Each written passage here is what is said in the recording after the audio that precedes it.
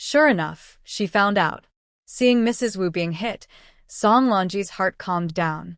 Whether she was punished or not, it was better than guessing in her mind. She had been sleeping poorly lately. Mrs. Wu covered her face, but had nothing to say. She just lowered her head silently. Mrs. Li was very angry. She sat down, drank a glass of water, and said, "Today I went to my mother's house.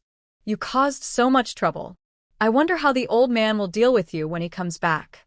Because of Song Wenjia's studies, Song Changming had been running around, even visiting old friends, hoping they could help. So he had been away from home these days. Mrs. Wu immediately said, "Mother, this can't be, let your father find out. If he does, will Lonji even have a life left?" Mrs. Li gritted her teeth. "Are you just realizing how serious this is? Lonji was often not at home, and I kept feeling something was wrong. I asked you several times, and you said everything was fine. Now something has happened, and you're panicking. What's the use?"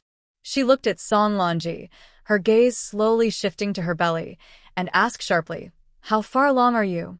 Song Lonji hung her head and whispered, "About 2 months." Mrs. Li burst out laughing angrily. "Good. You and your mother are really something. You dared to hide such a big thing. You're quite capable. If I hadn't met Wenjia on the way back today, I wouldn't even know what was going on." Wenjia hurriedly said, "Grandma, this has nothing to do with me. I just found out today. I'm also Lonji's brother, so I wanted to help her get justice." But Xiaolin wouldn't listen and even tried to deny it. Xiaolin immediately retorted, "How do you know the child in my sister's belly is mine? I haven't had any contact with her. Who knows what kind of affair your sister has been involved in? This kind of situation is hard to explain clearly. As long as Zhonglin insists he doesn't know anything, the Song family won't be able to trouble him. Song Wenjia only cares about getting money and never thought Zhonglin would behave like this." In a moment of anger, he hit Zhonglin and Zhonglin fought back. That's how he got hurt. Mrs. Wu was furious when she found out her precious son was hurt by Zhonglin. This beast has gone too far. First he bullies my daughter, now he hurts my son. Just wait and see how I deal with him. After saying this, Mrs. Wu rolled up her sleeves and was about to go find Zhonglin to get revenge. Just then, Song Hongwen came back from the field and saw the whole family sitting in the main room. He became curious. "Mom, what's going on?" Li scolded. "Ask your good wife. Ask her what stupid things she did." Mrs. Wu was afraid to speak at first. After Li's scolding, she finally explained everything. Song Hongwen's face darkened. "Lonji, she's pregnant by someone else?" Seeing how sad he looked, Song Lonji felt even more upset. Usually, her mother often scolded her father, but she knew deep down that her father was the kindest person in the family. Compared to Song Changming, she was more afraid of Song Hongwen finding out about this. Mrs. Wu avoided eye contact. "It's not Lonji's fault. That Zhonglin is just too reckless. He's really bad to our girl." After she finished, Song Hongwen suddenly slapped her. This was the first time he hit Mrs. Wu. "You, as a mother, can't be free of blame. You've hurt my daughter badly." Mrs. Wu was unhappy and angry that Song Hongwen dared to hit her. "I did it for her. If you had the ability, you'd find a good marriage for your daughter. You do nothing but sit around, acting helpless. Now you're showing off in front of me, and you dare to hit me? I won't stand for it." Seeing Mrs. Wu about to hit again, Li quickly stopped her. "I think you're becoming more and more unruly. He's your husband. How can you just hit and scold him? Usually you tolerate her, but now something big has happened, and you still dare to cause trouble? Shut up." Mrs. Wu was afraid of Li and had to stay quiet. After venting her anger, they started discussing plans. Song Hongwen said directly, "Either abort the baby or let Lonji keep it. Then find a good family to adopt the child. We just need to be clear about what to do." Mrs. Wu glared. "It must be aborted. Keeping the baby would only be trouble. If this gets out, what will happen to Lonji's reputation?" Li also agreed with abortion and nodded. Song Lonji was scared inside. "Grandma, we need to act quickly. I'm really afraid." Before Li Shi could speak, Wu Shi advised, "There's no rush. We can wait 3 months. It's not good to cause trouble now. Song Lanji had already prepared herself mentally, but now that things had already escalated, Wushir's words made her feel extremely disappointed. Mother, what exactly is wrong? Wushir had to reply, we don't know if your brother can still go to Tianda Academy. If something happens now, it could damage the family's reputation. He might not be able to attend Tianda Academy anymore. Your brother's well-being depends on yours. I'm thinking of you. Song Lanji burst out laughing. Thinking of me? Do you only feel at ease after I die? Even if I do something reckless, ending my life with a white silk cloth, it still keeps the family's reputation clean. Maybe my brother will do even better in the exams. Wushir muttered, that's not what I meant. But her words lacked confidence, and she didn't dare look at her daughter. Song Lanji no longer believed her mother. In her mother's heart, only her brother's matters seemed important. Even if she lost her life, her mother appeared indifferent. She looked to Song Hongwen for help. Song Hongwen said, Father, I don't want to wait too long. He nodded and ignored Wushir, turning to Li Shi. Mother, let's find a reliable doctor to perform an abortion for Lanji. Keeping the child inside is just trouble. Lanji still needs to get married. For such a big matter, Li Shi couldn't make the decision alone. If this was handled secretly, it might be fine. But if, as Wushir said, rumors got out and affected Song Wenjie's exams, and the family's elders found out, it would be a disaster.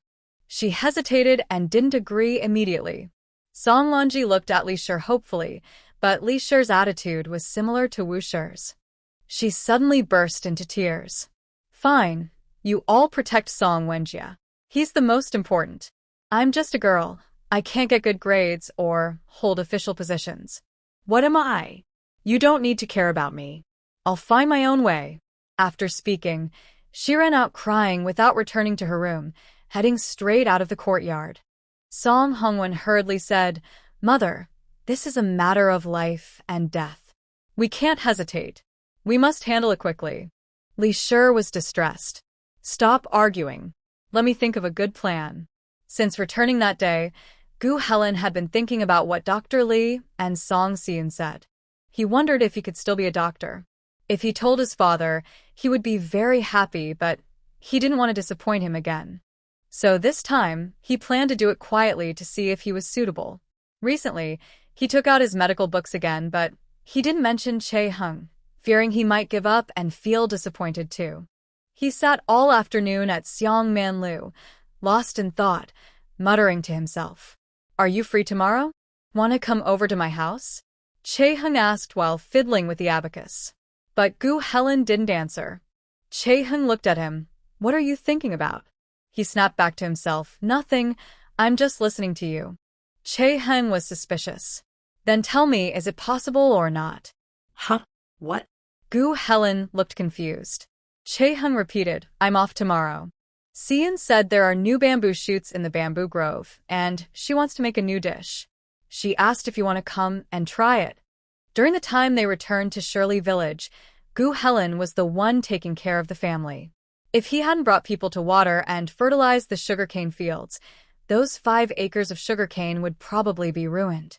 So Song Xian was very grateful to him and kept thinking of ways to thank him again. Since Gu Helen had everything he needed and just liked good food, after making the new dish, he invited him to his house. Kiang agreed. Recently, Gu Helen had started reading his medical books again but didn't want others to know, so he could only read secretly. He shook his head. I have something to do tomorrow, so I won't go. Che Hung said, all right, I'll tell Xian. As soon as he finished speaking, Gu Helen immediately said, You're going to your house, right? I want to go too. I might as well go since I have nothing else to do.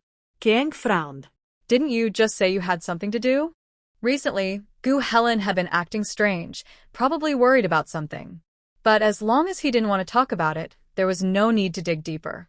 He would speak when he was ready. Okay, then come over tomorrow. Gu Helen smiled and nodded. He had a problem he couldn't solve and wanted to ask someone. He didn't want his father to know, so asking him wasn't suitable. If he asked other doctors at a Yuan Hall, his father would find out. Since Song Xian was skilled in medicine, Maybe asking her would help. Tomorrow was a good time. When Song Si-yoon heard Gu Helen was going the next day, she started preparing. They had all the ingredients at home, except for meat, which needed to be bought. Chae-hun was busy copying books at the bookstore and had to hurry. He had been copying whenever he had free time these days. Song Si-yoon did not want to disturb him, so she carried her basket and went to Peach Blossom Village to buy meat. On her way back, she had to pass by a small river and saw someone sitting far away. Song Si-yoon thought, could it be someone about to drown themselves? Following the principle that saving a life is more important than building a 7-story pagoda, she hurried over to help if she could. As she got closer, she could hear the person's crying. She became more anxious and was about to speak when the person turned around. Song Si-yoon was surprised. It was Song Lonji. What bad luck. Song Lonji said fiercely, what are you doing here? As if you're up to no good. Song Si-yoon was speechless. I didn't realize the Song family was so wealthy now, they even bought this small river and won't let others get close. But Song Lonji didn't seem interested in arguing. She sat by the river crying, which was clearly a serious matter. However, Song Si-yoon wasn't interested in knowing more. She initially thought someone was about to jump into the river and wanted to persuade them. If it had been Song Lonji, there would be no need to worry. Based on her understanding of Song Lonji, she wouldn't try to end her life. Just as she turned to leave, Song Lonji also followed, walking behind her the whole time. It seemed Song Lonji had something to say, but after she looked back, Song Lonji turned her head away, looking very unhappy. Song Si-yoon couldn't understand and decided not to think about it. Whatever her problem was, it didn't concern her, so she simply ignored it. Back in the village, Song Si-yoon met Jong Shur, who was very happy. Si-yoon, where have you been? Song Si-yoon replied, there's a feast at home today, so I went to Zhao the butcher to buy some meat. Jong Shur was carrying a lot of bags and smiled, saying, perfect timing. I bought these as a thank you. Thanks for saving my daughter-in-law. If I ever said anything wrong before, please forgive me. Don't take it to heart. She was holding quite a few things, cakes, pastries, tea, and brown sugar, showing she genuinely wanted to thank her.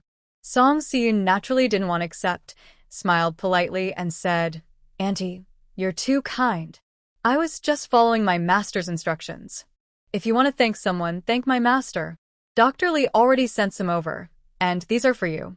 Si-yoon, I know you didn't do this just for these things, but we are grateful for such a big favor. Our family can't repay it, but I hope you'll accept. Seeing her sincere intention to give, Song Si-yoon felt she couldn't refuse, but the amount was quite large, and accepting everything wouldn't be appropriate. So, she took a box of pastries and a box of tea, smiling as she said, this is enough. I know Auntie is sincerely thanking me, and I appreciate your kindness. Mrs. Zhang hurriedly said, Si-yoon, these are all bought for you. She smiled and replied, that's enough. If you need anything in the future, you can still come to me. Don't be polite. Mrs. Zhang sighed. I used to be mistaken about you. You truly are capable. Follow Dr. Lee to learn well, and you'll become very talented someday. Song Si-yoon nodded in response, exchanged a few words, and prepared to go home, but then she saw Song Lonji following behind. On the way, they met many villagers. Several times, Song Lonji wanted to speak but saw people approaching and hesitated, then withdrew. If she wanted to go home, the path split here. But she didn't take the other turn and still followed Song Si-yoon, which meant she must have a reason. Song Si-yoon didn't like beating around the bush and asked directly, do you have something to tell me? Following someone in broad daylight isn't something a good person would do. Song Lonji looked around, pursed her lips, and said, you deliver babies? Do you also have miscarriages? Hearing this, Song Si-yoon looked directly at her belly. Could it be that shocking? Has Song Lonji become pregnant? She knew about Song Lonji and Zhang Lin, but she never thought Song Lonji would be so bold.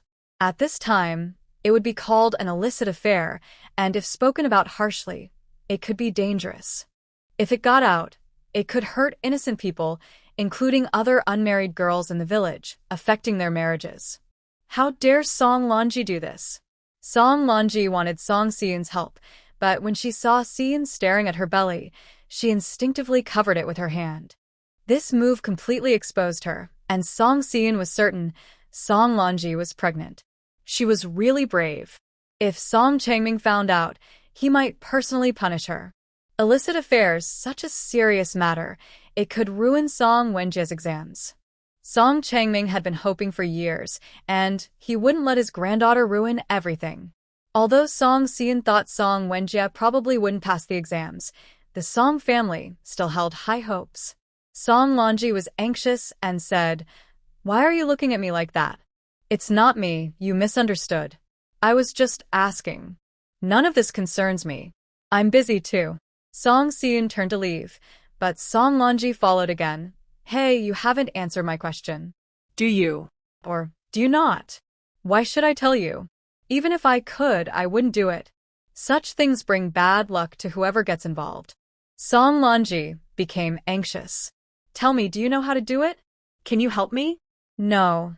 Song Seon replied directly, without asking anything else. Song Lonji refused to give up and placed her hope in her. The villagers said Song Seon was good at medicine and had saved Liang's life. She had just seen it herself. Aunt Li kept thanking her, which showed that Song Seon really helped that day.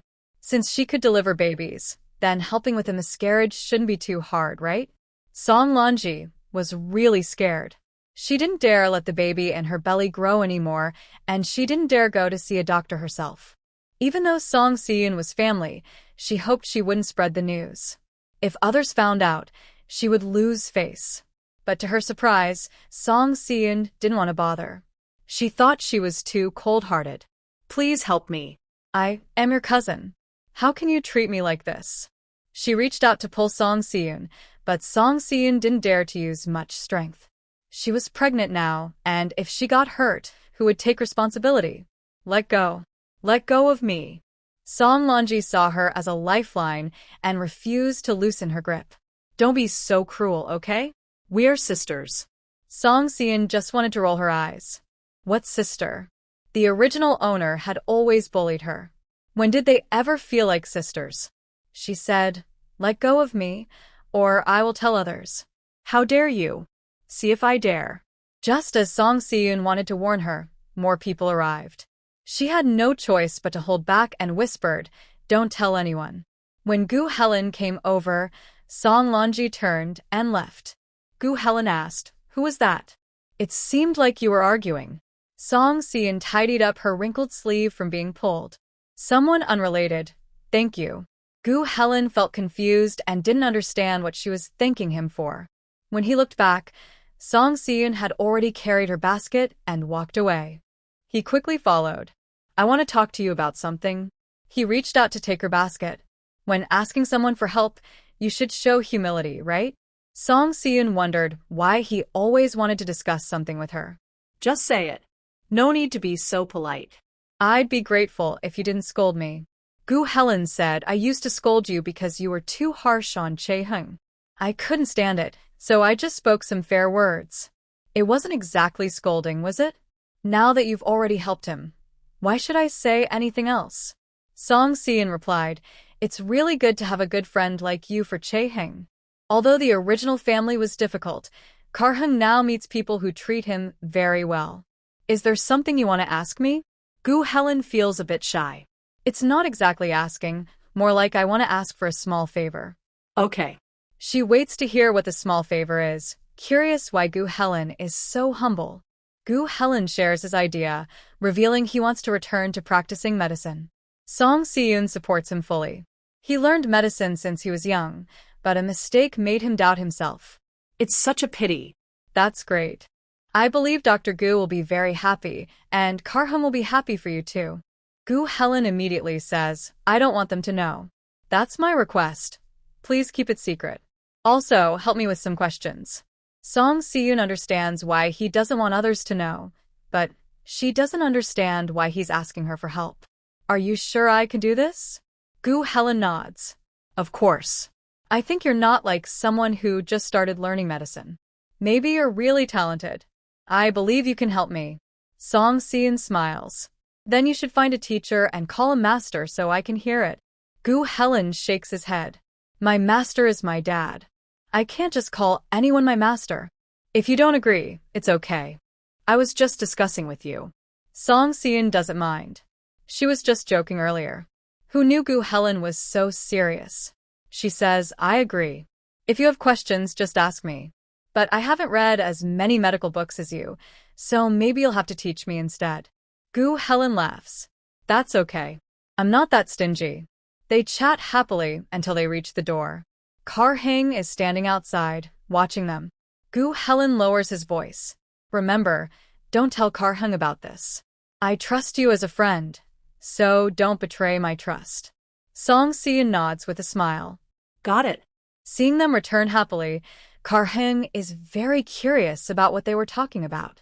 But as soon as he sees them, they fall silent. Song Seon says, guests are here, but I haven't started cooking yet. Kar-hang, please greet them. I need to get busy. Kar-hang nods. Just as he's about to speak, Gu Helen, with a basket on his back, rushes to the kitchen. Your basket is still here. He reminds Song Seon one more time before relaxing and going to the upper room to talk with Kar-hang. Kar-hang makes tea for him and places a plate of dried fruit on the table. Eat some yourself. I'll go help Seon. After saying that, he leaves without looking back. Gu Helen sighed. Is this how guests are treated? It's really too casual. But he didn't see himself as a guest. He felt more comfortable here than in his own home. Song Seon chopped fresh bamboo shoots from the bamboo grove, planning to make a dish called salted fresh bamboo shoots. It's a very good dish, so he asked Chae-hang if he wanted to invite Gu Helen to eat. They wouldn't eat much anyway. After working all morning, the meal was served. When the clay pot lid was lifted, a fresh aroma wafted out. Gu Helen sniffed and said, today's trip was really worth it. The dishes at Zhangminlu aren't as good as this. Chae-hang filled a bowl with soup. Gu Helen reached out to take it, but Chae-hang placed it in front of Song Seon. Then he filled another bowl and put it in front of himself. And then, nothing more happened. Gu Helen wondered to himself, I didn't do anything to upset him, did I? Lee thought all day at home and decided she couldn't delay any longer. The old man was away these days, so it was a good time to handle things. If he found out, Lonji wouldn't survive, or she'd be severely punished. She didn't want chaos at home and decided to find a way to solve the problem. Such a big matter, of course, required talking to Song Hongwon and Wu Shi, since they were Lonji's parents. Lonji also needed to know, so Lee called them to the upper room. I've thought it over. This matter must be settled soon. Song Lonji's eyes lit up. Grandma, you've come up with a good idea for me? Lee said, since it's about an early pregnancy, it's better to deal with it sooner rather than later. The later it gets, the more dangerous it becomes. If we wait too long, it won't be easy to hide. Wu Shi hesitated. Mother, we should hear from the academy soon. This morning, when Song Wenjie went to the academy, she asked about it. They said news would come soon. Lee said, what if Wenjie doesn't pass the exam? That would be a waste, and it's a matter of life. Song Lonji didn't even look at Wu Shi. She was completely disappointed. It turned out her mother didn't care about her at all. From now on, she wouldn't listen to Wu Shi anymore. Song Hongwon also glared at Wu Shi, who had to keep quiet. Anyway, this was urgent, and if necessary, they could handle it first. Song Hongwon asked, Mother, do you have any ideas? Lee finally said, I know someone who has helped women with early pregnancies before. She's experienced. I'll ask her to come and look at Lonji. If a herbal remedy can fix it, that would be perfect. Song Lonji didn't know Lee knew such a person. She finally let out a long breath of relief. If I had known it would turn out like this, I wouldn't have gone to find Song Seon. However, Song Seon probably wouldn't dare to tell anyone about this matter. Lee Shi looked at Song Lonji and asked, Are you ready? She quickly nodded. Yes, I've followed Grandma's arrangements. She really wanted to get rid of the trouble in her belly. Recently, she kept having nightmares about this issue being exposed. In her dreams, she was beaten to death, and her family didn't care about her. As long as she removed the trouble, no one would know about it. She could still marry well in the future. Lee Shi said, Then listen to me. While Grandpa isn't home, let's hurry and handle this. When the time comes, don't let anyone find out. Song Lonji immediately agreed. Yes, I definitely won't let Grandpa know. She needed to have the courage for that. It's not like she didn't want to live. After leaving the main house, Wusher still wanted to persuade Song Lonji. Girl, listen to me. Maybe we should wait a bit longer. I feel that the person your grandma found isn't reliable. In a few days, I'll take you far away, and we can go somewhere else to take care of this. What do you think? Song Lonji didn't trust her at all now. She knew Wusher's words were still for Song Wenji's benefit, not for her safety. She shook her head. No need. I've made up my mind. This time, I'll listen to Grandma. Whether I live or die, I accept my fate. She really couldn't wait any longer. The feeling of uncertainty was driving her crazy. No matter what, she had to find a way. Now Li Shi had already thought of a plan, so she had no reason not to listen. Wu Shi was anxious. This is too hasty. I'm just worried about you. Are you worried about your precious son not getting into school smoothly? Honestly, even without me, it would be hard for him to get in. Even Grandma knows his abilities. You still believe he can pass the exams. Just keep believing, but I don't have the time to waste on his foolishness. After saying that, she went back to her room. Wu Shi was very upset, pointing at the door and saying, "Look at her now. She's the one who made the mistake, but she's blaming me." Song Hongwen didn't want to bother with her and turned to leave. Wu Shi felt wronged inside. She just wanted to keep the big picture in mind and handle both matters well.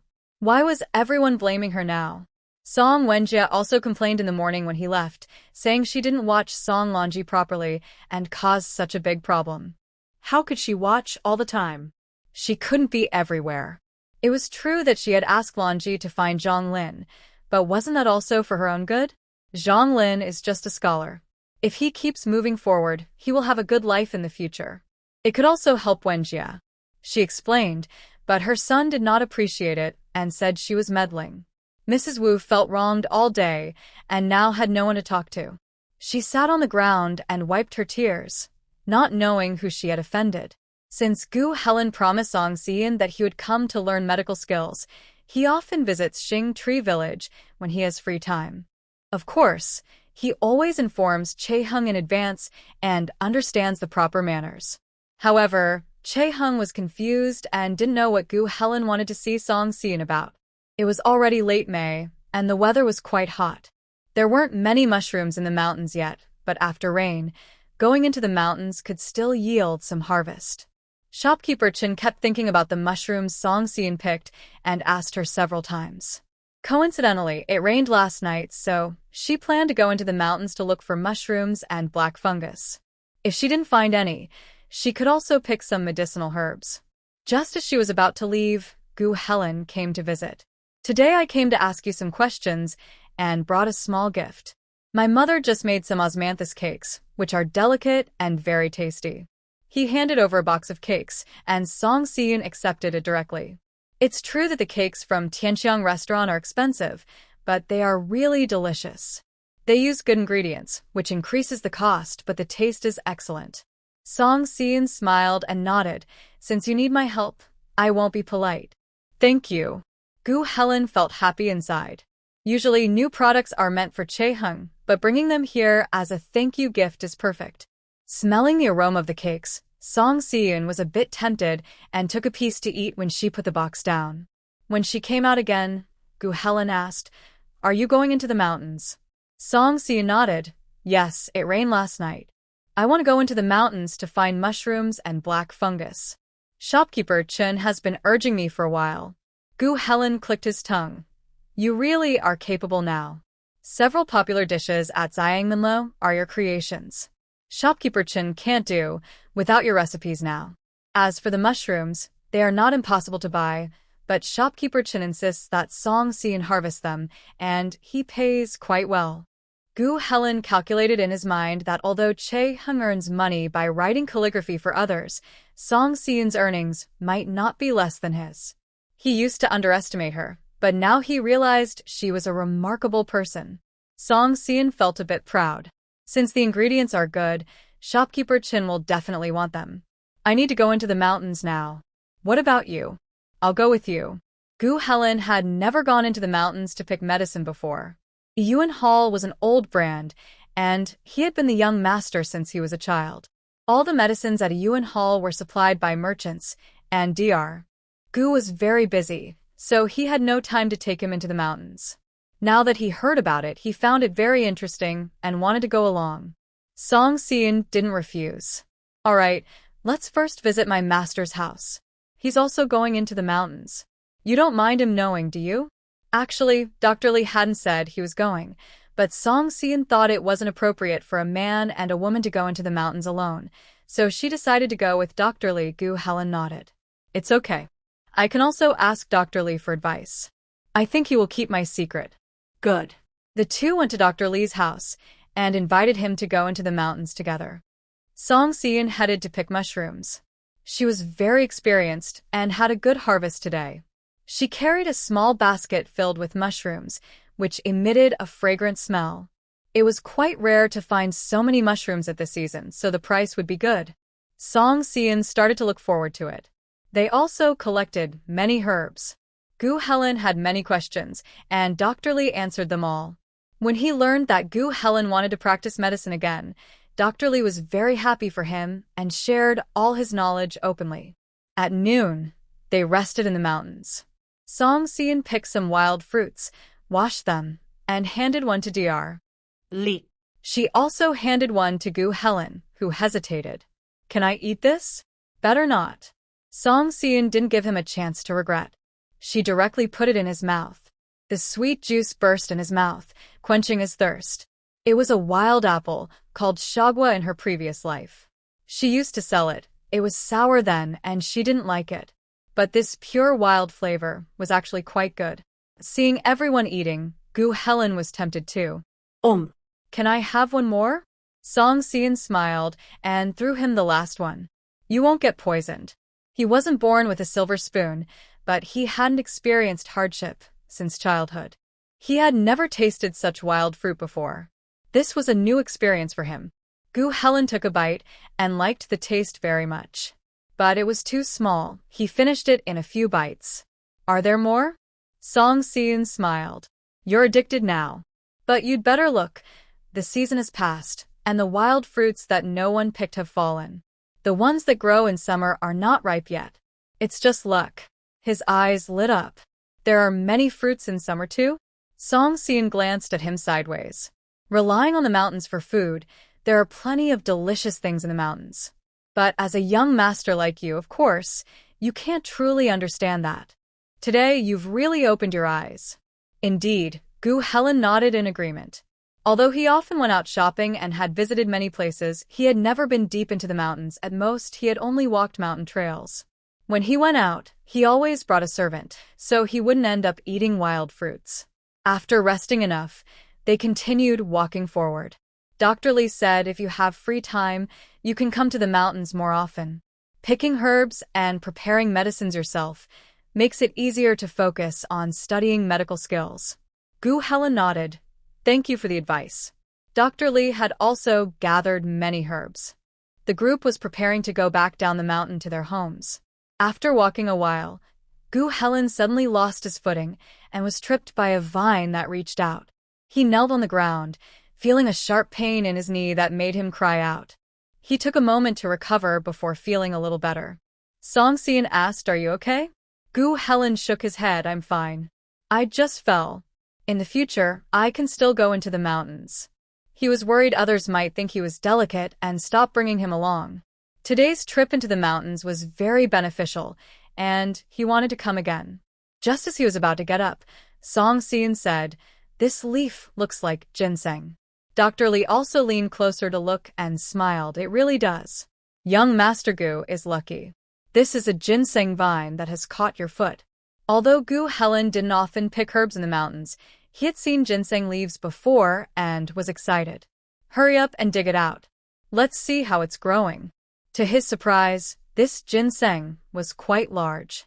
Song Xian also helped, and when they finally dug it out, the sun was almost setting. They managed to dig it out completely. Dr. Lee took a look and smiled. This is red ginseng. Such a big one is rare. It's a good medicine for boosting energy and strengthening the body. It can save lives at critical moments. Gu Helen wanted them to keep it. Song Xian shook his head. Dr. Lee said, digging ginseng depends on luck.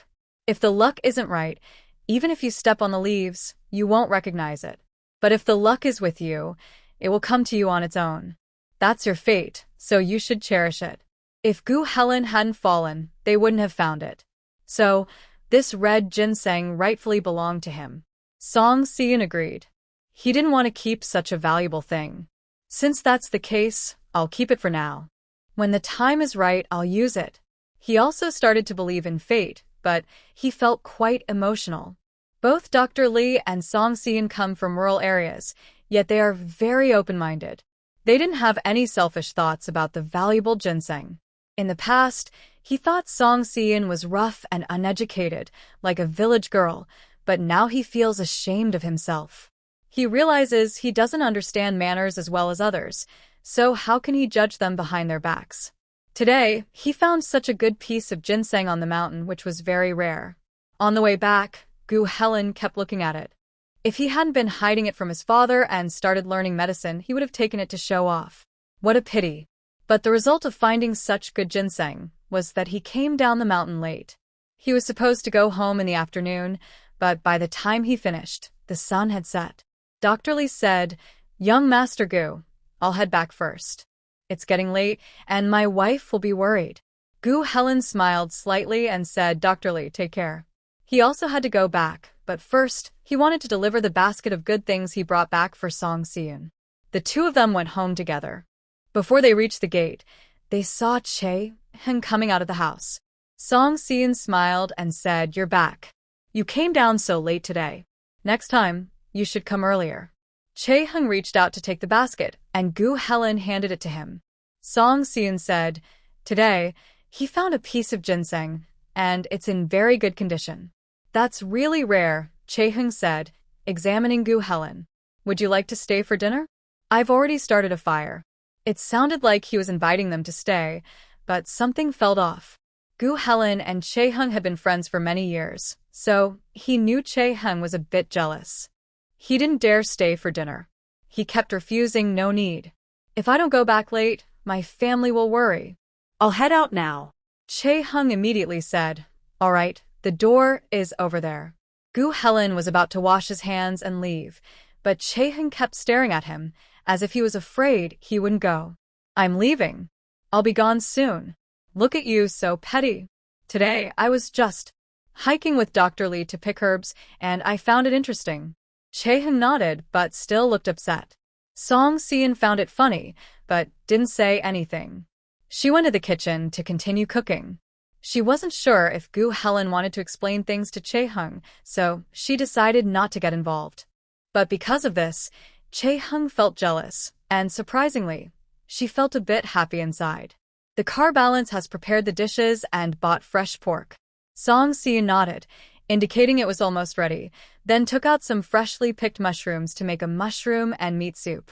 In the yard, Che Heng kept watching Gu Helen wash his hands. Gu Helen couldn't stand it anymore.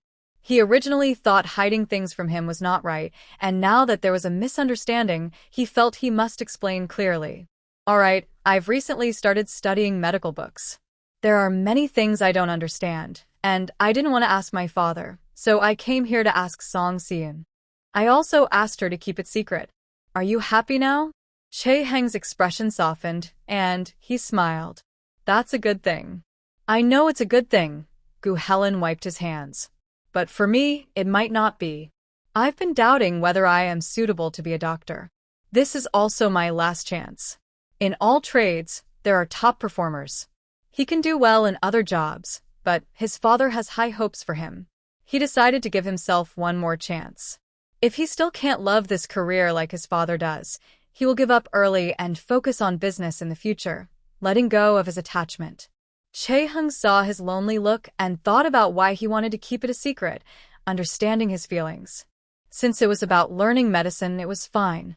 "The meal will be ready soon. It's already late. Do you want to stay and have dinner before going back?" Gu Helen slightly pulled his mouth. Now you're willing to let me stay? Just a moment ago, I almost wanted to chase you away with a stick. Chae-hung was caught and felt a bit embarrassed. Gu Helen smiled and said, Chae-hung, I find you really interesting now. You seem like a living person. Though he was exaggerating, Chae-hung understood his meaning. In the past, he could also talk and laugh, but he was like a walking corpse without any life. Now he was truly different. Chae-hung said, whether you want to stay or not, if you don't want to eat, just leave quickly. Eat, of course I want to eat. How can I refuse free dinner? Chae-hung told him to go to the upstairs room to sit while he went to the kitchen to help Song Si-eun. When he saw her, he awkwardly said, I told him to stay and eat. Song Si-eun nodded with a gentle smile. Chae-hung couldn't help but explain again, I think it's too late, and it's not right to let someone go home hungry. Song Si-eun responded with a nod, I understand. After all, he's a guest. Yes, Chae-hung felt happy when he heard the word guest, realizing that they were truly a family, and his pride couldn't be hidden. Lee went out to find someone to help with Sang Lon-ji's miscarriage. She did find someone and agreed on a price, but asked them to come later. This woman was somewhat well known in the area, and Lee was worried that villagers might recognize her and spread rumors. As the sun was setting and families were preparing dinner, Lee took Zhang to her home. The family had been waiting anxiously all day. Seeing Lee, Sang Lon-ji felt a little better. Grandma, is the person here? She asked.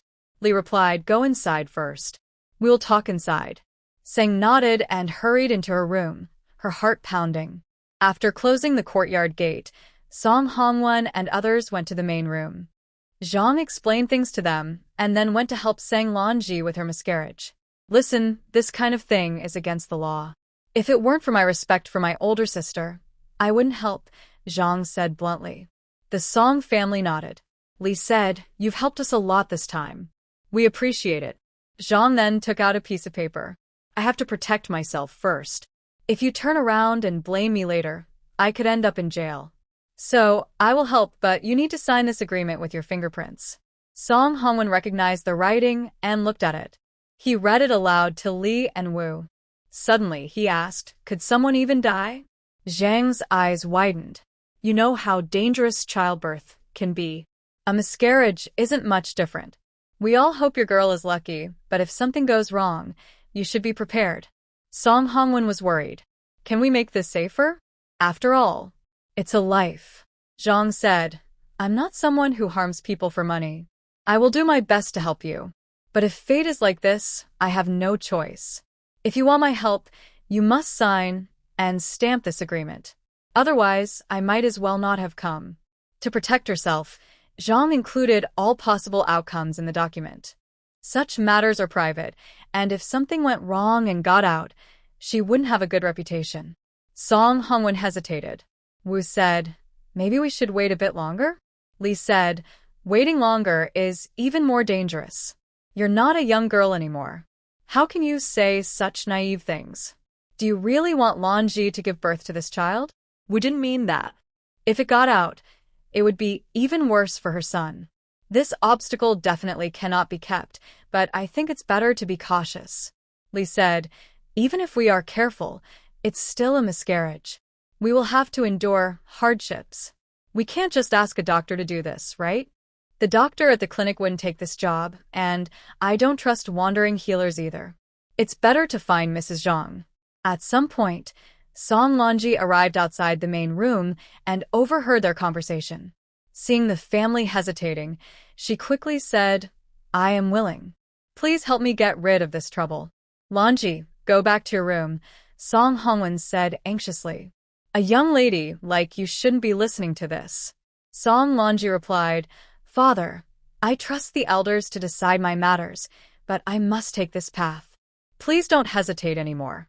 With no other choice, Song Hongwon nodded. Several family members pressed their fingerprints on the document. Mrs. Zhang carefully stored the paper, smiling as she rubbed her hands together. Lee took out a silver coin or two, promising her, Keep this. I'm entrusting my granddaughter to you. You must keep her safe. Mrs. Zhang put away the silver and said with a smile, Don't worry. I know what I'm doing. I won't let your girl suffer. Mrs. Zhang used to be a midwife. Later, she helped someone with an abortion once and received a generous thank you gift, which led her to pursue this path. Girls in brothels sometimes get into trouble, and that's when she steps in. A dose of her medicine can make everything disappear. She had her own formula, carefully prepared by a local healer, and had become very skilled at it over the years. After explaining everything, she took out the medicine. Boil this, and it will be ready soon. Wu's wife obediently boiled the medicine and soon brought it back. Mrs. Zhang and Li, along with Wu's wife, went to Song Lanji's room. She sat on the bed, anxiously waiting. When she saw Lanji, she became even more nervous. Mrs. Zhang said, "The medicine is ready. Just drink it, and you'll be a young lady again soon." Song Lanji desperately wanted to get rid of the baby inside her. She was anxious while waiting, and when the bowl was brought to her, her hands started trembling. Is this medicine really safe? She wanted to remove this trouble and marry peacefully, but she didn't want to die. If something went wrong, her life could be at risk. This woman wasn't a doctor. Mrs. Zhang looked displeased. Does the girl have any other options now? Do you really want to keep the baby? Being an unmarried mother, people will gossip and you might not even pass the exams in the future. No. Song Lanji immediately shook her head. I don't want to. Grandmother Zhang said, "You can only take this medicine or go to the doctor. I only have this much ability." She still hoped Song Lanji would drink it, otherwise she wouldn't feel good about accepting the silver. Mrs. Li said, "Lanji, just drink it. Once you do, everything will be over. No more trouble, and it will be quick." Song Lanji took a deep breath, lifted the bowl of medicine, and drank it up, her heart pounding in her chest. Grandmother Zhang said, "Girl, don't worry. The medicine works quickly." Within 15 minutes, Song Lanji started to feel stomach pain.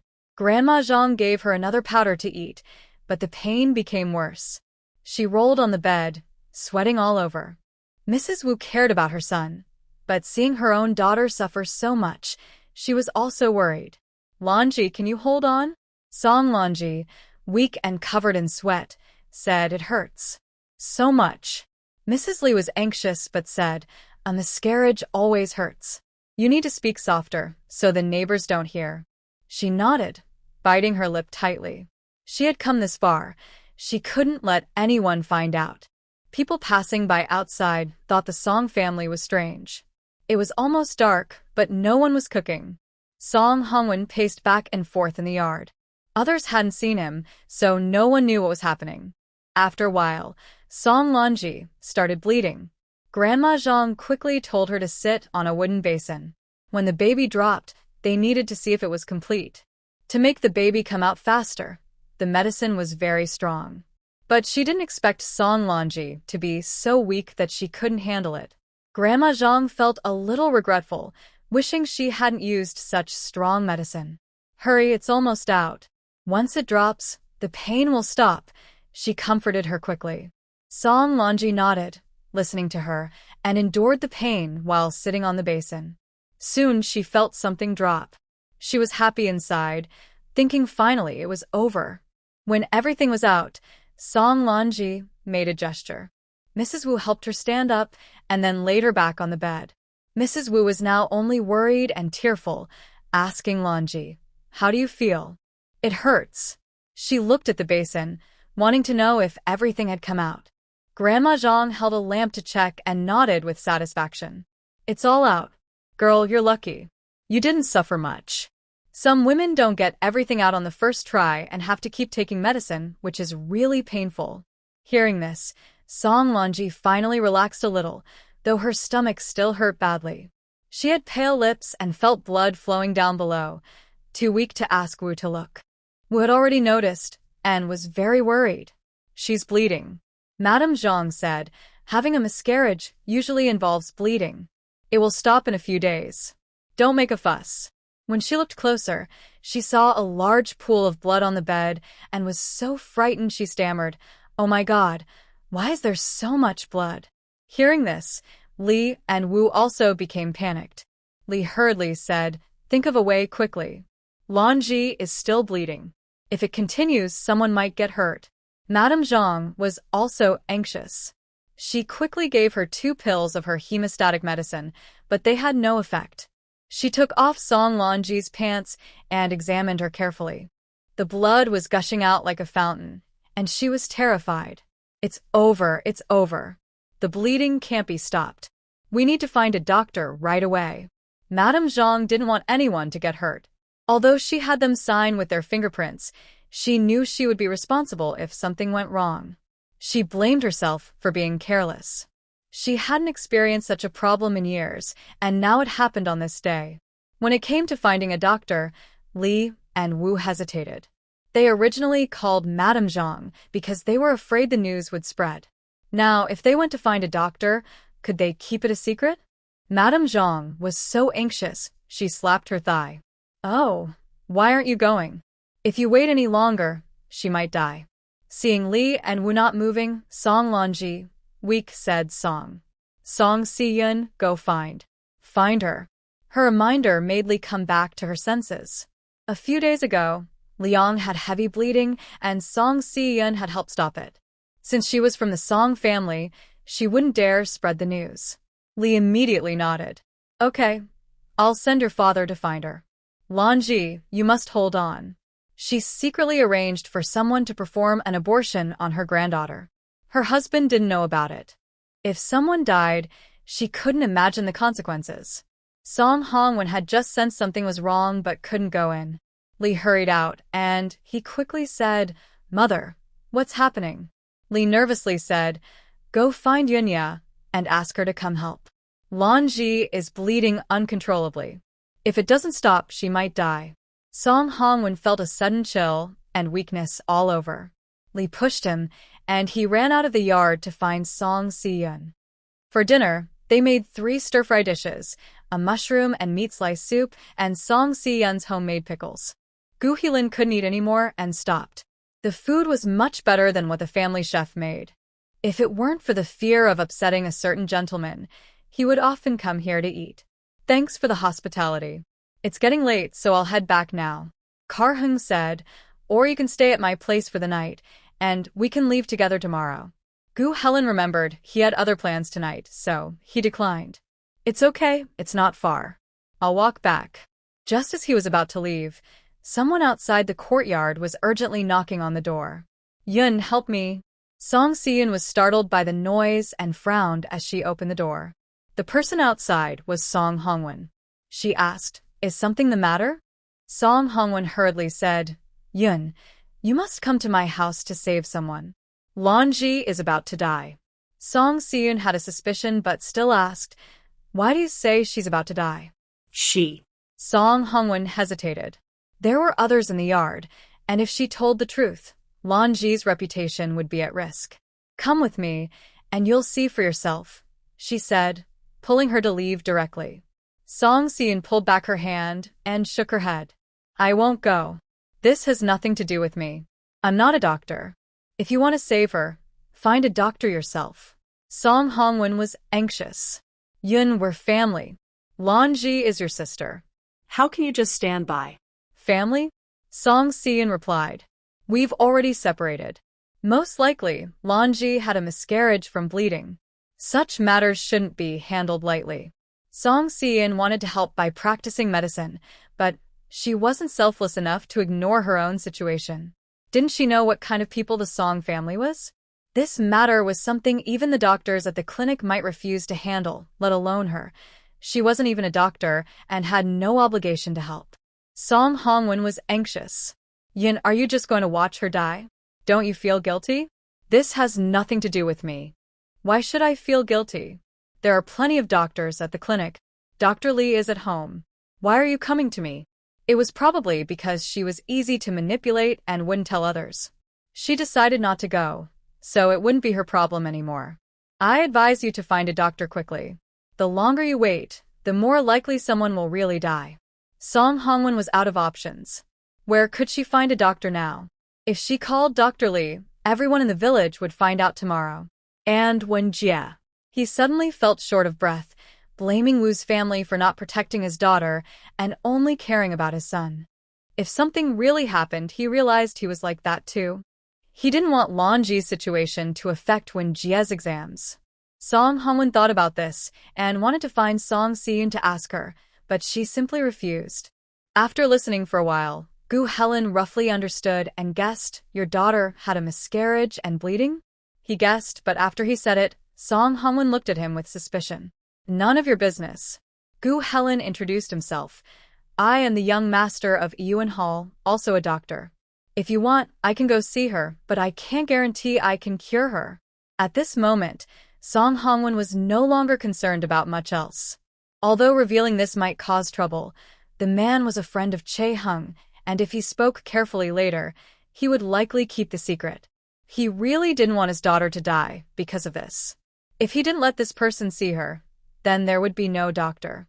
Song Hongwen asked, "Are you really willing to go?" Gu Helen tugged at the corner of his mouth. "If you keep delaying, I might not go at all. Then you'll have to figure out how to save your daughter's life." That was unacceptable. Thinking of his daughter's life hanging by a thread, Song Hongwen couldn't hesitate anymore. He immediately said, "Please, doctor, save my daughter. We need to go now." Song Si-eun didn't expect Gu Helen to get involved in this matter. He guessed it was because he was studying medicine again and saw a chance to save someone, which made him very excited. With Song Hongwen's approval, he said to Chae Hung and Song Si-eun, "I'll go with him to check. We're leaving now." Gu Helen knew why Song Si-eun wouldn't agree. The Song family was difficult to deal with, and whether they saved her or not, trouble could arise. But he wasn't afraid. He still had a Yuan Hall behind him, and once he went, he would inform them of the consequences. Even if they couldn't save her, the authorities would decide. There was no need to fear. After he followed Song Hongwen away, Song Si-eun sighed, "Your friend is still too naive. The Song family isn't as reasonable as he thinks." Kiang nodded in agreement. But Song Lonji was bleeding, which was very dangerous. Seeing that Song Si-eun kept looking in that direction, he said, "Do you want to go see her too? After all, it's a life. Are you asking me to save someone from the Song family? To cause trouble for myself?" Song Si-eun asked back. Chae Hung smiled slightly. "I'm just worried you'll regret it later if you don't." He was only reminding Song Si-eun, not wanting her to dwell on this matter. But after he said it, Song Si-eun stomped her foot. "You really know how to leave me no choice." Talking to Song Hongwen that was also a tough decision. She had been a doctor for so many years. How could she be so resolute in the face of a life?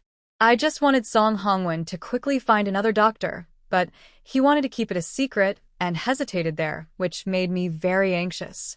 Now Gu Helen approached, and Song Si-eun thought that if something happened, both of them would get into trouble, so he grabbed his medicine box and followed. Ching Hung also hurriedly closed the courtyard door and followed behind her. When they arrived at the Song family's house, Gu Helen had already gone inside.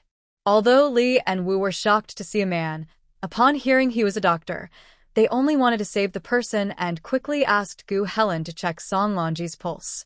Her bleeding wouldn't stop, and she was already very weak. Gu Helen knew his skills weren't perfect and was worried he couldn't save her, but he had to try. He didn't have any suitable medicine on hand and needed to go fetch some.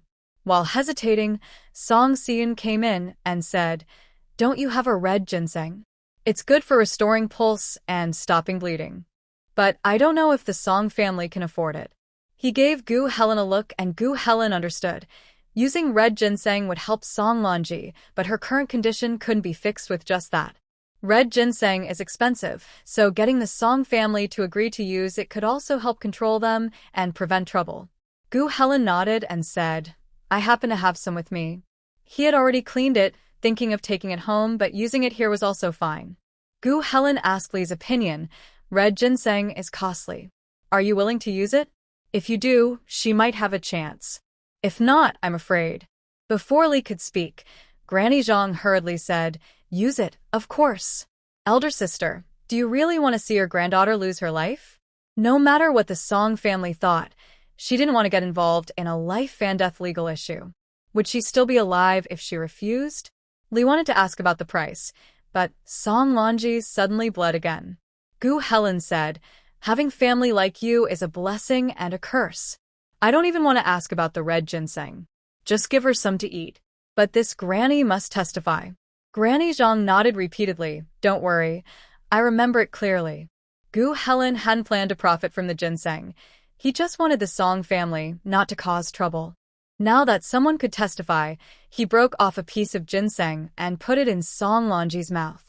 She was already very weak, but knew this could save her life, so she chewed hard, hoping to stay alive.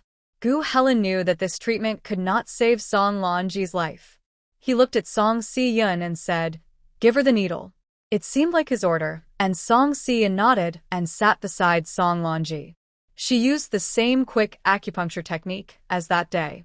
Song Si-yun didn't want to save the Song family members, but she comforted herself that this was just for practice. Such opportunities were rare and should be cherished. While inserting the needle, she said, "It will hurt a lot, but maybe it can save your life. If you don't want to die, just bear with it. I don't want to cause trouble while trying to save someone." Song Lanji nodded. Song Si-yun wasn't worried. If she didn't want to live, she wouldn't agree to her family seeking help. As long as there was a will to survive, she could endure anything. This time, Song Si-yun was more forceful. She really didn't want Song Lanji to die, as that would cause many problems. Since she was involved in this matter, she had to save her. She believed the Song family wouldn't openly talk about it. Song Lanji said, I can hold on. That's good. Song Si-yun finished the needle, used her technique, and Song Lanji immediately showed a very painful expression. Wuxia was anxious, but dared not say much. Everyone said this girl was good at this, and if she spoke now, she might hold a grudge and refuse treatment later. So she kept silent. After half an hour of needling, Song Si-yun's forehead was covered in sweat. Song Lanji looked as if she had just taken a shower, her hair soaked through. Song Si-yun asked Zhang Pozi to watch for bleeding. After a while, Zhang Pozi exclaimed happily, "No bleeding, really no bleeding." Only then did Song Si-yun ease her pressure and change her needling technique to stabilize the blood flow. It took nearly an hour. If she hadn't done the acupuncture tonight, Song Lanji would surely have died. After finishing, Song Si-yun didn't feel tired, but was shocked inside. That Bien K needle technique was truly a strange book. It seemed she needed to study it more carefully and understand it thoroughly. Gu Helen saw the whole process of needling and was now so surprised he couldn't speak. That day, Song Si-yun saved a woman in labor with her needles. He had only heard about the details before, but today he saw it with his own eyes. Someone really could treat such an emergency with acupuncture. Song Si-yun was truly suited to be a doctor. She had been wasting her talent before. Song Si-yun put away the needles and said coldly, "Don't leave the house for 3 days. I was forced to come today. After that, I won't care. Whether you decide to take nourishing medicine to restore your blood is up to you. You probably won't tell anyone about today's events, so I won't remind you." After saying this, she turned and left quickly, not giving the Song family a chance to speak. Li Shi wanted to warn her, but she had already left. Song Hongwen rubbed his hands, feeling very grateful. "Thank you, Si-yun, for coming today. Dr. Gu, thank you as well. Rest assured, our family won't cause trouble." I promise. Song Si-yun looked at him and thought, "Your promise probably won't work. You don't really have a say in this family." She didn't say much and went home with Che Hung. Outside, she said goodbye to Gu Helen. Gu Helen said, "Today I dragged you into this." He still thought too highly of himself, believing he had that ability, but in fact, he was powerless. If it weren't for Song Si-yun, there might have been a serious legal case involving someone's life. Song Si-yun said, "It's okay. I feel guilty. Even if you didn't come, I would have. You should go back now." After they parted, Song Si-yun and Che Hung walked home under the night sky. Che Hung kept smiling, and Song Si-yun couldn't help but turn around. "What are you laughing at? So funny?" Che Hung said, "I'm laughing at your double standards. You say you don't care about the Song family, but in the end, you still went. That's more like you." She was naturally stubborn but soft-hearted. Even if it wasn't for Song Lanji, She would have gone to save a life. I just think it's wrong for a doctor not to save someone in danger. Once you pass the exam and become a doctor, I want to be one too. Kiengese ais dimid. I don't know when I'll take the exam. I might go to another school to study. Missing the last chance was really unfortunate. He had already decided, but then a natural disaster happened. Perhaps it was fate. He knew Song Seon wanted him to study, so he wanted to make her happy. Song Seon said, I think it's fine if you teach yourself. Going to a school might not help you. Wait for the opportunity at Tianda Academy. They might have new openings next year. Chae-Hung thought of something and smiled again. Okay, I'll wait for Tianda Academy. Next year, if she still urged him to study, he would definitely go. At home, Song Lonji rested for a day. Song Chae-Ming returned, and everyone in the family was so scared they didn't dare speak. But Song Lonji was still in her room, trying to come up with an excuse. Wu Shi said she caught a cold and was quite serious. Recently, Song Chae-Ming had been busy checking on Song Wenji's admission to Tianda Academy, so he didn't pay much attention to this matter, only asking about it briefly. After 3 days of rest with no bleeding, Song Lonji finally relaxed. She has suffered a great setback and is now in poor health, too weak to get out of bed. Fortunately, Mrs. Lee is thoughtful and sent Wu to get medicine for her. Song Chae-Ming has been at home, so they have to hide when boiling the medicine, afraid he will notice something is wrong. Since she is young, she feels a bit better after taking the medicine, but her face still lacks color. Wu said, Lonji, you should stay indoors these days. Your complexion looks bad now, and it's not good for others to see. Song Lonji didn't reply. Wu added, don't blame me. Things are already like this, so we must protect your brother's reputation. He doesn't care about his reputation at all. Why should I care so much? Song Lonji thought it was funny. If Song Wenjie cared about his reputation, he wouldn't have gone to Zhonglin to ask for money. She knew what he was planning. The mother and daughter were talking inside the house when Mrs. Lee suddenly said, I heard that the list for Tianda Academy has been announced. Wu quickly opened the door and asked, Mother, what did you say? Tianda Academy announced the results. Your father just heard it from someone at the village entrance. The town posted the list, and your father has already gone to see it. Wu was very happy. Oh, it's finally announced. Arwon Jia must be on the list, so he can go to Tianda Academy to study. Although she spent 30 taels last time to settle things, she was still worried about her son being bullied at the academy. Now it's settled. He will go to a famous academy, Tianda Academy. Mrs. Lee and Wu anxiously waited at home. Near noon, Song Chae-Ming returned. Wu happily went into the main room. Father, what are the rules for Tianda Academy? When will Wenjie go to study? Song Chae-Ming's face was dark. Wu didn't notice anything wrong, probably because she trusted her son too much. Getting annoyed, Song Chae-Ming said angrily, There's no way Wenjie is on that list. All our efforts were wasted. He had been asking around, trying to use connections and spend money to get help, but the result was disappointing. Wu refused to believe it.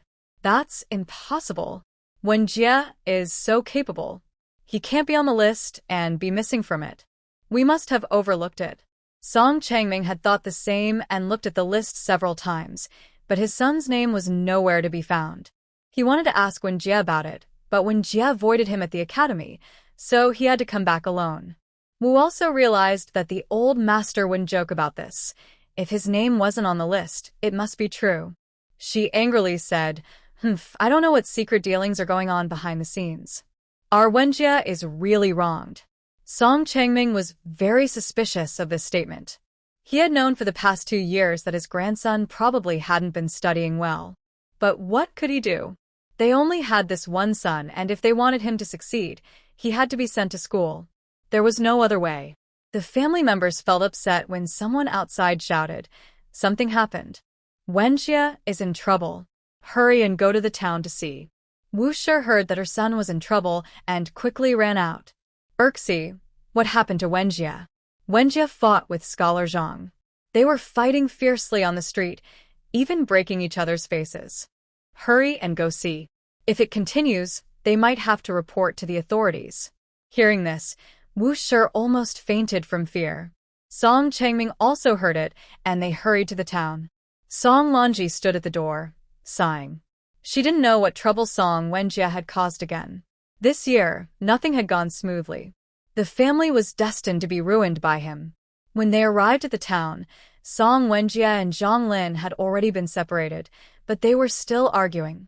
As they got closer, they overheard what they were saying. Song Wenjie almost jumped up. "You say the child in my sister's belly isn't yours? Then let her give birth and recognize the kin by blood. Just wait and see how you deny it when the time comes." Zhang Lin snorted coldly. "I have nothing to say to a shameless person like you. I don't even know what your sister looks like. Don't think you can blame me. Who knows who she's secretly consorted with? Your family's way of raising girls is no wonder she turned out like this. It's shameful. You're even proud enough to talk about it. If I were you, I wouldn't dare show my face.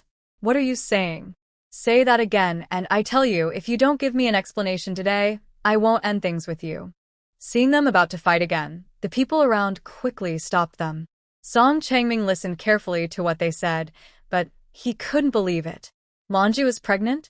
He snapped back to reality and looked at Li Shi and Wu Shi. They quickly lowered their heads. Seeing this, Song Changming understood that it was probably true. He suddenly became furious. This family really couldn't give him any peace of mind. He hadn't been involved in family matters for a while, and they had caused such a big trouble. How dare they?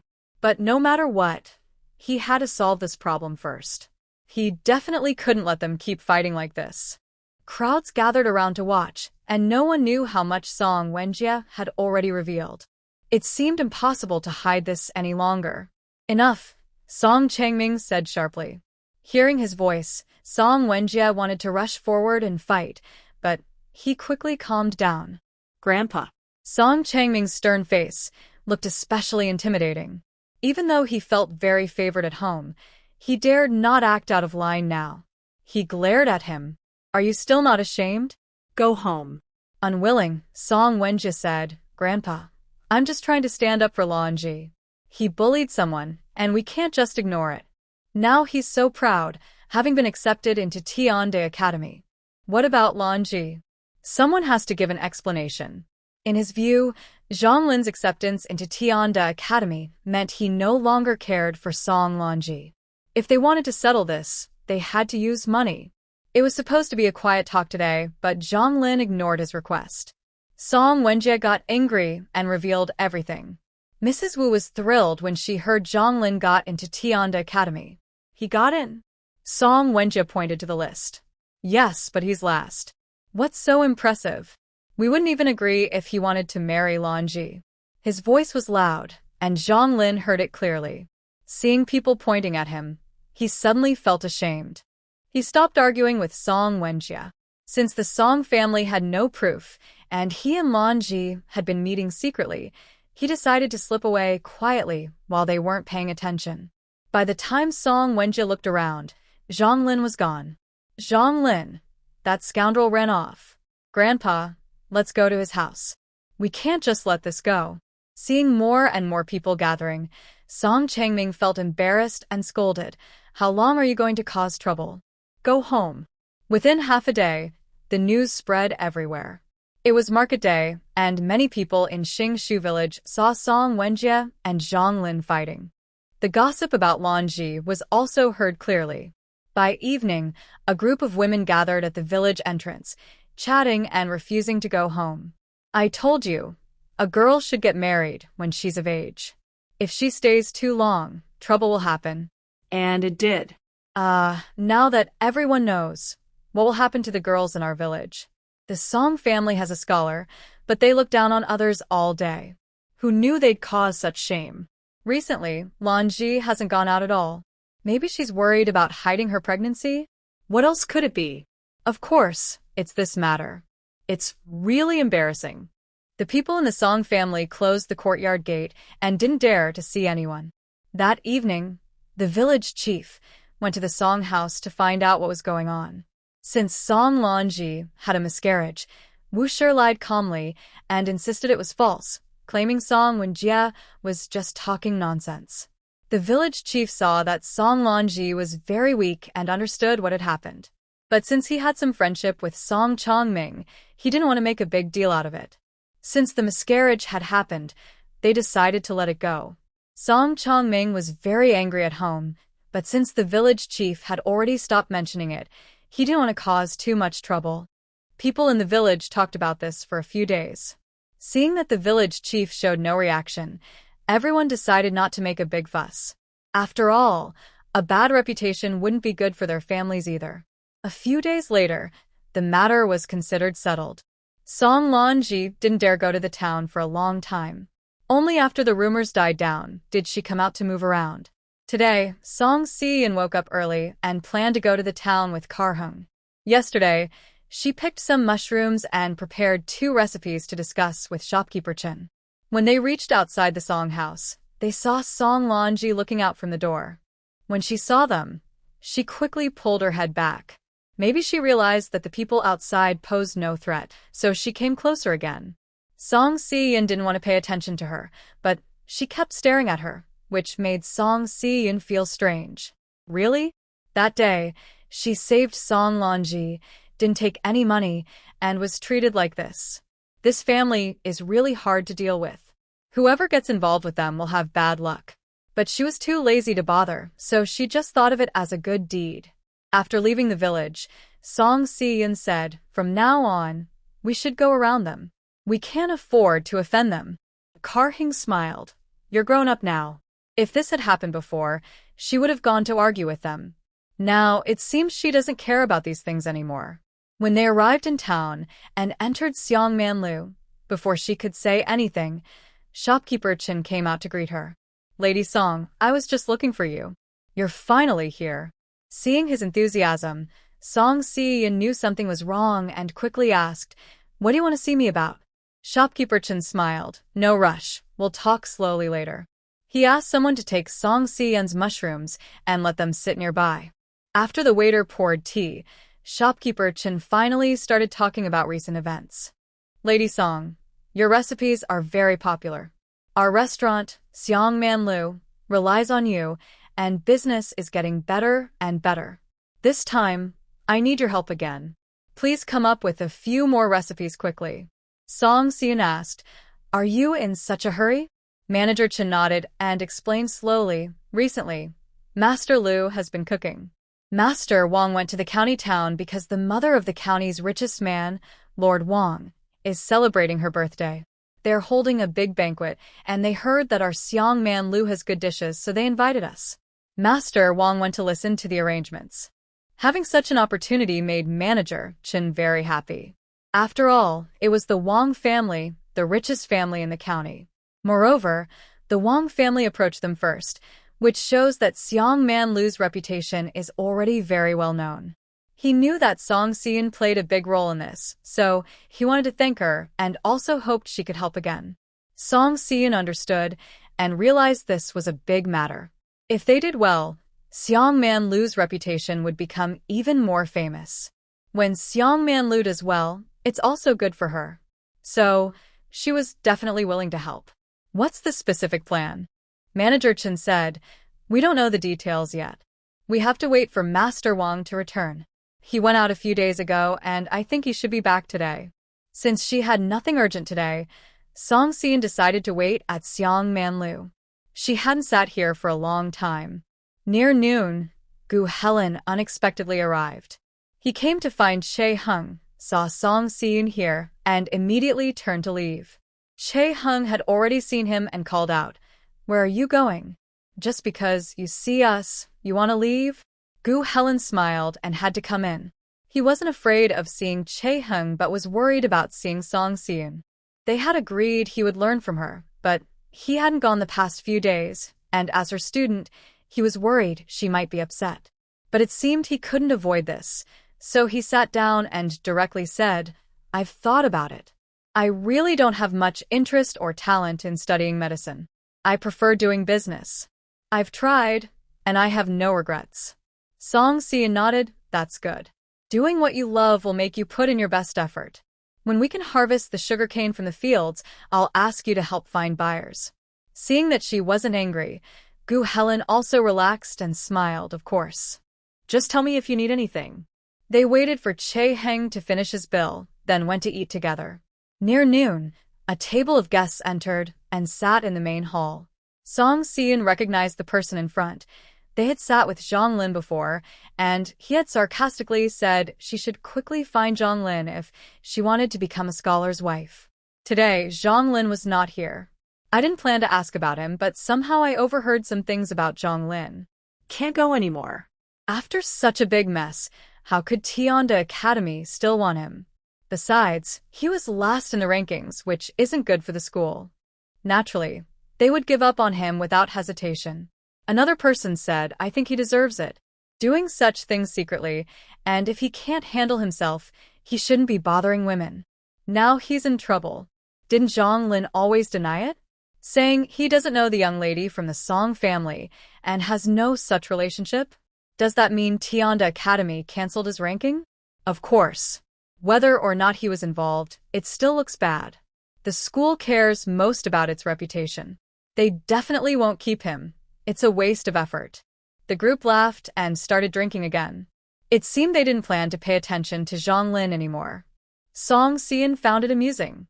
Zhang Lin was really foolish. He never offended the Song family, yet he chose the worst time to do so. And he even met Song Wenjie, who was quite clumsy.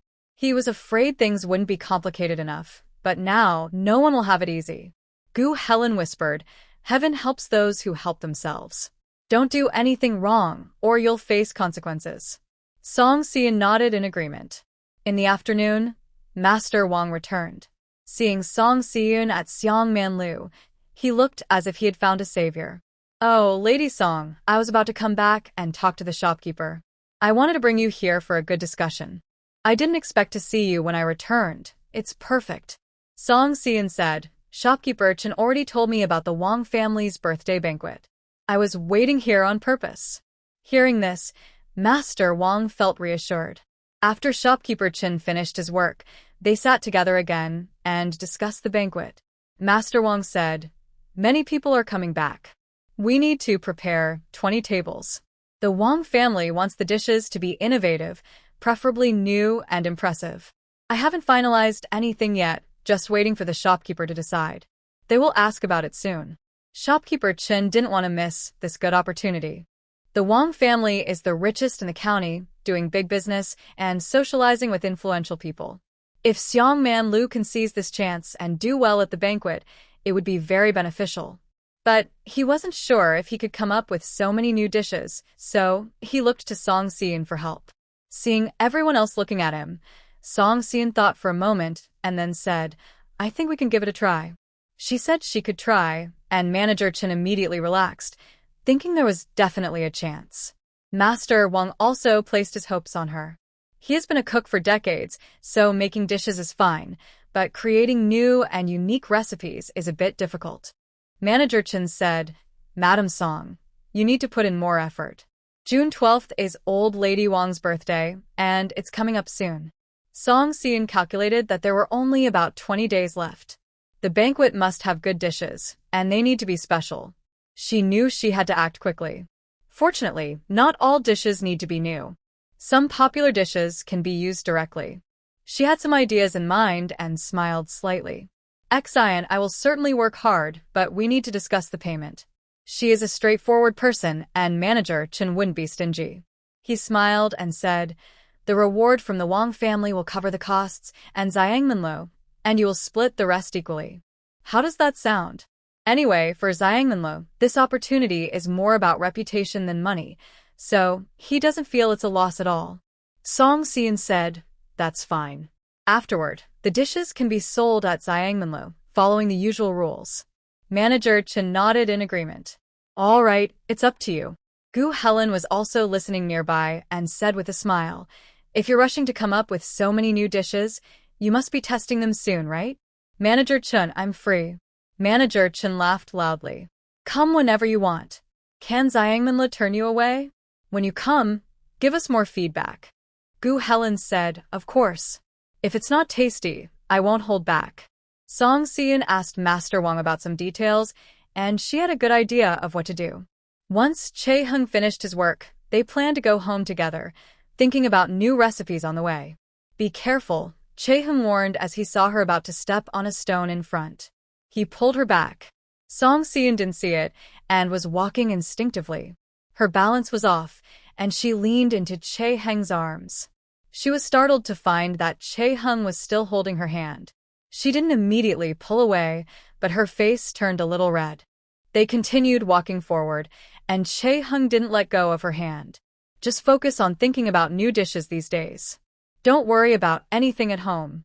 If the sugarcane field needs fertilizing, I'll arrange it. Song Si-eun nodded happily. Good, that's a relief. In the following days, Song Si-eun stayed at home, brainstorming new dishes. Having eaten so many banquets in her past life, she was now putting that experience to good use. Anything that Zhangminla didn't have but she liked could be improved or adapted. After 2 days of preparation, I came up with a menu. Song Si-eun followed Chae-hung to Zhangminla, planning to try cooking new dishes using Zhangminla's stove and cookware. To keep it secret, shopkeeper Chun didn't let the guests taste the new dishes, but instead called Gu Helen and his own family members. Song Si-eun worked together with 2 chefs from Zhangminla. In the afternoon, when there were no customers, everyone sat down to eat. This meal was full of color, aroma, and flavor. Gu Helen looked at it and said, he made the right choice. Today's trip was truly worthwhile. There were 3 cooked dishes, 3 steamed dishes, 5 stir-fried dishes, 3 cold dishes, a platter of preserved meats, a soup, a dessert, and a fruit platter. That makes exactly 18 dishes, a very lucky number. The ingredients were all common foods, but Song Si-eun changed the recipes, using new methods she had not yet discovered. Dishes like dragon-scaled eel, osmanthus rice porridge, steamed sea bass, stir-fried river shrimp, sweet and sour chicken, glutinous rice lotus root, and 3-cup chicken, all her favorites from her past life, were slightly improved to suit modern tastes. Each dish was very appealing and satisfied everyone's appetite. Even the fruit platter was carefully matched with bright colors, making it hard for people not to reach out and take some. To create a festive atmosphere, shopkeeper Chun also arranged drinks on the table. Once all the dishes were served, everyone started eating. Song Si-eun was very happy with her menu. Master Wang and Master Liu were skilled chefs and managed to bring out the flavors she wanted. Lin sure brought Yongin today. He took a few bites, and his eyes lit up. He kept praising Song Si-eun and the 2 chefs. Song Si-eun was a little shy from the praise. She took a sip of the wine in front of her and frowned. What kind of wine is this? Shopkeeper Chun said, it's Shochuan wine from Zhangji Wine Shop, delivered yesterday.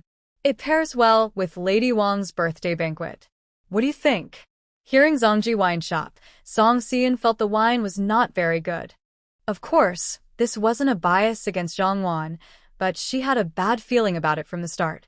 It was only average at best. She decided to be honest because everyone had put effort into this banquet. She couldn't let the drinks ruin the occasion. Is this wine also provided by the Wang family? She asked. Shopkeeper Chun replied, the Wang family asked us to carefully match the drinks and make this birthday banquet special. We usually work with Zhangji Wine Shop, and all the drinks from Zhangminla come from them. Yesterday, they sent 2 kinds of wine, both their best brews. Are these the same quality as their signature brews? Song Si-eun does not like to drink alcohol and has never tried Zhangji's wine before. She thought it was the most famous tavern in Gaoqiao town and believed their drinks would be very good. However, she was disappointed to find otherwise. If such wine can be popular in Gaoqiao town, why can't she try it herself? Song Si-eun took another sip, but still found it unpleasant. Shopkeeper Chun noticed and asked quickly, is there something wrong with this wine? Song Si-eun replied, it's not that there's a problem, but it's not suitable for the Wang family's birthday banquet. The Wang family is the richest in the county, and their guests are all important people. They usually taste fine wines, so this wine might not be good enough for such a formal event. Chun's shopkeeper had thought about this too. He actually wanted to refuse, but he had worked with the Zhang family for many years. This was a good chance, and if he didn't bring Zhang Ji along, it might cause trouble. Zhang Ji also wanted to impress at the banquet, so their reputation would grow.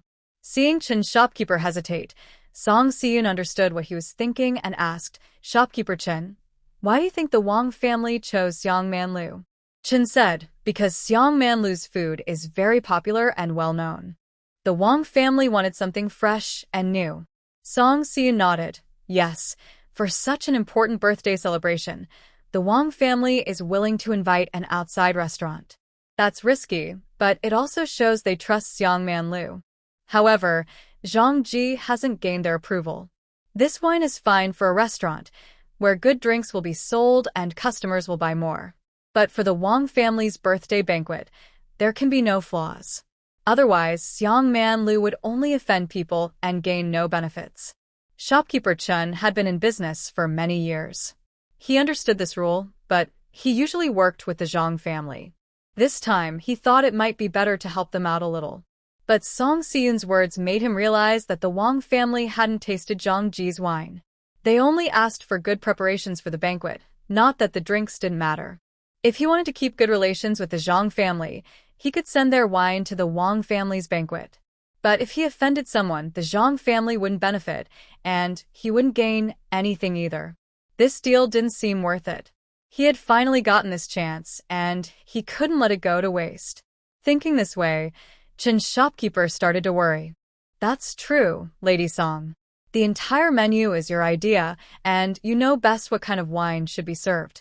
Please tell me, what should we do?"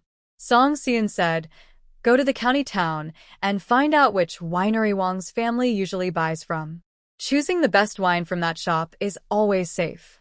If possible, find something even better. That would be the best." If there was enough time, she really wanted to try it herself, but now it was too late. It was better not to joke about such an important matter. Using the wine that Wang's family usually drinks, although not necessarily the best, at least it wouldn't go wrong. Shopkeeper Chen nodded and took a sip of wine himself. He usually thought Zhang Ji's wine was good, but now he felt it didn't taste right. "All right, I will handle this well," Gu Helen said. "Shopkeeper Chen, I know a wine merchant in the capital city who can help you write a letter to ask." When Chen heard this, his eyes brightened. "Oh, that would be a great help. Thank you, Mr. Gu." Gu Helen smiled and said, "Since I came to enjoy the food and drink for free, I should do my part. I'm not sure if it will work, but to be safe, Shopkeeper Chen should prepare for both possibilities." "Good, I understand," Chen replied. After everyone dispersed, Song Si-eun went to Chen's house to give acupuncture to Yongin. She was waiting for Kar Hung to finish his work, so they could go home together. The banquet dishes still needed adjusting. In the next few days, Song Si-eun would go to Xiangminlu. The next day at Xiangminlu, she met Zhongwan. Last time they met, Zhongwan was sarcastic, but this time she looked full of hostility. She just glared at her, and Zhongwan went to the counter to talk to Che Hung. "Brother Che, may I ask if Shopkeeper Chen is here?" Che Hung said, "He's busy in the back.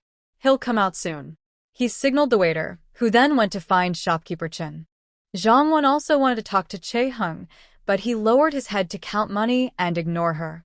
Frustrated, Zhongwan found a table to sit at. Song Si-eun was about to go to the back, but seeing her arrive, she stayed outside for a while longer. When she saw Zhongwan sit down, she turned and went to the kitchen. Soon, Shopkeeper Chen came out and saw Zhongwan. He was very polite. "Shopkeeper Chen, long time no see," Zhongwan said with a slight smile. Yesterday, Shopkeeper Chen went to Zhang Ji wine shop to clarify things. Zhongwan was not in the wine shop, but was talking with Zhang Qingfeng. There had been some unpleasantness then, but Shopkeeper Chen had sorted it out and knew what to do to make Xiangminlu better. He also explained everything clearly to Zhang Qingfeng. Today, Zhongwan came again, and everyone knew why.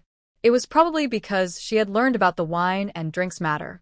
Shopkeeper Chen said, "It's been a while. Have you been away on a long trip?" Zhongwan smiled softly.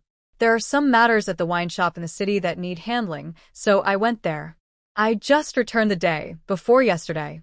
Manager Chen asked her to sit and talk, then serve tea. "All the accounts have been settled recently. Why has your niece come today?" He was quite busy and had no time to beat around the bush with Zhongwan. "If there was something, just say it directly." Zhongwan said, I heard that Zhangminlu is preparing a birthday banquet for the Wang family in the county town. I am happy for Uncle Chen. Do you know which winery's drinks will be chosen? Manager Chen replied straightforwardly, I already told your father yesterday. Zhangminlu will still use Zhangji's wine in the future. Our business dealings won't be affected. But this banquet is special, and Zhangji's wine isn't quite suitable this time. Zhang Wan asked, does Uncle Chen mean our wine is too poor and not suitable for the occasion? That was basically the meaning, but how could he say it directly? Manager Chen could only say, it's not exactly that. It's just that the wine doesn't match the dishes, and the best effect can't be shown. No one benefits from that. Why bother? Zhang Wan still wanted to fight for this chance.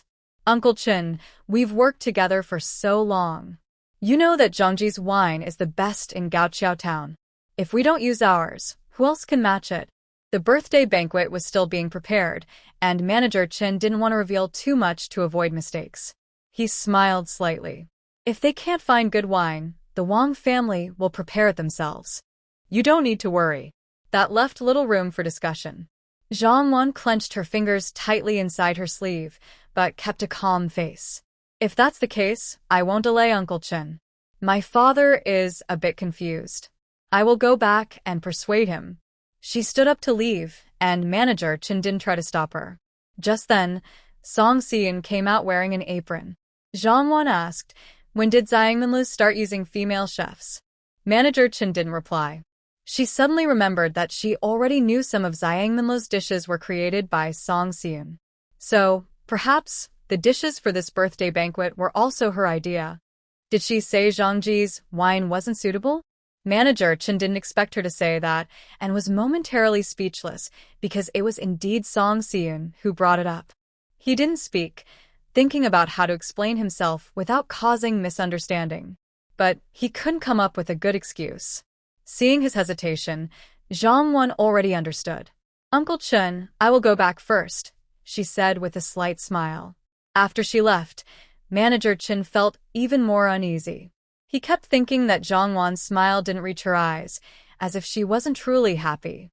Song Xian said, Shopkeeper Chen, the new dishes are ready. Try the taste later. Shopkeeper Chen nodded. Since you are working with the two master chefs, I trust you.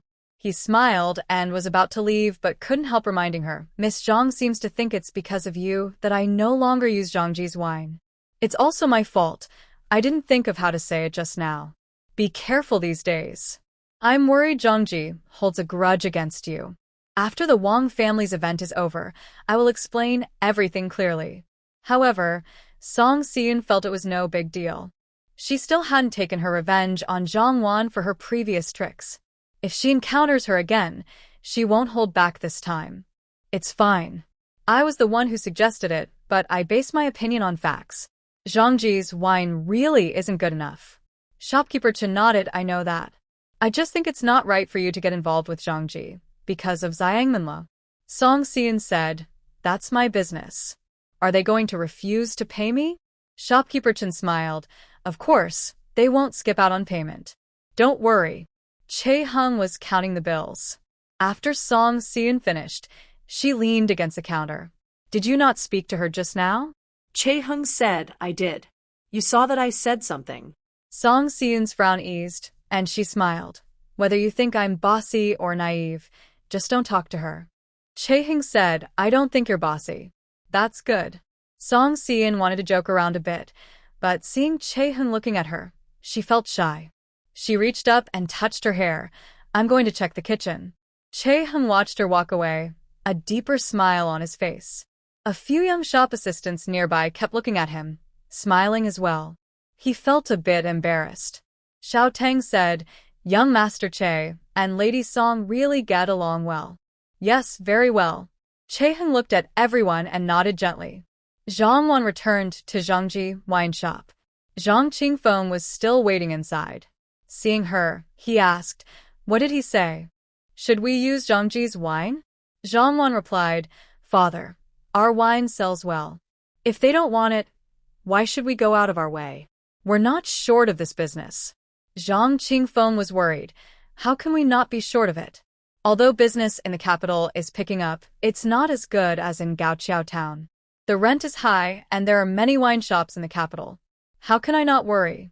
The Wang family's birthday banquet will attract many important people. If they drink our wine, our reputation will naturally grow. But who would have thought that the man surnamed Chun would be so ruthless? When he sees a good opportunity, he tries to leave us behind. Zhang Wan was not willing to listen to him say that the business in the capital was doing poorly. In others' eyes, she, the only daughter of the Zhang family, was quite capable. She had already gotten used to the praise she received. Dad, there's no need to force it. This time, it's not Qin Zhang's fault. Someone is causing trouble behind the scenes, she said, then explained what she found at Xiangmenlo. Zhang Qingfeng heard this and immediately got angry. What a car balance! How could he let his wife act so recklessly? I used to think he was capable, treating him as a son-in-law, but he's secretly plotting against us. Zhang Wan said, Dad, this has nothing to do with Brother Che. It's what Song Xian intended. Losing this business already made Zhang Qingfeng a bit upset, and now learning that Song Xian was causing trouble made him even angrier. I want to go to Xiangmenlo and confront him, he said. The steward wanted to stop him, but Zhang Qingfeng had already left, so he couldn't hold him back. Miss, should we call the old master back? He asked. Zhang Wan replied, My father is so angry. Who can calm him down? He'll just go and cool off himself. After saying that, she followed him. The steward could tell what she was thinking. He knew she had feelings for Che Hung. Maybe she was taking this chance to act out, whether to make Che Hung change his mind or just to vent her frustration. Anyway, she was happy. But isn't that embarrassing? The steward thought it was quite shameful. A young lady from a noble family, always showing herself in public, would attract gossip. Now she even asked her father to seek justice, really beneath her dignity. But he didn't say this aloud. After all, she was just a girl doing chores. Why bother with so much? Zhang Qingfeng and Zhang Wan arrived at Xiangmenlo shortly after, and seeing Che Hung, Zhang Qingfeng said, Where is your wife? I have a few words to ask her. Seeing the father and daughter come together, Che Hung knew they were here to cause trouble. tell me first what's going on. My wife is busy, he said. Zhang Qingfeng said, Don't fool me. I know she's right here. Let her come out. I want to ask her directly how Zhang Ji's business offended her and why she's working behind the scenes to ruin us. Che Hung replied, Old Master Zhang, don't talk nonsense. My wife has never ruined anyone's business. Hearing this commotion outside, Song Xian peeked out and heard the words. Zhang Qingfeng continued, If it weren't for her, how could Clerk Chen and I have a disagreement? For so many years, Xiangmenlo has always used Zhang Ji's wine. Why aren't they using it now? The car inspector was about to speak, but Song Xian interrupted, saying, Because your wine isn't good enough. When she spoke, everyone looked at her. Song Xian asked, Are you looking for me, Boss Zhang? Zhang Qingfeng had only heard that Song Xian's wife was overweight and unreasonable, a loud and difficult woman. Seeing a young woman with a graceful figure and good looks, he couldn't believe this was Song Xian. But despite his surprise, he was here to get clear answers today. Seeing her, he directly said, You still say you haven't damaged our business? Xiang Man Lu has hosted all kinds of banquets. When did we stop using Zhang's wine? When it was delivered a few days ago, Manager Chen agreed, but yesterday he suddenly changed his mind. I don't believe no one has been talking about this. Song Xian admitted, I said Zhang's wine wasn't good enough, so Manager Chen chose other wine. Is there a problem with that? You admit it? Zhang Qingfeng thought she would argue, but she was so straightforward that he didn't know what to say. Song Xian said, Yes, I said it. Of course I will admit it. But was I wrong to say that? Cooperation should make both sides happy. Why should we follow only your ideas? If your wine is not good, why can't people say so? Zhang Qingfeng snorted coldly. I think you just hold a grudge against Zhang's family and are trying to cause trouble. Song Xian looked at Zhang Wan and smiled slightly. Tell me, why would I hold a grudge against Zhang's family? Did they do something wrong to me? Zhang Wan pursed her lips but said nothing. Zhang Qingfeng said, Our Zhang family has never wronged you. Stop talking nonsense. Song Xian looked at Zhang Wan. Are Zhang's family and Lu Er familiar? Hearing this, Zhang Wan broke out in cold sweat and looked to Karhung for help, but his eyes were cold and didn't seem willing to help her. Zhang Qingfeng didn't know about this. Zhang Wan quickly stepped forward and said coldly, "We have no connection with Lu Er. Don't drag us into this." Song Xian smiled slightly. Whether we have a relationship or not, bringing Lu Er here will make it clear. Miss Zhang, you are often forgetful, but I haven't forgotten. Neither I nor Xiang Man Lu did anything wrong to you this time. Where do you get the face to pick a fight? If you have so much free time, you should focus on improving Zhang's wine instead of forcing sales. Zhang Wan considered herself a good speaker, but at this moment, she felt she couldn't argue with Song Xian. Mainly, she was worried Song Xian would reveal Lu Er's matter. Although there was no proof, spreading it would harm her reputation. She looked at Che Hung. Brother Che, my father only came here because he had some doubts and wanted to speak openly. Your wife is really too aggressive and unreasonable. Che Hung replied, I think my wife is right. I don't understand business well, but this forced selling and buying is just unreasonable no matter where you look. Shopkeeper Chen finished his work and happened to hear the argument outside. He immediately stepped in front of Song Xian. Boss Zhang, let's talk calmly. Business is about kindness and trust. Why are you getting so impatient? He thought Zhang Qingfeng was a bit too anxious. It was just a business deal, and making such a fuss was not good. Both of them were important people in Gaoqiao town, so there was no need for this. Seeing him come out, Zhang Qingfeng felt more confident. Shopkeeper Chen, we've been friends for many years. Just tell me honestly, how did you handle this matter? Are you going to use Zhang Ji's wine or not? Shopkeeper Chen said, we've worked together for many years, and we have a good relationship. Even if this deal falls through, it won't affect us in the future. Why are you saying such things? Zhang Qingfeng snorted coldly. That young girl really doesn't hold back. Today, I'll be clear with you. If you don't send her away, we won't be able to do business anymore. This was quite serious. Xiangmenlo had always used Zhang Ji's drinks. If they suddenly stopped cooperating, they would have to find a new supplier. In Gaoqiao town, Zhang Ji was the biggest, and finding another wasn't easy. Even if they found someone else, transportation costs would increase, leading to higher prices for the drinks, which would upset customers. Shopkeeper Chen felt it was difficult. He kindly said, there's no need for all this. It's just a small matter. Why has it become such a big deal? Zhang Qingfeng was angry now. He was just upset and insisted on getting justice today. He didn't really care much about the deal. Not making money was a pity, but it wasn't a big deal. What he cared about was losing face. In Gaoqiao town, who could compare to him in the alcohol business? If Xiangmenlo refused to use his drinks, it was like a slap in his face. Who would still consider his wine the best in Gaoqiao town?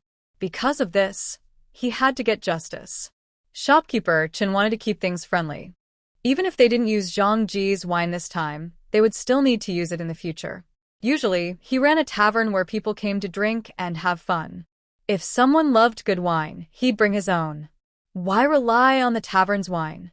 Zhang Ji's wine is very suitable for Xiang Man Lu. He has maintained a good relationship for many years and doesn't want to ruin it over a small matter. He also wants to persuade him. Old brother Zhang, what is our relationship? After so many years, don't you know me? If I didn't like your Zhang Ji wine, why would I have used it all these years? It's just a small matter. Calm down and let's talk nicely. He genuinely wants to make peace, but today, Zhang Qingfeng came with a different purpose. In his view, Song Xian is just a young girl. She only provided a few recipes for Xiang Man Lu. If Manager Chen were sensible, he would know whom to choose. So, he feels confident, believing Manager Chen can make the right decision. At this moment, Manager Chen's attempts to persuade him only make him angrier. He can't give up such a young girl. What's so great about this business? Stop talking nonsense with me. Today, it's simple, either she stays or I stay. If you still want to use my Zhang Ji wine, you must kick her out. From now on, She is not allowed to enter Seongmanlu again. Otherwise, we can't do business. Since he said this, Song Siyun has been watching manager Chen's reaction. To her, whether Zhangji's wine is used or not doesn't really matter. After all, Gaoqiao Town isn't just his place to sell wine. Although Zhangji is famous, his wine might not be better than others. Moreover, she is planning to brew her own wine. Not using Zhangji's might even be better. But she doesn't speak now. If she wants to brew wine, she doesn't have enough energy and needs manager Chen's help. This is a good opportunity to see if manager Chen is worth working with closely. Chae-hun wanted to speak, but Song Siyun pulled him back and gave him a look. He understood she had other plans, so he stayed silent and stood with her, watching how things would develop. Zhang Wan stood behind Zhang Qingfeng. Seeing them get along so harmoniously and affectionately, she was furious and clenched her fists inside her sleeves until her fingers turned red. Old brother Zhang, let's talk nicely. We don't have to settle everything today. I will come to apologize later. Let's just consider this matter settled for now. What do you think? He wanted to give her an easy way out, but Zhang Qingfeng didn't want that. He directly scolded, "Stop talking nonsense. I need a clear answer from you. If you still want to work with me, kick her out now. My daughter has been hurt, and I am upset too. How can they treat us like this?" He looked at Song Siyun and Chae-hung while saying this, as if he thought Song Siyun had taken Chae-hung away. Even shopkeeper Chen couldn't stand it and asked doubtfully, "Brother Zhang, we haven't worked together this time. I understand if you're upset, but I want to hear how my niece was wronged." At this moment, Zhang Qingfeng also lost his temper. Knowing he shouldn't say this, he still did, pointing at Chae-hung and saying, "It's him. He knew my daughter liked him, accepted many favors from her, but in the end, he married such a troublemaker. How has he done right by my daughter?" Hearing this, Chae-hung had to defend himself. "Old Mr. Zhang, please be clear. When did I accept any favors from Miss Zhang? I am the accountant at Seongmanlu. When Miss Zhang came to settle accounts, we only discussed the bills. Never anything else. How is that a favor? Did the Zhang family provide my house? Did they pay my wages?" Zhang Qingfeng couldn't argue anymore and started to make unreasonable accusations. "You know she likes you, but don't tell her clearly. That's unfair to her. Then you married someone else. What kind of thing is that? I have no relation to the Zhang family. Do I need their approval to get married? What's the reason for that?" Hearing him say this publicly and seeing the others at Seongmanlu whispering, Zhang Wan felt embarrassed and turned around to leave.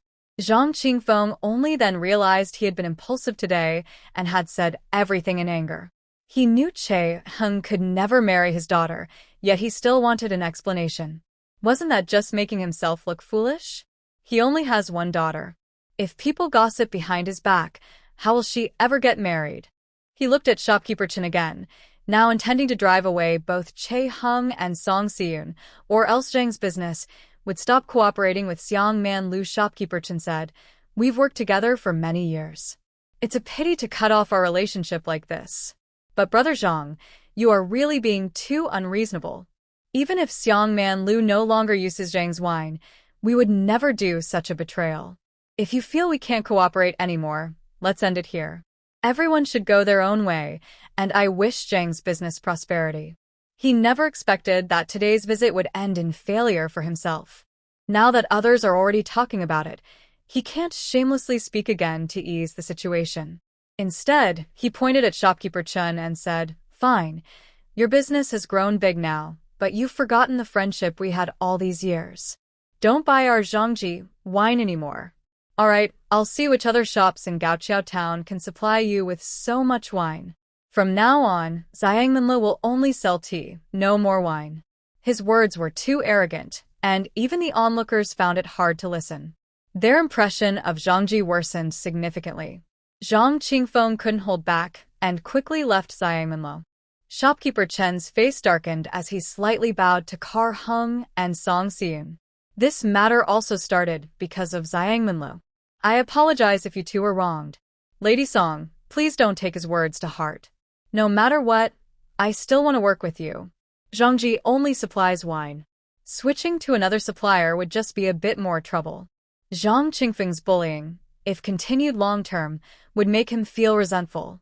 Even without this incident, he wanted to cut ties with him. He used to think this person was somewhat difficult to deal with, but never expected him to be so unreasonable. If he had seen this earlier, he would have stopped dealing with him long ago. Ending their relationship now was actually a good idea to avoid being taken advantage of in big matters later. Song Xian smiled slightly. I think it doesn't matter. You can't control what others think or feel. Just do your own work well.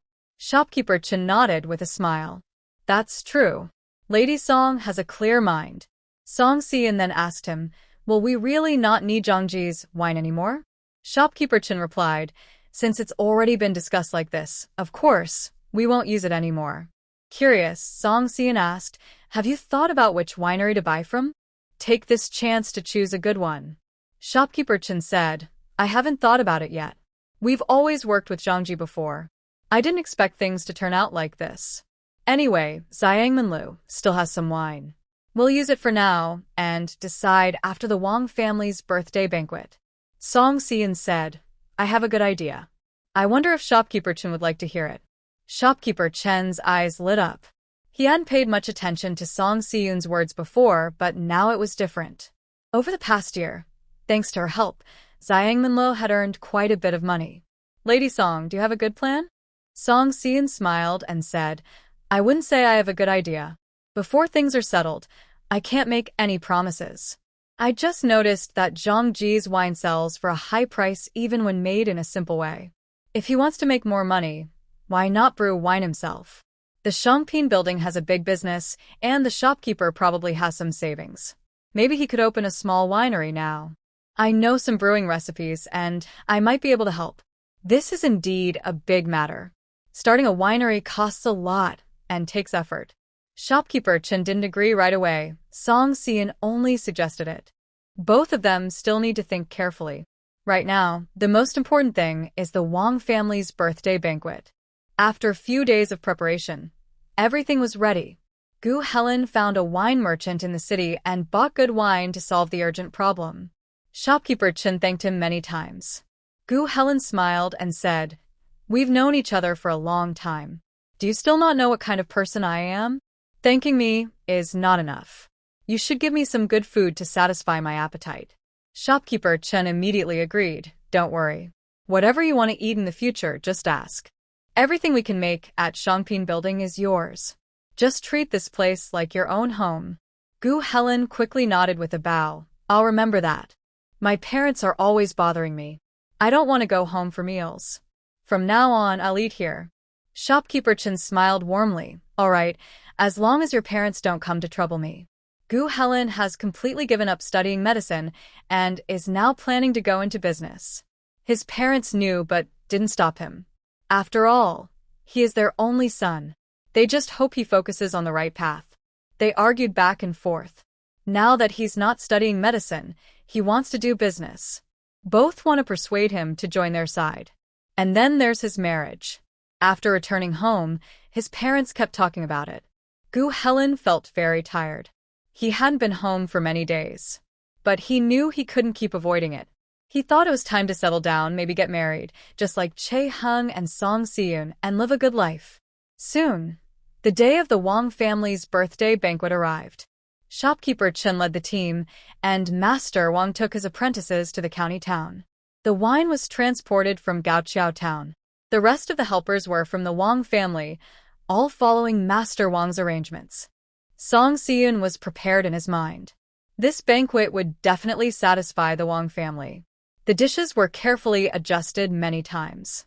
With Master Wang's cooking skills, there would be no problem. These days, he was so busy preparing for the banquet that he hadn't had time to visit Dr. Li's house.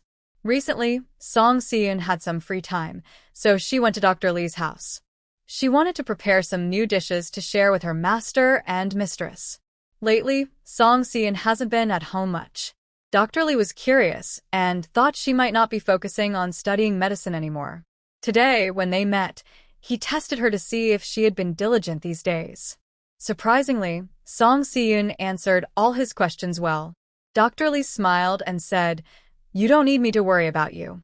You're clever and can handle multiple tasks at once. He was proud and said, "Look at my apprentice." Song Si-in smiled and served him some food. Don't worry, master. I will study medicine carefully.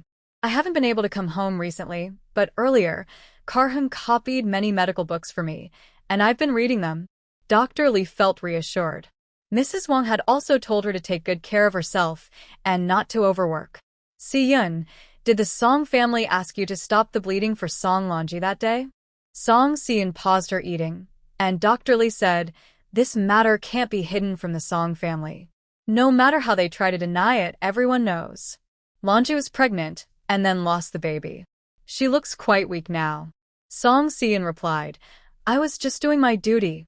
A life is at stake, and I had to help." Dr. Lee nodded and said, "You're right. Although there are conflicts, you must have a clear conscience. But this is risky. If something goes wrong, they might come after you." Fortunately, everything was safe. Such embarrassing matters wouldn't be brought up again, and it would just pass. 2 days later, shopkeeper Chen and Master Wang returned with their apprentices, all smiling happily. As soon as they entered, shopkeeper Chen said excitedly, "Karhung, find someone to send a message. Invite Lady Song to Seongman Lu to gather. Tonight, we will have a good drink." Seeing their cheerful mood, Karhung knew their trip had gone well. He nodded and said, "All right, I'll go now." He paid 20 coins to a footman on the street, who then went to Xingshu village to deliver the message. Later, Song Si-in arrived at Seongman Lu. Shopkeeper Chen was so excited he couldn't speak clearly. "Lady Song, from now on, I'll listen to whatever you say. You're right about everything. I'm so grateful to you." Song Si-in said, "It seems the birthday banquet was a great success. The shopkeeper looks so happy." Shopkeeper Chen hurriedly replied, "Not just successful. The guests were very satisfied. Some even asked who made the dishes. The young master of the Wang family specifically drank with me and thanked me. It is right to give money, and saying thank you makes people happy." When she heard the thank you, shopkeeper Chen felt that money no longer mattered. This trip was worthwhile, and the reputation of Seongman Lu became even more famous. Among these people, only those who can spend money are well known. If they make good use of this opportunity, Seongman Lu can improve even more. Song Si-in was very happy. After all, she put a lot of effort into this, and seeing such results was very satisfying. That evening, Master Wang and Master Lu went to cook in the kitchen, and a private room was reserved upstairs. Shopkeeper Chen sent someone to invite Gu Helling, but he was busy and did not come. The Lin family and yeomen also came to Seongman Lu, and they all sat at a table upstairs. Before the dishes were served, shopkeeper Chen reviewed the income from the birthday banquet. The Wang family gave 300 taels of silver and also presented many beautiful decorations. Shopkeeper Chen said, "The Wang family is generous. We made some money this time. We agreed to split it equally, so I plan to give Lady Song 200 taels. I'll keep the decorations to display in Seongman Lu. What do you think?" If split this way, shopkeeper Chen would be at a loss, since he still had to cover costs. Song Si-in smiled slightly and said, "Of course, that's good. As long as you don't feel like you're losing out, shopkeeper." Shopkeeper Chen quickly waved his hand and said, "No loss, no loss. I earned this time. Lady Song, I hope we can work together for many more years. I truly mean it." Now he was convinced that listening to Song Si-in was always right. He had worked hard to run Seongman Lu for many years. Although it was getting better, it was not like this past year, when both reputation and money had grown significantly. Song Si-in said, "I don't like trouble. If I work well with shopkeeper Chen, there's no need to change things all the time." This agreement was settled. After receiving 200 taels of silver, Song Si-in felt happy. All her hard work was worth it. Regarding the winemaking business, shopkeeper Chen also mentioned that they should first find out if there are any wineries for sale. That would save a lot of trouble. Song Si-in believed this could be done. She was skilled at making fruit wine, and for grain wine, she could hire workers. Wouldn't it cost money to find a master brewer? She asked Chae-hung to do the math. If they really opened a winery together, they could earn at least 500 taels of silver a year. That was a conservative estimate. The income from the winery, the sugarcane fields, and the dividends from Seongman-lu would ensure a comfortable life. When Chae-hung had the chance to study for exams, she could also practice medicine openly, and even open a clinic. There would be nothing to worry about in this world. Since Chae-hung was resting and the weather was nice, Song Si-in decided to go for a walk in the mountains. The cart was on his back, and he smiled as he said, "It feels like it's been a long time since I went into the mountains with you." Song Si-in replied, "Don't say that about yourself. I haven't been into the mountains much lately either. Today, I want to see if there's anything good." The two walked into the mountain. Song Si-in saw a tree and smiled, saying, "Look at that tree. Last year, I got trapped in a snare right there." It was that spot. "The shape of that tree is very strange. I remember it clearly." Chae-hung nodded and said, "You thought Lee Chong came to rescue you back then?" Song Si-in turned to look at him. Although he seemed calm and relaxed, something about his words didn't sit right. She wanted to ask if he was feeling jealous, but the words stuck in her throat. Hard to say. Just thinking about it made her heart beat faster. I was really scared then, so I wasn't thinking clearly," she said. Chae-hung replied, "You weren't thinking clearly, so the first person you thought of was Lee Chong." Song Si-in quickly explained, "That's not what happened. I thought only he was going into the mountain, so I was sure it was him in the mountain. I never thought it would be you coming to find me. So, in your eyes, I'm the kind of person who goes into the mountain looking for someone when dinner time comes and they're not back?" Chae-hung asked her. Song Si-in was anxious and stomped her foot. "I don't want to talk about it anymore. I can't explain it clearly." Seeing her upset, Chae-hung said, "All right, I was just joking." Song Si-in huffed, "Who wants to joke with you? You're unreasonable." Kang wasn't the opposite. Just then, they encountered a difficult part of the path. He casually took her hand and whispered, "I'll help you." Song Si-in's voice was as soft as a mosquito. Actually, she could walk on her own. She loved mountain climbing in her past life, so she shouldn't be unable to handle this little path. But she liked it this way, having someone hold her hand and walk together. It felt really nice. When they found some herbs, Song Si-in told Chae-hung about them, and he listened carefully. They kept walking until noon. They sat down to eat some dried food, planning to look for more good things. Suddenly, Song Si-in was drawn to a splash of purple from the bushes. "Let's go see," she said. Chae-hung carried his basket and followed her. Song Si-in picked 2 berries and ate them, smiling happily. "It's wild grapes. They're ripe so early. That's really rare." It was only late June, and although some grapes had started to ripen, these wild grapes were already very sweet. She smiled and said, "It's funny how someone always brings a pillow when you're sleepy. Look at these wild grapes. They're growing so well. A few days ago, I told Manager Chun I wanted to make wine, and now it's happening." Kar-hung asked, "Are you planning to make wine with these grapes?" Song Si-in nodded, "Yes, that's my plan. I've been waiting for the grapes to ripen. I didn't expect these wild grapes on the mountain to ripen first. I want to pick them all and see how the wine turns out." When she said she wanted to pick the grapes, Kar-hung helped her. He nodded and started working.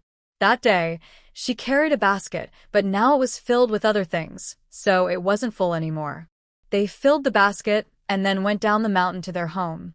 After putting things away, they hurried back into the mountain to gather more. One patch of wild grapes grew very well, and after filling 2 large baskets, they finished collecting.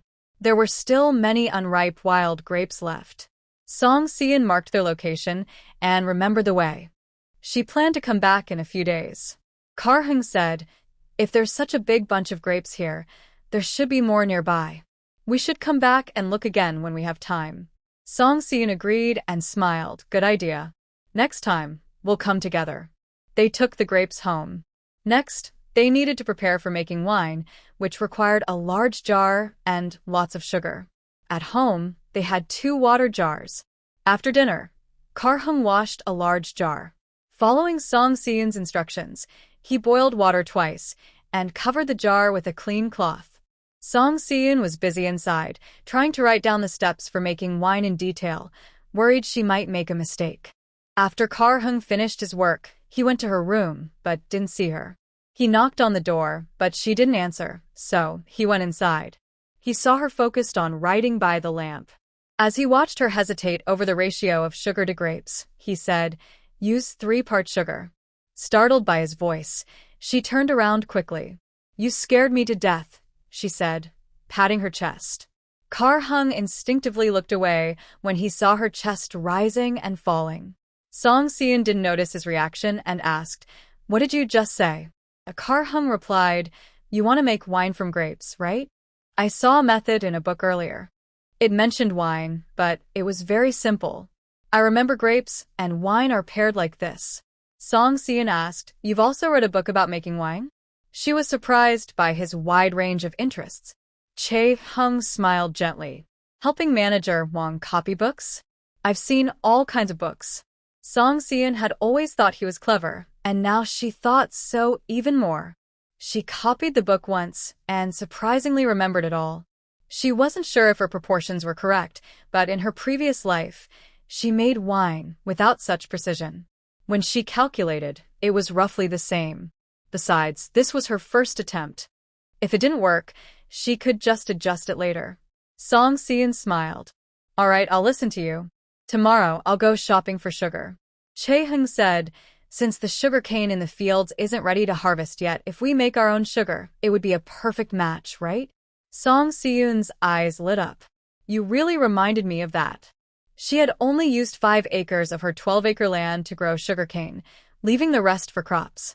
But she had always wanted to grow something else, just had no idea what. Suddenly, Chae-hung's words gave her an idea. If she could successfully make wine, those grapes would be very good. They could be used for brewing wine or selling. When harvest time came, seeing the grapevines full of grapes would lift her spirits. Chae-hung asked, "Do you want to grow grapes yourself?" Song Si-eun nodded with a smile and looked up at him. "What do you think of that idea?" Chae-hung quickly did the math in his head and thought it was very feasible. He smiled and said it's possible, but it might trouble Gu Helen again, and we'd need him to help find seedlings. Song Si-eun thought it was very convenient to ask Gu Helen. She wondered when she could talk to him. Then she remembered, it's been about 10 days since we last saw him. Is it because of family matters? Chae-hung had found it strange a few days ago and even went to Yuan Hall to look for him, but he wasn't there. He said, "No problem. I'll go to his house and look for him again." Even if it wasn't for this matter, he planned to ask. Gu Helen usually acted carefree, but when something serious happened, he liked to carry it himself and could get upset. Since he was a friend, he should care. They talked late into the night. Song Si-eun clapped her hands and smiled. "I'm feeling motivated again. I just realized I have so many things to do. Time to sleep." After saying that, she turned to make the bed. When she grabbed the blanket, she suddenly remembered. This was Chae-hung's room. Why was she making the bed here? Her face instantly turned red. Flustered, she quickly tidied her hair. You can make the bed yourself. I won't help." She then ran out of Chae-hung's room as if fleeing, making him chuckle. The next day, Chae-hung went to the town to buy sugar for Song Si-eun, while she stayed at home washing grapes. To make wine, the white frost on the grapes is important, so it can't be washed off, but dust and dirt should be cleaned away. Wild grapes are not as good as the ones grown at home. They are smaller and have many seeds. They are quite sweet to eat, but spitting out the seeds can be tiring. Song Si-eun has never made wine with wild grapes before. This time is just an experiment to see how it turns out.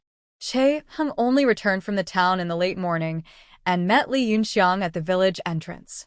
He thought he hadn't seen Li Yunxiang in a long time and didn't plan to talk, so they just walked past each other. Suddenly, Li Yunxiang asked, "Big brother Chae, what are you going to do with so much sugar?" There were words written on the paper package, and although Li Yunxiang couldn't read, she recognized them. Chae-hung replied, "It's for home use." Li Yunxiang nodded, twirling a strand of hair that hung at her chest with her finger. I am going to Peach Blossom Village now. Do you need pork? I can bring some back for you." She was going to see Farmer Zhao. Everyone in the village knew about her relationship with him. There was no one around now, and she gathered her courage to explain clearly. "Big brother Chae, Your relationship with Yunxiang is getting better. I really envy that. I used to have some feelings, but now they are gone. I get along well with brother Zhao too. Chae-hung smiled and said, Congratulations, Sister Yunxiang. I wonder when you'll have the wedding? When the time comes, I will prepare a small gift to show my good wishes. Li Yunxiang said, It's not decided yet. Anyway, it's soon. Thank you. She nodded to Chae-hung and then turned to leave, walking lightly. It was clear she was happy to go see Brother Zhao. Brother Zhao had a mole on his face that didn't look very nice. When he was young, his family was poor. He married in his early 20s, but his wife didn't want to stay with him because she thought life with him was hard. She wanted a divorce. He didn't argue but agreed to separate after hearing her reasons. Later, he found a master to learn how to slaughter pigs.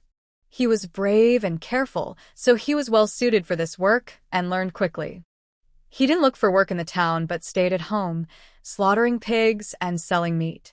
Everyone in nearby villages knew Brother Zhao, and they went to him when they needed meat. Although he didn't have a shop, he made good money and had meat to eat every day. For Li Yunxiang, these days were very good. Yang Shi also thought so. When the two families met, they decided everything was settled. Although Zhao Tuhu doesn't look as impressive as Chae-hung, at first Li Yunxiang was a bit doubtful. But over the past few months, Zhao Tuhu has been very caring towards her. He doesn't mind that she's a widow and treats her family well. She was touched by his sincerity. Since he treats her with genuine kindness, she wants to return that kindness. Moreover, she wants to remarry mainly to find someone to care for her and her son. Zhao Tuhu is such a person. Why should she insist on waiting for a married man? She had long wanted to clarify things with Chae-hung, but never found the right chance. Today, they met at the village entrance, which was a good opportunity. After she explained everything, she felt light and free, with no more burdens in her heart. Chae-hung sincerely wished her well. That was so good, she finally understood everything clearly. Back home, Song Xian was only halfway through washing grapes, sitting there with a sore back. Seeing her rub her back, Chae-hung quickened his steps. Are you tired? I've bought some sugar. Let me wash the grapes. Song Xian didn't refuse. She got up and handed him a small stool. Go ahead, but be careful. Don't wash away the white frost on the grapes. Yes, I know. This task was quite delicate. She had to clean out impurities, but keep the grapes intact without breaking them. After resting for a while, Song Xian came to help again. They finished washing the grapes by noon and left them in the yard to dry. After lunch, they started making wine. She washed her hands, crushed the grapes, and layered them with sugar according to the right ratio.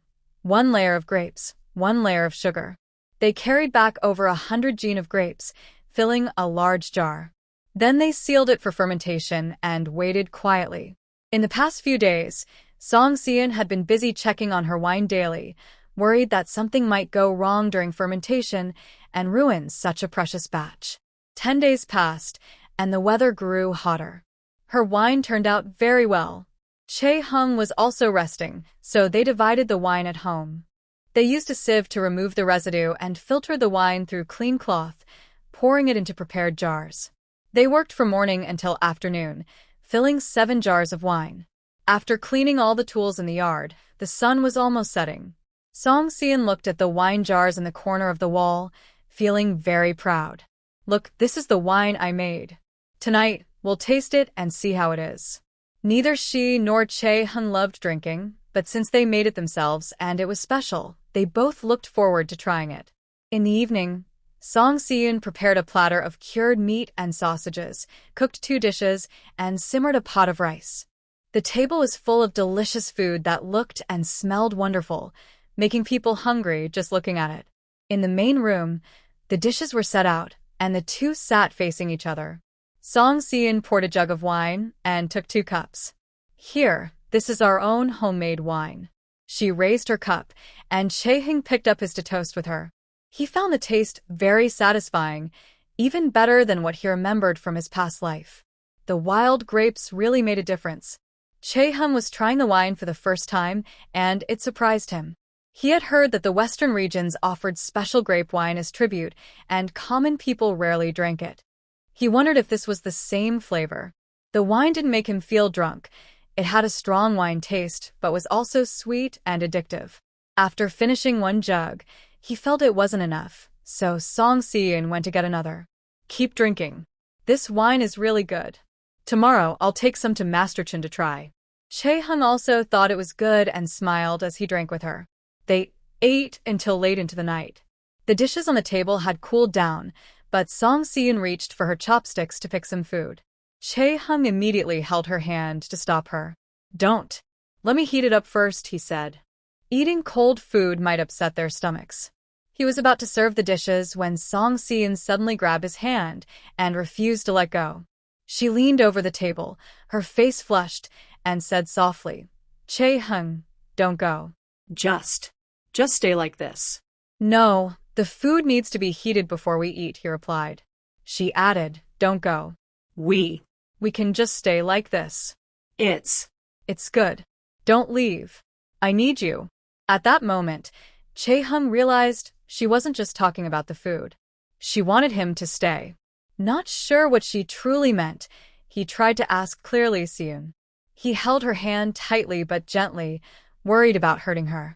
He loosened his grip a little. Si-eun, do you know who I am? He didn't want to misunderstand her. Song Si-eun was already drunk.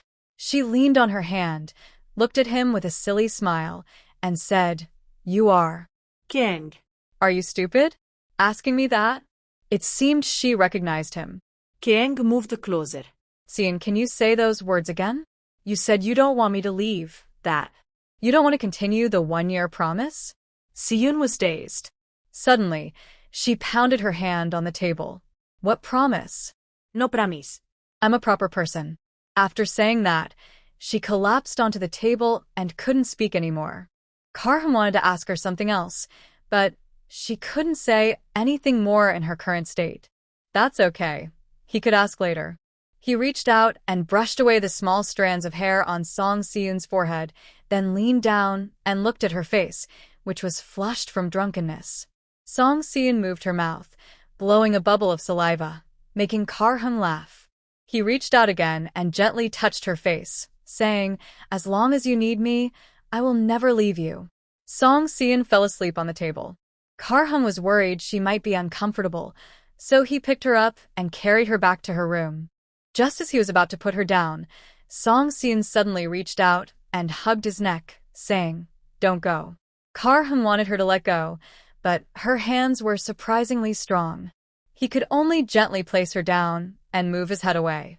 Getting closer, Song Si-eun slowly opened her eyes, smiled at him, and then, when he wasn't paying attention, suddenly leaned in. Her lips were warm and soft. Karhang's mind went blank. His eyes widened as Song Si-eun pressed her lips against his and refused to let go. He tried to push her away, but couldn't muster any strength. He just stayed still, supporting himself. Song Si-eun released him and smiled foolishly at him. Promise not to leave, she said. After saying that, she turned over and fell asleep. Karhang sat by the bed for a long time, finally breathing more easily. He reached out and touched Song Si-eun's face. Sleep well. Song Si-eun felt she had slept especially long.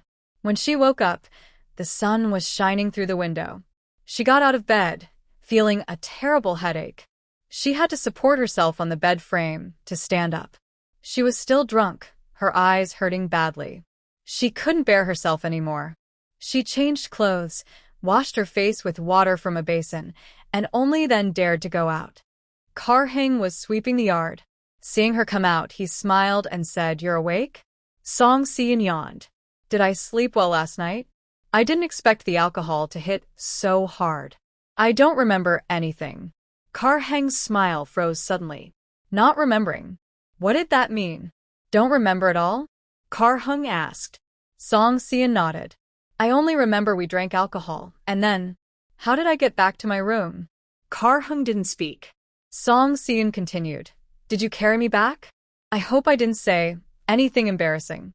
Karhang still didn't answer. Song Si-eun was stunned. I didn't lose control of myself, did I? She looked at him, truly unable to remember anything. Kar-hung hesitated for a moment before shaking his head. No, it's fine. Song Si-eun heard this and immediately patted his chest. That's good. I thought I was just drunk and acting crazy. I hope I didn't scare you. Chae-hung looked down at the ground silently. Song Si-eun thought he probably was a little drunk, or he wouldn't have been so frightened. They ate breakfast in silence. Song Si-eun asked several times what he might have done wrong, but Chae-hung just shook his head. She thought it was probably hard to explain, so she didn't ask anymore. After breakfast, the two went to town together and took a jar of grape wine.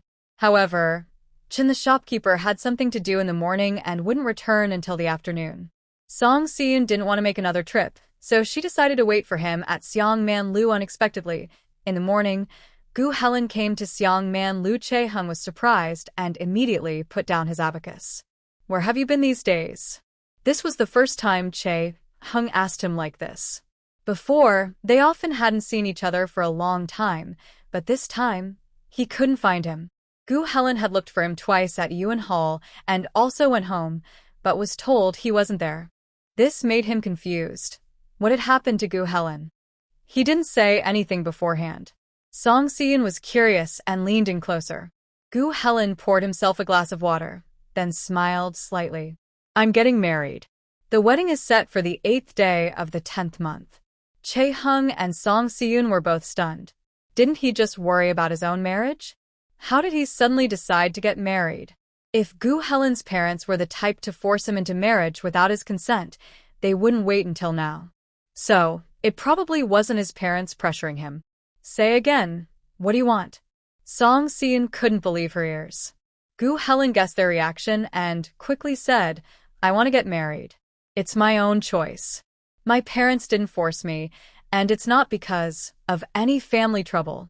I just happened to like her, so I decided to marry her. Song Si-eun was still stunned. Chae-hung, however, came back to himself, knowing he wasn't lying. Then, congratulations, Chae-hung said with a smile. Gu Helen smiled. It was originally because my parents wanted me to meet someone, but I liked her at first sight. So, I'm not young anymore, and getting married is the right thing to do. Besides, my parents argue over trivial things every day. Now that they have something serious to focus on, they should be quiet for a while. Song Si-eun blinked. She had never heard of someone getting married for such a reason. But since Gu Helen wasn't forced, they naturally congratulated him. The car balance was okay, and she became a bit curious. She asked Song Si-eun which family the girl was from, and finally reached a conclusion. Really a perfect match. If their personalities also get along, they would be a good pair. Gu Helen clasped his hands and said, It's rare to hear a good word from you. When I get married, you must come. If you don't, I will be angry. Chae-hung looked down at her accounts and said nothing. Song Si-eun glanced at her and smiled, nodding, Yes, I will definitely come. Gu Helen said, Let's come together. Yes, together. Chae-hung finally looked up, but she didn't want to look at him. She asked confusedly, Why hasn't Manager Chin come back yet? I'll go look for him. Then she quickly ran away, seeming shy just at the thought of turning back to look at him. Manager Chin returned to Xiangmanlo at noon. Song Si-eun pulled him aside, insisting he try her homemade wine. Just smelling it made Manager Chin eager. When he tasted it, his eyes widened in surprise. Is this really your wine? Song Si-eun smiled and said, Could it be that I found it? Of course. I brewed it myself. I still have several jars at home. Manager Chin couldn't help but try another glass, reluctant to drink it too quickly. good wine, really good wine. I heard that the Western region's Sengung Puo Taojiu tribute wine. I wonder if it tastes similar to this. Song Si-eun replied, Those tribute wines are only for the rich and noble. We probably won't get to taste them in our lifetime. Manager Chin smiled. That's true. Lady Song, I knew trusting you wouldn't be wrong. Tell me, how do you plan to work with me on this wine? Song Si-eun hadn't really decided yet. There was no wine for sale now, and she didn't know what price would be appropriate. But Chae-hung had calculated the costs. A jar of wine was about 10 jin, with nearly 2 taels of cost, mainly because sugar was expensive. Other labor costs hadn't been included yet. Using a 50% gross profit margin, each jar should sell for at least 4 taels of silver. Song Si-eun said, "This wine hasn't been sold before, so I don't know how well it will sell. For now, let's set the price at 5 taels of silver per jar. We can see how much silver each pot makes, and the shopkeeper is better at setting prices than I am." Manager Chen thought for a moment and said, "All right, I'll give you 6 taels of silver per jar. Just like with the sausages, you supply the goods and I sell them. How high the price can go and whether it will sell depends on him." Song Si-eun found this acceptable and then went to discuss it with Chae-hing again. He stared at her blankly. Song Si-eun asked, "I'm asking you, what do you think of this price?" Chae-hing came back to himself and nodded. "It's quite fair." After deducting a small cost, they earned 4 ounces of silver. Shopkeeper Chen could earn more money, but they weren't jealous. When working with others, you need to understand that you can't keep all the silver yourself. Letting others handle it means they can earn more or less, but it also makes life easier for you. Song Si-eun nodded carefully. "I think it's good too. Let's go with that. But what about the thing I mentioned earlier? If we open a wine shop together, how will we work together then?" Shopkeeper Chen said, "It's the same as before. I only take 20% of the profit from the wine shop. If Sheng Mianlo wants to buy wine, we can discuss the price separately." He was afraid Song Si-eun might not want to work with him anymore, so he was willing to give up some profit. Long-term steady business is the best way. He saw that although Song Si-eun was young, she had many ideas. As long as they kept a good partnership, they wouldn't worry about making money in the future. There was no need to rush. Song Si-eun agreed. "All right, let's do as Shopkeeper Chen said." A jar of wine could sell for 6 ounces of silver, and Song Si-eun was very happy. They had already calculated the accounts. Even if they used grapes bought later, they would still make a good profit. After they finished discussing, Gu Helling came over and poured himself a drink from the table. "Not bad. You really have skills. Your wine is quite good." Song Si-eun said, "When you get married, you can buy my wine. I'll give you a discount." Gu Helling clicked his tongue. "Chae-hung, your wife is quite good at managing money. We're so close, yet she didn't give me wine when I got married, and even charged me." Chae-hung just smiled without saying anything. Song Si-eun also told him about planting grapes, and Gu Helling nodded. All right. "Since I can't practice medicine, I'll focus on making good business. Just tell me what you need, and I'll get it for you." It was very convenient to have him around, and Song Si-eun believed this plan would definitely succeed. On the way back in the afternoon, Shopkeeper Chen sent 2 people to follow them and help move the remaining wine to Sheng Mianlo. They paid a total of 42 ounces of silver, paid all at once, without hesitation.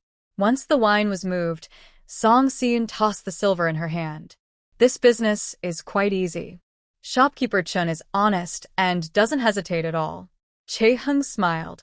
Shopkeeper Chen is straightforward but also clever. Storing these wines at Sheng Mianlo will earn more silver. Song Si-eun smiled and said, "That's what they deserve. We save ourselves worry, so they should be able to earn money." Chae-hung nodded and agreed. That's the right idea. In the evening, Li Yunxiang returned from outside and passed by their house gate. She looked into the yard, and Chae-hung knew she had gone to Tahua village. He nodded lightly. Li Yunxiang smiled, feeling a bit shy. After she left, Song Si-eun immediately said, "It seems like she was smiling at you." Chae-hung turned to look at her. She was smiling, but that was her own choice, not directed at me. Song Si-eun said, "I think you're pretty happy." Chae-hung, "You promised me not to lie to me. Do you have something going on with Li Yunxiang? Do you think I'm that kind of person?" He looked at her seriously. Song Si-eun hesitated, feeling her tone was a bit harsh earlier. I didn't mean it that way. Chae-hing said, "You have a bad memory." "I have a bad memory too." I don't remember what I said. After saying that, he turned and went back to his room. How could he forget so easily? He only drank a few glasses of wine and wasn't completely drunk. Such things shouldn't be forgotten. Chae-hung sat at his desk, feeling angry. He really forgot such an important matter. Song Si-eun thought he was a bit strange, but since she had been sarcastic first, she decided not to pursue it. She went to the kitchen to cook, planning to soften her words later. Just as she lit the fire, Chae-hyun came over to help her, acting as if nothing had happened. If he didn't mention it, she wouldn't either. They would just let it go. Song Si-in always felt that Chae-hyun was upset, but she didn't know what he was angry about. She didn't know how to ask, so she simply didn't. Fortunately, soon there was news from Manager Chun. He found a suitable place to set up a wine workshop, with Gu Helen's help. They used to sell wine, but most of the business in Gaoqiao town belonged to the Zhang family, so the small wine shop couldn't survive. If they took over, they could start up quickly. Manager Chun took Chae-hyun and Song Si-in to see the place. It was very good, and everyone was satisfied. The price was fair. Song Si-in nodded. This place is good. I think it's feasible. Gu Helen even found a master brewer. The initial investment was quite large, but profits came quickly. Manager Chen also believed this business could work, but there was one thing to consider. Lady Song, you need to think carefully. Doing this will definitely put you against Zhang Ji. A grudge will be formed. Song Si-in said, I don't bother others, but they treat me like an enemy.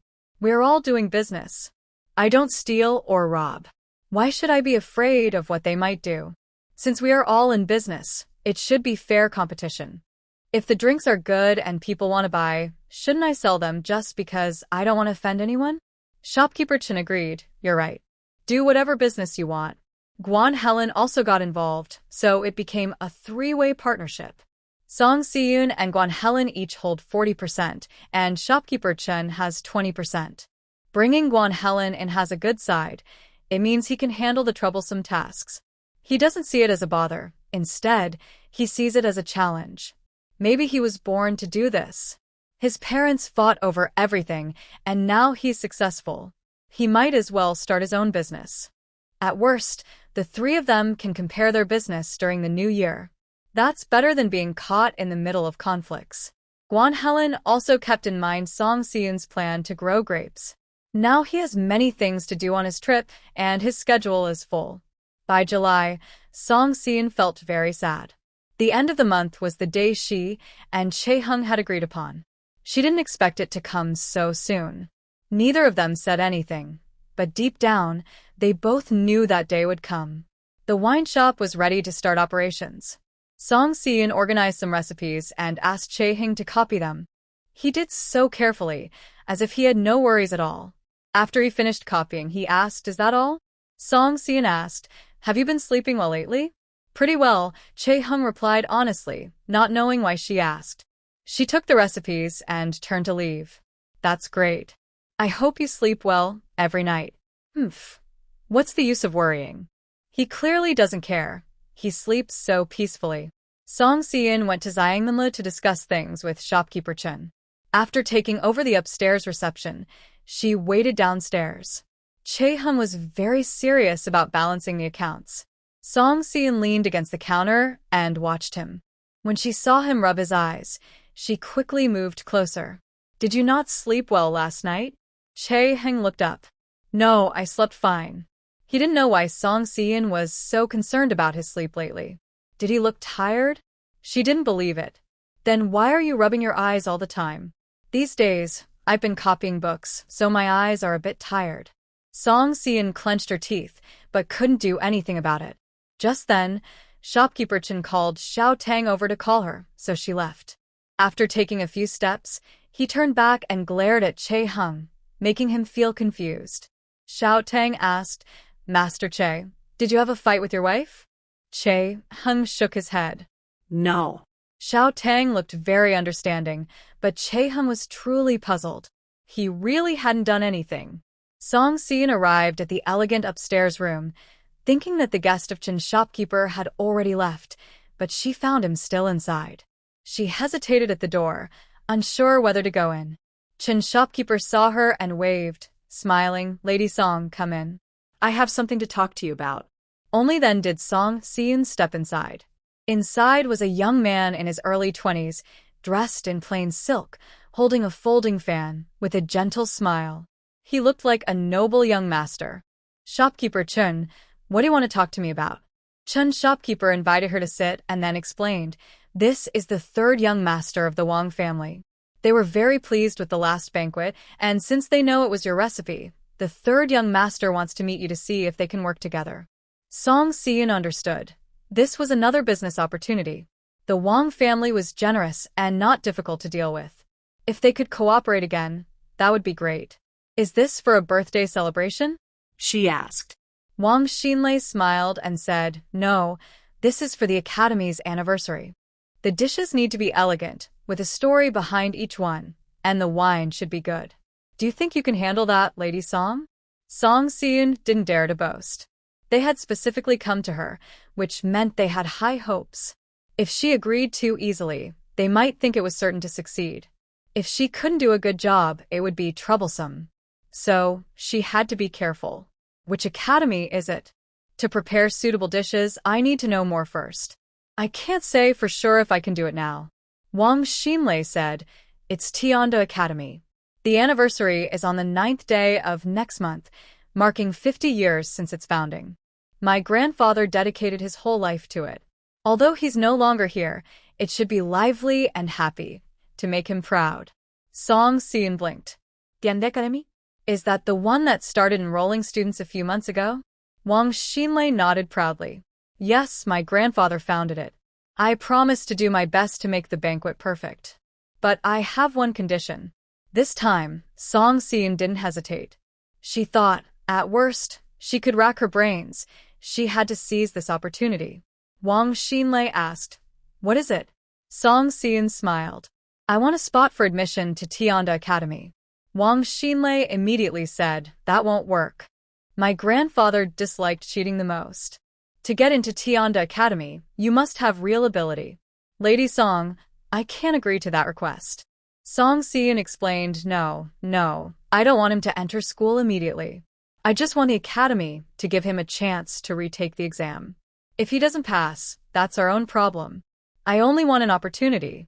Manager Chen also helped explain, third young master, Lady Song's husband is our Xiangmanla's accountant. He's very clever and a good candidate for studying. But during the previous exam, his hometown was struck by a disaster, and his family suffered.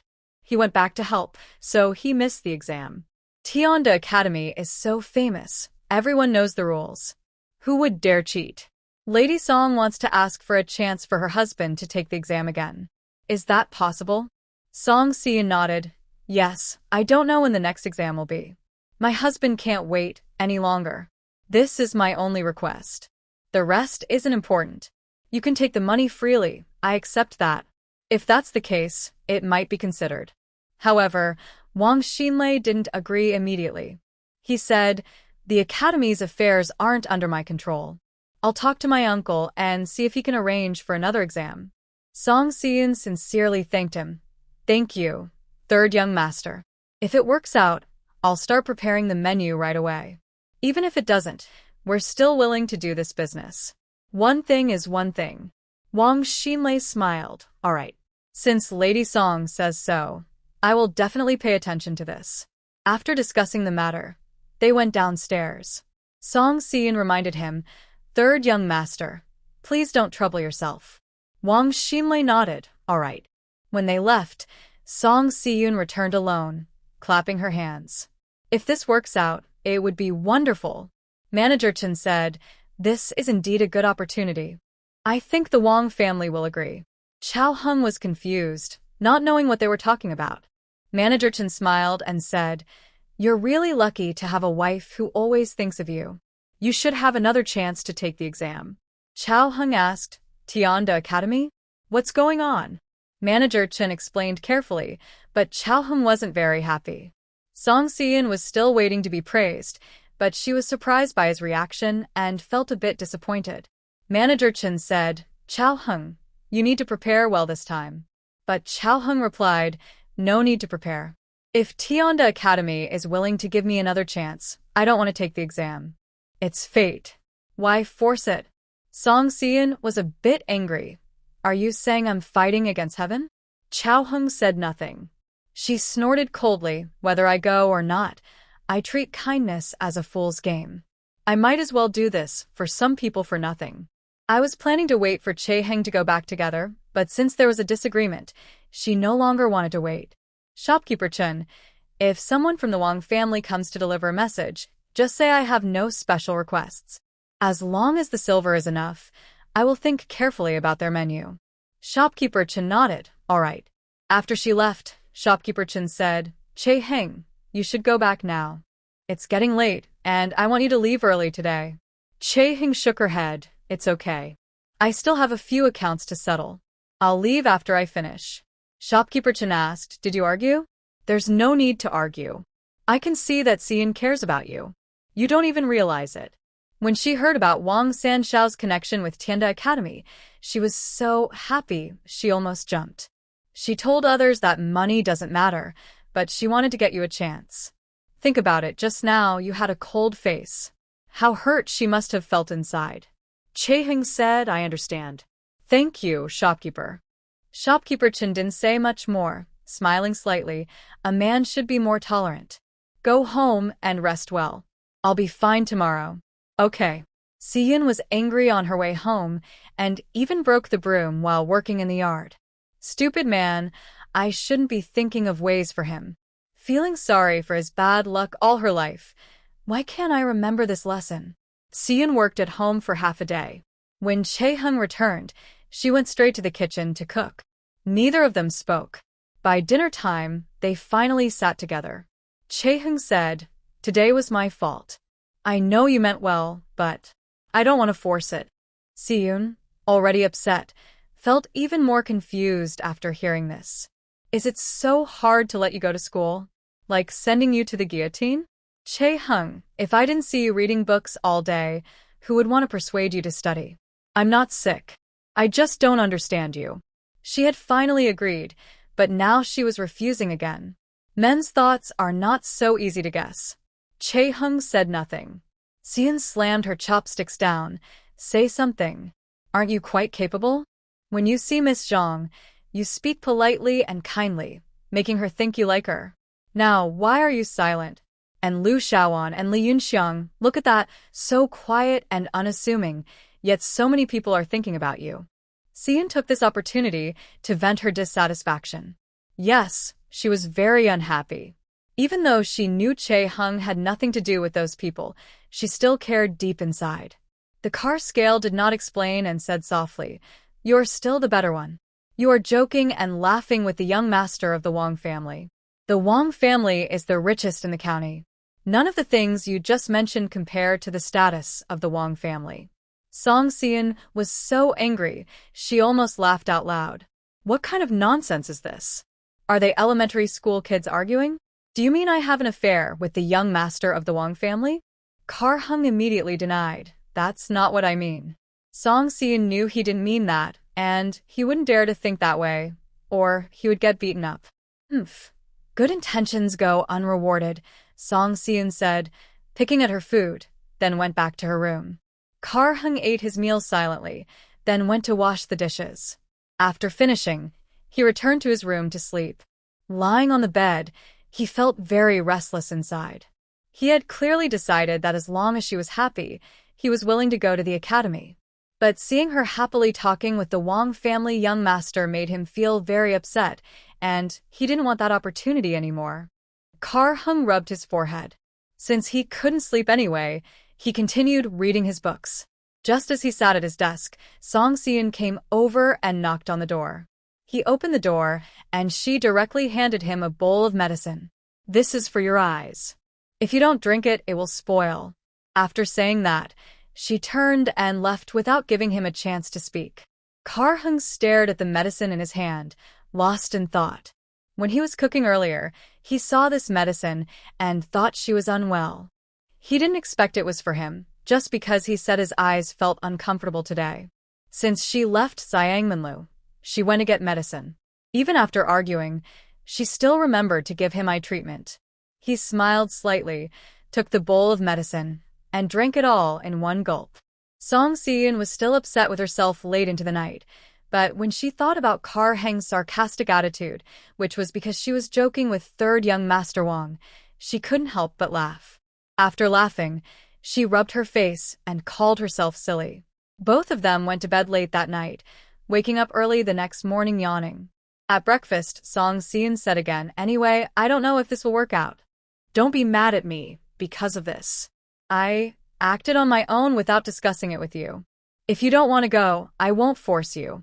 Kar-hung said, "I'll go." He helped Song Si-eun serve food. "If there really is a chance, I will go. I will also study hard." "Really?" Yes. Kar-hung said, "But you shouldn't always compromise because of me. Whatever needs to be done, do it. I don't want to be a burden to you." Song Si-eun understood that feeling. She used to think the same way. She didn't want Kar-hung to sacrifice himself for her. Now she understood the other side of it. "Okay, I promise I won't force you." The two of them exchanged a smile, having argued for no clear reason, and made up just as mysteriously. 3 days later, Song Si-eun met Wang's third young master again at Zhangmenlo. This time, they were there for a serious discussion. Before going upstairs, Song Si-eun pointed and asked, "Do you want to come with me?" Chae-hung shook his head gently, but he was secretly pleased. "No, I can't help with this matter." Only then did Song Si-eun go upstairs, eager to find out if she could get the opportunity. After sitting down, Wang Xinlei said, "I've told your idea to your uncle. Although Tianda Academy has no previous example, since your husband missed the exam for a good reason, he might get another chance. Whether he can pass depends on him. Don't use this to punish or retaliate. You must focus on the banquet." Song Si-eun was very happy. Really? Can it be arranged? Wang Xinlei nodded. She immediately smiled brightly. "Great, great. This is wonderful. Rest assured, I will do my best to organize the banquet for you. But you must keep your promise and make sure your husband takes the exam." Wang Xinlei said, "Of course. How could I deceive you? But whether your husband can get in depends on him." Song Si-eun smiled and said, "Don't worry. As long as he gets a chance, he will definitely pass. You'll thank me then." With such a promising candidate, Tianda Academy should be happy too. To show respect, Song Si-eun asked Chae-hung what he thought. He nodded. "All right, I will take the exam." Song Si-eun immediately smiled with a crescent-shaped eye. "Good. They only gave you 10 days to prepare. Is that enough?" "Yes." For him, the timing of the exam didn't matter. He had already reviewed all the necessary books a few months ago. "It should be fine." "That's great. I was worried I wouldn't have enough time. You focus on preparing for the exam, and I will also get ready for Tianda Academy's banquet." Today, Boss Chen served Wang Xinlei some grape wine. He liked it very much and specifically requested it, so there would be grape wine at the banquet.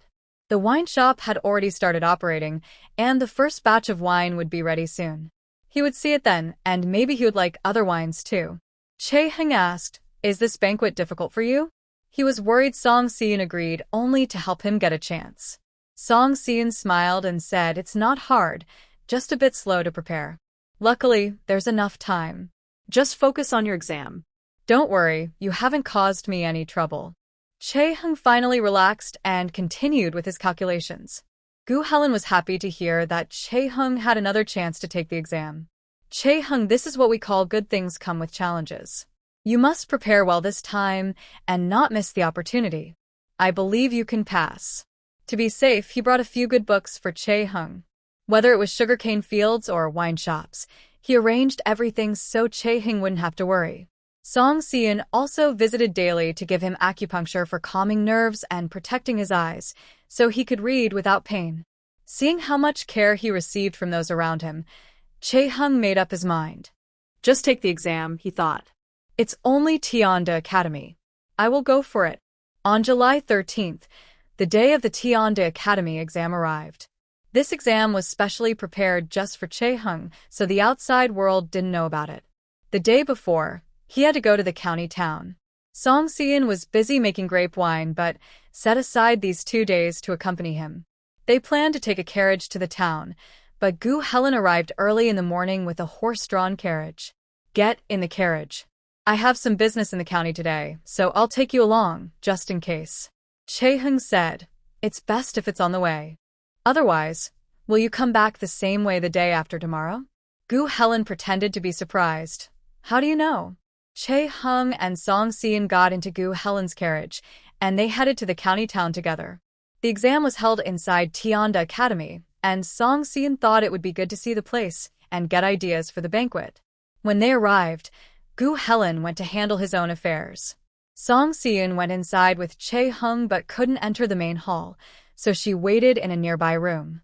Chae Hung spoke with a teacher from the academy, asked about the exam time for the next day, then came out. Let's go. Song Seon was anxious. Why are we leaving? Isn't there an exam? Could it be that third young master Wang lied to me? I need to confront him. Chae Hung smiled. The exam is tomorrow. Of course, we should go back today. Don't you remember? Song Seon snapped out of her worry, slapped her forehead. I was so anxious I forgot. Yes, the exam is tomorrow. Let's go. They went to find a guest house to rest. Luckily, there was only one room, so it wasn't awkward. That night, Song Seon gave Chae Hung acupuncture to calm him and only left after he fell asleep. The next morning, she woke up to find Chae Hung had already gone to Tianda Academy for the exam. She was a bit worried and asked the waiter, "Where is my husband? When did he leave?" The waiter said, "He left before dawn. He told us to bring breakfast later, so as not to wake you. Are you two married?" Song Seon nodded and went back. Xiao Er muttered, "It's strange that the couple still live in separate rooms." She waited at the inn all day, feeling restless.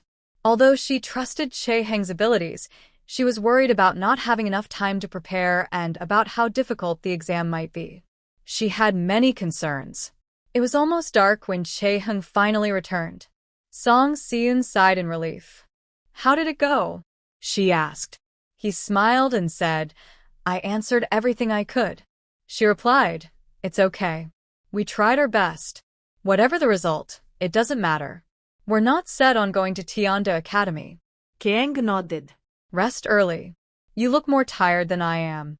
Indeed, she didn't know what she was so nervous about. She found herself funny. The next day, Gu Helen came to pick them up, as expected, on the way. Chae Hung didn't want to point out anything, but having a ride was nice. He wouldn't be foolish enough to refuse. After getting in the car, Gu Helen asked, "When will the results come out? Besides yesterday's exam, is there anything else?" He didn't know the exact process, but thought that since Tianda Academy was hard to get into, there must be many rules. Chae Hung said, "They only said the results would be out in a few days, but didn't say exactly when." Gu Helen nodded. All right. You'll be fine. Good luck with the exam. Rest well at home.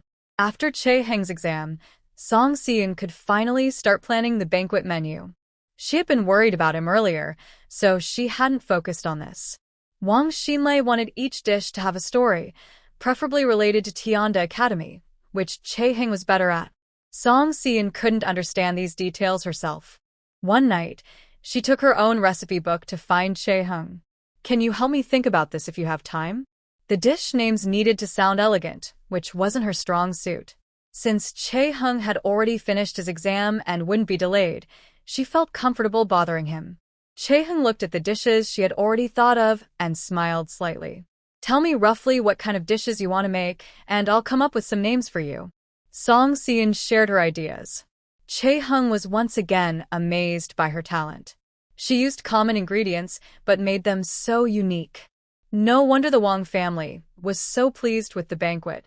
Tianda Academy wanted to hold a feast, and even came to ask for it. She truly deserved it. Song Seon initially had no particular ideas, but Chae Hung suggested a few dish names and told her some stories about Tianda Academy. Suddenly, she was inspired again. It was already late at night when Song Seon yawned. Chae Hung said, "Go back to sleep quickly. When morning comes, there will be many things to do." Song Seon nodded with a smile. "You too. Go to bed early. There are indeed many things to do now, but somehow, it feels like there is endless energy. Every day she is exhausted, but after a good sleep, she feels completely refreshed." The wine shop is now running smoothly. The head shopkeeper is very satisfied with the wine brewed there, and it sells better at Xiangman Lu than Zhangji's wine. Right now, Song Seon is focused on the wine shop and the banquet. Since others have helped her so much, she must do her best to make the banquet a success. Plus, Tianda Academy has a big influence. If the banquet goes well, it will bring only benefits in the future.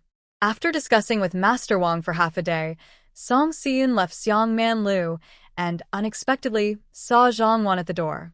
The last time they met was when Zhang Qingfeng came to cause trouble, and that was many days ago. Song Si-eun didn't want to pay attention to her. She greeted Manager Chun and then left, giving Chae Hung a thoughtful look. Chae Hung continued counting money without changing his expression. Manager Chun also saw Zhang Wan and didn't look as friendly as before. Last time, her father and she caused trouble, which was quite inappropriate. Zhang Wan smiled slightly. Uncle Chun, business has been getting better and better lately. Seong-man Liu is always full. Manager Chun said, I don't dare say that. I just make a little money to support my family. He didn't ask questions, so Zhang Wan said, Today I came to discuss something with Uncle Chun. May I speak with you privately? Manager Chun didn't want to embarrass the younger generation. He nodded and had someone take her upstairs. After a while, she went up, speaking politely but distantly. What's the matter today that you came to see me? Zhang Wan knew he wasn't someone who liked to beat around the bush, so she said directly, Uncle Chun, about what happened last time. It was our fault. I couldn't stop my father in time, so he came to cause trouble. I regret it now and apologize for the trouble we caused you. Manager Chun said, Let bygones be bygones. I don't take it to heart. Zhang Wan smiled slightly. I knew Uncle Chun isn't someone with a small heart. Business at Seong-man Liu is doing so well now, and I'm sure you need a lot of wine and drinks. My father and I discussed it, and we're willing to lower the price of our drinks by another 10%. Consider it an apology to Uncle Chun. We've worked together for many years, and it would be a shame to end it like this. It might also make others laugh. This speech was well said, full of flattery and humility. If someone has a thin skin, they might feel embarrassed to refuse. However, shopkeeper Chun is not the type to give in easily. Since he decided to cooperate with Zhangji, he never thought of looking elsewhere, even if other wine shops offered lower prices. But now that they've cut ties, he can't go back. There's no need for that. We've worked with Zhangji for many years, and customers want to try new flavors. The current wines are quite good, Chun said with a smile. You also said that business is getting better, he added. When Zhang Wan heard this, her face immediately darkened. What does this mean? If she doesn't use Zhangji's wine, does that mean the previous wine was holding Seong-man Liu back? She naturally felt unhappy and looked a bit embarrassed. Shopkeeper Chun simply ignored her and smiled. I think things are fine as they are now. There's no need to change. If we have a chance to work together again in the future, I wish Zhangji continued success, and let's all make money together. Uncle Chun, Zhangji's wine has been sold in Gaoqiao town for many years. There's a reason so many people want to buy it. Seong-man Liu is such a big restaurant, but they still need good wine, Zhang Wan said, trying to keep pushing. Chun said, now they're using Xinhua Village's wine, which is pretty good. We'll see about the future. Zhang Wan's face sank completely. Xinhua Village is a new winery, and she knew that. She had been trying to find out about this winery recently. She thought it was run by Gu Helen, but often saw Song Si-eun instead. Later, she learned that Song Si-eun owned a large part of the winery. Originally, she had planned to give up Seong-man Liu's business. Even though she lost Seong-man Liu, Zhangji's business would suffer a lot. But business is built gradually. Gaoqiao town has more than just Seong-man Liu. They can still cooperate with others. They can produce better wines and surpass Seong-man Liu's reputation. However, when she found out that Xinhua Village was owned by Song Si-eun, she couldn't sit still. She had already lost once and would not lose again. Chae Hung chose Song Si-eun. Why should shopkeeper Chun choose her too? She has studied commerce since she was young. She may not be an expert in music, chess, calligraphy, or painting, but she knows a little about each. Her looks and talent are not bad. Why would Chae Hung choose Song Si-eun, a village girl, instead of her? This question had troubled Zhang Wan for a long time. Now she saw Song Si-eun as her enemy. She still wanted to take back Seong-man Liu's business, even if it meant losing money. She was originally confident she could win, but Master Chun refused so completely, not even willing to lower the price. A newly opened tavern can't compare to Zhang's. Our Zhang's reputation in Gaoqiao town is well known. Master Chen didn't argue but called the waiter over and asked him to bring 3 types of wine. He personally poured a little for Zhang Wan. This is apricot blossom brew, try it. Zhang Wan sniffed it and took a small sip. Not bad. Master Chen poured another one. This is rose wine. Zhang Wan drank it silently. Master Chen poured the last one. This is grape wine. Try it. As the wine was poured, the aroma filled the air. Zhang Wan's face looked less happy. She smelled it and then drank a small sip. In just 2 sips, she didn't get drunk. The rich aroma filled her mouth, slowly sliding down, making her stomach warm. Master Chen said, "These are 3 of the wines from Apricot Blossom Village. More are still being brewed. I'm just a simple merchant, running a food business, so I don't know much about alcohol. I only know that customers like what's good.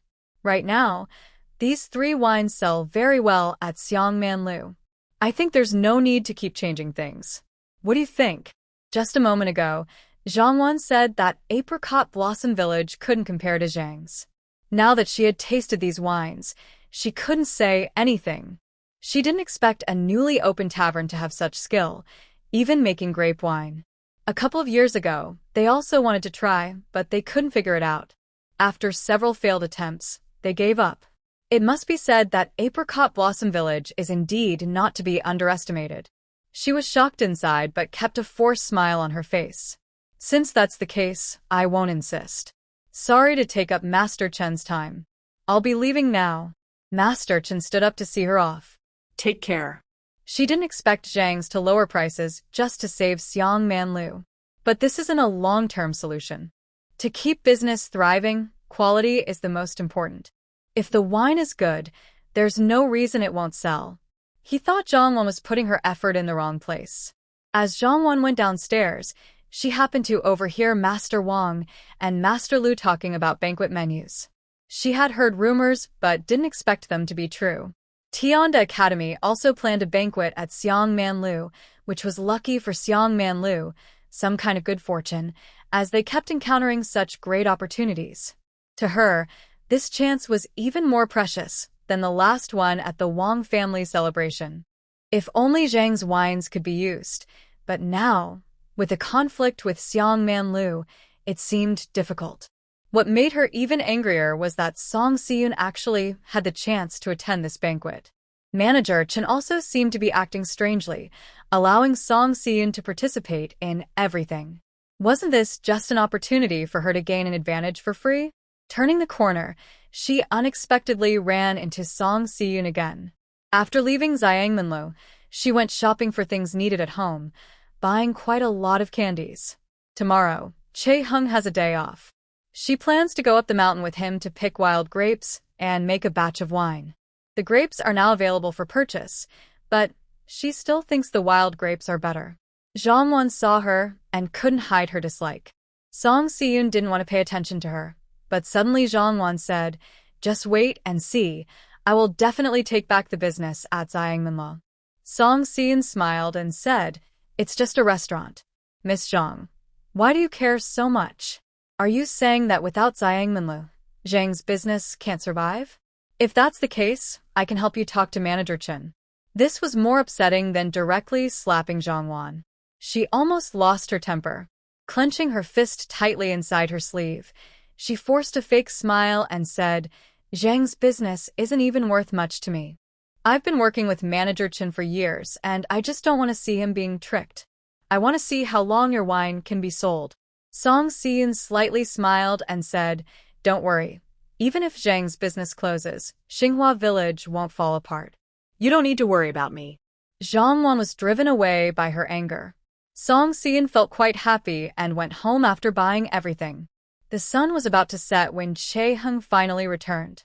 Song Siyun had already set the meal on the table. She took off her apron and asked, "Why are you so late? You've been coming back later and later lately."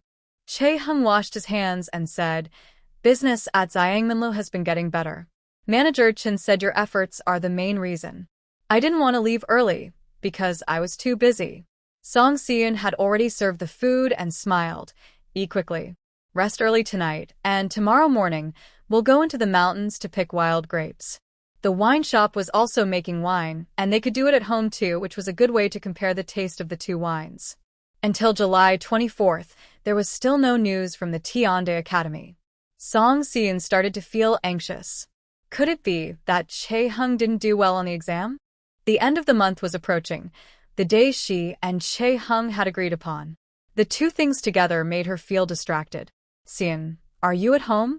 She was lost in her thoughts when she heard Dr. Lee's voice outside. Quickly, she gathered her thoughts and went to open the courtyard gate. Master, why are you here? Dr. Lee said, it's been a while since I last visited your home. Your wife was worried something might have happened to you, so I brought some freshly steamed buns for you all. The buns just came out of the steamer, hot and fragrant, making her feel hungry just by smelling them. As noon approached, Song Si-eun hadn't prepared lunch yet, and she thought eating buns for lunch was a good idea. She didn't hesitate and took one to eat. These are so delicious. Your wife is really good at making buns. Seeing that she didn't seem troubled, Dr. Lee smiled and said, don't be lazy. You should come to my house sometime soon to see if you've been paying attention lately. Song Si-eun nodded happily. Okay, I will definitely go. Don't worry, Master. Just then, the batch of grape wine she made last time was ready. Since Dr. Lee also loved wine, she went in and poured him a jar. It was a 3-gin jar, filled to the brim. Master, this is my own brewed wine. Try the taste. Last time, she gave all her wine to Seong Manlu. She wasn't good at drinking herself and didn't keep any, planning to give some to Dr. Lee later. Dr. Lee had already caught the scent of the wine and was eager to taste it. You're brewing wine again? Song Si-eun didn't hide it from him. A new winery opened in town called Xinghua Village. I also got a share, and now I'm learning how to brew wine. Dr. Lee was a bit surprised. This girl was so quick to do things. It hadn't been long since she started, and she already had a winery. She was truly capable. Good, you're a good apprentice. I like this. Having an apprentice who can brew wine means I won't have to worry in the future. He opened the lid and took a sniff, feeling refreshed. Good wine, really good wine. It must sell for a good price, right? My master can just drink the ordinary stuff. Song Si-eun smiled. With a master like you, how could I give you bad wine? No matter the price, this is my own brew. It didn't cost much and you can skills. Dr. Lee happily agreed and left with a smile. After he left, she calmed down and started thinking about Chae-hung again. She didn't know what to make of their current situation. According to their agreement, they would divorce at the end of the month, no longer being husband and wife.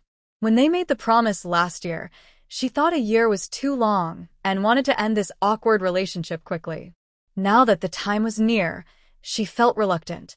But she didn't know how Chae-hung felt, whether he was also reluctant like her. Recently, Chae-hung had been busy and only came back late each day. After dinner, he would go to his room to read and didn't talk to her. If she wants to ask him questions, he will kindly help her answer. The banquet menu for Tianda Academy has already been decided, and the two chefs have prepared all the dishes. There doesn't seem to be anything else to ask about. When she wakes up, it is already daylight. She couldn't sleep last night and only felt sleepy as dawn approached, so she slept until now. Song Si-eun comes out of her room. Chae-hung had already left. Just like usual, he left her breakfast. Today is the 29th. Song Si-eun silently repeats the date. Chae-hung's door is slightly open. She gently pushes it open and goes inside. There are books on the table, arranged neatly. Nothing special.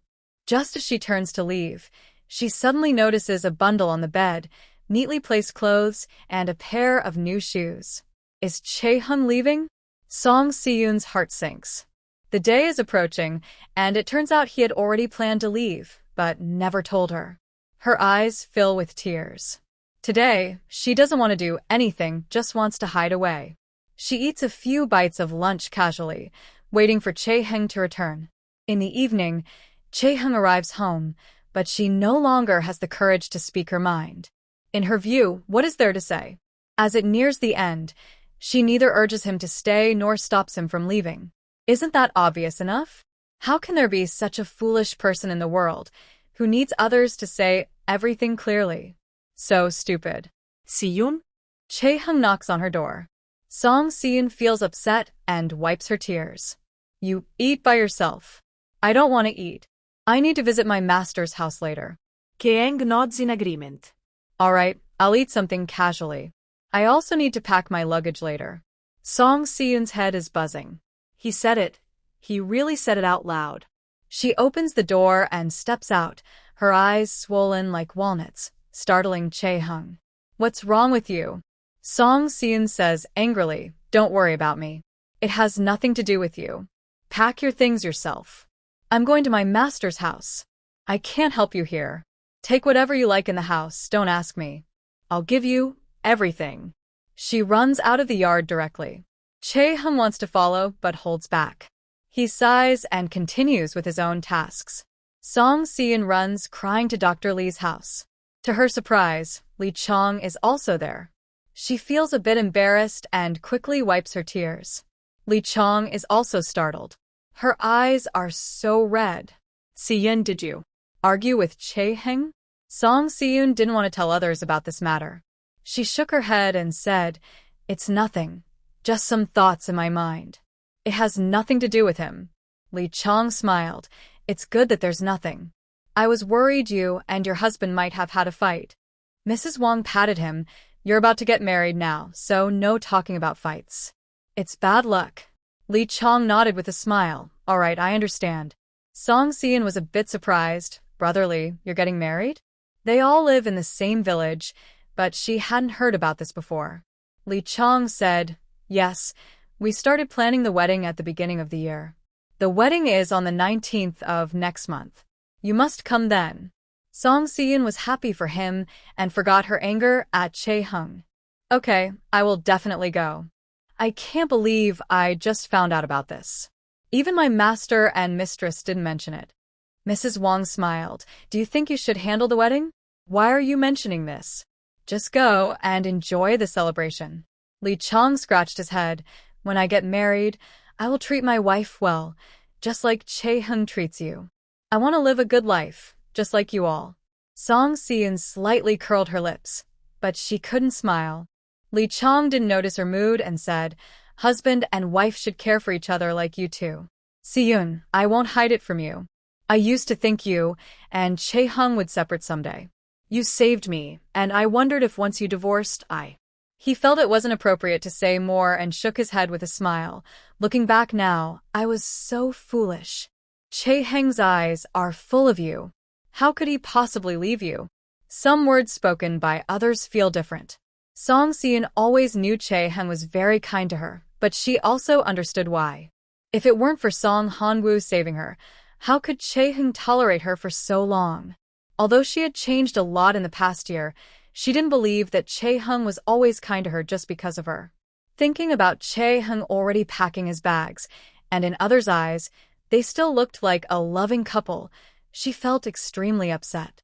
She had been able to control her emotions before, but now she couldn't hold back and started crying. Her crying surprised the others. Mrs. Wong quickly told Lee Chong to leave. The girl was crying so hard, something must have happened, probably related to Chae-hung. It wasn't suitable for others to be present. When only the three of them were left, Mrs. Wong said, Si-eun, if you want to cry, just cry. Once you've cried enough, we can talk. Song Si-eun originally thought her teacher would comfort her and tell her not to cry anymore. Instead, she was told to cry enough first. She felt even more wronged and leaned into Mrs. Wong's embrace to continue crying. Dr. Lee stayed silent, simply keeping her company nearby. After a while, Song Si-eun felt a bit better and sniffled, saying, Teacher, I'm fine. Mrs. Wong almost smiled. You look like you're not fine, who would believe that? Song Si-eun rubbed her eyes, having cried so many tears today that it was unlike her. In her past life, she had decided to live her own life forever. So why was she so sad about a man leaving? They even had an agreement, which she had agreed to herself. Even if she wanted to change her mind, it wasn't others' fault. Mrs. Wong said, Si-eun, if you're feeling upset, just tell us. Did you argue with Chae-hung? Song Si-eun shook her head. She would rather have argued, at least to vent her dissatisfaction. Dr. Lee asked, Seon, what exactly happened? We treat you like family and care about you. Seeing you cry like this makes us feel bad. Song Seon thought there was nothing she couldn't say and replied, Master, Chae-hung is leaving. Dr. Lee was surprised. Why would he leave for no reason? Song Seon had to mention their agreement, but she didn't go into details. Now Dr. Lee and Mrs. Wang understood. No wonder the young couple always went in and out together but slept in separate rooms, and they didn't have children. It was because of this. Mrs. Wang said, I think you're regretting it now. Otherwise, you wouldn't be so sad just because Chae-hung is leaving. Indeed, she was regretting it. Song Seon had long known her feelings, but didn't want to say it or face it. Teacher, I really do feel reluctant to leave. Mrs. Wang smiled gently. That's simple. Just ask him to stay. Chae-hung wouldn't want to make you sad. Song Seon shook her head. If I ask, he will stay. But I don't want him to stay just because I begged. I want to know what he truly thinks. But Chae-hung wouldn't say anything, which made him feel sad. Mrs. Wang said, but if you don't say anything, how will Chae-hung know your thoughts? His personality is to think of you first, without expecting anything in return. Maybe he's unsure of your feelings and thinks you're planning to make him leave. Song Seon suddenly understood and stopped crying. Mrs. Wang smiled slightly. Go back now and talk to him properly. Song Seon hesitated for a moment, but quickly made up her mind. Master, mistress, I'll go back first. No matter what Kar-hung was thinking, she had to let him know her feelings first. Whether to stay or leave was his decision. But whether she said anything or not, it was her choice to make. Seeing her hurriedly leave, Mrs. Wang felt very pleased. This child was just upset about this. I hope they can talk things out. Dr. Lee took a sip of wine. Don't worry, Kar-hung knows what he's doing. I think he's just waiting for Seon to speak. Mrs. Wang smiled. Hopefully, these two children will be fine. Song Seon left Dr. Lee's house, and it was already dark outside. They said they were going out to eat, but she didn't eat anything and came back. When she arrived home, Kar-hung had already finished dinner, probably leftovers, and was packing his things in his room. Suddenly, Seon appeared at the door. He was surprised for a moment. Seon, why are you back so early? Have you eaten? He was folding clothes in his hands. Seon looked at him and felt upset. She had thought a lot on the way back and decided she couldn't hold back her feelings anymore. You're leaving now? Kar-hung nodded. Yes, I'm leaving soon. It's almost time. Tears welled up in Seon's eyes, and she started crying again. I thought I had shown my feelings clearly enough. I don't want you to leave. If I still hold on to our one-year promise, why would I chase you home? Why did I stay in Shirley Village for so long with you? They shared a bed and pillow. Though nothing happened, she thought he understood her feelings. She believed they could take things slowly, but just when the time they agreed on arrived, he was leaving, even unwilling to ask about her feelings. Was their year together not worth him to stay? Kar-hung, are you in such a rush to leave? Kar-hung put down his clothes. I don't have time. I have to leave. Who told you to leave? I didn't chase you away. Seon wiped her tears. I don't want you to go. I want you to stay at home. I don't believe you can't understand that. Kar-hung said nothing. Seon decided to be brave and continued. Isn't it okay for us to be like this now? I've been very happy this past year. Kar-hung replied, but I have to leave eventually. That's what you want to see, so. I don't want to, Seon said, never having begged someone like this before. Kar-hung, I don't want you to go. I don't want us to part. Can't we just keep living like this? She reached out and grabbed Chae-hung's arm. I haven't spoken up because I didn't want you to give in just because I'm Song Hong-woo's daughter. I want to know your true feelings, whether you stayed because of me or because of Song Seon. Chae-hung smiled slightly. So, you don't want me to leave because of who I am, or because you feel sorry for me having nowhere to go. Song Seon directly pinched him. I don't believe you still don't understand. After saying that, she turned away and faced the other way. He was really too much. She knew he was very smart, yet she didn't believe he was clueless about everything. But Chae-hung didn't come for her. Instead, he continued packing his luggage. Song Si-yoon was anxious. Is it because of you? Or because you still can't leave? I don't want you to go. I can't bear to part with you. Song Si-yoon couldn't help but cry loudly. Chae-hung finally moved closer and gently embraced her from behind. I understand, but I can't be sure. I only know if you say it out loud, then I will know whether you truly need me. Hearing this, a wave of grievance surged in her heart, and she couldn't hold back anymore. She turned around and tightly hugged him, choking on her tears. If I don't say it, won't you ask me? Am I that fierce? That you don't even know how to ask? Kiang smiled. Yes, it's my fault. Now I understand. After she cried enough, Chae-hung released her and reached out to wipe her tears. Only then did Song Si-yoon feel a bit embarrassed and awkwardly looked elsewhere. Chae-hung said, "Did you just go to your master's house and not eat? Otherwise, he wouldn't have come back so quickly." Feeling shy, Song Si-yoon nodded. Yes, I was so upset after I went. My master and his wife noticed I was troubled and asked me. I told them I was too preoccupied to eat. How embarrassing. Kiang smiled. Then I'll pack up and cook for you. Song Si-yoon's eyes widened. I've already made it very clear why you're leaving. Why do you still want to go? Chae-hung said, the day after tomorrow, I need to report to Tianda Academy. That's the deadline. If I don't go, my grades will be cancelled. Isn't that what you want me to do? Song Si-yoon hurriedly asked, did you get accepted to Tianda Academy? When did that happen? Chae-hung turned away to pack his bag calmly. A few days ago. But he only told her now, after she had spoken her heart. Song Si-yoon realized belatedly that he had done it on purpose, and immediately jumped in anger. Chae-hung, did you do it on purpose? Chae-hung didn't hide it. He knew Song Si-yoon would be angry. But maybe if he didn't do it, he wouldn't understand her true feelings. He could ask directly, but he didn't want Song Si-yoon to stay with him out of pity. If she stayed this time, it would mean their agreement was broken, that they wouldn't separate, and that it was a lifelong thing. He wasn't sure if Song Si-yoon was willing to spend her life with him, so even if it made her sad, he wanted to know her real thoughts. He hoped she would take the initiative because he would always listen to her. Yes, I deliberately kept it from you because I wanted to see if your feelings are the same as mine. Without something to push them, maybe they would just keep going like this, never speaking up. Song Si-yoon stomped angrily. You're too much. She turned and ran back to her room, sulking alone, but she didn't cry. After a while, there was some movement in the main hall, but Chae-hung didn't come over. Instead, he went to the kitchen. All right, he was making her food. Song Si-yoon had to keep waiting, curious to see how Chae-hung would comfort her now. They used to be just roommates, but now everything was different.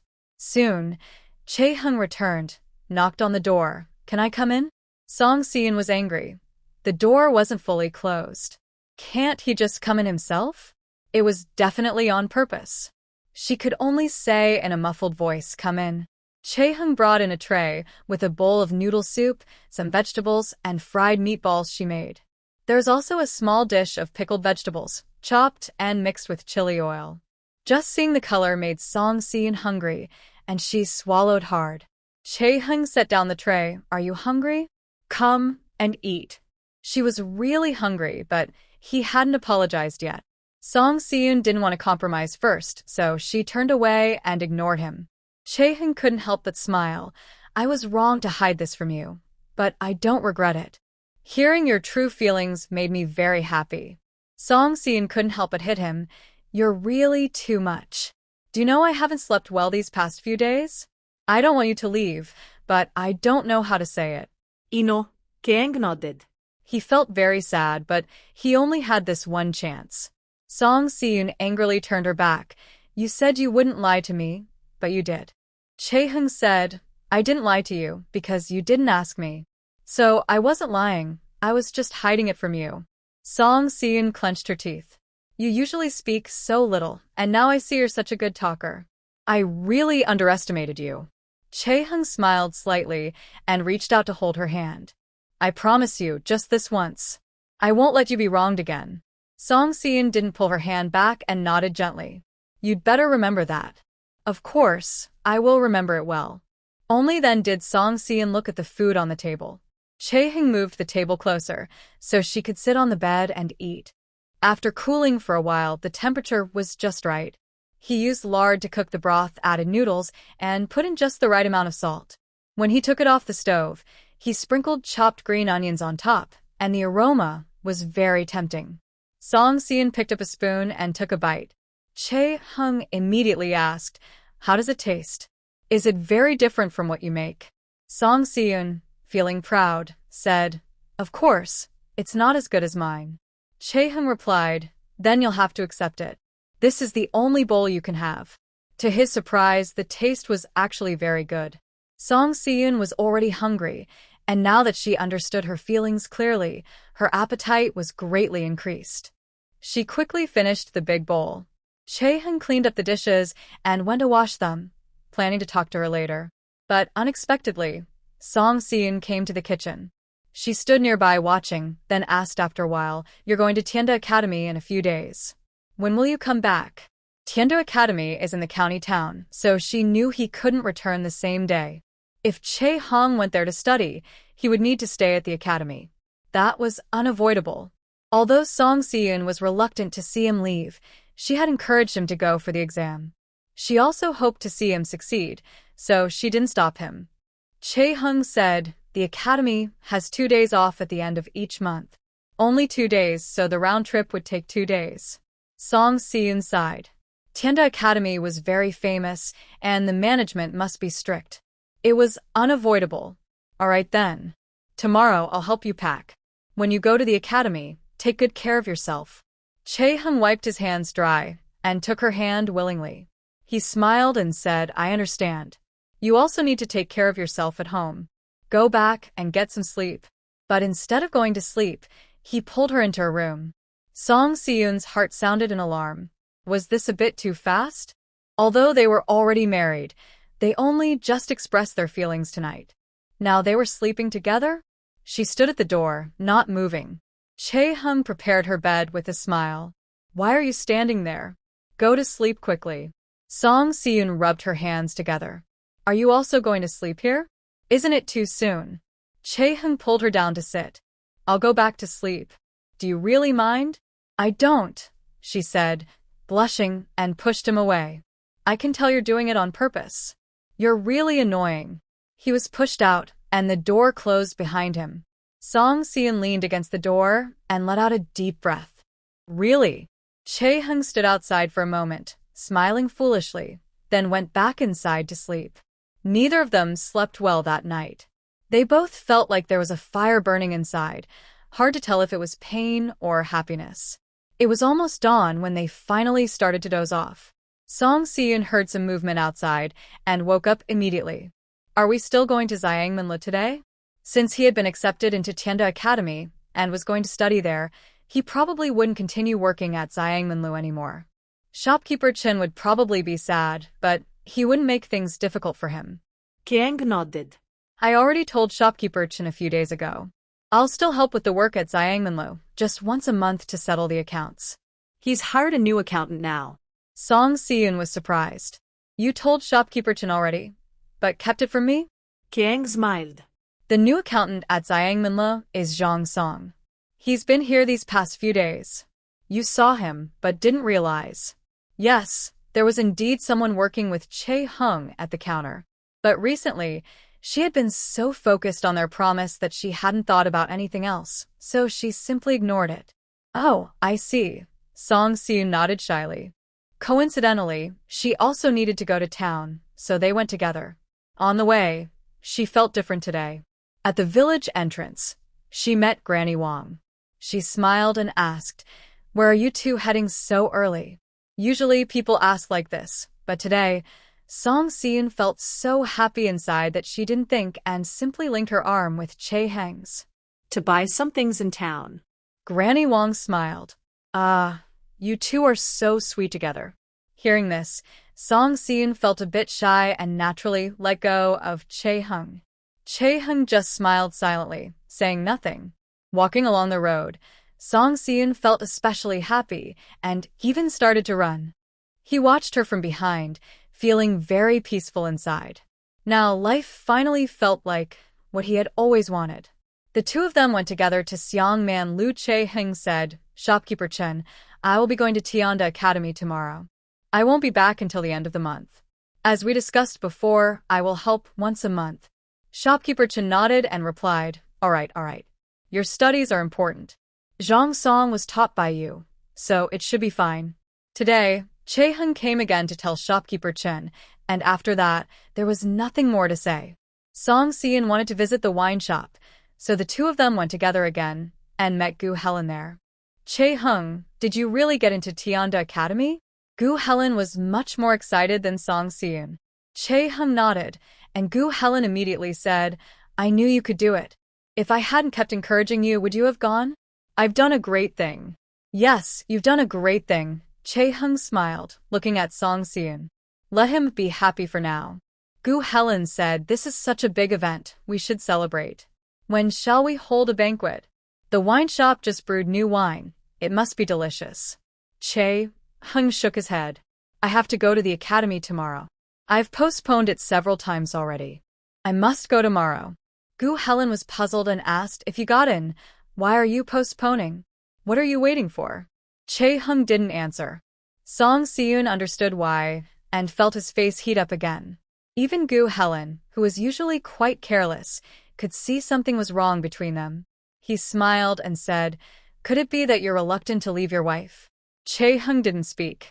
He was immediately stunned. "Wow, really? That's the reason?" "Che-hung, how can a grown man be like this?"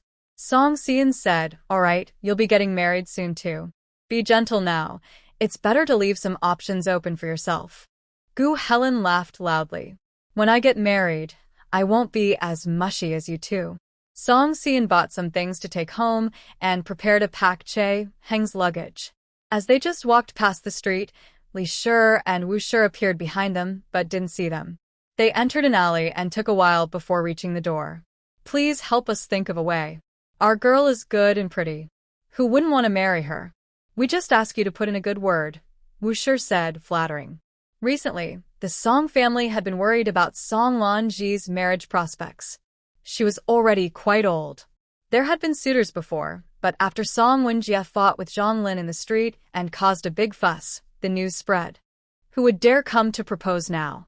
Even if her looks are considered pretty for someone from the countryside, no one wants a woman who has been unfaithful to her husband.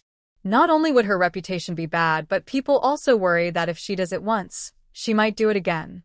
Who can guarantee she will be honest after marriage? Song Lanji's health has improved, but the marriage itself is very difficult to arrange. Song Changming sees his granddaughter as a disgrace to the family. Seeing her just makes him annoyed, and he blames her for his son, Wenjie, not getting into Tenda Academy. Wu is also worried. If her daughter can't get married and her son can't find a wife, it's a big problem. No decent family wants to marry a girl with such a bad reputation. The only way is to marry her off quietly and pretend the rumors are false, then he can feel at ease about the marriage. Recently, she and Li went to many families trying to find matchmakers. But everyone said it was impossible, or they suggested she become a concubine instead. That was unacceptable to Song Changming, who couldn't tolerate it. Finally, the mother-in-law and daughter-in-law came here to ask for help. They say that Li is very skilled at finding matches. If the bride price is enough, she can marry her to anyone she wants. But when she heard about Song Lanji's situation, even Li was in a difficult position. They had already come once yesterday, but no one agreed. Today, they came again begging for help. Li said, "You're making it hard for me. Who would marry a woman with a bad reputation? If it gets out, she won't be able to lift her head. Do you really think there are such good matches in this world?" Wu replied, "People outside are just talking nonsense. That incident was a misunderstanding. My grandson was drunk that day, so he said things he didn't mean. It wasn't really like that." Li snorted and said, "You know better than I do what really happened. And this isn't my business. It doesn't matter either way." Li was the last hope for Song Lanji. If she didn't agree, the mother-in-law and daughter-in-law didn't know who else could help arrange her marriage. Could she really be forced to become a concubine for an old master of a wealthy family? Life might be better, good food, comfort, and someone to serve her, compared to working on a farm. But it wouldn't sound good to others. It would be better if the family had a scholar. The main concern was Wenjie still studying. Everyone in the family had high hopes for him. If she married a concubine, how could he move up in the future? They had already discussed it at home. No matter what, they had to make Lee agree. Mrs. Wu said, if everything goes well, you will benefit a lot. Our family has only this one daughter, so of course we hope she marries well. My son is still studying and will surely become an important official in the future. When our family prospers, we will remember your kindness. Please put in more effort. Matchmaker Lee was not moved. Mrs. Lee had to take out the silver. Here are 5 taels of silver. Keep it for now. If the marriage goes smoothly, there will be more reward. Only then did Matchmaker Lee lift her eyelids. Of course, she wouldn't take the silver if they didn't offer it. Who would be willing to help them? She weighed the silver and smiled, saying, "You're willing to spend money for your daughter to marry into a good family." Mrs. Lee said, "It's the only way. We need you to help. As long as our Lan Ji marries well, there will be a big thank you later." Matchmaker Lee said, "All right, I understand. As soon as I have news, I will tell you immediately." Mrs. Wu said, "We must act quickly. Arwen Jie is also waiting to get married. They had planned for him to pass the exam at Tianda Academy first, but now he hasn't succeeded, and no one knows when he'll get a good reputation. They couldn't wait any longer." Mrs. Wu was eager for a grandson and begged Song Changming for a long time. He finally agreed to let Song Wenjie marry first. So now they were eager to marry off Song Lanji. In the end, it was all for Song Wenjie. Matchmaker Lee smiled. "I heard that someone from Xingshu village got into Tianda Academy. Is it your son?" Mrs. Wu said, "You heard wrong. My son was supposed to get in, but he was harmed. It's okay. Even if he doesn't go to Tianda Academy, he can still succeed." Matchmaker Lee looked puzzled. "That's not right. I just came back from the county seat the day before yesterday. I heard that my older sister asked about it, wondering if someone got married. Are there other scholars in Xingshu village?" Mrs. Wu was very confident. "No, it's only Arwen Jie. He's very smart. He's been studying at the school since he was young. Other children are just farmers." "You must have misunderstood." Misunderstood or not, it didn't matter to her. She was planning to ask if the other person was married, but she didn't know who it was. That was strange. Mrs. Lee and Mrs. Wu went home. At the gate, they heard Song Wenjie and Song Lanji arguing. Mrs. Wu hurried inside. "What's going on?" "Lanji, put down the knife. How can you point a knife at your brother?" Song Lanji sneered. "He also has a knife in his hand."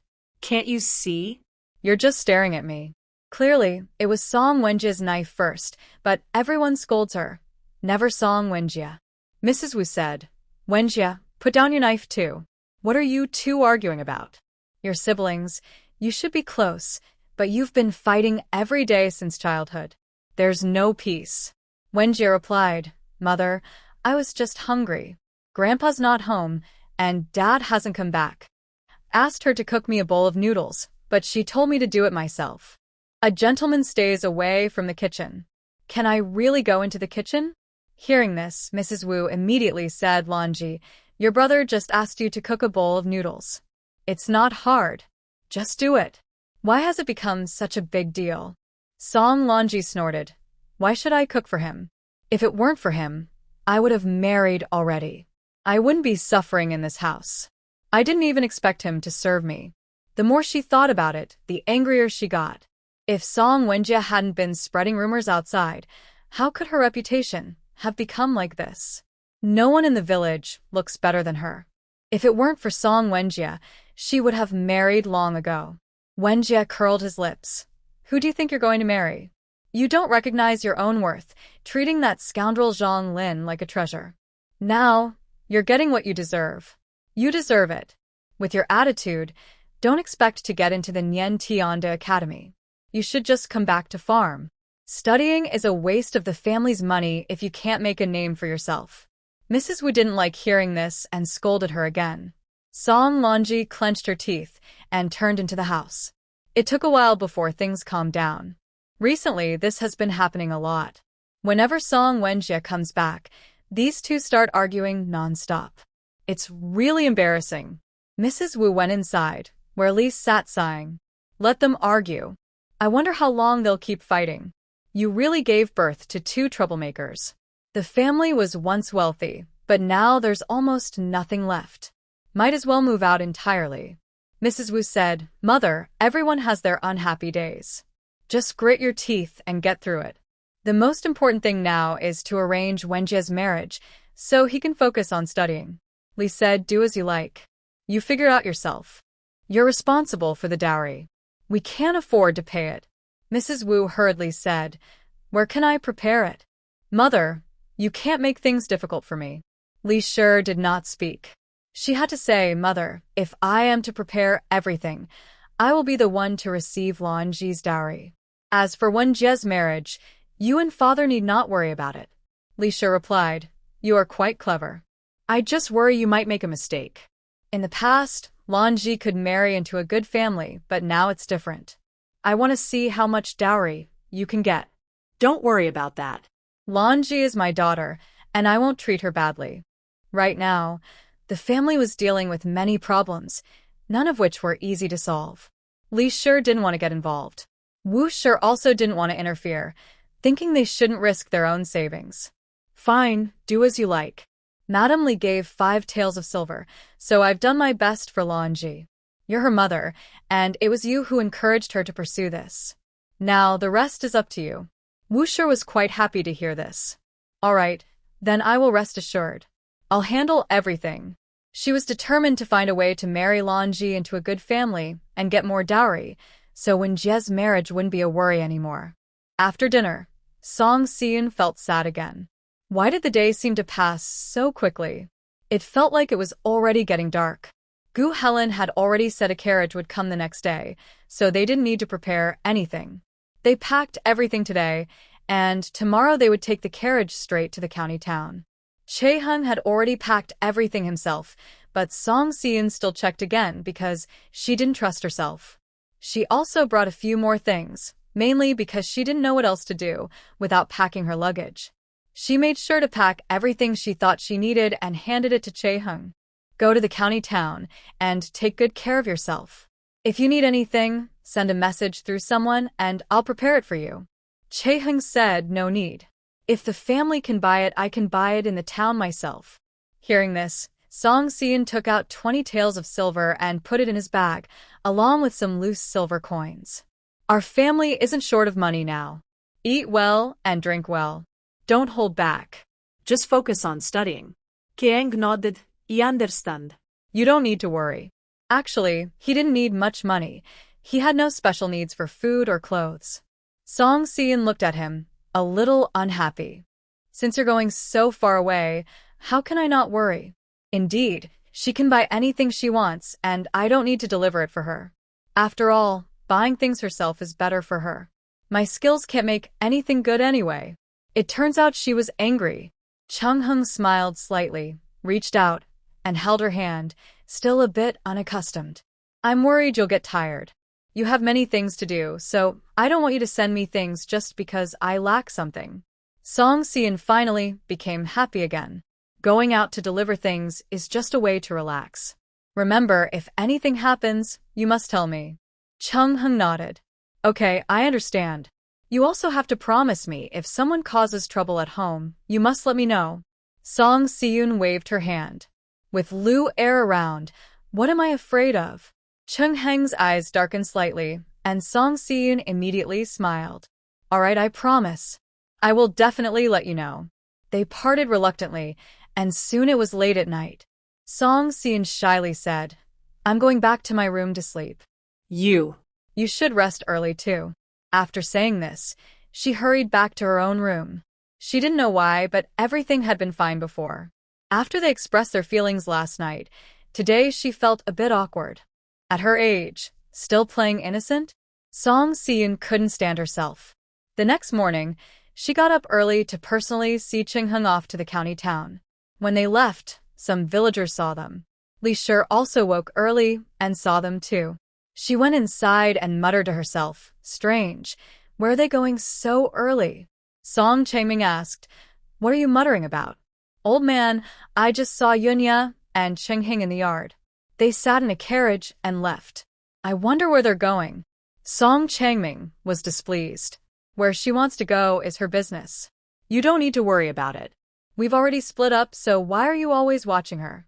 He thought that after the split, life would be very hard for them, but surprisingly, they were doing very well. Compared to their own life, it was like heaven and earth. Song Changming felt ashamed to go out and always thought the whole village was laughing at him. Li Shi said, Old man, I see Yunya goes to the town almost every day. What do you think she's doing there?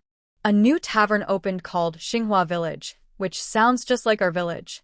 Could she be the owner? Song Changming shook his head. Impossible. Running a tavern is a big business. You can't just do it whenever you want. She doesn't have that much ability. Stop dreaming. Mrs. Li said, that's true.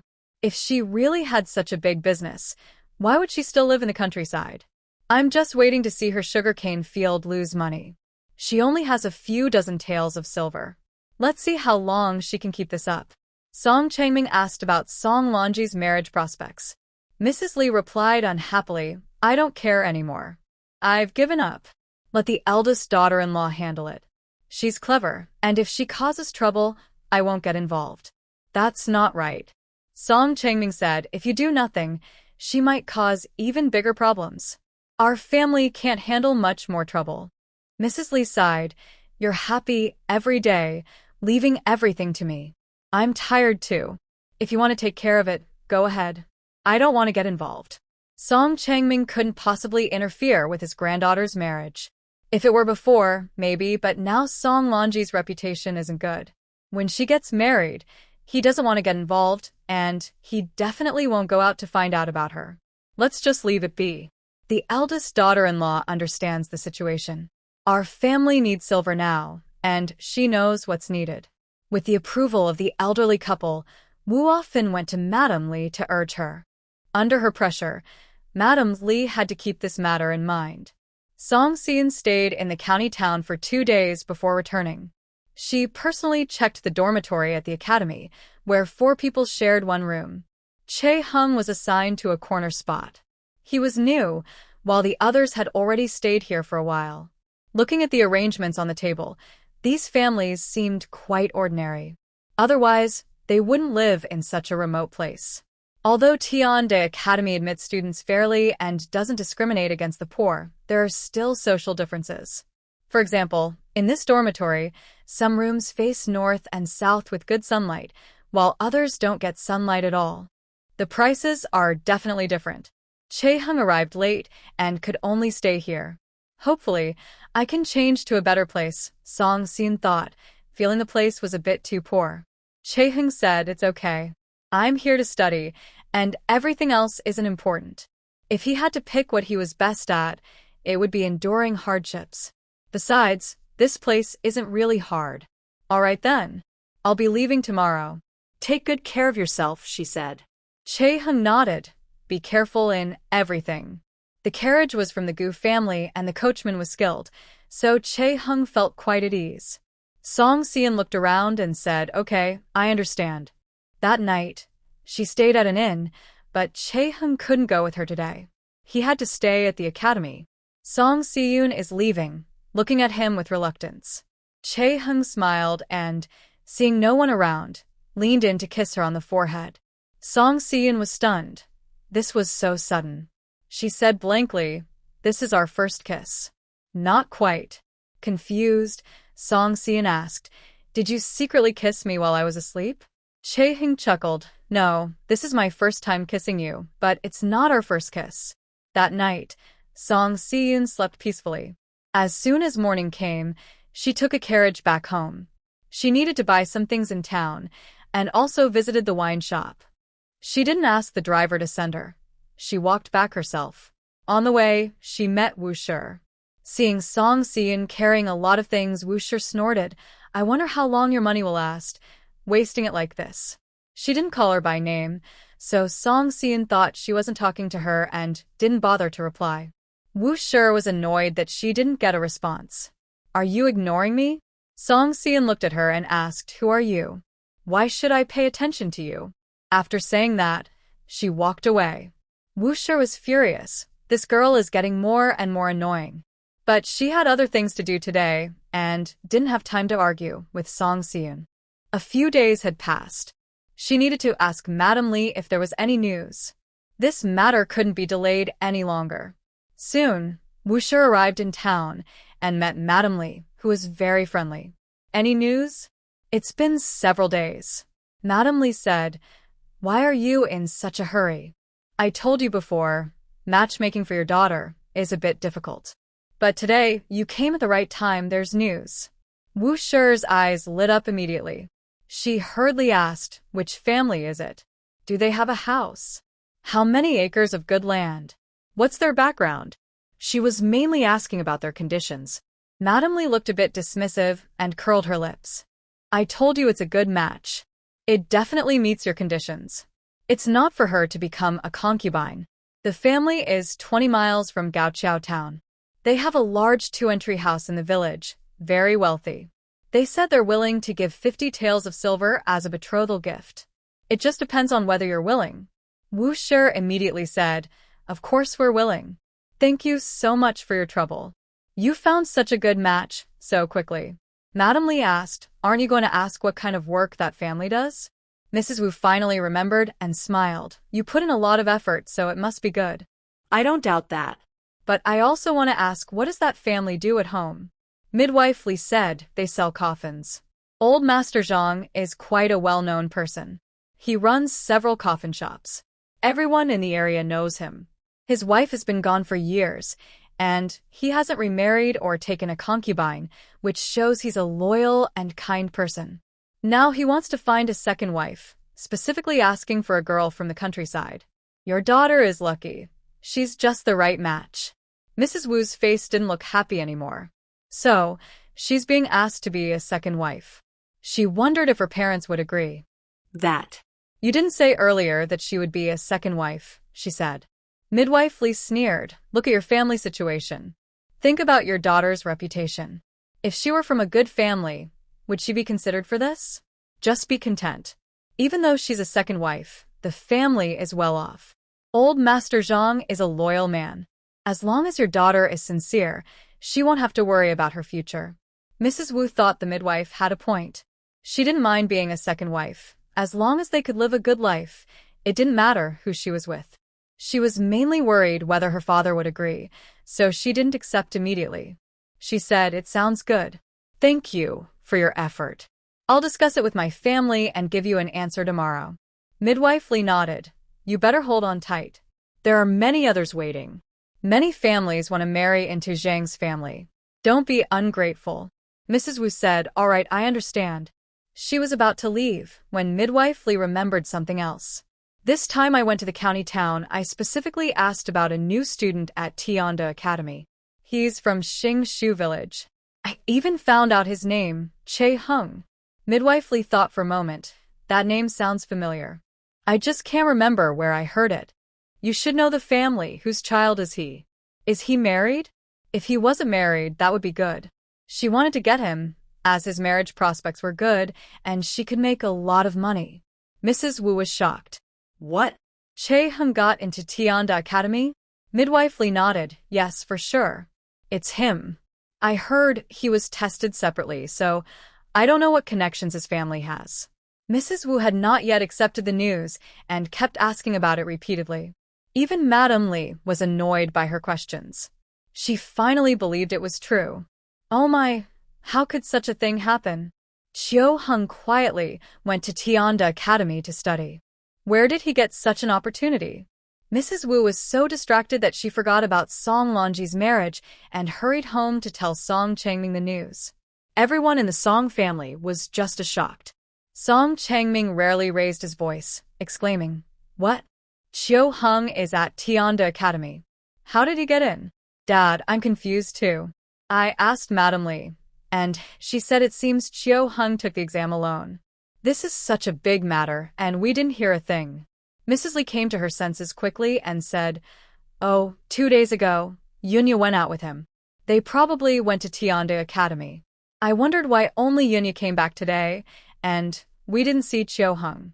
Mrs. Wu nodded. That must be it. Mother, should we go ask Yunya? Before Mrs. Lee could speak, Song Changming said directly, go ask quickly and see if they have any connection. If possible, ask her to help. Maybe Wen Jie can also go to Tianda Academy to study. Mrs. Lee and Mrs. Wu hurried to find Yunya, who was hanging clothes in the yard. They rushed over angrily, and Yunya thought they were about to fight, so she grabbed a nearby wooden stick. What are you doing? Trying to hit someone? Mrs. Wu asked, I want to ask you, did Chio Hung really go to Tianda Academy to study? There was no need to hide such a thing. Yunya hadn't planned to tell everyone, but if asked, she would tell the truth. Yes, he already went. What does that have to do with you? Mrs. Wu immediately saw hope. Yunya, tell Annie how exactly he got into Tianda Academy. If you know the way, you must help your older brother. Yunya smiled slightly. It's very simple. There's no special trick. Mrs. Lee and Mrs. Wu listened carefully. Yunya smiled again. As long as you're clever, you can get in naturally. Instead of mentioning any shortcuts, Yunya even belittled Wen Jie. Mrs. Wu couldn't accept that. What are you saying? Do you mean your older brother isn't smart enough? I tell you, my son is the only scholar in Xingshu village. He will be very capable in the future. Song Xian smiled and said, don't call me big brother all the time. We've separated our family, and everyone in the village knows about it. We even have the agreement. Maybe you see that I'm doing well now and are just hanging around like flies. Mrs. Wu scolded, you ungrateful person. With such a good opportunity, you're not thinking about your big brother. Now you're saying this kind of thing. Che Hung has never been to school. He doesn't understand reading. If you send him to Tianda Academy, it would just waste money. Song Xian smiled again and said, I have money, and I'm happy to waste it. If you have the ability, you can also let your son waste his. Oh, I forgot, he's already wasting money. The mother and daughter-in-law asked around for a while, and Song Xian simply said, as long as you have a brain, you can get in. There's no special trick. That was the truth. The Wang family only provided an opportunity. If Che Hung wasn't smart, he wouldn't have been able to get into Tianda Academy. Nowadays, no one believes the truth. It's really strange. No matter what they said, Song Xian kept saying the same thing. The mother and daughter-in-law also found it boring. After they left, Song Changming hurriedly asked, how did it go? Did Yun say anything? Does she have a way? Mrs. Wu scolded. What are you talking about? That girl is very bad. She definitely won't help us. Dad, why don't you go and talk to her? Of course, Song Changming wanted to, but he wasn't confident. He couldn't control his granddaughter before, and now that they've separated, she definitely wouldn't listen to him. It would just cause trouble for no reason, and the villagers would laugh at them. The Song family already has enough jokes. He didn't want to add more. Forget it. Tianda Academy will probably open again later. Let Wen Jie study hard. There's still a chance. Besides, not only students from Tianda Academy can take the exams. He can study in town just as well. Mrs. Wu was anxious. How can it be the same? That's Tianda Academy. Song Changming glared at her. She didn't dare cause trouble now, but he silently cursed Song Xian again. Since this plan didn't work, he had to talk about Song Lanji's marriage. He recounted what Lady Li had said. Before Song Changming could speak, she quickly explained, Dad, even though she's going to be a concubine, she's still a proper wife. If it gets out, it won't be shameful. Wen Jie still needs to take exams in the future. I wouldn't joke about his future. I really think this family is good. Lady Li also said that Zhang is a loyal and kind person. If Lanji marries him, she'll definitely have a good life. She initially wanted to argue further, but Song Changming simply nodded in agreement. Just make your decision. However, Lanji was raised carefully at home, so we can't just give 50 taels of silver to marry her off. If the bride price can be higher, that would be better. He heard that the Zhang family had good conditions, so he started to think about asking for more money. Since Song Xian caused trouble and drained the family's savings, he figured he could ask for a lot. Wu quickly nodded and said with a smile, All right, as long as the parents agree, I will talk to Madam Li. Our Lonji looks good, so the other side will surely agree.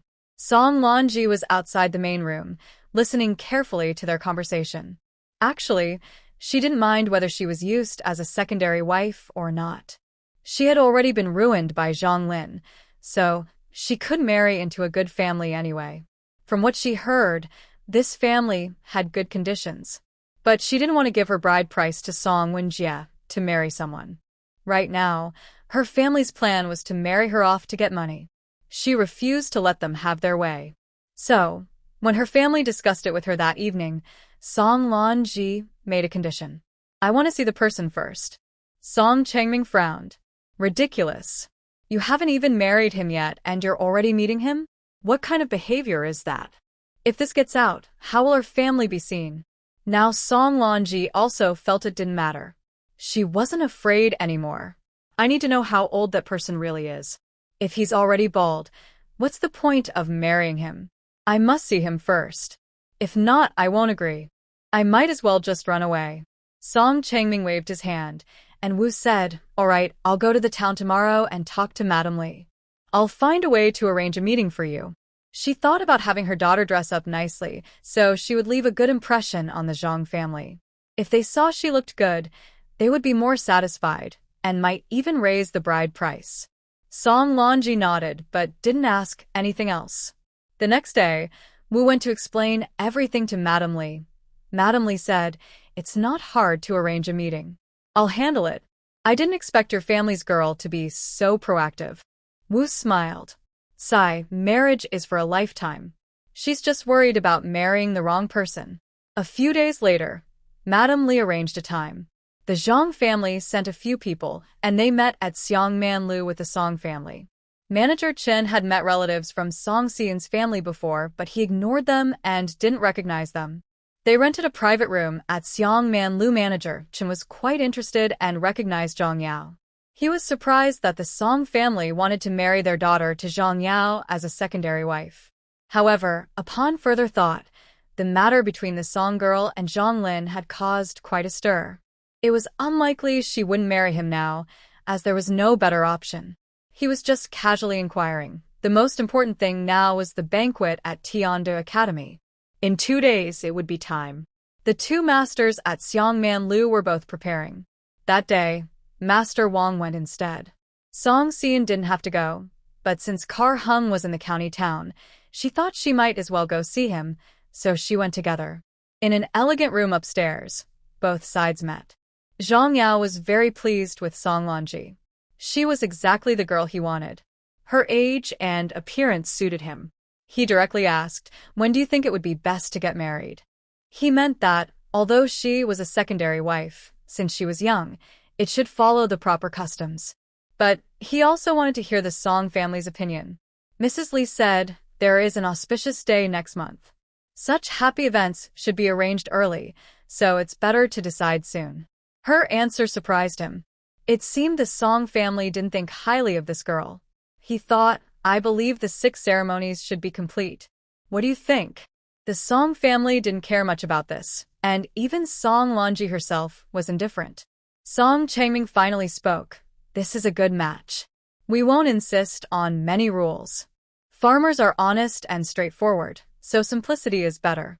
Mrs. Wu clearly stated, if you have such intentions, it would be better to increase the bride price. That's also a matter of our girl's reputation. Zhang Yao was also a businessman. He could tell what the Song family meant. But he didn't like being so openly calculated. For a girl from a rural family, 50 taels of silver as a bride price was already quite generous. Moreover, the Song girl's reputation wasn't very good. He was willing to give so much, and the Song family should be grateful. Instead, they wanted more. Song Lonji sat nearby, without speaking. Zhang Yao said, a girl's reputation isn't just about the bride price. The most important thing is to marry a good husband. If this marriage goes through, I will treat her well. Isn't that enough? For the Song family, that was definitely not enough. Once married, she would belong to someone else's family. Even if she could help the family a little, it would be limited. They couldn't keep giving the husband's belongings to their own family. Song Changming didn't want to speak anymore. Mrs. Li said, of course, it's not enough. If you're sincere, everyone says they are, but you can't see or touch it. How can we be sure it's real? The gift of silver as a bride price is better. If the groom's family is willing to pay, it shows they value our daughter. No one would doubt that. Zhang Yao's face looked a bit unhappy. Song Lanji had been watching his reaction closely. When the family asked for money, she didn't speak up. She just wanted to see how Zhang Yao would respond. Now it was clear he didn't like how the Song family kept bargaining. This marriage proposal was indeed good, and Song Lanji didn't want to ruin it. She immediately sided with Zhang Yao. Grandmother, 50 taels of bride price is already enough. How can we ask for more? Our family shouldn't be too greedy. Li Shi didn't expect her to side with outsiders at such a crucial moment. She was so angry she glared. We are discussing your marriage, and you shouldn't speak. Do you know how shameful that is? Song Lanji looked at Zhang Yao with affection and pretended to be shy. As a daughter, I shouldn't speak about my own marriage, but I think Zhang Lang is very sincere. I really can't bear to see him suffer. Now that we've asked for the bride price, what does it matter? Those gifts can't guarantee my whole life. Once I enter the house, I will be the main wife. If the family trusts me to manage everything, including the large estate, then why should I care about a few dozen taels of silver? Zhang Yao thought to himself, this person is even bolder, already thinking about the family property. Song Lanji added, I believe Zhang Lang will treat me well. So even if we don't take the bride price, or I don't manage the household in the future, I am willing to marry him. Grandmother, please don't make things difficult for us. Hearing this, Zhang Yao felt very happy and smiled. What virtue do I have that I can marry such a good wife? I can add 20% more to the bride price. Let's set the wedding for next month. Once Lanji moves in, I will treat her well. Whether her words were sincere or not, at least she was willing to show her stance in front of so many people. He was happy to cooperate. The Song family was pleased to receive an extra 20% in the bride price, but they still harbored resentment about Lanji siding with outsiders. Madame Li smiled and said, today's discussion went smoothly. You two are truly a perfect match. I believe your future days will be happy and peaceful. Zhang Yao entrusted the wedding arrangements to Madame Li, knowing she was familiar with both families and could prepare everything quickly. Madame Li was overjoyed. The Zhang family was not short of silver, and if she handled this wedding well, she would surely benefit. After the meeting, everyone from the Song family went home together. As they entered the courtyard, Lanji said, I'm going back to my room first. I don't have time to embroider the wedding dress. I think Madame Li will take care of the preparations. Wu Shi said, Lanji, why did you side with Zhang's family at the tavern? You are part of our family. Song Lanji smiled and said, what's wrong with me? I already negotiated a 20% increase in the bride price for my family. Do you think I haven't sold myself for a good price? If that's the case, I can find another family. Her straightforward words made Wu's face look uncomfortable, and she didn't know what to say. Li said, Lanji, you are so eager now, but later people might look down on you. When you marry in, life might be hard. Song Lanji coldly smiled and replied, you didn't really care if I had a good life or not. Now you're pretending. Just prepare for me quietly. Don't make it look too shabby. She turned and went back to her room. Li and Song Changming went to the main room, leaving Wu standing alone in the yard, lost in thought. Li said, Lanji has already lost her heart to the family. As for why she lost her heart, everyone knew the reason, so there was no need to say more. Wu entered, and Li said they gave a lot of bride price. We should prepare a good dowry for Lanji, so it doesn't look too bad. Wu replied, yes, we should prepare it. Don't worry, mother. She was just calculating that. It was hard to get so many silver coins, and she wasn't sure if it was enough to marry Wenjie or if they should save some for her studies. If they didn't prepare a dowry for Lanji, she would be angry. If life got better later, she wouldn't take care of the family, which would be a loss. So, even though it hurt, Wu decided to prepare a proper dowry for her daughter, so it wouldn't look bad. After the banquet at Tianda Academy ended, Song Siyun and Chae Hung returned home and heard that Song Lonji's marriage was settled, and they would get married next month. Walking through the village past the Song family, Song Siyun whispered, "They're in such a hurry. Does that mean someone is willing to marry them?" Chae Hung smiled, and Song Siyun asked again, "Are you really okay with me going back with you? I just reported to the academy a few days ago, and now I'm coming back. Isn't that a bit odd?" Chae Hung said, "I've already talked to my teacher. I will study everything I need to. The Tianda Academy has exams in the middle of each month. As long as I do well, I can get more holidays each month." Is this the world of top students? Song Siyun knew he learned things very quickly, so she didn't doubt him and felt happy too. "That's great. But we live far away. It's not convenient for you to come back. Maybe we should buy a carriage?" She looked at Chae Hung. "Can you drive a carriage?" Chae Hung shook his head. Song Siyun thought, then we'd have to hire a coachman, but coming back and forth would be quite troublesome. Chae Hung added, "But I can ride a horse. A few years ago, I learned with Gu Helen." Song Siyun's eyes brightened. "You can ride a horse? That's great. We'll buy a horse so you can travel easily to the county town." Riding a horse is much faster than taking a carriage. He hadn't mentioned it before.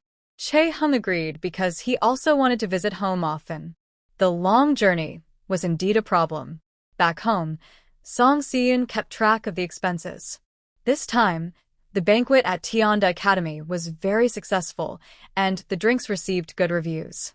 They settled accounts with shopkeeper Chun in town and earned over 100 taels of silver. The biggest gain this time wasn't money but reputation, which made their efforts worthwhile. The next day, Chae Hung went to find Gu Helen, saying he wanted to buy a horse. Gu Helen was quick to help.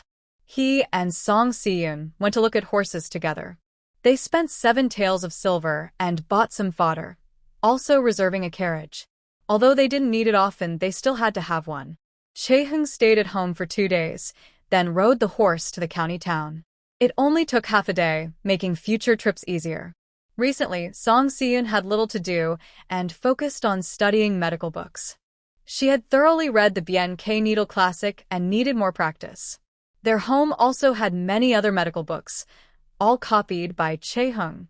Even if Song Siyun thought these books wouldn't help her much, she still read them carefully because they were written by Chae Hung Bai. When he was away, just looking at the books he copied made her think of him. She wondered if the academy was good for him. His leg was hurt, and she worried someone might bully him there. Closing her book, she shook her head. Why was she so restless? She couldn't even focus on reading. She planned to visit Dr. Lee to help out and find some peace of mind. But when she arrived, she saw several people in the yard discussing something. 2 days from now, we'll leave first to welcome the bride. The family must prepare everything properly and avoid any mistakes. The speaker was Li Hongsheng, Li Chong's father, along with 2 helpers. Seeing Song Siyun, Li Hongsheng said, "Siyun, I heard that the village of Xinghua in town is connected to you. I wanted to ask if we could buy some wine from you." He mainly wanted it to be cheaper. Rural families couldn't afford many silver coins for wedding celebrations. Preparing for a dozen tables of wine was already a big effort, so saving a little was good. Song Siyun nodded. "Of course, I'll handle the drinks. Don't worry about the price, Uncle Lee. We can discuss it further later." She said so it definitely wouldn't be expensive. Li Hongsheng relaxed and said, all right, thank you. You must come to the wedding feast in a few days." Song Siyun smiled and replied, "Okay, Brother Li, I already told you I will definitely come." Li Hongsheng added, "And Chae Hung, make sure he comes too to celebrate.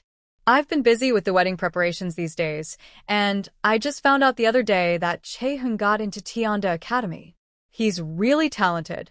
Let's enjoy some cultural luck together." Someone else joked, "Uncle Lee, let Chae Hung come to celebrate. When the bride enters the house, she will bring honor to the Lee family and make us proud." Song Siyun didn't realize Chae Hung was so important. "Uncle Lee, Chae Hung is at the academy. I don't know if he can come back. If he can, I will definitely ask him to come." Li Hongsheng nodded with a smile. Good. After they finished discussing the wedding arrangements, Song Sin said, I was planning to help my master prepare medicinal herbs, but it seems now isn't the right time. Dr. Lee chuckled and said, Our Lee family rarely has celebrations. Everyone is happy this time. I haven't been able to think about anything else lately. Song Sin said, Then I will help too, to make the wedding grand and beautiful. At the very least, she needed to arrange the drinks properly. The wine in Xinghua village has several quality levels.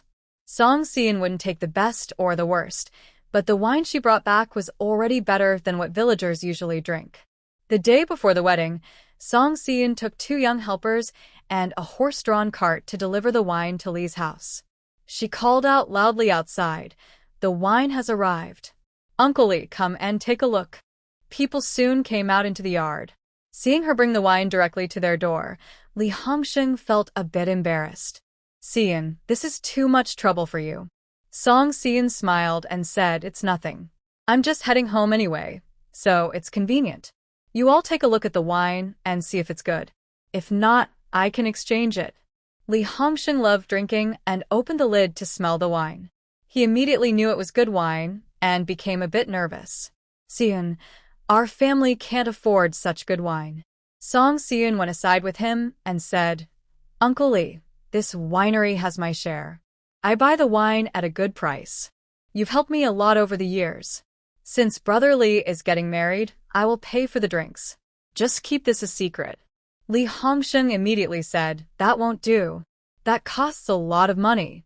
Song Sin replied, It's fine. I can buy it myself. Would it be more expensive? Just don't tell anyone.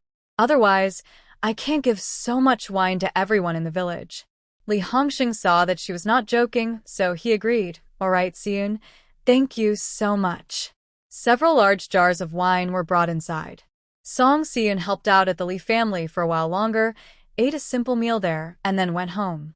By the time she arrived, it was already dark. As soon as Song Sin entered the yard, she felt something was wrong. Someone had opened the door. She grabbed a stick and slowly approached the front door of the main house. She heard faint noises inside. She pushed the door open and rushed in, waving the stick around. In the darkness, someone grabbed her hand. Startled, Song Sin was about to shout, but the person reached out and suddenly covered her mouth. It's me, Chae-hung whispered. Actually, she knew it was him the moment he covered her mouth. She could smell his scent on his hand. She nodded, and only then did Chae-hung let go of her. He didn't turn on the light, and his hand that was holding her wrist didn't loosen. Why haven't you come back for a few days? Why did you scare me like this? Song Sin playfully scolded. Who knew you wouldn't turn on the light when you got home? It was so dark I didn't know who was inside. What if it was a thief? Chae-hung chuckled. I just got back and didn't have time to turn on the light. Why are you so late returning? Tomorrow, Lee's family is holding a celebration. I want to help out. Chae-hung hummed. Lee Chong is getting married, and you're busy running around. She felt a bit of sourness in his words. Could it be that after so long, Chae-hung was still jealous? She quickly said, They treated us well before, so I helped out. Are you jealous? Chae-hung responded with an Yes, I'm jealous. What are you going to do about it? She really didn't know what to do. Although Song Sin had lived into her late 20s in her previous life, she had never been in a relationship and had no dating experience. She whispered, Then you just have to suffer in silence. What else can I do? Chae-hung seemed to move closer. She smelled the fresh scent of soap on him. Suddenly feeling her face heat up, she quickly changed the subject. You probably didn't eat dinner since you came back so late, right? I've already eaten. I'll make you a bowl of noodles. She turned to leave, but Chae-hung suddenly pressed her firmly, preventing her from moving. Her heart pounded faster. In the quiet darkness, her heartbeat was very loud. He probably heard it too. K-A-N-G-I-M-M-M. Song Sin put the firewood into the stove and still felt her lips numb. She even felt a bit glad that the lights in the house hadn't been turned on earlier. Otherwise, if Kar-hung had seen her face as red as a monkey's bottom, he might have made fun of her. While thinking about what had just happened, Kar-hung came inside and said, Let me do it. Song Si-yoon immediately replied, "No, I will do it. I can handle it." Kar-hung smiled and said, "Are you sure you want me to roll the dough? I'm not as good as you." Song Si-yoon nodded, stood up, and moved to the fire area to let him do the work, then went to the table to roll the dough herself. Kar-hung acted as if nothing had happened, chatting with her about interesting stories from the academy. After a few days of classes, he had already figured out the teacher's teaching style and the rules of Tianda Academy. Song Si-yoon asked, "When will you leave after this visit?" He smiled and said, "I can stay for 3 days." "That long?" Song Si-yoon was surprised. Kar-hung looked at her and said, "It seems like you really want me to leave." Song Si-yoon clenched her teeth and replied, "You know that's not what I mean. Can I keep up with the classes if I only have 3 days?" Kar-hung added some firewood to the stove and said, "Don't worry, it won't be a problem." "That's good." Song Si-yoon smiled and turned back to roll the dough. She then said, "I wish you could stay at home for more than half a month." Kar-hung remembered her words and thought to himself that he should study harder. Today, he made hand-pulled noodles with freshly risen dough. Once they were ready, Song Si-yoon, feeling hungry, also had a small bowl. Although they often ate together before, she felt that something was different now. She slurped her noodles and couldn't help but look up at him. When Kar-hung met her gaze, she shyly looked down. Oh no, she was really turning into a pure-hearted girl. The next day, she woke up early and went to help the Lee family. Kar-hung stayed at home reading until nearly noon before heading to the Lee family. Today, the Lee family invited many people for a feast. The Song family was not among the guests, which made Song Si-yoon feel quite happy. The village chief came and was very polite to Kar-hung, saying, "Kar-hung, you're the pride of Shingshu village. Quietly, you got into Tianda Academy. You'll surely achieve great things in the future." Others followed suit, praising him with many kind words. In the past, the village chief didn't have this attitude toward Kar-hung. Since he was friends with Song Changming and Song Changming didn't like Song Si-yoon or Kar-hung, he wasn't very close to them either. But now it was different. Kar-hung had entered Tianda Academy, but Song Winja hadn't. It was obvious who was more capable. When it was time to sit down, the village chief directly pulled Kar-hung to sit at his table. The Lee family arranged it the same way, making Kar-hung feel a bit embarrassed. However, he couldn't refuse and had to sit down. As a result, he spent the entire meal talking with a group of elderly villagers who were decades older than him. Today, the Lee family celebration went very smoothly. Someone mentioned the Song family, and the lucky one said, "I heard Lan Ji has already arranged a marriage, and she's going to be a second wife for Zhang Yao, who sells coffins." "Really? I haven't heard anything about it. It's a recent arrangement. I only heard from others, but it's probably true. Recently, we've been going to the town to see the matchmaker Lee a lot. So many people came to visit before, but they didn't even look at the family. I thought they were talking about a good match, but it turns out she's just a second wife. In my opinion, that's already good. Lan Ji did something like that, and she still wants to marry someone well off?" "That's true." Song Si-yoon sat nearby and gathered quite a bit of village gossip. Lee Yun-xiang had already married Zhao the butler. Since it was a second marriage, they didn't make a big fuss. They just sat together and ate a meal, and that was it. Song Lan Ji agreed to be a second wife for someone. Fong's wife was pregnant again.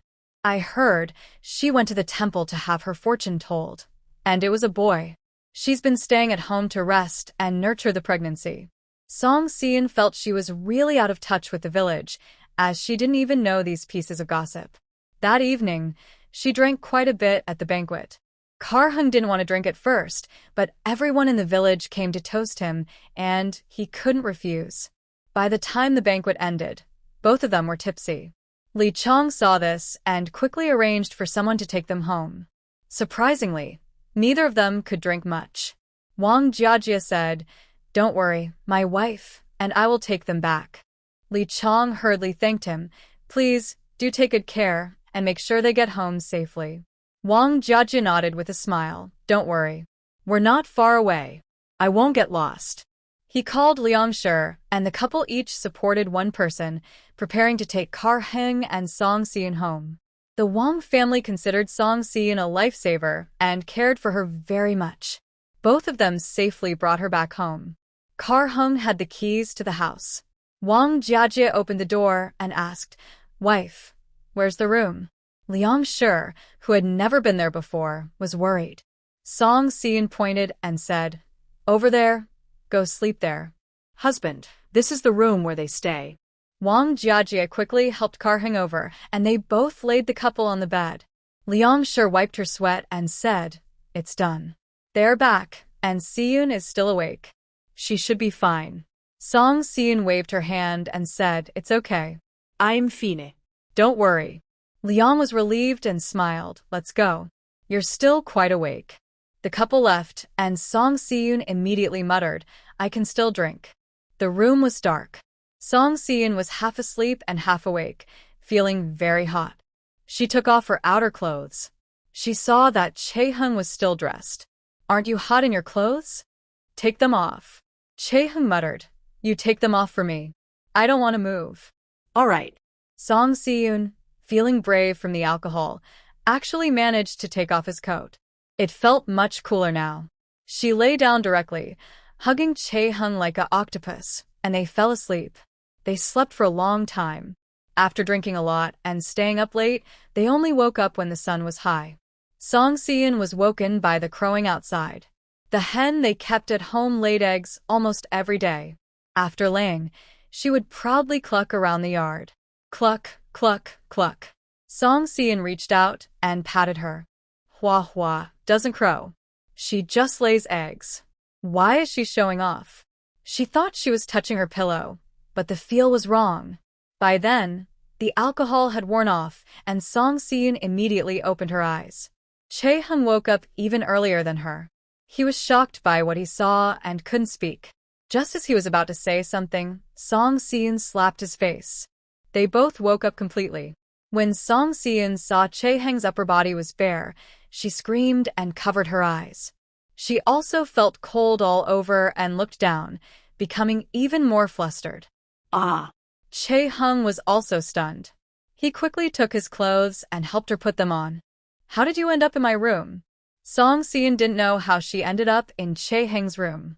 She wanted to say that Chae-hung brought her in, but she vaguely remembered that she had been guiding someone somewhere. She felt helpless and thought, drinking really is dangerous. "I got so drunk I did something like this. I was too judong, proactive." But Chae-hung was confused. She didn't want him to keep wondering, so she boldly admitted, "Last night, we both drank too much. I think Wang Jiajie and Liang brought us back. I vaguely remember giving directions. Maybe they thought we were sleeping in the same room, so they just brought us here." Normal couples sleep in the same room, and people wouldn't normally know about such things. So it wasn't anyone's fault. But how her clothes came off, Song Si-eun had no idea. She guessed that maybe the two of them had drunk too much. Although it was August, it was still a bit hot, so perhaps they instinctively took off their clothes. But how could she do such a thing? Indeed, desire and appetite are natural. Kar-hung is good-looking, and she had admired him for a long time. She was often captivated by beauty and wanted to seize the opportunity to be with him. Even if she didn't admit it aloud and tried to hold back, her true feelings were clear. She couldn't fool herself.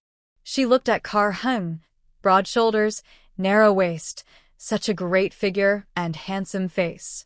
Who could resist? Besides, although she was only in her early 20s now, she had lived nearly 30 years in her past life, so her thoughts weren't surprising. Song Si-eun adjusted her clothes and looked up at Kar-hung, who was also watching her. After this little incident, the awkward tension between them seemed to break. She cleared her throat. "Well, it's not such a big deal. We're officially married, and our agreement is now void. You won't leave me, and we'll have to live in the same house anyway. What do you think?" As she became more shy the more she spoke, Kar-hung interrupted her, not wanting her to keep talking. He thought he should be the one to bring up the matter. "Si-eun, which room do you want to live in?" Song Si-eun looked at his room.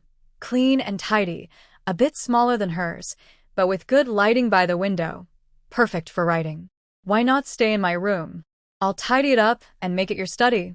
Since you're now studying at Tianda Academy, there should be a room at home for you to read and write. Kar-hung nodded with a smile. All right, I'll listen to you. It was getting late, and even if they were drunk, they should get up. Otherwise, what kind of appearance would they have? Song Si-in went back to her room to change clothes, and Kar-hung changed in his own room. When she finished changing and opened the door, Kar-hung was already standing outside, holding his quilt. She paused, surprised, and couldn't help but say, "You move so fast. Do you really have to be in such a hurry?" Kar-hung replied, "This kind of thing needs to be urgent. What if you change your mind?" Song Si-in blushed again. "I'm not talking to you anymore. You can pack up yourself. I'm going to make breakfast." While making breakfast, she was distracted. Although she wasn't young anymore, it was her first serious relationship. She kept feeling shy, so this is what love feels like. I thought to myself, a man so handsome and very polite has now become my husband, and a proper one at that. Song Si-in felt very happy. Truly, heaven has been kind to her. Even her crossing over brought such good fortune. She carried breakfast into the main hall. Kar-hung had already tidied up the room, with 2 blankets folded neatly on the bed, looking very proper. Song Si-in couldn't help but smile.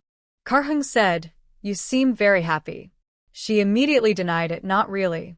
I'm just smiling at something else." Tell me about it. Song Si-in pouted. "I don't want to tell you. Even if we are married, I don't have to tell you everything." The words husband and wife sounded so natural coming out of her mouth, with a sweet, happy feeling. She and Kar-hung were officially married, recognized by the government, and no one could break them apart. Realizing this made Song Si-in feel even better. Right after breakfast, Mrs. Leong came. She had sent them back last night, and left. Mrs. Leong hadn't slept well all night, worried something might happen to them. But it was late at night, so she didn't come over. This morning, she was relieved when she saw smoke coming from their kitchen. "Si-in, are you all right?" Song Si-in smiled. "Yes, we're fine. Thank you for bringing us back yesterday." Mrs. Leong smiled. "It's no big deal. As long as you're fine, I'm happy." Song Si-in saw her as a benefactor and didn't know how to get closer to Kar-hung. She was innocent, and she felt Kar-hung wasn't much better. Now, everything was perfect. She slept in the same room, even moved rooms. So what's next? Kar-hung had been reading at home these days, but he could always stay with Song Si-in. She did her own things and occasionally looked in on him. It was strange. Why did she used to want to push such a man away? She was focused on her career, but she also needed a man by her side. He was so handsome, caring, and gentle. Who wouldn't want him? Song Si-in went to look at the sugarcane fields. The workers from the Gu family were indeed hardworking. The sugarcane was well taken care of and had grown tall. The crops in the other fields had already been harvested. They didn't raise pigs at home, leaving enough for themselves, and sold the rest, which was very convenient. She planned to plant grapes next year. She had asked Gu Helen to help find out more, but there was no news yet. She wasn't sure if it would work out. At this moment, the grapes tasted sweet. Song Si-in thought that she would need to go into the mountains again tomorrow to see if she could pick some wild grapes and make a few jars of wine. Soon it was dark. That night, they had a hearty dinner. Song Si-in said nothing, thinking about what she should do when she went to bed later. After dinner, Chae-hung cleared the dishes and went to wash up. She went inside to make the bed. She finished making it and then folded it up again. She made her bed herself. Was that a bit too proactive? Or should she wait for Chae-hung to come over? She sat by the bed for a while, then felt that it was too deliberate. She had just finished washing up and come in, but she hadn't made the bed yet. What was she doing in the room? While she was thinking, Chae-hung finished washing and came back. Seeing her sitting by the bed, he smiled slightly and said, "Time to sleep." "Oh, okay. Let's sleep," Song Si-in replied with a nervous laugh. It was obvious she was tense. This was a disaster. Why was she so nervous at this moment? They had already decided to become a couple. She didn't know what to say, so she simply got up and went to the table to drink water. Chae-hung went over and made the bed, seeming much calmer than her.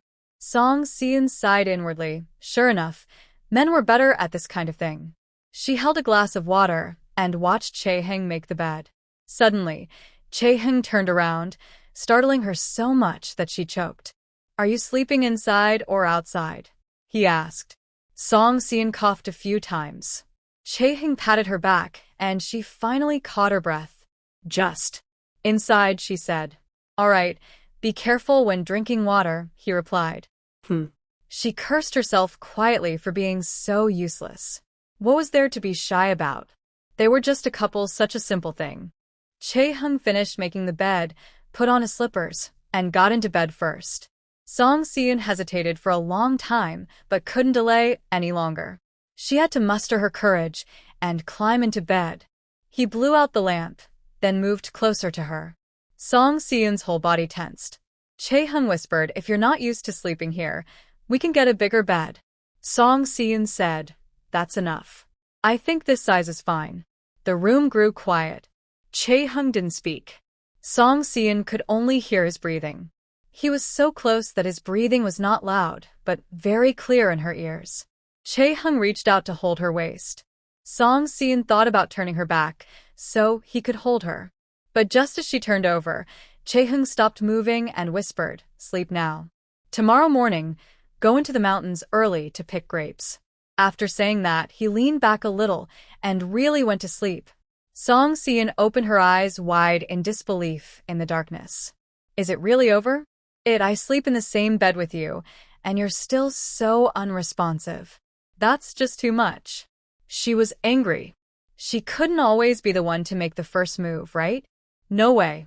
She would never keep initiating. If she sleeps, she sleeps. Who doesn't know how to do that? She closed her eyes to sleep but couldn't fall asleep.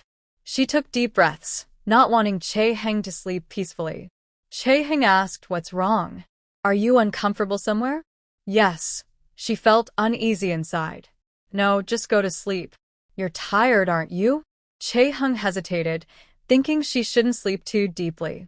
Something felt off. The more Song Si-eun thought, the angrier she became. "Chae-heng, do you really not like me at all? Are you just waiting to leave me?" Chae-heng hurriedly said, "Why would I think that? Thean, I don't." Feeling wronged, Song Si-eun almost cried. "I've already let you sleep in the same room with me. Why are you still like this? This isn't Uncle Second's house anymore. This is our home. Our own bedroom from now on." Chae-heng didn't quite understand what she meant. Song Si-eun grew anxious. "We're married. How can married people sleep like this? I think you're just waiting to leave any time and don't want to care about me. If that's the case, I won't care about you either." As soon as she finished speaking, Chae-heng pressed his lips to hers, kissing her until her breath became chaotic. Then he softly said, "So, you're upset about this?" Song Si-eun gasped, unable to speak clearly. No, It has to be," Chae-heng whispered with a charming smile. His smile was so captivating that Song Si-eun felt her heart skip a beat. He leaned close to her ear, his warm breath lightly tickling her earlobe, making her want to hide but also reluctant to use too much force. Chae-heng said, "Seeing how nervous you are, I don't want to rush. You won't give me a chance, sleeping in the same bed with you. How could I not want that?" Song Si-eun gathered her courage and said, "Then why do you act like there's nothing wrong? I thought I was so unattractive." While speaking, her small hand was held by someone. Chae-heng led her hand to a certain place. Song Si-eun immediately blushed. He smiled and, with that charming, enchanting voice, said, "Do you think you're attractive? It's okay." Knowing she wanted this, Chae-heng didn't hold back anymore. Although they are not young anymore, they are still innocent young men and women. That night was not very smooth. They only finished some necessary things late at night, and then fell asleep holding each other. The next morning, Song Si-eun woke up when the sun was already high in the sky, shining through the window and lighting up most of the room. She moved slightly and felt her waist and back ache. Well, the romance novels didn't lie. If things get too intense, it really can cause soreness. Chae-heng was not in the room. When Song Si-eun thought of him, she felt a little shy but also a strange sense of satisfaction. She changed into clean clothes and went out, but she still didn't see Chae-heng. Instead, there was breakfast and a note on the table. It turned out Chae-hung had gone into the mountains to pick grapes. Song Si-eun felt warm inside. But when she read the last line, her face turned red. I knew you'd be sore, so I didn't let you go with me. Song Si-eun gritted her teeth. This person is too much. Breakfast was steamed buns freshly made by Chae-hung, along with millet porridge and pickled vegetables. She didn't know what time he got up, but managed to prepare such a hearty breakfast. Men are indeed full of energy. By noon, Chae-hung returned. Song Si-eun had already prepared the meal and was waiting for him. That day, he carried the largest basket into the mountain and filled it with grapes. There's still some left. I'll go again this afternoon. It will be the last batch. Song Si-eun said, It's already this time, so of course, it's the last batch. They sat down to eat. Song Si-eun felt a little shy again. She realized that she was bold in words, but once things really happened, she seemed to be at a loss. Chae-hung was different. Usually, he looked gentle and calm, like someone who wouldn't be easily tempted, but once he crossed that line, it was as if he had unlocked a new energy. Seeing her shy, he was even more eager to tease her. Song Si-eun's face turned bright red, and she simply looked down to avoid his gaze. Chae-hung smiled and asked, What's wrong? Song Si-eun said, I realized I misunderstood you before. I thought you were a refined gentleman, but it turns out you're quite mischievous. Chae-hung was not angry at all. If I am bad to my wife, that's not true badness. I'll take it as you praising me. Shut up, Song Si-eun hummed, then helped him serve some food. She couldn't help but smile herself. The couple who just opened the door to a new world couldn't resist exploring new things every day. The next morning, Song Si-eun's back and waist still ached. Chae-hung had already washed the utensils. Today, he planned to make wine at home. Once he finished, he would go to the academy and come back in a few days. On the day he was leaving, Song Si-eun also went to the town and left with him. Chae-hung rode a horse, letting her sit in front, and they hurried away, soon leaving the village. Many villagers saw them. Song Lonji was standing in the Song family yard, clearly watching. She comforted herself, saying it was okay. She was doing well and would soon marry Zhang Yao, leaving this place. Later, she would have good days ahead. Chae-hung first went with Song Si-eun to Seongman Lu. Riding a horse was faster, so there was no rush. Manager Chen was very happy to see Chae-hung back. You're quite free, huh? You can go to Tianda Academy and still come back. Chae-hung smiled. Just being lazy. I have to go again today. He helped organize the recent accounts, which were mostly fine. Manager Chen said, You came just in time. I have something to discuss with you. It was mainly with Song Si-eun, but it was a big matter, so Manager Chen thought they should know since they are a married couple. Song Si-eun nodded. Go ahead, Manager Chen. Manager Chen said, Last time we held a banquet at Tianda Academy, and it was very well received. Now, someone has come asking about our wine. Song Si-eun asked, Someone is interested in our wine? Manager Chen nodded. Yes, and it's not a small matter. This year, foreign envoys are visiting, and I heard the court is searching for the best goods from all over. Naturally, our wine is popular. Several officials who visited Tianda Academy remember it. This time, they want us to produce good wine to be shipped to the capital. It might even be served at banquets for foreign guests, so we can't be careless. He rubbed his hands nervously. This is such a big matter, I don't dare decide on my own. I want to discuss it with you. Gu Gongzi will also come later. The three of them, including the wine shop, needed to discuss such an important matter together. Song Si-eun understood and nodded. This is indeed a big deal. It's an opportunity, but also a risk. If it succeeds, it won't just bring fame here. It could reach the capital and grow the business quickly. Chae-hung also thought carefully. Soon, Gu Helen arrived, patting him on the shoulder.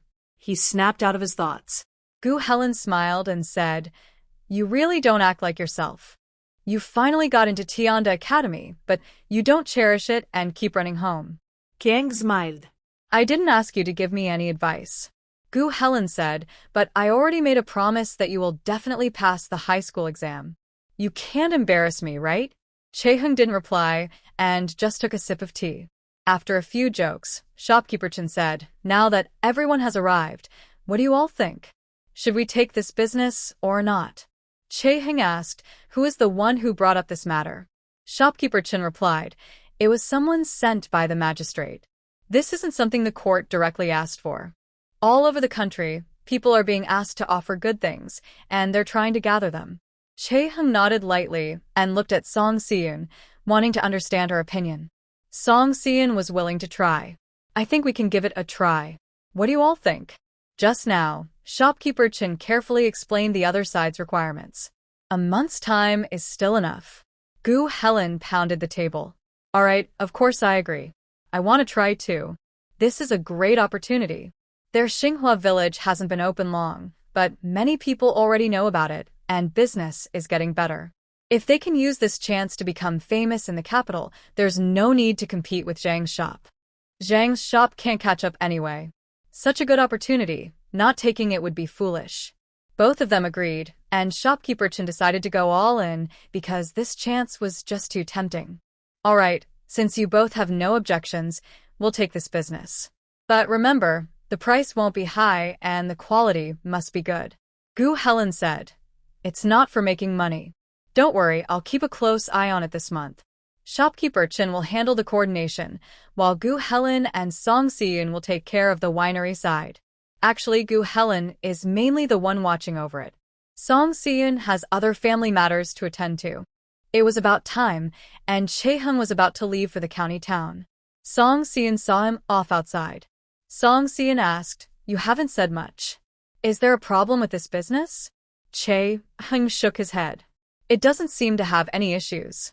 Shopkeeper Chen is an experienced businessman. He wouldn't be easily fooled. You don't need to worry about that. I just think the risk is a bit high since we're dealing with the government. There is definitely some risk. Hosting envoys is a matter of the country's reputation. If something goes wrong, it will be hard to explain to the higher-ups. But opportunities and risks go hand in hand. At such times, careful consideration is needed. Do you think we shouldn't take it?" Che Heng said, "It's not that we shouldn't, but we must be very careful. Otherwise, things could get complicated." Song Siyun smiled and said, "Yes, I understand.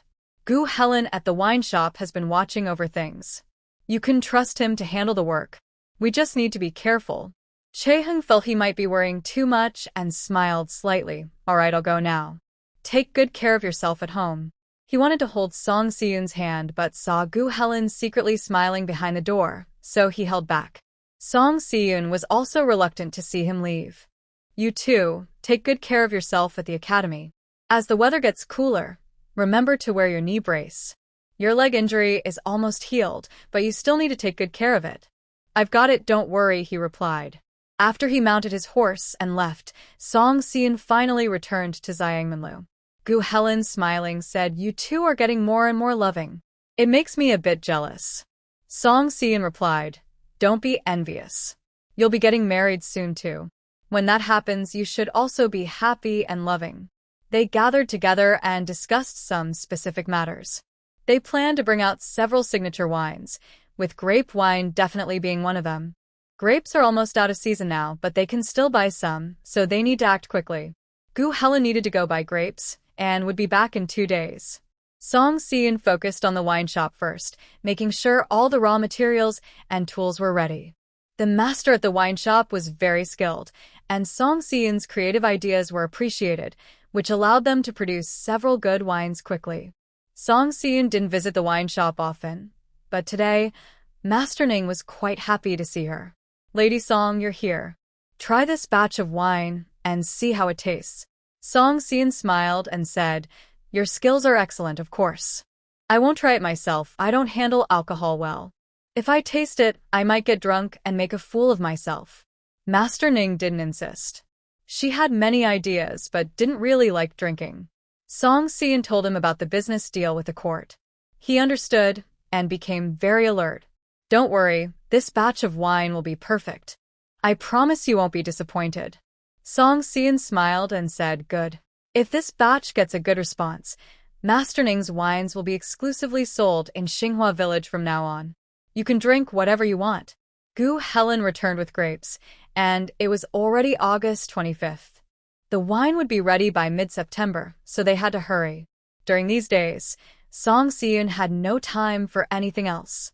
She went to the wine shop at dawn every day and only returned home at dusk. After about 10 days, it was early September. All the drinks were prepared, and now we just need to wait for fermentation. When it's time to deliver, everything will be in the best condition.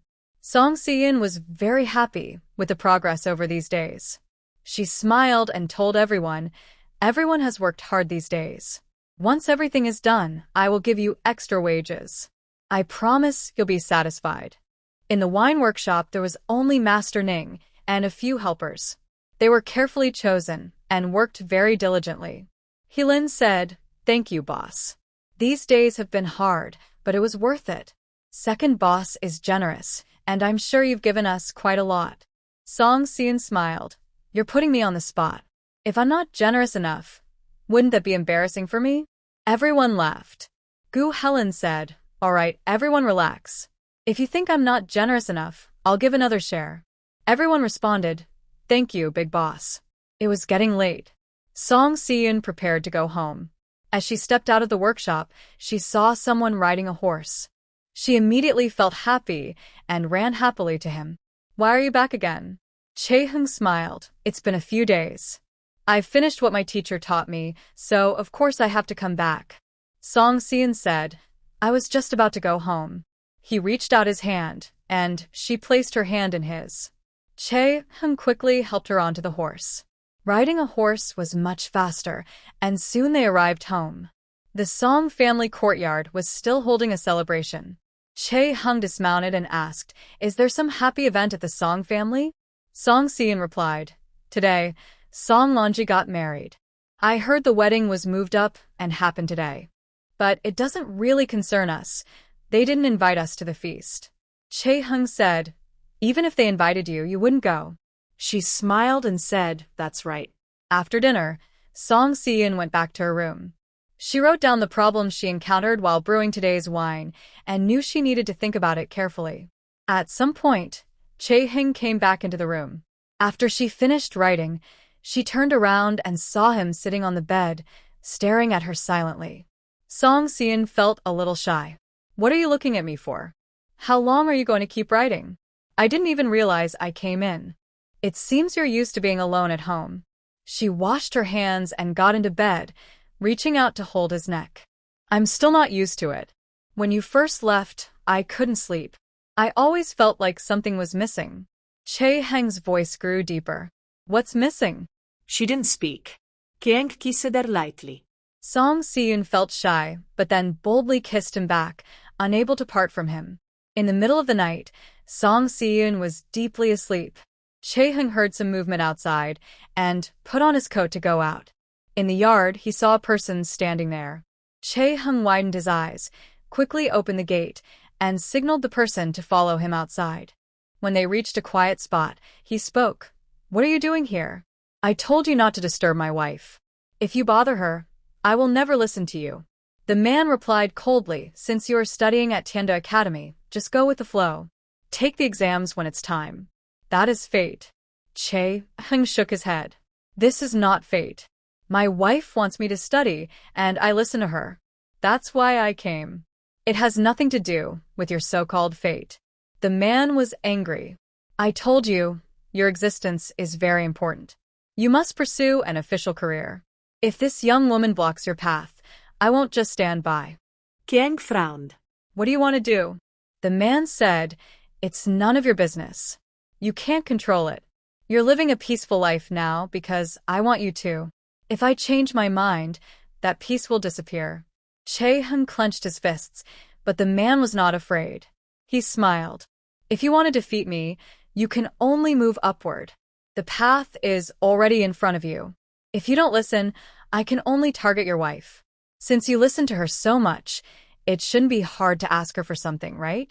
Chae-hung turned and grabbed his collar. "If you dare do anything to her, I won't let you get away with it. You know I have that ability." The man was unafraid. "As long as you succeed, I don't care if I end up torn to pieces." Chae-hung was angry. He let go of him. "Go away." Don't come to my house casually anymore. He hurried back, gently closed the yard gate, and made sure there were no traces before returning to his room.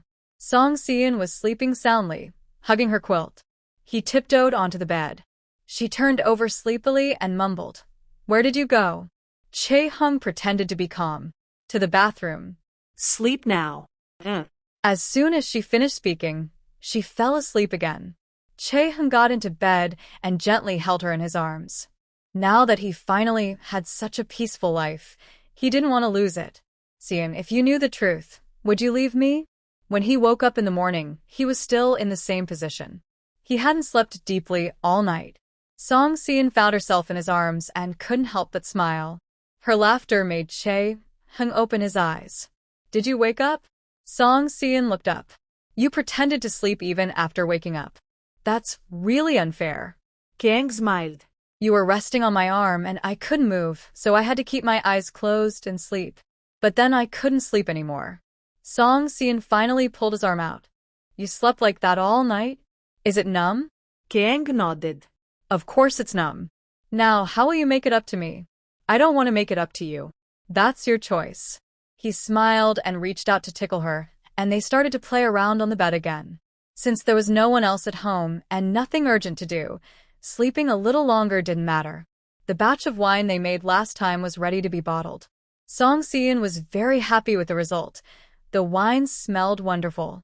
She couldn't help but taste a couple of sips. "Do you want some?" Chae-hung shook his head. "No, I have a poor tolerance for alcohol. Drinking might cause trouble." Song Si-eun snorted. "It's just a mistake about the room. How does that cause trouble? It's like you don't want to move houses." Chae-hung smiled and helped her hold the jar, so she could pour the wine in. They filled several jars with wine. Song Si-eun wanted to give these to the government, but she was worried that the sterilization process might not be thorough enough. If there was a problem, it would be bad. So she decided to wait. The wine from the winery was made strictly according to the rules, so there shouldn't be any issues. Chae-hung asked, "When do you plan to give the wine to the officials?" Song Si-eun replied, "In a few days." "You should ask Manager Chun for the exact date. He's handling the arrangements." Chae-hung kept thinking about what happened last night and felt uneasy. He could handle it himself, but he was worried that the other person might find Song Si-eun. After all these years, he had finally settled into this peaceful life. He didn't want anyone to disturb it. "Si-eun, you have to be very careful about this. Don't let anyone take advantage." Song Si-eun smiled and nodded. "All right, you've already warned me so many times. I understand what's important. The wine is already brewed. To be safe, Master Ning is sleeping at the winery until it's handed over." Chae-hung said, "Yes, nothing will go wrong." He stayed at home for another 3 days. Even when it was time to leave, he didn't want to go. Song Si-eun asked, "What's wrong with you now? Don't you want to go to the academy anymore?" Kiang smiled. "You always say I'm smart, right? I can study just as well at home. Maybe I don't need to go to the academy anymore. But that's not possible. You worked hard to get in." Song Si-eun packed his things and said, "Go ahead, you'll be back soon." He found studying much easier than others. The mid-month exam was coming soon, and if he didn't do well, he couldn't come back casually. Song Si-eun believed he would work hard. Only by getting good grades could he relax a little. Chae-hung still felt reluctant, and Song Si-eun felt a bit embarrassed. "What's wrong with you? We've been living together for a while, and I've never seen you act like this before. I'm at home. I won't run away. I promise you'll find me here when you return." Chae-hung nodded, took his luggage, and mounted his horse. "Si-eun, there's something I need to tell you when I come back." He had promised her before that he wouldn't hide anything from her. Although he hadn't planned to tell anyone about this, they were married, and they were one. Knowing this could also help protect himself. Song Si-eun said, "All right, I'll wait for you to come back. Be careful on the way." After Chae-hung rode off, Song Si-eun guessed what he wanted to say, but had no idea. Never mind, she thought, I'll find out when he returns. She tidied up the house, and then visited Dr. Lee for half a day. If she didn't go for a long time, Dr. Lee would worry. Over time, Song Si-eun had come to see them as family elders and didn't want to make them worry. So every few days, she went to report on what she had been doing lately. The next day, she went to the town. Shopkeeper Chun was at the wine shop. Seeing her, he said, "In 3 days, we'll deliver the wine. We must be careful not to make mistakes during these days." All the wine shops in town considered Xinhua Village as a competitor.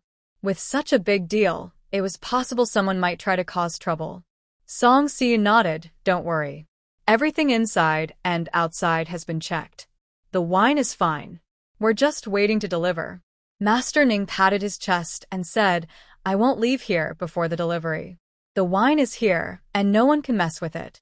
Shopkeeper Chen nodded, feeling relieved. Good. "That's settled. After we finish this, let's celebrate at Xiangmenlo." They checked everything together again and confirmed there were no problems. Only then did Shopkeeper Chen leave. Song Siyun went outside with him. After a few steps, he turned back and asked, "Has Zhang Ji been acting up recently?" Song Siyun shook her head. "We don't have much contact with them, so we don't know what they're up to." Master Chen said, "That's true. Lately, I've been very busy with many things, so I haven't had time to ask around. It's been very quiet, and I feel like something is about to happen." Song Siyun thought for a moment and realized she hadn't seen Zhang Wan in a long time. Since Xinhua Village started doing business with the court, she must know about it. When Xiangmenlo stopped working with Zhang Ji, Zhang Wan even threatened harshly. Now, she's unusually quiet. Why is that? Master Chen added, "In 3 days, the court will send someone to pick up the goods. We must be careful, or we could get into big trouble." Song Siyun made a plan in her mind. "I understand." She stood outside Xinhua Village for a while before turning to Lu Er's tea house. Today, Lu Er was inside, listening to his assistant report the news. His assistant came in and said, "Second brother, Lady Song has arrived." Lu Er immediately perked up and quickly sat up. "Please, send her in." Please. Then he felt it was rude to wait, so he went out himself to greet her. "Lady Song, why are you free to come to me today? Didn't I just give you an acupuncture treatment a few days ago?" Song Siyun smiled slightly and followed him into the room to sit. She had many things to do and didn't want to waste time chatting with Lu Er. "We're working on a big deal lately." Lu Er smiled and said, I know. The court is looking for good stuff everywhere. Xinhua Village's wine has caught their eye. It's headed to the capital. It's definitely a big deal." Song Siyun nodded.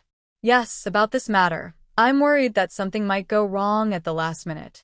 Do you think you can send a few people to help me watch over Zhang Ji? Also, keep an eye on Xinhua Village, just in case." Lu Er remembered that Zhang Wan and Song Siyun had a grudge. At first, Zhang Wan was jealous because Kar Hung married Song Siyun. Later, Xinhua Village took business away from Xiangmenlo. Now, Xinhua Village was thriving, and Zhang Wan's personality wouldn't tolerate that. He thought Song Siyun's worries made sense and immediately agreed. "All right, I'll handle it. There won't be any mistakes." Song Siyun said, "Thank you very much." Lu Er smiled and said, "You're too kind. It's no trouble at all, just a small matter." Song Siyun sat in the tea house for a while, drinking tea before leaving. With Lu Er's people watching over her, she felt a bit more at ease. Soon, the day before the delivery, she went to bed early that night. When lighting a lamp, she noticed sparks constantly flashing. She smiled as the lamp flames suddenly burst, bringing good luck. Tomorrow, she would deliver the goods, and then this matter would be settled. After that, she would see how the wine from Xinhua Village was. If the wine was really good, it would surely become popular. She was sleeping when suddenly she was awakened by a bad dream. After waking, she couldn't remember what she dreamed about. Soon, she started feeling anxious, as if something was about to happen. Song Siyun sat on the bed and muttered to herself, "Hopefully, nothing will happen at this critical time." It was still early, so she decided to sleep a little longer. As soon as dawn broke, she planned to rush to the town. But just as she lay down, she heard the village dogs barking loudly. She immediately sat up again. Could something really be wrong? Song Siyun dressed quickly and was about to go out to check. As she reached the door, the courtyard gate was knocked loudly. "Second young master, are you in there?" She quickly opened the door. Aerong, why are you here? The visitor was Aerong, an apprentice from Xinghua village, brought by Master Ning. He had been with him for several years. They all stayed in Xinghua village, working hard. Now, with people from the village arriving, Song Xian guessed that something had happened at the wine workshop. This was terrible. The delivery was due at dawn. How could they fix this now? Aerong said, It's bad, young lady. The wine workshop suddenly caught fire. It was the storage room where we kept the wine. We caught it early, but since it was full of wine, the fire burned very fiercely. The boss, Mr. Chun, and the manager, Mr. Chen, have already gone there. I came to ask you to come quickly. Hearing about the fire, Song Xian felt very anxious. She immediately asked, Did Master Ning come out? At this, Aerong started crying. When I came to call you, I didn't see Master Ning come out. What should we do? She was too worried to think about anything else. She had to go see for herself. Business could wait. People's safety was the most important. She hoped no one was hurt. She also realized how reckless she had been. She had actually agreed to let Master Ning live in the wine workshop. So dangerous. Why did she only realize this now? She had been blinded by the business, just thinking about making the deal successful. She was truly foolish. Aerong ran to her house, as they had no transportation, so she had to follow him on foot to the town. When they arrived, the fire was mostly extinguished. It was dawn now, and many people had gathered around Xinghua village. Lu Er was there with his men, his face blackened with soot. He was holding a water bucket. When he saw Song Xian coming, he threw down the bucket and hurried over. Madam Song, I am truly sorry. I didn't watch properly, and such a big problem happened. Lu Erfan felt very guilty. He had promised to watch over it carefully, and had even sent someone to check. The fire started so suddenly, as if it just ignited out of nowhere. Inside, there was alcohol, which easily catches fire from even a small spark. Despite many people trying to put it out, they only managed to control the fire after more than half an hour. Song Xian asked, Let's not talk about that now. Has Master Ning come out? Lu Erfan knew she was worried, so he quickly said, Master Ning has been rescued, but he is unconscious. You should go see him quickly. Master Ning was resting in a bedroom of a nearby house. Song Xian didn't care about the loss anymore and hurried to see him. He was choked by the thick smoke, but luckily, the poisoning wasn't severe. Otherwise, he might not have been saved. Song Xian gave him an acupuncture treatment to wake him up. Soon, Master Ning regained consciousness. When he saw Song Xian sitting beside him, he wanted to speak anxiously. She held his hand and said, Don't worry, Master Ning. Your throat is injured, so you can't speak now. Rest well first. I will find a way to handle the rest. Master Ning was still anxious. Several apprentices rushed over. He opened his mouth but couldn't speak, and he kept hitting the bed in distress. Song Xian comforted him. You need to rest first. I will go see how much damage was done. No matter what, it's good that you're safe. There were many things to handle. Song Xian asked someone to take good care of Master Ning. She didn't stay long, so he didn't see him waving at her. She went to the liquor workshop. Gu Helen, arms akimbo, looked at the almost destroyed workshop and sighed. What should we do now? Song Xian asked, Did you check? Is there any alcohol left?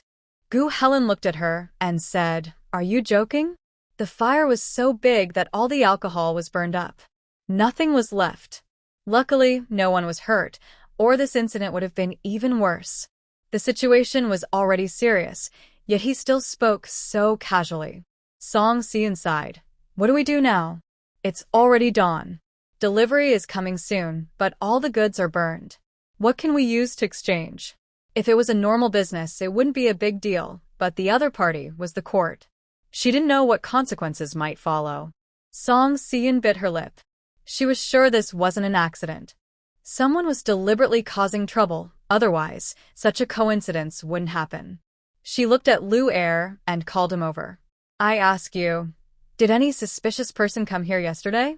Lu Er replied, No, there was no one suspicious. I know this matter is very important, so I've kept a close watch these past few days. Everyone who came here was just buying wine. If anyone looked suspicious, I immediately sent someone to follow them. We've ruled out any danger. He didn't know exactly where the mistake happened. They had been watching carefully, yet a mistake still occurred, such a big mistake. He didn't know how to face Song Si-eun now. Although he was just helping and didn't take any money, he still felt sorry. Lady Song was his benefactor. It's all my fault. I should have been more careful, Lu'er said, hitting himself. Song Si-eun quickly said, we don't know who did this. Being cautious might not have helped. They were very careful too. Anyway, now isn't the time for self-blame. The person who caused so much trouble for me must be dealt with. Please help me find out who it is and clear this up quickly. Lu'er immediately agreed, with anger in his eyes. All right, I will find out. How dare they mess with me? When I catch them, they'll regret it. Lu'er left some of his men to help clean up and took others to investigate. Song Si-eun had to face the mess in front of her. Gu Helen had traveled far and wide and seen a lot, but now he was truly at a loss. What should we do? Song Si-eun smiled bitterly. She didn't know what to say. Soon, shopkeeper Chen arrived. Seeing the situation, he didn't ask many questions. It won't be long before the officials come. We need to think about how to explain this. Such a big problem couldn't be solved with a few words or just paying money. Although not only their tavern supplied the wine, if they faced serious consequences, they probably wouldn't have a good outcome. Song Si-eun said, what else can we say? Just tell the truth. We simply can't produce the wine anymore. She suddenly remembered that their family still had some bottled grape wine, but they had hesitated to use it earlier because they worried about its quality. Now, if they had nothing left, maybe they had to use that wine. This was an important decision. If the wine was faulty, it would only make the trouble worse. Before they could decide, the young waiter from Zhangminlo came to find shopkeeper Chen. Shopkeeper, someone's here, officials from the government. You'd better come back quickly. Shopkeeper Chen rubbed his forehead and said, what must come will come. Keep trying to find a way. I will go back and handle it. Song Si-eun still decided to first transport the batch of wine from her home, so she could at least deliver it, even if it wasn't enough. Better than nothing, right? She asked Gu Helen to send someone to get the wine while she went to Zhangminlo. The place was crowded inside and out, and Song Si-eun was shocked by the scene. As soon as she entered, she heard someone inside say, you can't deliver? Do you think you're in charge here? Come on, if they can't deliver the wine, close Zhangminlo and take everyone away. Hearing this, Song Si-eun had no time to think about anything else. She immediately stepped forward and said, I am the owner of Xinghua village. If there's any problem, come to me. Shopkeeper Chen was anxious and quickly said, go back first. I can handle this. Of course, he didn't want trouble. Zhangminlo was his life's work, and he couldn't let it be destroyed like this. But since he had made this decision, he had to face the consequences if trouble arose. It was he who brought the news back in the first place. Song Si-eun was a woman, and Kar-hung was not at home. It was unlikely he would let her handle this matter. Now, with officials blocking the front, Song Si-eun stepping out like this meant she couldn't avoid involvement. Song Si-eun said, Shopkeeper Chen, your wine shop doesn't hold much power, so it's unfair for you to bear the blame if something goes wrong. Officers, this has nothing to do with Zhangminlo. These officials were from the government office, here specifically to transport wine, which would then be handed over to the court. The leader seemed to hold a strong grudge against Song Si-eun and smiled. Since you're the owner of Xinghua village, come with us. If you can't produce the wine, you'll be punished from above. Expect to sit in jail. Song Si-eun frowned. She didn't expect things to turn out this way, and sensed something was wrong. That's unreasonable. It's just business. If it fails, I'll compensate. Also, last night, the wine shop caught fire, and all the wine was burned. That's not what I wanted either. You can't just arrest people over this. The man snorted coldly. Whether to arrest is my decision. It's not up to you. Take her away. These officials carried official tokens, and today, Song Si-eun had to go with them. She immediately said to shopkeeper Chen, This big fire was suspicious. We must find out the truth and catch the person behind it. Also, tell Kar-hung about this. Shopkeeper Chin wanted to stop them, but the officials drew their swords, and he had no choice but to hold back. He remembered what Song Si-eun had said, and then hurried out to give the leader some silver. This is all a misunderstanding. Not being able to produce the wine was an accident. Please, sir, be understanding. Lady Song is a woman, and her husband is a student at Tianda Academy. Please don't make things difficult for them. Hearing this, the man seemed to think more carefully. Everyone knew the importance of Tianda Academy. The people inside had bright futures, and no one knew where they might end up. It was better not to offend them if possible. He took the silver and nodded at Manager Chen. His task was simply to keep the person detained and teach her a lesson. There was no need to cause trouble. Manager Chen reached the street corner and saw the person being taken away. He was anxious and stomped his foot. What should we do now? He remembered what Song Si-eun had said and quickly followed her instructions. He sent someone to inform Kar-hung and also told Gu Helen. At the wine shop, Gu Helen was still waiting for the wine from Song Si-eun's family. When he heard she was taken away, his eyes widened.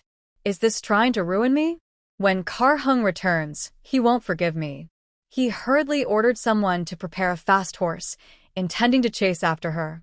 Manager Chen said, "They are officials and they have approval from higher-ups.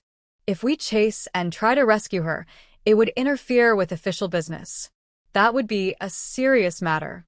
I've already paid some silver and told him that Lady Song's husband is at Tianda Academy. They will consider this. For now, we must quickly find the real culprit and find a way to replace the wine.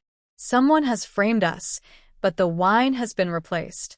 In the end, it shouldn't be a big problem." After a moment, Manager Chen's mind cleared a bit. He was no longer as anxious. Gu Helen nodded. "Good, I'll find Lu Er. Let's split up and act." In the afternoon, Kar-hung was in class when a servant from the door came to report, "Sir, someone is looking for Kar-hung at the door." "It's urgent." The teacher nodded and let Kar-hung go out. He was worried, unsure if something had happened to Song Si-eun. When he reached the gate, he saw the visitor was Xiao Tang from Xiangman Lu. He immediately asked, "What's the matter?" Xiao Tang was anxious. "Kar Langjun, something big has happened. Last night, the wine shop caught fire. All the wine that was supposed to be handed over to the officials was burned. Today, when they came to deliver the goods, the officials, in anger, took Lady Song away." Kar-hung's blood surged with anger. He quickly went to get his horse, told Xiao Tang to go back and report, and then rode back to the town at full speed. It was almost dark. Kar-hung hurriedly entered Xiangman Lu, where Manager Chen and Gu Helen were waiting. When he saw the people, Gu Helen immediately stepped back. "It wasn't intentional. I didn't know they had taken someone. Please don't hit me." Chae-hung clenched his fists, but didn't want to take his anger out on him. This wasn't his fault. He calmed down, listened as they explained what had happened, and immediately decided to find Master Ning. Master Ning had already been taken back to his home. Gu Helen went with him, walking and saying, "Master Ning can't speak now. His throat is injured. What can we ask him?" Kiang stayed silent. Since Master Ning was sleeping in the wine shop, and the fire happened nearby, asking him was the best option. When they arrived at Master Ning's house, they heard he was upset and hitting the bed. His wife, Lin, said, "Don't worry so much. He can't speak now. Why are you so anxious?" Once inside, Master Ning was hitting the bed even harder and trying to get up. Chae-hung immediately sat by the bed and asked directly, "Was it arson? Did you see who did it?" Master Ning nodded quickly, anxious, and grabbed Chae-hung's hand to pat it. Finally, someone understood what he meant. He was injured and could only lie in bed. He couldn't speak, and no one understood him all day, which made him very anxious. Now it was dark. His apprentices were here with him, and they were surprised to hear about the fire. "Someone set the fire?" they asked. Chae-hung looked back at them, feeling confused, and quietly whispered something to Gu Helen. Gu Helen asked, "Is that possible?" "Go ahead first. I'll ask Master Ning," Chae-hung said. Gu Helen hesitated but nodded. All right. Chae-hung asked Lin to bring paper and a pen and started questioning Master Ning. For simple questions, he nodded or shook his head. For complex ones, he relied on writing. Until Chae-hung asked about the person who started the fire, Master Ning's hand holding the pen trembled. Chae-hung said, Master Ning, if you find it difficult to say, it's okay. I will find that person. Master Ning sighed, but still wrote on the paper. After finishing, he folded it and put it into Chae-hung's hand, hiding it from view. Chae-hung confirmed his suspicion and nodded. Rest well. I'll handle the rest. I won't wrongly accuse anyone, but I won't let the culprit go. Master Ning sighed again and lay back down peacefully. His apprentices, confused about what was happening, saw his distressed expression and wanted to comfort him. Master Ning waved his hand, signaling them to leave. They left feeling puzzled. Chae-hung returned to Xiangmanlu, and soon after, Gu Helen came back. Chae-hung, it's really as you said. Arong was trying to escape with his family, but my people caught him and are watching him. Shopkeeper Chen was still confused. Isn't Arong a disciple of Master Ning? Chae-hung replied, yes, he's a disciple, but he's also quite ruthless. I don't know who is behind this, but I heard he went to the village to tell Xian about it, which seemed strange. Tonight, only Master Ning is staying at the tavern. The other disciples are at their homes, which are not in the town center. Even if they knew about the fire, it would be the young servant from the Gu family who would report it. Why would it be him? Master Ning has been very anxious, just wanting to tell you all about this. But you all thought he was worried about the wine. Today, all his disciples are here except Arong. I guess he was trying to escape, so I told you to catch him. Gu Helen slammed the table. It's so simple. Why didn't I think of that? Chae-hung said, come on. You're careless in your work. It's surprising you thought of anything. First go ask Arong what's going on. That night, they didn't rest. They immediately went to the Gu family and found Arong in the woodshed. His family members had been sent home, and Gu Helen had his people watch over him, so he couldn't escape. When they entered, Arong was terrified. Lord Gu, I haven't done anything wrong. It's a misunderstanding, I swear. I didn't do anything. Gu Helen snorted. You got nervous before I even spoke. Do you look like someone who's innocent? If you're not guilty, why run away in the middle of the night? Arong said I was visiting relatives with my parents. Their place is far away, so we traveled at night. Stop lying. Let's see what else you can come up with, Gu Helen said, sitting down casually. Lord Gu, I'm telling the truth. I didn't do anything. Chae-hung cut indirectly. Your master is still lying in bed. He can't speak now. Is it appropriate for you to go visiting relatives at this time? Arong avoided eye contact. I didn't mean to harm my master. Gu Helen sneered. What? Can't come up with an excuse? He kicked the stool in front of him, and it flew over, hitting Arong's ankle, making him cry out in pain. Gu Helen said sternly, You're quite bold. You even set a fire. Your heart is really cruel. Trying to harm us is one thing, but you didn't even spare your master. He's still sleeping in the tavern. Arong had nothing to defend himself about. It was just an instinctive reaction. Right now, Gu Helen mentioned Master Ning, and he felt very guilty. I was wrong. I thought the fire wouldn't spread, and I believed the master could escape. But he stayed behind to protect the wine and refused to leave, so he got burned. He covered his face and cried. However, these people didn't feel any pity for him. There's no need to feel sorry, he's a tough person. Chae-hung said, You have one more chance. Tell me, who ordered you to do this? If not, I will take you to court. Arson is a serious crime. Do you want to be an accomplice or the main culprit? Arong cried and said, I told you everything. I didn't want this either. They threatened me, saying if I didn't do it, they would kidnap my parents. If I agreed, they promised to give me money so our family could live well. He was momentarily blinded by fear and agreed. He thought it was just setting a fire, nothing serious. It was late at night, no one saw anything, so it wouldn't matter. But he didn't expect his master to stay in the wine shop. He hesitated at first, thinking maybe he shouldn't do it. But the other side refused and forced him to go through with it. Now he regrets it. His work at the wine shop paid well, and his family's life was getting better. But he destroyed all that himself. He also burned his master, who might never want to see him again. Chae-hung asked, "Do you know who they are?" Arong shook his head. "I don't know. I only meet them on the road. I have no idea where they go. They said the officials already took care of things and that they would only cause trouble in Xinhua village, not investigate deeper. They told me to relax. After it was done, I met someone on the street who gave me some silver. I haven't spent a single coin." He hadn't had time to spend it yet, as only a day had passed. Afraid they wouldn't believe him, Arong quickly said, "I'm telling the truth. I have no relation to them, and there's no reason for me to lie." Chae-hung knew he couldn't get more information from him, so he nodded. "A few days from now, you'll go to court. You must tell everything honestly.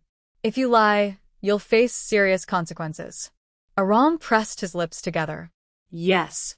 "Please, don't tell my parents what happened. I didn't tell them the truth." He only said he received some silver and planned to visit distant relatives to buy land and live a good life.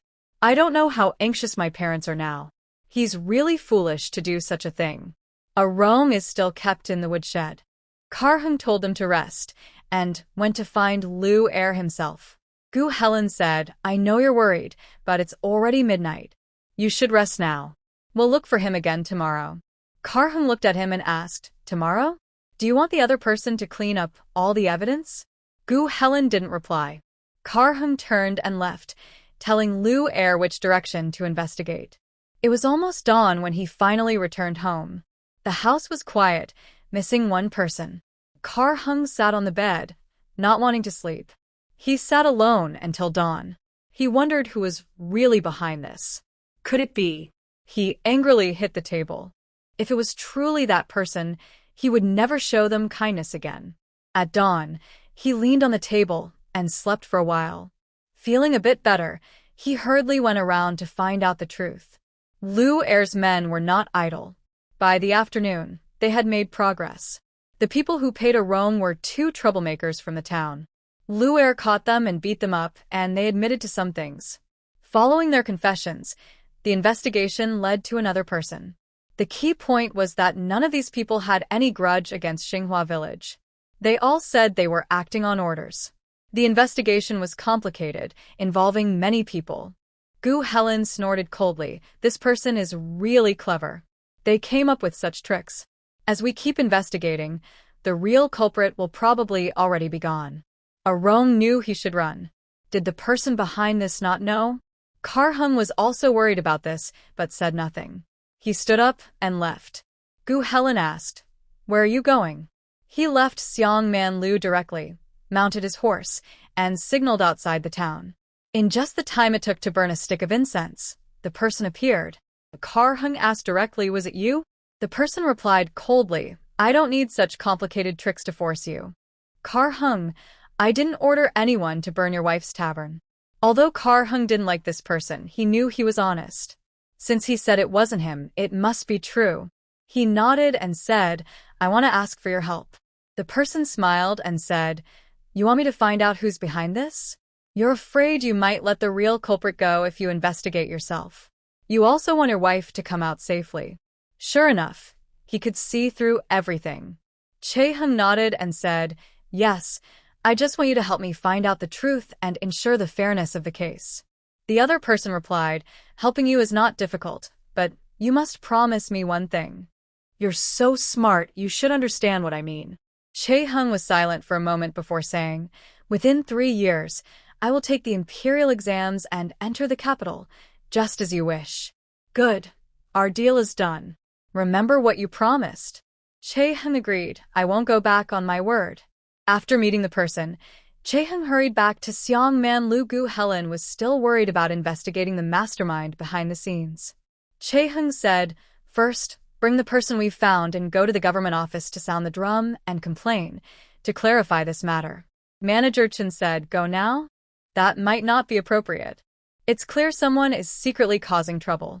If we haven't caught the real culprit, we might be bullied in court." The soldiers who came that day were paid off by the other side, and there might be officials who are also bribed. Chae-hung knew that the person would handle things well.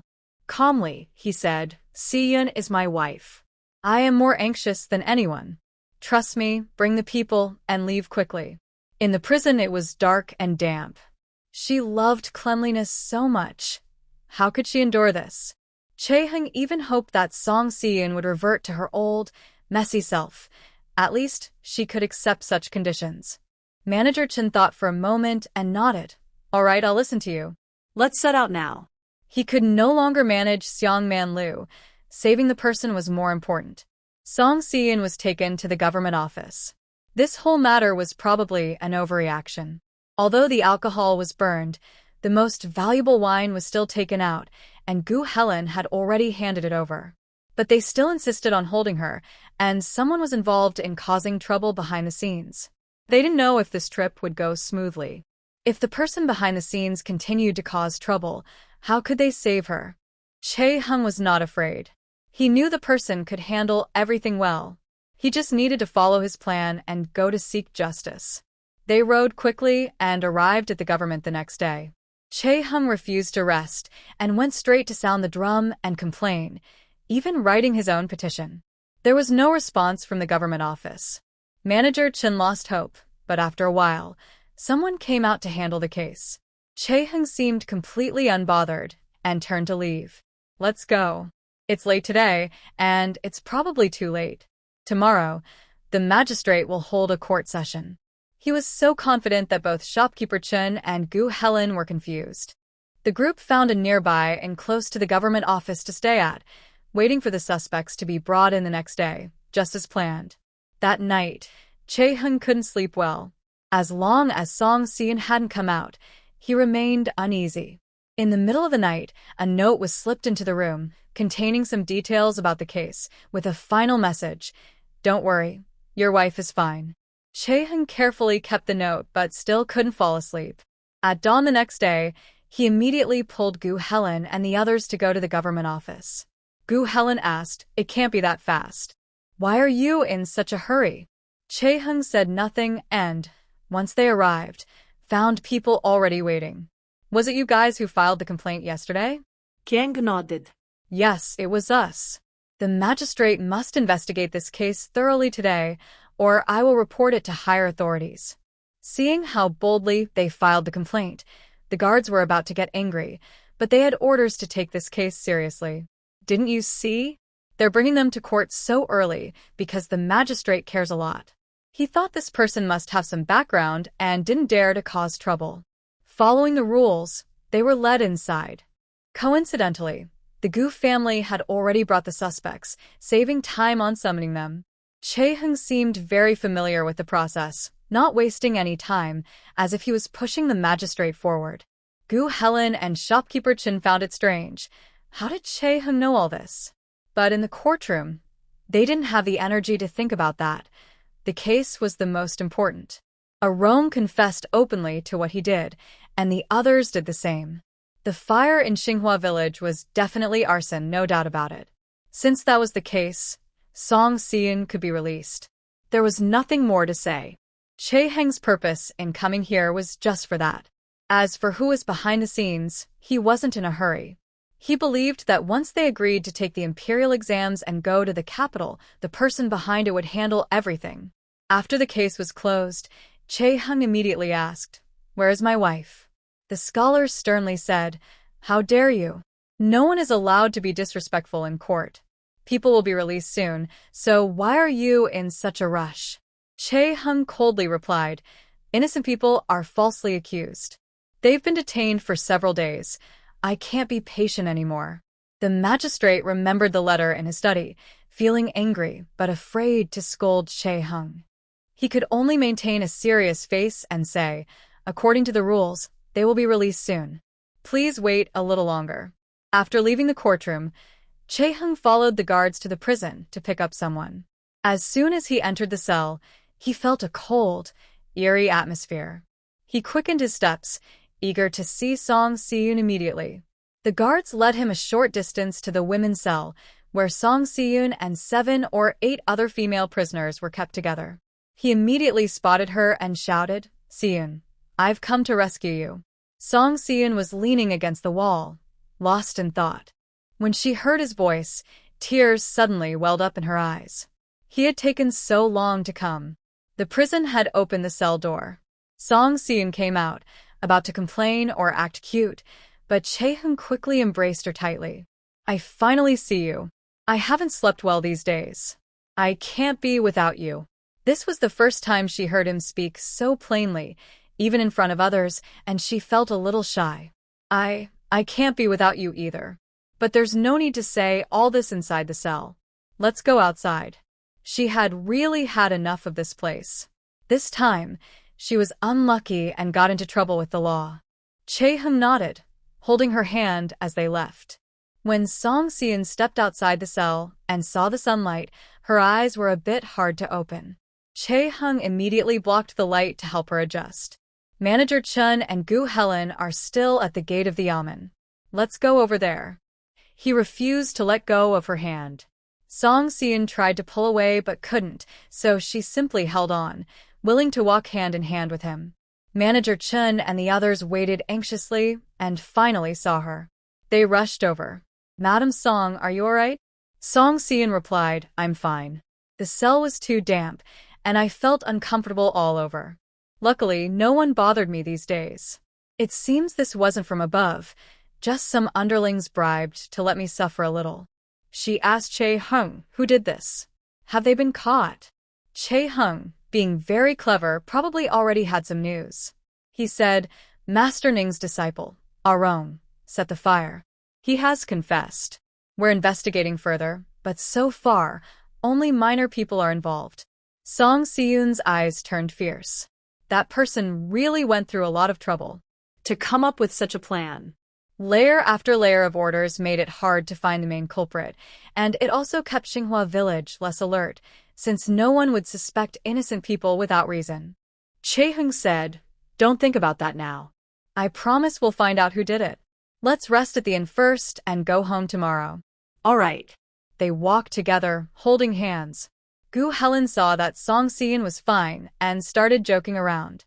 "Oh, so we can't part ways? And right here on the street?" Song Seon said, "We're married. What's the big deal?" Shopkeeper Chun just smiled. It was really good to see her safe. They returned to the inn. Kar-hung asked the waiter to bring food to their room and prepare the bathwater. In the room, he told Song Seon to sit on the bed. She shook her head. "No, I have lice all over me. I might get them in the bed. I need to take a bath first." "All right." Kar-hung nodded. The food was brought in. Song Seon smelled the delicious aroma and felt very hungry. Kar-hung served her rice. "Eat quickly." She didn't care about manners and ate eagerly. "It's tasty. Your cooking is really good, master." Kar-hung only felt sorry for her. The food at this inn wasn't as good as what she made, but to her it was delicious. She had really gone through a tough few days. After she filled her stomach, Song Seon said, "You should eat too. I can't finish all this by myself." "Okay." Kar-hung hadn't eaten well these days either. Seeing her safe and sound made him hungry too. They finished all 4 dishes and the soup. When the waiter came to clear the dishes, he couldn't believe it. How long had these two been starving? The bath water was also ready. Kar-hung mixed the water. "It's ready. Come and wash." Song Seon hesitated, feeling shy to take off her clothes. Although they were married and had done everything, she still felt embarrassed to undress in front of him. Kar-hung smiled. "You're not injured. Just wash yourself. I'll go buy you some clean clothes." Her eyes lit up. "Okay." After he left, she locked the door and took off her dirty clothes to bathe. It felt so wonderful. Warm water wrapped around her body, washing away most of her fatigue. She felt uncomfortable all over, as if bugs were biting her. She washed herself 3 times with fragrant soap before she was satisfied. After smelling herself, she finally didn't smell bad anymore. Just then, Kar-hung returned. "Seon, it's me." She stood up to open the door but hesitated. Her clothes were on the floor. What could she use to cover herself? There were no other clothes in the room. She stepped out of the hot water, dried herself, and felt the cold air make her shiver. She gently opened the door and hurried back into the bed. Come in. Karhung pushed the door open and saw her trembling under the blanket. He smiled. Are you cold? No, I just finished washing and felt cold, but I got better quickly. Chaehyung bought her a new outfit with a pattern she liked. Song Si-eun said, You really know me well. Even if I buy it myself, I'd probably choose something like this. Chaehyung replied, You look good in it. When she warmed up a bit and was about to put on her clothes, Chaehyung asked, Why are you in such a hurry? She pulled the blanket tighter and said, Let me tell you, we're outside now. Be careful about what you say. Chaehyung smiled and said, I meant you just got cold. Stay warm a little longer. Where are you thinking of going? Song Si-eun was speechless. Once she was warm enough and ready to put on her clothes, Chaehyung refused to leave and wanted to stay. She shyly finished dressing, her face turning red. Chaehyung found it amusing and no longer teased her, sending someone to clear out the bath water. In the afternoon, Song Si-eun listened as Chaehyung told her what had happened over the past few days. She couldn't help but sigh. I really don't know what I did wrong to Arong, making him do such things. Chaehyung said, Master Ning treats him like family and values him a lot. He's still Master Ning's most trusted disciple, but he almost burned his master alive. For someone without a conscience, no matter how you treat him, he'll betray you if the temptation is strong enough. Song Si-eun asked, I wonder how Master Ning feels about all this. Not only did they fail to save the wine, but they were betrayed by his closest disciple. What kind of feeling is that? Chaehyung looked at Song Si-eun and said, I have something I want to tell you. She nodded, Go ahead, I'm listening. He felt it wasn't the right time and decided it was better to talk about it later. Forget it, it's not easy to explain in a few words. Let's talk when I get back. Song Si-eun became even more curious and remembered that last time he said he had something to tell her when he returned. She couldn't help but ask, Is it about that thing you mentioned last time? Chaehyung nodded. Song Si-eun thought it must be a big matter, or he wouldn't keep quiet about it. She wasn't sure if it was good or bad, so she didn't dare ask further. That night, they slept together. Chaehyung kissed her and didn't feel like doing anything else. He was really tired these days and needed a good rest. He decided to sleep peacefully for one night first. Before dawn the next day, everyone was already up and had breakfast in the main hall. The servants from the Gu family prepared the carriage. Once everyone was on, they headed back home. Song Si-eun didn't want to think about anything and just wanted to go home quickly. Even though she had only been away for a few days, she felt eager to return. Hurry up and get on the road. We arrived in town later that day. Shopkeeper Chen returned home, and Gu Helen got off the carriage, asking the driver to take them back. The carriage driver said, You've worked hard these days. Gu Helen smiled and replied, Are you doing this on purpose? The wine shop also has my share. It's supposed to be my responsibility. Yet you thank me as if I did something special just to make me feel guilty. The carriage driver said, Next month you will get married. I will handle the rest myself. You don't need to worry too much. Just focus on being your new groom. After saying that, he stepped back, letting the driver continue the journey. Gu Helen thought about his fiancée and started to miss her a little. Song Si-eun and Chaehyung returned to the village, and it was already very dark. Everyone was at home. The village dogs heard the noise and barked non-stop. Many families came out to see what was happening. Finally, they reached home. Song Si-eun said, It's late, and you've worked hard. Here's some money for drinks. The driver hesitated, feeling uncomfortable accepting the money. He was from the Gu family and the master, and these two were on good terms. How could he take their money? Chaehyung said, It's okay. Don't worry, take it. You've worked hard these days. Only then did the driver accept it. Thank you, Lord Chae. Thank you, Lady Song. They finally reached home. Song Si-eun stretched lazily at the door. As expected, my shabby house is the best. I even dreamed I was back in prison. When I woke up, I realized I was still in the cell, and I felt truly hopeless. She smiled and spun around in the yard. Now it's all over. I'm finally back. At the same time, she reminded herself to be more careful in the future. No ill intentions, but always stay alert to others' schemes. Although there was no direct evidence, she felt that this incident was related to Zhongwan. After all, with such a big business in Xinghua village, Zhongwan wouldn't have no reaction. The lack of any movement before was suspicious enough, yet she had been careless. Kiang gently embraced her. Always tell me if something happens. Do you know how worried I was this time? Song Xian smiled. I already told you. When they decided to take me away, I knew I couldn't fight the officials, so I went with them. But I also asked Chin's shopkeeper to find you, because I knew you could find out the truth.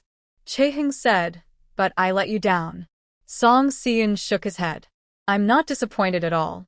You figured out Arong had a problem so quickly, but I only realized something was wrong after I went to jail. You're much smarter. Chaeheng asked, do we really have to talk in the yard?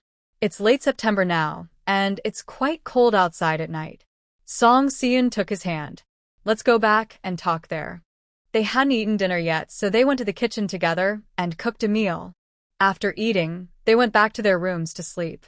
Song Xian lay on his bed, feeling very comfortable. Nothing beats your own home, not even a fancy nest, he said. Kiang smiled. Song Xian suddenly remembered something and sat up quickly. Oh, right, you said you had something to tell me when you got home. Just tell me now, I can't wait any longer. Chaeheng nodded, but before he could speak, she said, tell me first, are you sharing good news or bad news? If it's bad, let's wait a few days. She just came out of jail and didn't want to hear bad news now. Chaeheng said, I don't know if it's good or bad. I just want to be honest with you. From now on, there are no secrets between us. Song Xian patted the bed. Come up and talk. It was already late at night. The two of them lay down. Chaeheng held her in his arms and softly said, this time, I couldn't rescue you alone so quickly. Song Xian asked, who helped you? She had always wondered why Chaeheng was so capable. Now that he mentioned it, she became curious about the answer. Chaeheng said, there was someone helping me all along. I didn't like their help, and I don't know who they are. I just know they are not an ordinary person. Song Xian looked up. I've never seen this person? Chaeheng replied, they don't usually show themselves. They only meet with me alone. I knew about this person when I was 8 years old. Surprised, she asked, then why didn't you let them rescue you from the 10-mile village? Chaeheng said, they were adopted by the Che family. When they had their own children, they didn't treat me well. But I didn't ask to be taken in by them either. I was abused for many years. Then someone suddenly appeared and said they knew my background and wanted to take me away. I didn't want to be controlled anymore. It felt like I couldn't make my own decisions in life. So I refused to leave and rejected their help. Over the years, that person has always been by my side, but I never don't ask for help from him. Only. Song Xian continued his words. Only this time. You asked him to save me? Chaeheng said, I made a deal with him. If he can help me find out the truth and save you, I will focus on my scientific research and pass the exam to enter Beijing within 3 years. Song Xian propped herself up and looked at him in disbelief. So, you never planned to study seriously before? Then why did you want to go to school? Chaeheng smiled because you wanted me to go, and I do like studying. I just didn't want to listen to him. Suddenly, Song Xian understood. So, that's why you kept refusing to study before? You didn't want that person to get his way? Chaeheng nodded. Song Xian felt relieved. I see. I knew it. That's why you were so resistant. You really do enjoy studying. She realized something else and said, sorry, because of me you bowed to him. If it weren't for this matter. Chaeheng, who had been abused by his adoptive parents, never thought of asking that person for help. But this time, he compromised for her. She couldn't quite understand how she felt inside, but she always felt a bit guilty toward him. Chaeheng gently pressed his lips to hers. No, it's not your fault. I've thought it through. I should work my exams so I can truly protect you. Song Xian nodded. Have you really understood this now? The two lay on the bed, talking unknowingly into the late night. Song Xian finally learned all of Chaeheng's secrets. She held back her words and asked, actually, it doesn't seem like much. It's nothing shameful. Why didn't you tell me all along? Chae-hung said, I didn't know how to tell you. Things are going so well now. I was afraid these matters would disturb your life. Song Si-in didn't expect him to worry about this. Fool. Now that we've both expressed our feelings, where we live doesn't matter. If you pass the exam and go to Beijing, I'd be happy to go with you. That place is so big, and under the emperor's watch, it must be a good place to make money. Chae-hung never expected her to understand so easily. He had been worried before. Song Si-in only found him amusing, thinking, isn't it a bit silly that someone would be afraid that her noble background would make her dislike him? Chae-hung said, that's all about this matter. There's nothing else I've been hiding from you, and I promise I won't hide anything from now on. Okay, I believe you. Song Si-in slept until dawn the next day before getting up. She hadn't been home for several days and needed to check on the farm. Chae-hung wasn't in a hurry to go to the academy. Since he had already delayed for so long, a couple more days didn't matter. He was still waiting for news and needed to see a clear result. When Song Si-in left home, she met several people on the way. They all seemed afraid to talk to her and quickly walked away. Song Si-in was confused. What's going on? They look really scared of me. Chae-hung said for farmers, going to jail is very shameful. They probably think talking to you is unlucky. Song Si-in hadn't expected this. So that's why. Now, I really seem like a village curse. Kiang smiled. It's okay, it will be over soon. He took Song Si-in's hand, and they went to check the farm together. Song Si-in smiled. It seemed that Chae-hung no longer cared about anything. Since he wanted to hold her hand, he did. She didn't care about others' opinions. Right and wrong are for others to judge. Why force people to accept her? After they left, a few people gathered and whispered, look at that, Si-yoon is back safe and sound. It's not what Wusher said at all. I think she's just resentful and trying to slander her. Yeah, I didn't believe it yesterday, and now I see it's true. She even said she wanted to behead her, but she's come back safely. It's all nonsense. A few women at the village entrance were chatting idly. From afar, they saw Wusher walking over. One whispered, no need to say anything. She's back at her son-in-law's house again. Another laughed. What son-in-law? He's even older than her. They all laughed. Song Lan-ji was a concubine and life was good, but that man was quite old. The Song family really had no shame. They did such things and seemed proud of it. While they were talking, Wusher arrived. Seeing the women gossiping at the village entrance, she smiled and adjusted her silver hairpin. Oh, I said I didn't want it anymore, but Lan-ji insisted. She said this silver hairpin suits me very well. I'm already this old. What jewelry do I need? It's embarrassing. The women smiled. Your family's Lan-ji is indeed filial. She's always giving you things. It looks like she's doing well in her husband's family. Wu immediately said, of course, that's great. My son-in-law loves her deeply. Every time I visit, they are so affectionate, it's wonderful. Someone else said that's really good. You should encourage Lan-ji to work harder and have a child. That would be proper. Then you won't have to worry about good days in the future. When Wu heard this, she felt worried. Lan-ji had a miscarriage before, and her health was already weak. She was afraid Lan-ji might not be able to have children. Now, her daughter was married to an older man, which made it even harder for her to conceive. But now Lan-ji seemed very happy and loved. In a few years, she would be older. Would she still be so favored then? Right now, it was all new and exciting, so she couldn't stay away.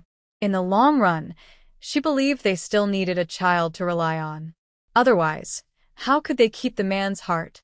Zhang Yao had 2 sons, but they weren't easy to manage.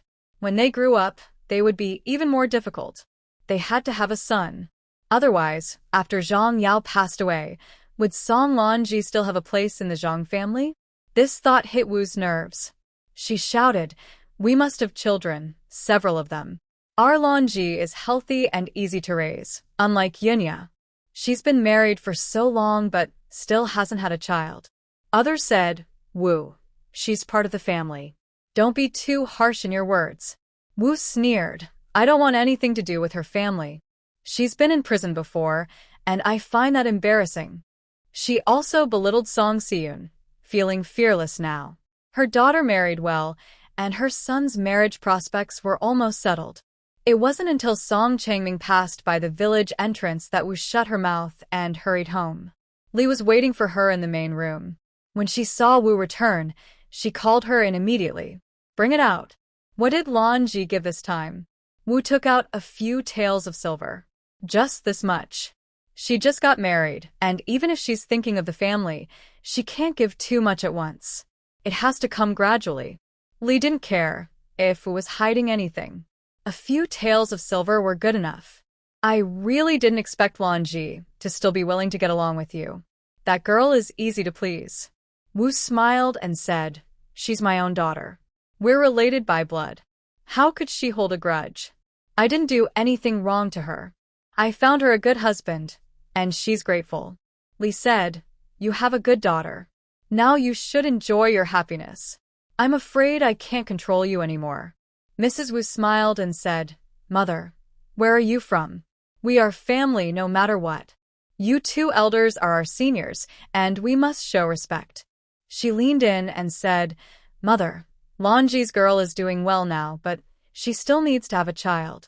Mother, let's think of a way to help Lan Ji. Mrs. Lee understood what was being said and realized why Lan Ji was willing to forgive her. It was because she had her own matters. But she also agreed that if Lan Ji wanted to keep her status steady, she definitely needed to have a child. For the future of their family, they had to consider her more. Mrs. Lee said, all right, I'll ask around for her. The tonic medicine must be taken, and luckily, we're not short of money now. Mrs. Wu smiled and said, of course. Chu-hung stayed home for another day. Finally, he received news. The person appeared at night and gave him a booklet. The whole story was written inside, and he told Chu-hung to read it himself. I've done what I promised you. Remember your promise to me. Chu-hung nodded, I won't forget. The person smiled and said, good. I believe you have the ability. Chu-hung looked at the booklet and wasn't surprised by the answers inside. He had suspected this before, now it was just confirmed. He handed the booklet to Song Si-yoon. After reading it, she slammed it on the table and said, Zhang Wan, it was definitely her. She really thought hard about this. I'm afraid she's trying to keep me from getting out. Chu-hung said, sorry, she's doing this because. Song Si-yoon glared at him sharply. If you dare say it, I won't be with you anymore. Chu-hung immediately shut up. Song Si-yoon said, her narrow mind has nothing to do with you. Why should you apologize? People who don't know better might think you're part of the family. I'm just an outsider. Chu-hung shook his head. I won't say anything more. I'll handle this myself. I will make Zhang Wan pay the price. Zhang Wan dared to do such things because she thought they couldn't find out. Zhang Ji's evidence was still in Chu-hung's hands. He didn't need to do anything special, just hand over Zhang Ji's real account books to the government, and they would handle the rest. Song Si-yoon said, you can do that, but I want to meet her first and see how long she can act so arrogantly. Isn't she just jealous that the business in Xinhua Village has overshadowed Zhang Ji's? Then I will make Xinhua Village better and make sure Zhang Ji's wine shop can't survive in Gaochao Town. What Zhang Wanyue cares about most, she tends to destroy, and in the end, she waits to see who will beg for mercy. Chae-hung knows she must release her anger herself, so he doesn't stop her. He smiles and says okay. He takes a signal flare out of the house. This is my contact information for that person. If you need help, you can find him. Song Si-yoon asks, what is his name? I don't know. Song Si-yoon laughs. You've known each other for so many years, and you don't even know his name? Chae-hung says I never planned to go with him, so his name doesn't matter to me. I don't care. Song Si-yoon says, you really have patience. If it were me, I would have been curious about my background long ago. You can actually resist asking. Because I don't want to know, so I don't ask, Chae-hung replies. If my background were unusual, would you dislike me? Song Si-yoon smiles and says, having such a talented person stay with you for over 10 years, your background must be special. Maybe you're descended from a high official. Then I would be rich. I could never dislike you. Are you silly? If a man you've loved for a long time suddenly tells you he might be a wealthy second-generation heir, could you dislike him? Chae-hung says it could also be that he's a wicked person. Song Si-eun links her arm with his. You didn't grow up around them, so their background doesn't matter to you. If you don't want to know your own history, don't ask. If heaven wants you to know, the truth will come to you someday. Kiang nods. Okay. A few days later, Chae-hung has to go to the academy. He was in such a hurry that day, he didn't personally ask for leave from the teacher. Instead, he sent Xiao Tang. He hasn't been there for several days now, and he's curious how the teacher will react. It's a rare opportunity to get into the academy, so he can't waste it. Plus, he has promised to take the imperial exam and go to the capital, so he must study hard. Once he promises, he can't break his word. Song Si-eun stays at home again. She feels a bit reluctant, but she has more important things to do now. Being lazy doesn't suit her. The two go to the town together. Chae-hung heads to the academy, while Song Si-eun first visits Master Ning. In recent days, he's been recovering from his injuries. His voice is a little better now, and he can speak, but he's still hurt and can't move around much. His apprentices take care of him every day. Arong betrayed his master, and they all feel ashamed. Their master has always been kind to them. They didn't expect Arong to do such a thing for money. In recent days, Master Ning has been sighing constantly. At first, he was worried about Song Si-eun, but after learning she had been released, he felt sad that he had taught such a disciple. His throat has improved a bit, but he still can't speak much, so he only occasionally says a few words to his students. All his students sincerely respect him. Seeing him always gloomy, they also feel sad. No matter what they try, Master Ning remains like this, which makes everyone uncomfortable. Master Ning gazes out the window, lost in thought, not knowing what he's thinking. Lin is outside helping the Lin family when he suddenly comes in and says, "Master, second young master has arrived." Hearing this, Master Ning immediately brightens up and tries to sit up from his bed. His two disciples quickly help him, saying, "Master, take it slow." When he manages to sit up, Song Si-eun enters from outside. Seeing Master Ning about to get out of bed, she quickly steps forward to stop him, saying, "Master Ning, your injury isn't fully healed. You shouldn't get out of bed." Master Ning nods slowly and says, I feel ashamed, so ashamed." Song Si-eun hurriedly responds, "Master Ning, this isn't your fault. You're also a victim. Don't blame yourself. If anyone is to blame, it's me. I knew the tavern was dangerous, but still agreed for you to stay there. I was careless." Master Ning says, "No, Song Si-eun continues, "Master Ning, your throat is injured. Don't speak now. Just listen to me. I know you're feeling guilty about Arong and the village of Xinghua, but this isn't your fault." She explains, "Although you're Arong's master, you don't have to take responsibility for everything he does. He has good brewing skills, which shows you've taught him well and fulfilled your duty as a master. As for other things, they aren't really within your control." She adds, "To be honest, Arong's parents spend every day with him, but they didn't notice his intentions either." Master Ning sighs deeply, realizing he has misunderstood people. He values Arong greatly. He's talented, but he never expected this. Lin says, "Master, I promise you, I would never do such a thing. If I did, may I be struck by lightning." "Yes, I also promise." The other two disciples agree without hesitation. Lin then advises, "Master, you know how we feel about you. Arong was blinded by greed. He made a mistake, so don't blame yourself." After the students take turns persuading him, Master Ning finally begins to understand some things. He nodded gently. Song Si-eun said, "Master Ning, take good care of your injury. This is the ointment I made. It works very well for burns. I will prepare another prescription later. Lin, go to Yuan Hall to get medicine for Master Ning. I've already paid for it." Lin replied, "Thank you, second young master." Master Ning said, I will take care of myself." Song Si-eun smiled slightly. "Master Ning, don't argue with me. I feel very sorry for causing your injury. What I am doing now is just try and make up for it. No matter how much I do, it's not enough. When your injury heals, You should continue brewing wine in Xinghua village. You are very important there. Master Ning's eyes welled up with tears. He didn't expect his apprentice to do such a thing, and that the master still believed in him. All right, I will try my best. Song Xian said, as long as you're willing to go, I will feel at ease. Xinghua village was burned down, and it will take some time to reopen. You should rest and recover. Song Xian had other things to do.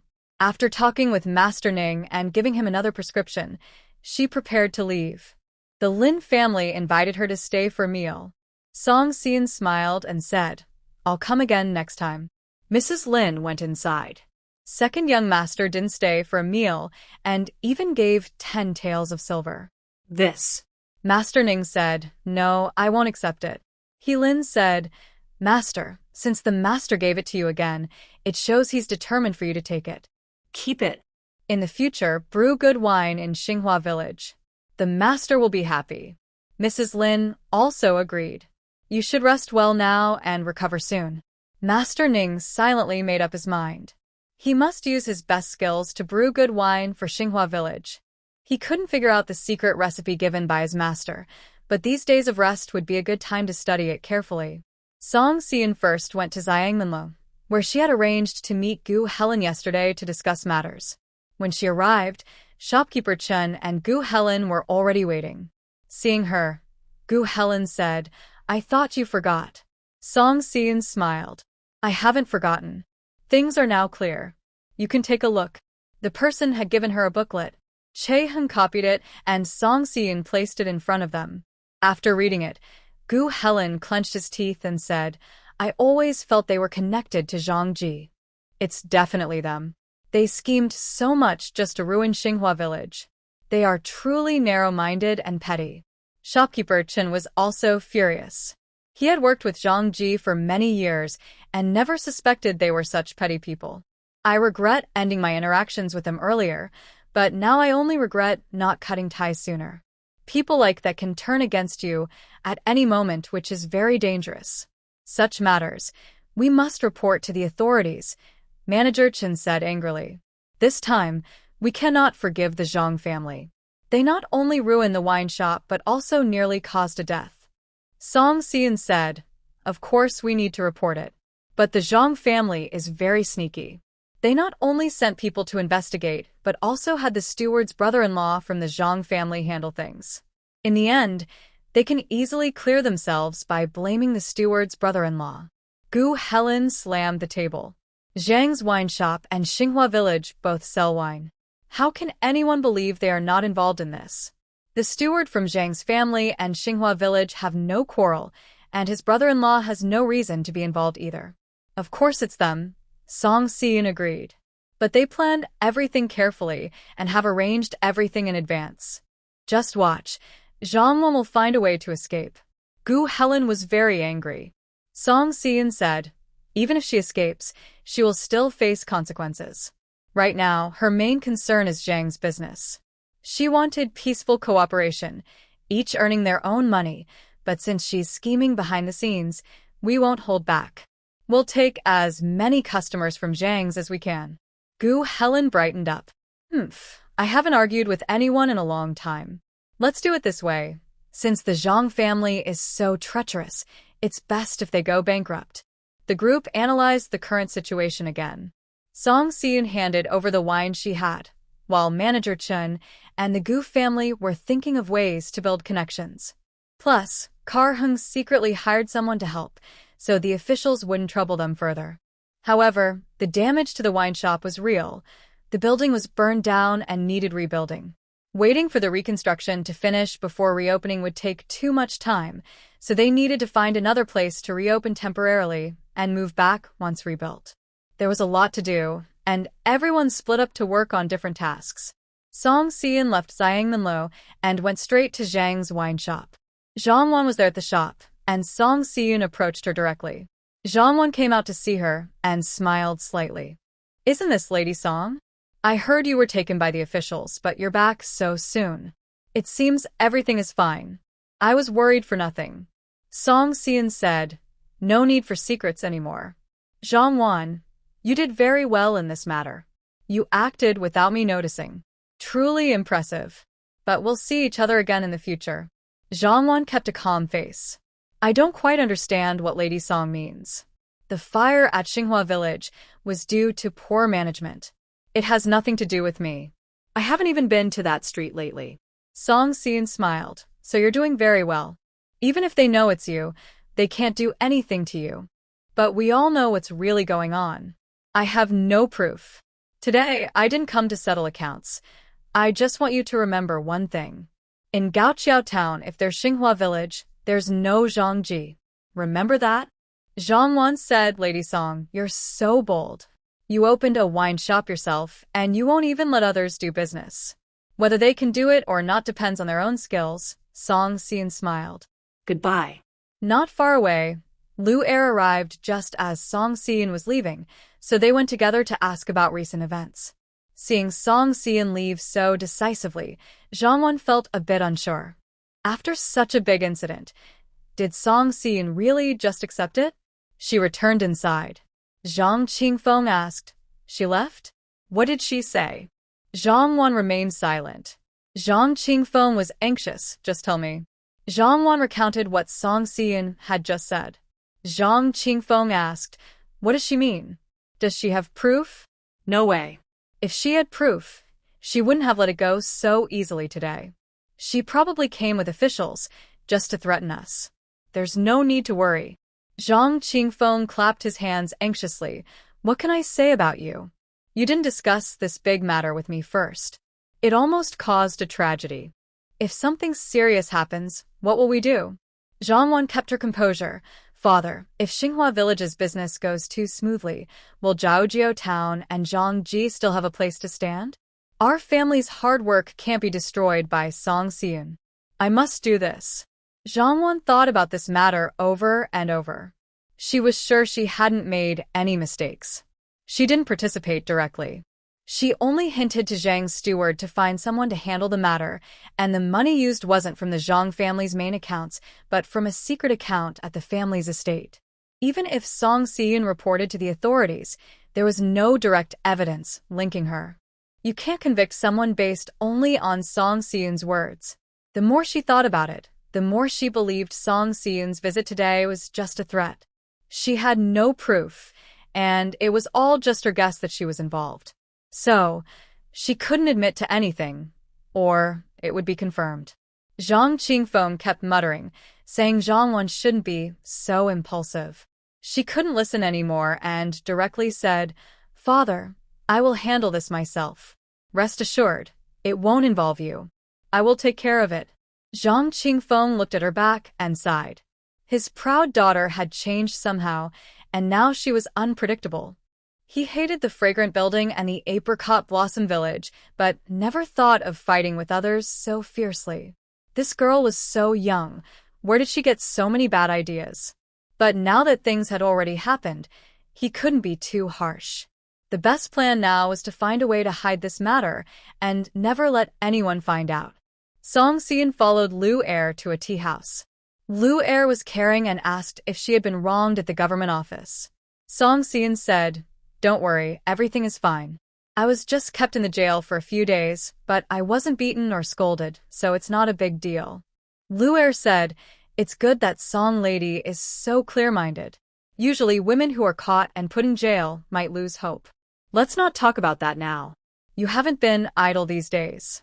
Have you found out anything? Song Xian asked curiously. You nodded. Yes, I have some clues. I told my people to leave no stone unturned. After checking, I found that several people have some connection to the Zhang family. The relationship between the two families is so delicate. After such an incident, the people involved are related to them. It's really worrying, but we have no proof, only suspicions. Today, I just want to ask what Song lady thinks. If we keep investigating, we might not be able to link it directly to the Zhang family. If we confirm it was them, then... Song Xian shook her head. No need. Whatever we find is what it is. No need to forge evidence or force confessions. Have your people gather all the evidence they can find. If those involved are brought to the authorities, let them handle it. Lu Er said, Yes, I will follow Song Lady's instructions. After sitting in the tea house for a while and leaving, Huzi said, "Second brother, Song Lady probably doesn't use such methods. Maybe we should secretly help." He couldn't stand what the Zhang family had done. It was too dirty. Lu Er said, "Forget it. Let's just follow Song Lady's plan. The Zhang family's true nature has already been exposed. We should keep a close eye on them. I don't believe we can't find their mistakes. It's more satisfying to take them down openly." Huzi nodded in agreement. "All right, I know what to do." Half a month later, there was confirmed news. The core was satisfied with the wine they sent and would no longer pursue this matter. Song Xian also relaxed and focused on rebuilding the wine shop. Master Ning's injury had not fully healed, but his voice was better and he could walk, so he also went to help at the wine shop. This time, they rented a shop opposite Xiangminlu, turning it into a wine shop to reopen. Once the new house across the street was built, they could move there or use both places together. Since it wasn't a grand opening, there was no big celebration. However, because of the unlucky incident last time, they still set off fireworks at the door for a long time on the opening day. Master Ning was from Gaoqiao Town, kind-hearted, and skilled at brewing wine. So many people got along well with him. This time, he was injured, and everyone was very concerned. After Xinhua Village opened, many people came to buy wine there and business was booming, even better than before. "Don't worry, everyone. My hand is hurt, but my skills haven't changed at all. My apprentices are all capable, and the wine they brew is just as good," Master Ning said happily at the door. Anyone who came had to go in and buy a jar of wine. On the first day of opening, the shop sold a lot of wine. Seeing this success, Gu Helen felt more at ease. Although he had caused trouble and faced prison, the people of Gaoqiao Town were sensible, and everyone probably understood the situation. Business at Xinhua Village was so good that Zhang's shop looked very different today. Gu Helen stood at the door and smiled as he looked across the street. Song Xian asked curiously, "What are you smiling about?" "That person over there, Zhang's second shop assistant, came specifically to see how our business was doing." Song Xian said, "Did he see everything?" Gu Helen turned his neck slightly. Master Ning's injury is mostly healed, but he still walks a bit unsteadily, and there are scars on his arms. All of this is because of the Zhang family. I can't let go of this bad feeling. If I don't settle the score, I won't feel at peace. Song Xian nodded. That's why we need to work harder. Gaoqiao Town can't have the Zhang family taking over. Gu Helen saw the shop assistant leave. But it's not easy to take over all the business. The new formula needs constant improvement. Brewing good wine isn't something that happens overnight. Zhang's has been in Gaoqiao Town for many years and has built many connections. Losing Xiangminlu's business is a loss for them, but it doesn't mean they can't keep operating. To completely drive them out, it would take at least 3 years. And that's assuming everything goes smoothly. 3 years is too long. He couldn't wait that long. He had to avenge his wrongs immediately and do it now. Song Xian also thought about this and calmly said, "Then lower the price. The wine from Xinhua Village is good and should be cheap. I don't believe so many people are foolish enough to buy expensive wine. Zhang's major clients are all traders. If the costs are low, they make more profit, so they naturally prefer that." Gu Helen said, "Of course, that's one way, but why hurt ourselves? We worked hard to earn that money, and it's not good to just give it away. Let's think of another plan." Song Xian smiled and said, "Then let's try a more difficult method. Your wedding day is coming soon, so we should celebrate grandly. We must use our Xinhua Village wine and make a big show to build a strong reputation. The more grand, the better." Gu Helen rubbed his forehead and said, "I really don't like these kinds of events. We already agreed to invite only close friends. It seems I will have to sacrifice myself." Song Xian said, "You're the main person in Xinhua Village. What's the big deal about sacrificing a little? Hurry up and get ready to be the groom." The two of them were joking at the door when Master Ning came over and said, "Two bosses, I've been working on 2 new wines recently. I want to try them out. Please take a look and see if they are good." Song Xian burst out laughing and said, "Master Ning, you know the most about wine in Xinhua Village. Even if we look, We probably won't understand. If you think they are good, just give them a try. Just tell us what you need. Making these two wines is indeed difficult. The ingredients are very complicated and expensive. He thought the two bosses might hesitate, but they trusted him completely. Master Ning's eyes filled with tears. Since his bosses trusted him so much, he had nothing to worry about. He could show his ideas freely. Maybe they would succeed. All right, don't worry, bosses. Old Ning, will do my best. I will make Xinhua Village's wine better and more famous in the county. Gu Helen deliberately said, Oh, so Master Ning was holding back before and didn't use his best skills to make wine. No wonder Xinhua Village's wine has always been SSO. Master Ning hurriedly explained, Main boss, I didn't hold back. Some recipes are too complicated and I hadn't tried them before. Now I'm not afraid of trouble. I want to give it a try. Gu Helen smiled and said, Master Ning, don't be in such a hurry. I was just joking. Until the afternoon, Song Siyun returned from the town. Xinhua Village reopened, and she felt happy as she walked home. On the way, she unexpectedly met Song Lanji. After her marriage, this was the first time Song Siyun saw her. She styled her hair into a bun, applied heavy makeup, and her clothes looked much better than before, of higher quality. She wore many shiny hairpins and jewelry. Song Lanji was with a young girl carrying 2 bundles, looking a bit tired from holding them. Song Siyun only glanced at her briefly before looking away, planning to stay at a distance. She walked faster, but Song Lanji quickly caught up and asked, Siyun, why are you avoiding me? Song Siyun replied, Everyone goes their own way on the main road. Why would I be avoiding you? It's fine if you're avoiding me. I can come to find you instead, Song Lanji said cheerfully, even holding Siyun's arm. What's going on? Song Siyun pulled her arm away and said, Just say what you want. We're not that close, are we? Song Lanji smiled and waved a handkerchief. Look, we're cousins and part of the same family. I was naive before and said some rude things. You're generous, so don't take it to heart. I've married now, and life isn't bad. Sometimes I think about the past and feel a bit guilty. Just consider that I've realized things now. Song Siyun didn't believe her. I have something to do, I'll go now. As she tried to leave, Song Lanji hurried after her and said, Siyun, I remember you've been studying medicine with Dr. Li for a while. You must have learned a lot, right? You even helped deliver the Wang family's daughter and helped me too. I wonder if you can treat my stomach problem? Song Siyun was confused for a long time, but finally understood. It was clear that Song Lanji wouldn't come over without a reason. She was here for this. Now that she was married and wanted to have a child, she came to ask for Siyun's help. Song Siyun didn't respond, and Song Lanji grew more anxious. But she didn't dare speak loudly, afraid the young girl behind might hear. Her previous miscarriage was a secret, and she definitely couldn't let the Zhang family find out.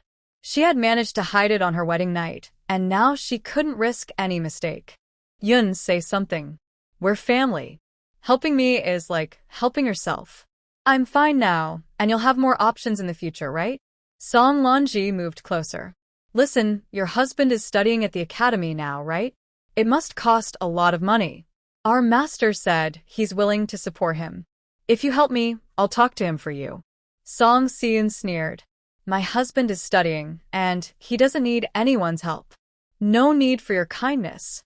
Regarding what you mentioned, I cannot help with that. Please ask someone else. Song Lanji knows her own abilities. In the past, when there were big problems, if Song Siyun hadn't helped, she might not be alive now. So this time, when she needed help, her first thought was Song Siyun. Today, she went back to her parents' house, mainly to ask if there was any news and to see Song Siyun. She didn't expect to meet her on the road, so she was lucky. But Song Lanji wouldn't say anything, and Song Siyun didn't know what to say either. Although Song Siyun's family name is Song, she has distanced herself from her family. After everything that happened, no one in the Song family could control her. As they approached the village, Song Lanji hurriedly said, Tell me, what do I need to do for you to help me? Just say it, and I will find a way to do it. Song Siyun didn't plan to get involved in this matter. She smiled and said, "Don't worry about me. It's not possible. The apricot blossom village was burned down, and I'm busy now. I don't have time to manage other people's family affairs." Song Lonji quickly said, "I know that too. Just say the word, and I can ask our family's master to buy wine from Apricot Blossom Village. We also have a restaurant in the county.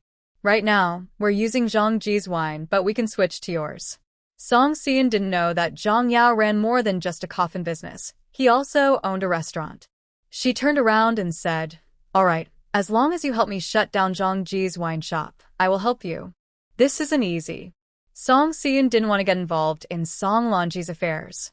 She thought that after hearing this, Song Lonji might give up. But unexpectedly, Song Lonji immediately agreed, saying, "Good. Don't forget what we said today." Just as they entered the village, Song Xian quickened her pace home, ignoring her. When Song Lonji returned to the Song family, Li and Wu were at home and greeted her warmly. After a while, Song Changming and Song Hongwen also came back. When they saw Song Lonji, Song Changming looked unhappy. The family had taken bride price when she got married, but he still felt that Song Lonji brought shame to the family and didn't want to talk to her. Song Lonji only called out Grandpa and didn't speak to him. She brought back many things today, and Wu smiled happily. "Oh, my daughter is so filial. She knows to bring good things home. Mother really didn't raise you in vain." Song Lonji looked expressionless.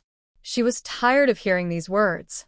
She knew very well whether her family was happy because of the gifts or because she was back. Still, she enjoyed this feeling. She didn't lack food or drink at Zhang's family, and her life now was better than before. She took the food and supplies to her parents' house, making them happy. She responded with a calm, indifferent tone, which was exactly what she wanted. After a while, she went into the room with Li and Wu to talk. "How is it going? Do you have a solution?" she asked.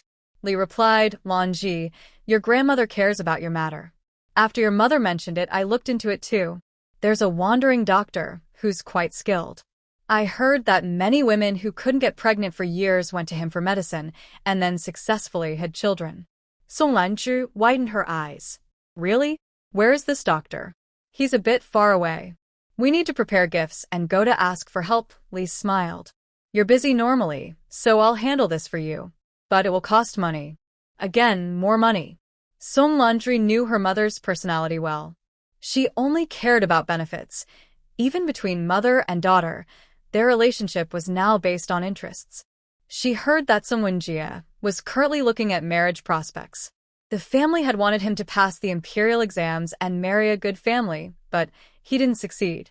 Now they couldn't wait any longer, but still hoped to find a good match. That would cost money too. "Mother, I haven't even seen the face of the person and you're just giving money? How do I know if that person is trustworthy? Before, Grandma brought some woman named Zhang, and she almost harmed me. If I trust you blindly, that would be really foolish." Wu's face darkened, but she didn't speak. Li quickly said, "Lonji, you can't say that. It's not easy to handle this. We have to do it secretly. Who else can we ask if not our family? I'm not after your money. It's just that we need to spend money for this." Song Lanzhi was different now. Only she could control others. The Song family couldn't manipulate her anymore. She made a few sarcastic remarks and then took out 2 taels of silver. "That should be enough for some gifts, but I'm not sure I can trust the doctor. Maybe he's not better than Song Thian." Li said, "Can they be compared? Song Yan isn't even a doctor." Song Lanzhi didn't reply. She stayed in the Song house for a while and then left. She felt her family couldn't be trusted. Now her focus was on Song Thian. She thought Song Thian was unchangeable, but surprisingly, he agreed to help. The Zhang Ji wine shop, if she could cut off their business, Song Thian would agree to help. Since that was the case, why not put in some effort? Song Lanzhi made up her mind and planned to find a way to persuade her father. It was just a wine shop, nothing too important. After Xinghua village reopened, the business remained as good as before. Master Ning worked hard to brew wine and quickly created a new type of wine. At first, only a small amount was made, just enough for regular customers to try, and everyone praised it highly. In just a few days, some customers came back wanting to buy more of that wine. Master Ning was very happy with this result. He slightly changed the recipe and decided to brew an even better wine. This shows he's still strong and energetic despite his age. He refuses to rest, full of motivation. Everyone was worried he might get tired. Song Seon even forced him to go home and rest, but Master Ning refused. Master, no matter how much you comfort me, I can't get over that hurdle. Our Rome is my apprentice, and as his master, I must take responsibility. He made a mistake, but he can't fix it. I will fix it myself. Master Ning made a bold vow. When Xinhua village becomes famous all over the world for its wine, I will feel that I have made up for it. Song Seon wanted to persuade him, but he just smiled and said, but I don't know if I have that ability. Song Seon smiled and replied, of course you do. Xinhua village depends on you. Soon, the day of Gu Helen's wedding arrived. The Gu family has been doctors for generations and is well respected in Gaochao town. This time, for the sake of Xinhua village's business, Gu Helen was willing to go all out, making the wedding as grand as possible. The old couple of the Gu family was overjoyed. They only have one son, and now he was about to marry. They worried he wouldn't want a big celebration. But he suggested it himself, so they happily prepared a big celebration. They stopped arguing and focused on the wedding, inviting everyone they could. Gu Helen only had one request. The wine and drinks at the banquet must be from Xinhua village. That wasn't a big demand. He runs his own winery, and for such a happy occasion, it's only right to use his own wine. As the good day approached, many people in Gaochao town received invitations. The chefs from Xiangmenlo were also invited to help, so the banquet would be very impressive. Kar Hung returned a day early, and Song Seon had already received his letter and was waiting at home. To celebrate Gu Helen's big day, they even prepared a new outfit for him, though they weren't sure if it would fit. Hearing voices outside, Song Seon thought Kar Hung had returned and quickly went out to see him. But it wasn't him outside, which surprised her. Kar Liching smiled as he looked at her. Seon, it's been a while. Don't you recognize your second uncle? Song Seon snapped out of her surprise, hurriedly ran to open the gate, and asked, Second uncle, why are you here? That's not right. It's so far away. How did you come here? We should have come to see you instead. Che Liching said, It's rare for me to go on a long trip. It's no trouble to take a walk. It was Li Chong who brought him here. Che Liching explained, and Song Seon quickly thanked him. Li Chong smiled and said, No problem. I saw this old man looking around at the village entrance, so I asked him about it. Turns out he's a relative from Che Heng's hometown. I was worried he wouldn't find his way, so I brought him here. Song Seon thanked him again. After Li Chong left, she went inside with the others. She hurried around, making tea and bringing some snacks. Just as she was about to sit down and chat, Che Hung returned. Song Seon smiled and said, Don't say anything yet. He probably doesn't know you're here. Let's surprise him. Che Liching was amused by his niece-in-law's playful attitude and nodded happily, cooperating fully. But as soon as Che Hung entered, he looked straight behind her. Second uncle, just arrived? Song Seon pouted, annoyed. What? I wanted to tease you and give you a surprise, but you already knew. Che Hung chuckled. I met Li Chong on the way here. He told me, so I came back quickly. Song Seon said, Second uncle just arrived. Sit down and talk. I'll go prepare dinner. Just as she was about to leave, Che Liching spoke. Seon, sit down and talk. This time, second uncle is here just to see you. It's okay if dinner is a little later. Hearing this, Song Seon looked confused, but Che Hung understood right away. He poured tea for Che Liching. Second uncle, Seon is fine now. She's okay. Song Seon snapped out of her thoughts and said, Yes, I'm fine. You really don't have to worry. It's such a long journey. It must have been hard for you. The elders probably heard about her being imprisoned and were worried, so they came to visit her. Song Seon and Che Hung quickly comforted them. Che Liching sighed. It's good that you're okay. But you two really don't take second uncle seriously. Such a big thing, and you didn't tell me? He looked genuinely upset. Song Si-yoon hurriedly said, "Second uncle, it's not a big deal. We didn't want you to worry for nothing. We planned to tell you when we returned. You only share good news, but not bad." With such a long journey and unclear news, I was even more worried. I heard from the villagers that Si-yoon was taken by the officials. It seems she offended the court and might be sentenced to death. I couldn't sleep all night. He pounded the table and said, "You think you're kind by not bothering me, but I've never had children in my life. Only you two are on my mind. When I hear news, you haven't told me anything, so how can I not worry?" He had a very good temper, rarely getting angry, but now his tone was urgent, showing he was truly upset. Song Si-yoon understood and felt very guilty. Indeed, they hadn't considered Uncle's feelings. Even though they were far away, they could still send messages. They didn't say anything, which made him anxious. She quickly said, "Second uncle, we didn't think carefully. I promise, from now on, we will tell you everything right away. We won't do this again." Chae-hung nodded in agreement. "Yes, it won't happen again. Please don't be angry, second uncle." Lee Kang sighed deeply. "Good. You two better remember this. No sharing good news but hiding bad news. I care about you, so I need to know everything, good or bad."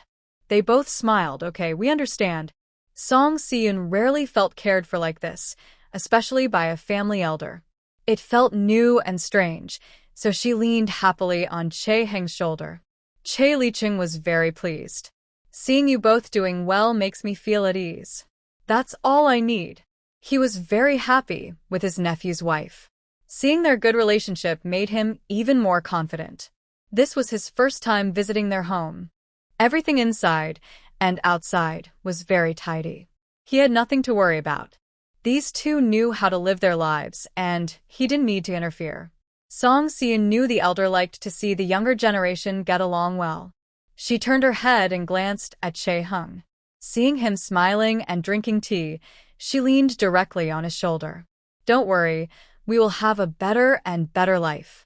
Lee Kang nodded happily. "Good." There's nothing more to say. But a good life isn't just about food and clothing. You two have been married for several years. It's time to think about bigger things. Song Si-yoon was still processing this, but Chae-hung understood immediately and cleared his throat. "Second uncle, there's no rush." Chae Li-ching replied, "It's true, but you should keep it in mind. Having children makes the family lively. I'm getting old, and I wonder if I'll see grandchildren." This made Song Si-yoon blush and lower her head silently. Chae Li-ching asked, "Could it be that Si-yoon doesn't want to?" "No." Song Si-yoon quickly denied, worried he might overthink. After saying that, she felt her tone was a bit too hurried. "I didn't mean it that way. These things should happen naturally. Maybe the timing isn't right yet, so." As she spoke, her face turned very red. Chae-hung smiled and decided to help her. "Second uncle, we understand, no need to worry." Chae Li-ching finally felt at ease. Yes, I was just mentioning it. It's your own business, so just handle it yourselves. It's almost time, and if we keep talking, it will be dark. Everyone is still hungry." Song Si-yoon said she would go cook and asked Chae-hung to keep Chae Li-ching company, but Chae Li-hung immediately said, "I'll sit for a while." "Chae-hung, go help out. Don't let Si-yoon work alone." "Okay." The two went to the kitchen to start cooking. Song Si-yoon felt a bit shy. They had already done very intimate things, so why was she still so reserved? Chae-hung said, "Second uncle is worried about us. Don't worry too much. We are responsible for our own lives." Song Si-yoon relaxed a bit and added water to the pot. "It's not really worry, just feeling a bit shy. Also, I wonder what it will be like if we have a child. I don't know if we will be good parents." They both had difficult childhoods and were a bit worried about raising children. They just feared they might not be able to take full responsibility. Chae-hung put firewood into the stove. "No matter if we have children in the future, I will always treat you well. If we do have a child, I can't promise to be the best dad in the world, but I will do my best to be the best dad for our child." Song Si-yoon believed in him. She had never thought about having children before, but suddenly, she felt a little excited about creating a life together with him. Soon, Song Si-in finished preparing 3 dishes and a soup. She hadn't prepared in advance, and could only make these. Second uncle, I didn't prepare many good dishes today. Sorry for that. Che Licheng smiled and said, I know Si-in's cooking. I can already smell the aroma. What's wrong with that? Night fell. The upstairs room was lit, and the 3 sat together, eating dinner happily. Song Si-in also suggested that Che Liheng move in with them, but he refused again. He didn't want to leave his hometown. This time, he came because he was too worried, but he would leave soon. Song Si-in said, Tomorrow is the day my good brother Che Heng is getting married. We all need to help out. Since second uncle is here, there's no rush to go back. Come with us tomorrow to join the wedding feast. Che Heng also said, yes, let's join in the fun. Second uncle loves drinking, but he hasn't tried the wine from Xinghua village. Tomorrow, there will be plenty of good wine. Che Licheng clicked his tongue and said he was starting to feel a bit tipsy just thinking about wine. He smiled and said, all right, I'll be shameless and join in the fun. After dinner, Song Si-in went to tidy up a room. After washing up, they each went to rest. Che Heng went back to his room and saw her sitting there lost in thought. He softly asked, what's wrong? Song Si-in replied, it's nothing. I just feel that second uncle is getting old and lonely. We're far away, and I don't know how to take good care of him. He has his own stubbornness and doesn't want to leave home, which is understandable. Che Heng nodded and said, I just mentioned it again, but second uncle doesn't want to come here. Song Si-in also knew she couldn't force him and was curious about one thing. She asked, did the news about me being taken by the officials spread so far? Even second uncle knows about it. Che Heng said, Che Licheng knows some troublemakers in town and often hears news. Since Shirley Village isn't far from the county seat, he probably told second uncle. I asked just now, and although second uncle didn't say directly, it seems to be the case. As for how Che Licheng explained it, that's unknown. But given his personality, he would have spoken very seriously, wishing she would be punished severely. It makes sense. If it weren't considered serious, second uncle wouldn't have hurriedly gone there. Song Si-in felt helpless. We're not there, so we don't know how much second uncle has suffered. Che Licheng and his wife hated them but couldn't do anything about it. They probably just took their anger out on second uncle. It looks like we need to find Lu Er to help. We have to scare him into silence. Che Heng said, let's sleep first. We'll think of a way. Besides Lu Er, he had another person in mind. Before dawn the next day, everyone got up and went to town to attend Gu Helen's wedding. Today, the Gu family was bustling with activity. Even before reaching the street, they could hear noisy chatter, like a market day. Song Si-in exclaimed, there are so many people. Gu Helen really is all out. Che Heng smiled and said, let's go in and take a look. They said they came to help, but the Gu family wouldn't really let them do much. Besides, there were already many helpers. Gu Helen personally greeted them warmly, inviting second uncle to sit down and asking someone to take care of him. This was Che Licheng's first time visiting such a wealthy family, and he didn't know how to sit properly. He looked at Che Heng and asked, is this your good brother? Kar Heng nodded and said, second uncle, you can sit here and enjoy your tea. If you want to look around, let us show lead the way. Si Yun and I will go see if we can help somewhere. Kar Licheng was worried about causing trouble, so he quickly said, you all go ahead and do your work. Don't worry about me. I'll stay here and not go anywhere. Since they were busy, he didn't think about wandering around. He just sat here to avoid bothering others. Most of the guests today were close friends of the Gu family. Gu Helen was very proud and secretly told Song Si-in, Master Ning's wine is highly praised by my father. Many of the guests today love wine. If my father helps out a bit, our Xinghua village's drinks will surely become famous. Song Si-in smiled and said, no wonder you're the big boss. Xinghua village can't do without you. When it was time, the wedding procession set out to fetch the bride. Song Si-in stood at the gate, looking around. I haven't seen the bride yet. Kar Heng smiled and asked, have you seen her? He nodded gently. A few years ago. Do you think Gu Helen really chose his bride casually? They argued a few times on the street back then. I didn't expect it to turn into a marriage. Only then did Song Seon realize there was such a story. So, is the bride pretty? Kar-hung smiled slightly. In my heart, you're the most beautiful. Song Seon clicked her tongue. I find your words are getting better and better.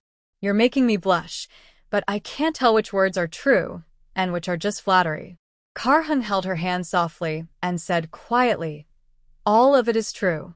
Although it was just a little trick to flatter her, Song Seon couldn't help but feel happy inside.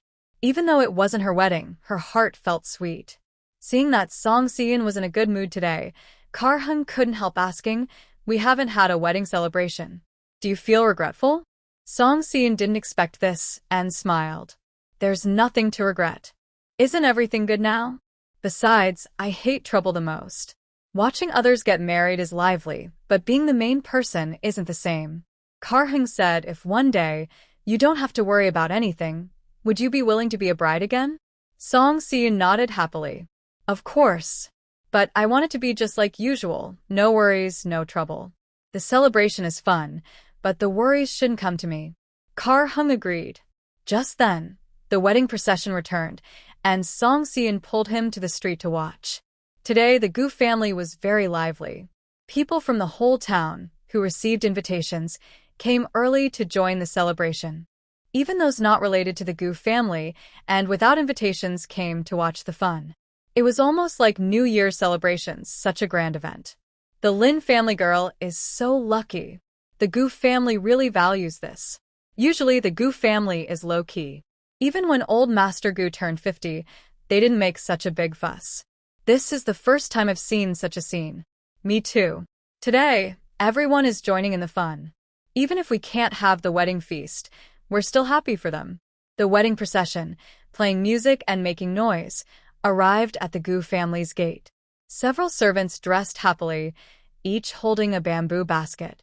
Today is a happy day at home. The head of the family said to give out more red envelopes for good luck. Don't push, everyone will get some. After saying that, they started handing out red envelopes, and people on the street gathered to watch. The Gu family was generous, giving out enough red envelopes, and many people even grabbed several. Then they handed out candies, making the children very happy.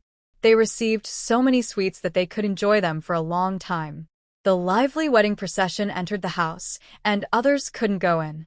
Everyone genuinely felt happy for the Gu family. This was truly a wealthy family celebration. It was said that not only did they give red envelopes to everyone on the street, but they also gave porridge to beggars, showing great kindness. Soon, the Gu family announced that, to celebrate the happy event, businesses related to the family, Yuan Hall, Tianxiang Studio, and Xinhua Village, were offering discounts. People hurried to buy good things, eager not to miss out. Several shops were crowded, and business was booming. Although they didn't make much profit today due to discounts, they gained popularity. The Gu family's honest business style meant people could buy quality items at lower prices, which made everyone happy. The main goal today was Xinhua Village's wine. Master Ning's new wine needed to become more famous, and this event helped spread its reputation far and wide. Recently, Zhang's wine shop had been doing poorly, and with the Gu family's involvement, it was almost deserted today. Zhang Qingfeng looked worried. Where is everyone? The shop assistant peeked out from behind the counter. Boss, we're here. Hiding and resting in broad daylight. You guys are getting more and more irresponsible. Is this how a business should act? The assistant felt bitter but couldn't say anything. Business was slow, but it didn't matter to them. They only earned a little money, so why shouldn't they rest? Zhang Qingfeng said, Go out and take a look. Shout a few times. The wine in the shop has been good lately and should sell well. You all should work harder. The shop assistant replied, Today, there aren't many people on the street. Everyone is going to the Gu family to attend a wedding. The wine from Xinhua Village is half price. So many people have bought it. Another person suggested, Master, maybe we should also lower our prices? Zhang Qingfeng replied irritably, Lower prices?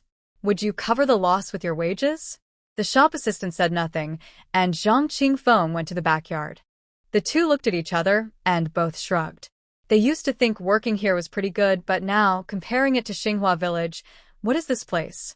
Wages are low, the master is hard to please, and it's just not interesting anymore. Zhang Qingfeng went to find Zhang Wan for ideas. Zhang Wan was busy thinking about how to deal with Song Xian and didn't care much about the family business. Father, stop nagging. Since we're not lowering prices, how can we compete? They won't keep lowering prices forever.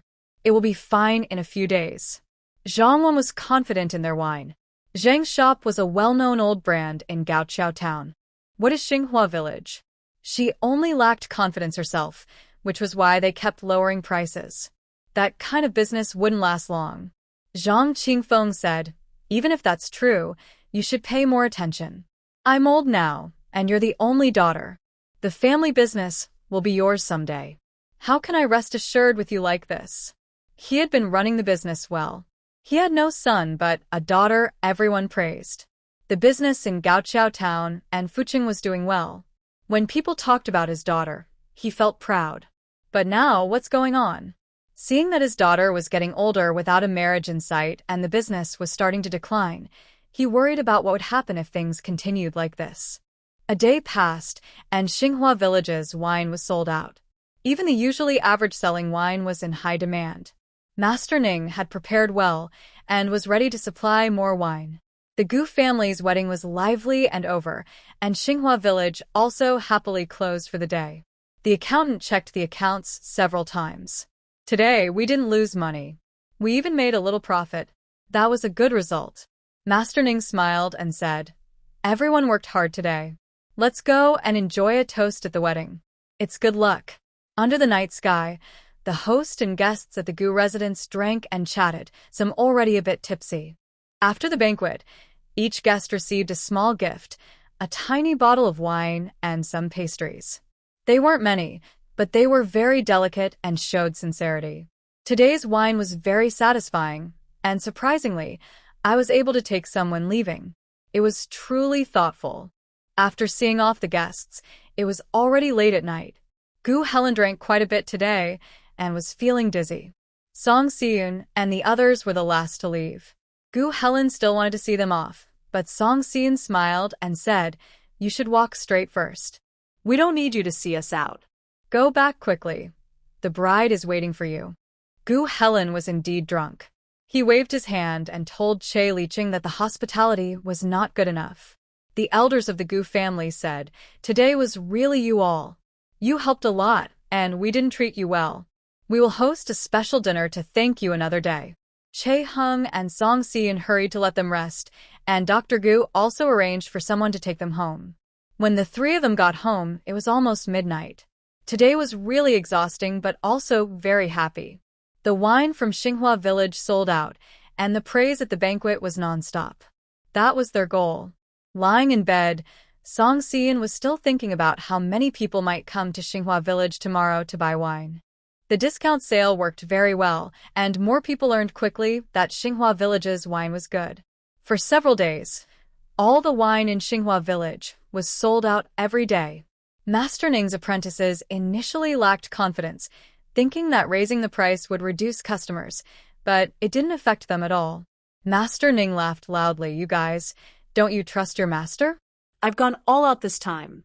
If I can't attract customers, how can I still stay here? Everyone was very happy with the current results. Zhang Ji was worried, especially Zhang Qingfeng. He had been cautious from the start, thinking Xinhua Village was hard to deal with and that his daughter's feelings were complicated.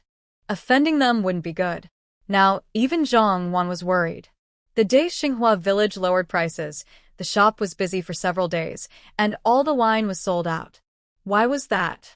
Zhang Ji had been selling wine for many years, with good daily business, but recently, sales had dropped sharply. But it wasn't just the customers coming to buy wine at Xinhua Village. A few days later, news spread that many wealthy families in the county's Fuqing sent people to order wine. Some even booked wine for their banquets next year, but they ordered now. Xinhua Village accepted all orders, selling whatever they had. If they didn't have enough people, they would hire more. They wouldn't turn down business. This news was like a thunderbolt. Although Zhang Wan felt a bit embarrassed that her business was being taken over by Xinhua Village, she was not panicked. Zhangji is an old brand, with business in both Gaoqiao Town and Fuqing. Xinhua Village is just a newly opened distillery, which briefly became popular in Gaoqiao Town through some tricks. Now, they don't even have business in the county seat, so Zhangji isn't worried. At worst, she can give up Gaoqiao Town and focus on Fuqing, where wealthy families can afford higher prices for their drinks. But unexpectedly, the wealthy families she once dealt with are not afraid of trouble. They go all the way to Gaoqiao Town to order drinks, especially from Xinhua Village. How can she feel at ease with this? Now, she can't just sit and wait. Zhang Wan immediately uses her connections to stabilize the business in Fuqing. However, no matter how she tries to fix things, she can't stop Xinhua Village's business. Their momentum is unstoppable. Zhang Wan finally realizes that the reason the Gu family's wedding was so grand was not just for Gu Helen, but to support Xinhua Village. The elders of the Gu family probably did everything they could, inviting everyone who could help Xinhua Village. On the day of the banquet, something happened that made these people abandon Zhangji and instead order from Xinhua Village. Zhang Wan isn't unaware, but she doesn't want to admit it. How can a family with a long-standing reputation like Zhangji's be beaten by a new distillery? So, she instinctively makes an excuse in her mind. Xinhua Village is so popular because the Gu family secretly did something, not because their drinks are truly good. Zhang Qingfeng is increasingly dissatisfied with his daughter. What has happened to the daughter he once proud of? In the past few days, he has come to see Zhang Wan again, for what seems like the 100th time. You need to come up with a plan. Zhangji is an old brand. It can't be ruined like this. In just a few days, it might not be completely destroyed, but things can't go on like this. Who knows how long Xinhua Village will keep causing trouble? Zhang Wan remains silent, while Zhang Qingfeng grows more impatient. Do you know how many people in the family are watching our distillery? You're just a girl. Without some ability, how can you keep such a big family business? When I pass away, I'm afraid they'll devour us to the bones. Zhang Wan feels annoyed, and hearing this, she becomes even more irritated. Dad, if you're afraid others will steal the family business, why not just let it fail now? Then there's nothing to fight over. Zhang Qingfeng points at her, so angry that he can hardly speak clearly. What are you saying? If this family business fails, what face will I have to meet our ancestors? I must find a way. Zhang Wan replies, it's not like Dad is working hard to manage it. What's there to feel guilty about toward our ancestors? It was my fault that we lost, not yours. Her father only knew she was talented and that her efforts had made Zhang's business more successful over the years. He had no idea what she was secretly doing. Whenever the business was doing poorly, he would blame her for poor management. When it was good, he would praise her, but he never saw how much effort she put in for that praise. Are you being reasonable? You're my daughter, and you're talking to me like that. It's just... How about now? Zhang Wan looked him straight in the eyes. Dad, haven't you always disliked having me as your daughter? Not treating me like one, so I guess I'm not your daughter anymore. Only then did Zhang Qingfeng realize that this obedient daughter of his had grown sharp claws somewhere along the way. Instead of attacking enemies, she was turning her claws against him, her father. More importantly, he found he was truly afraid to keep fighting her. This girl's gaze was so intimidating, as if she could do anything if she got angry. He suppressed his anger and spoke kindly. Dad was just worried and didn't mean to blame you. Wanner, I know you're capable. Just think of some ideas. Besides this wine shop, we don't have much left. We must protect what little we have. Don't you agree? Zhang Wan replied, if you want to keep the Zhang family's business, then stop bothering me all the time. I'm already very busy. Do you think I don't want to compete with Xinhua Village? Yes, I was too anxious. Take your time and think. I won't rush you anymore. After leaving the room, Zhang Qingfeng realized he was sweating lightly on his forehead. As a father, he was so cautious in front of his daughter. Who would believe that? Zhang Wan was indeed trying to save Zhang's business, but no matter what method she thought of, Song Xian could always cut her off. The most common tactic was to lower prices. Business people naturally want higher profits, so if cheaper supplies were available, why not use them? This kind of tactic, which hurt both sides, wouldn't last long. Zhang Wan knew Xinhua village couldn't afford to drag things out either. But on the other hand, Zhang's situation was even more fragile. Even if they lowered prices to compete with Xinhua village, they would lose more money. If they didn't lower prices, they would lose more customers over time. With so many staff still working in the shop, how long could they hold out? Most importantly, she realized Song Xian wouldn't keep lowering prices forever. Xinhua Village's contracts only lasted 7 days, and after that, prices would go back up. Strangely, after the original price was restored, merchants who had bought Xinhua Village wine still went to buy it again. Even though the price was now higher than Zhangji's. Why was that? For several days, Zhang Wan kept hitting walls. She was angry and wondered if she had truly run out of ideas. The housekeeper of the Zhang family came in and said, "Miss, something's wrong." Zhang Wan smiled bitterly.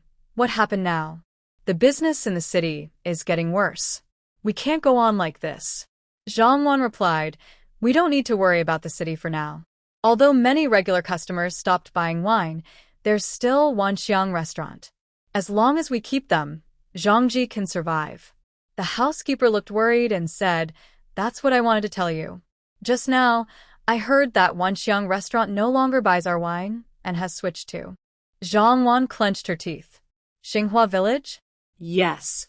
Hearing this, Zhang Wan couldn't hold back anymore.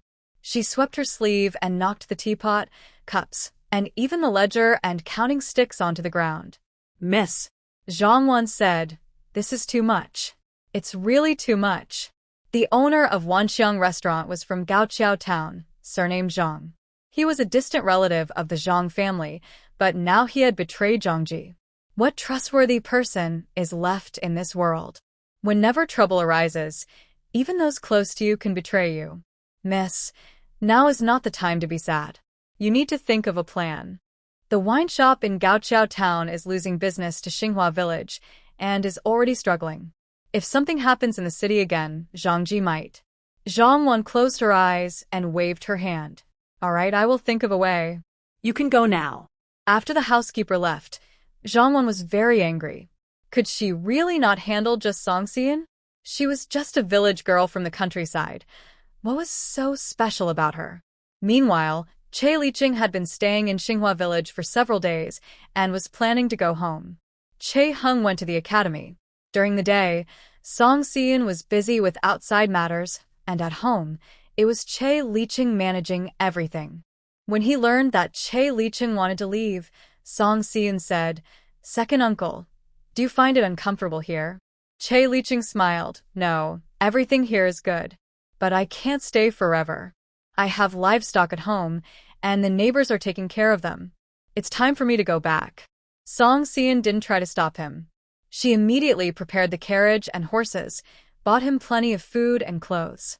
He loved drinking, and he had taken a lot of good wine from Xinhua village. "Che Hung will be back tomorrow. When he returns, he will take you." Che Liqing said, "This is so troublesome. Studying hard is tough, and traveling is tiring.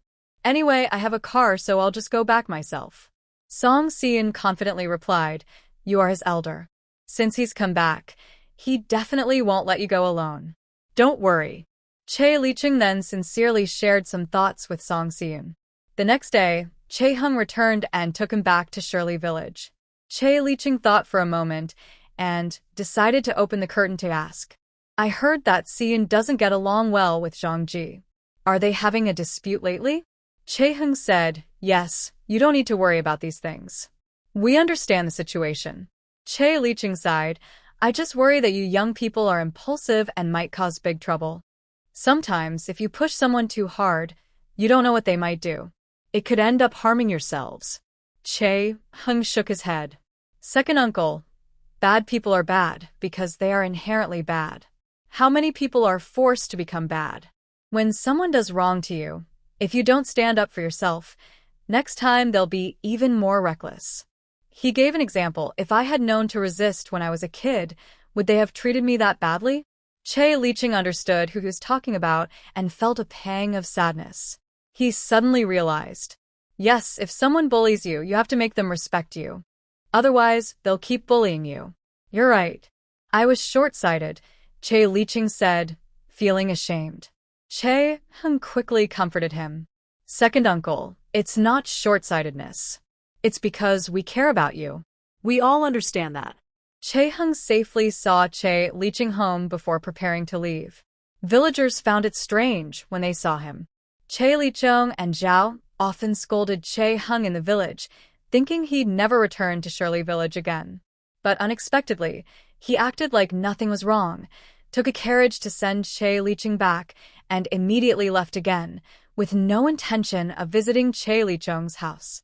It made sense. Since they had separated and cut ties, there was no need to keep in touch. Does Che Hung really dare to come back? Someone said. Why wouldn't he dare? The ones who are ruthless are that couple. Even after separating, they go around talking badly about others. Are they afraid of what he might do? Everyone nodded in agreement. That's true. What did Che Hung do wrong? It's just a pity about Xiaowan. She's so set on getting married, and now she's married to a second husband at will. What's wrong with the second marriage? I heard he treats her well. That's not bad either. No matter what people said behind their backs, Che Hung and Song Xian were doing quite well. No matter how much gossip spread, it wouldn't change anything. Later, Zhao heard that Che Hung had returned and truly hadn't visited the family. She pursed her lips and said, "It seems they really cut ties with us. I always said the adopted children can't be trusted. They're ungrateful and selfish. They focus on their own lives, and no one remembers their parents anymore." Che Hong was drinking a little wine and snorted coldly. Luckily, he did a lot of work for us, or we'd really be at a loss. Zhao's eyes lit up. He brought the second son back, and I guess he bought a lot of things. Should we visit the second son's home? Che Hong also wanted to go, but thinking of those troublemakers still gave him chills. He had been beaten before, and his bones still hurt. Forget it. If you're reckless, I still want to live. I don't know what kind of people Che Hung has made friends with outside. I heard his wife was taken by the authorities, but she quickly got out. I guess he found a way. He thought to himself, if Che Hung can handle the officials, what is he? On the surface, he was their son, but inwardly he knew. Che Hung had suffered a lot here over the years. If he kept provoking him, who knew what he might do when pushed too far? Che Hong also became a bit afraid. Cutting ties was fine, just pretend he wasn't there. After all, he hadn't suffered any loss. Zhao could only sigh when she heard him. Let's forget it. The second son must have gotten some lucky break. Such a cold-hearted person, yet he's the only one who's kind to him. It's really frustrating. Che Hung returned home just as it was getting dark. Today, he hurried to get back or he wouldn't make it in time. Song Xian had prepared dinner at home. When he arrived, they lit the lamps and sat together to eat. Recently, the thing that made Song Xian proudest was dealing with Zhang Ji. Although she couldn't yet bring Zhang to justice, seeing her panic like a trapped ant was quite amusing. Che Hung listened carefully and then smiled. If this keeps up, the Zhang family won't last more than half a month. Zhang will definitely come to see you. Song Xian put down her bowl and chopsticks. Is she going to ask me to let her go? Che Hung nodded and started cleaning the dishes to wash. Of course. She won't just watch Zhang Ji fall. It's clear they're no match for Xinghua Village now. If she can't think of a way to handle it, she'll have to ask you for mercy. Song Xian coldly said, if she surrenders to the authorities and admits to the firewood shop incident, I'll let Zhang Ji go. Recently, dealing with Zhang's business in Xinghua Village hasn't been very profitable, but Zhang has suffered even more losses. Playing around a little longer doesn't matter much. This time, Che Hung can stay at home for 3 days. The next day, someone came to the house. It's Zhang Wan. But she wasn't looking for Song Xian. She wanted to see Che Hung. She didn't bring a gift, and besides the coachman, no one else was with her. Che Hung stood in the yard with a calm expression. Miss Zhang, what brings you here? Zhang Wan said, Brother Che, I have something to say. Please come out so we can talk alone. Song Xian leaned against the doorframe of the main hall, quietly watching the gate. If Chae Hung went with her, he wouldn't be able to enter the house today. No, he wouldn't be able to enter at all in the future. Chae Hung said, I believe I have no connection with Miss Zhang. Meeting privately is not appropriate. Please speak directly if you have something to say, or else please go back home. Tears welled up in Zhang Wan's eyes. Brother Chae, are you really so heartless? We've known each other for many years, and friends always have some bond. Chae Hung interrupted, thank you for thinking of me, Miss Zhang, but our interactions are not really friendship. It's just because Zhang's business and Xiangminlu have dealings and I am the accountant for Xiangminlu, so we have contact. Zhang Wan wanted to find a way to persuade him, but Chae Hung straightforwardly exposed her. Recently, Zhang's business and Xinhua village are competing fiercely. If you're here about business, please talk to my wife. I am not capable. My wife manages the family business. Zhang Wan was stunned. She didn't expect him to admit that she was useless. Which man would want to admit he's useless in front of others? She had previously thought that maybe Chae Hung didn't like her because she was too capable running the family business, which might damage his confidence. But she also didn't want to embarrass herself for a man, so she comforted herself internally. It's okay. She deserved someone better. Unexpectedly, Chae Hung was so devoted to Song Si-yoon and even said she was useless. Zhang Wan secretly hated him. Her fingers clenched tightly inside her sleeve, turning white at the knuckles. She looked back, and Song Si-yoon was leaning there leisurely, watching like she was watching a show. Zhang Wan had come for Zhang's business today, but Chae Hung refused to speak with her alone. So she could only speak to Song Si-yoon. She couldn't just leave empty-handed. Lady Song, I've come a long way. Won't you invite me in to sit? Zhang Wan changed her tone and looked at Song Si-yoon. Song Si-yoon snorted coldly. I didn't invite you here. Do I have to flatter you? If you have something to say, just say it here. I don't do illegal things. There's nothing shameful about me. She smiled and said, but I don't know if Miss Zhang has ever done anything to me. Zhang Wan looked at Chae Hung for help, but Chae Hung's attention was already on Song Si-yoon, and the two were standing together. Zhang Wan held back her temper and said, I came today to discuss with you. Our two families should get along peacefully. Recently, because you keep lowering your prices to hurt Zhang's business, if this continues, Xinhua village won't make any money. Why do you do this? Song Si-yoon asked Miss Zhang. Are you asking me for something? No, I just want us to get along peacefully. I'm not begging you. Xinhua village supports many people. I don't believe you can keep making money this way. If it's not about earning money, why do you work so hard opening your shop? If we keep going like this, we'll both suffer. It's not good for either of us. Song Si-yoon responded calmly, actually, it's quite good for me. Aren't you happy to see me so worried? If it weren't for this matter, Miss Zhang, your noble self wouldn't even come to my place. Zhang Wan clenched her teeth lightly and asked, what exactly do you want? I know exactly what I want. Xinhua village moved to a new place, but I still prefer the old one. I will never forget who caused Xinhua village to burn and who put me in jail for a few days. Have you forgotten? Zhang Wan turned her face away and said, I don't know what you're talking about. Song Si-yoon didn't bother to argue with her anymore. Let's be honest. You can deny that incident. I can't do anything about that. But how Xinhua village is run is my business, and you have no say. If Miss Zhang isn't sincere, then don't come to bother me. The only sincerity would be turning herself into the authorities and explaining everything clearly. Song Si-yoon, you're going too far. Song Si-yoon smiled. It seems I'm still too kind. Today, Miss Zhang came to ask for peace, but now she's talking like this. Do you look like you want peace? Leave now. The courtyard gate closed. Seeing that the neighbors came out to watch, Zhang Wan's face was a little embarrassed. She said nervously, Song Si-yoon, what's going on with Wanxiang Tavern? Song Si-yoon said, I heard it's about a cooperation with Xinhua village. But they want too much wine, and it's really busy and overwhelming. Chae Hung couldn't help but laugh when he heard this. Isn't that frustrating?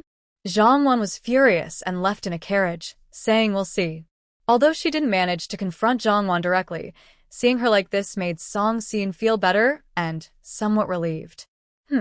Let's see how long she can hold on. Chae Hung said, all right, Focus on your own work.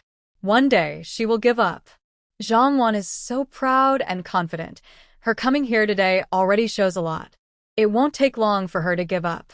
Song Xian still wondered whether Wanxiang restaurant was chosen because of the good reputation and price in Xinghua village, or for some other reason.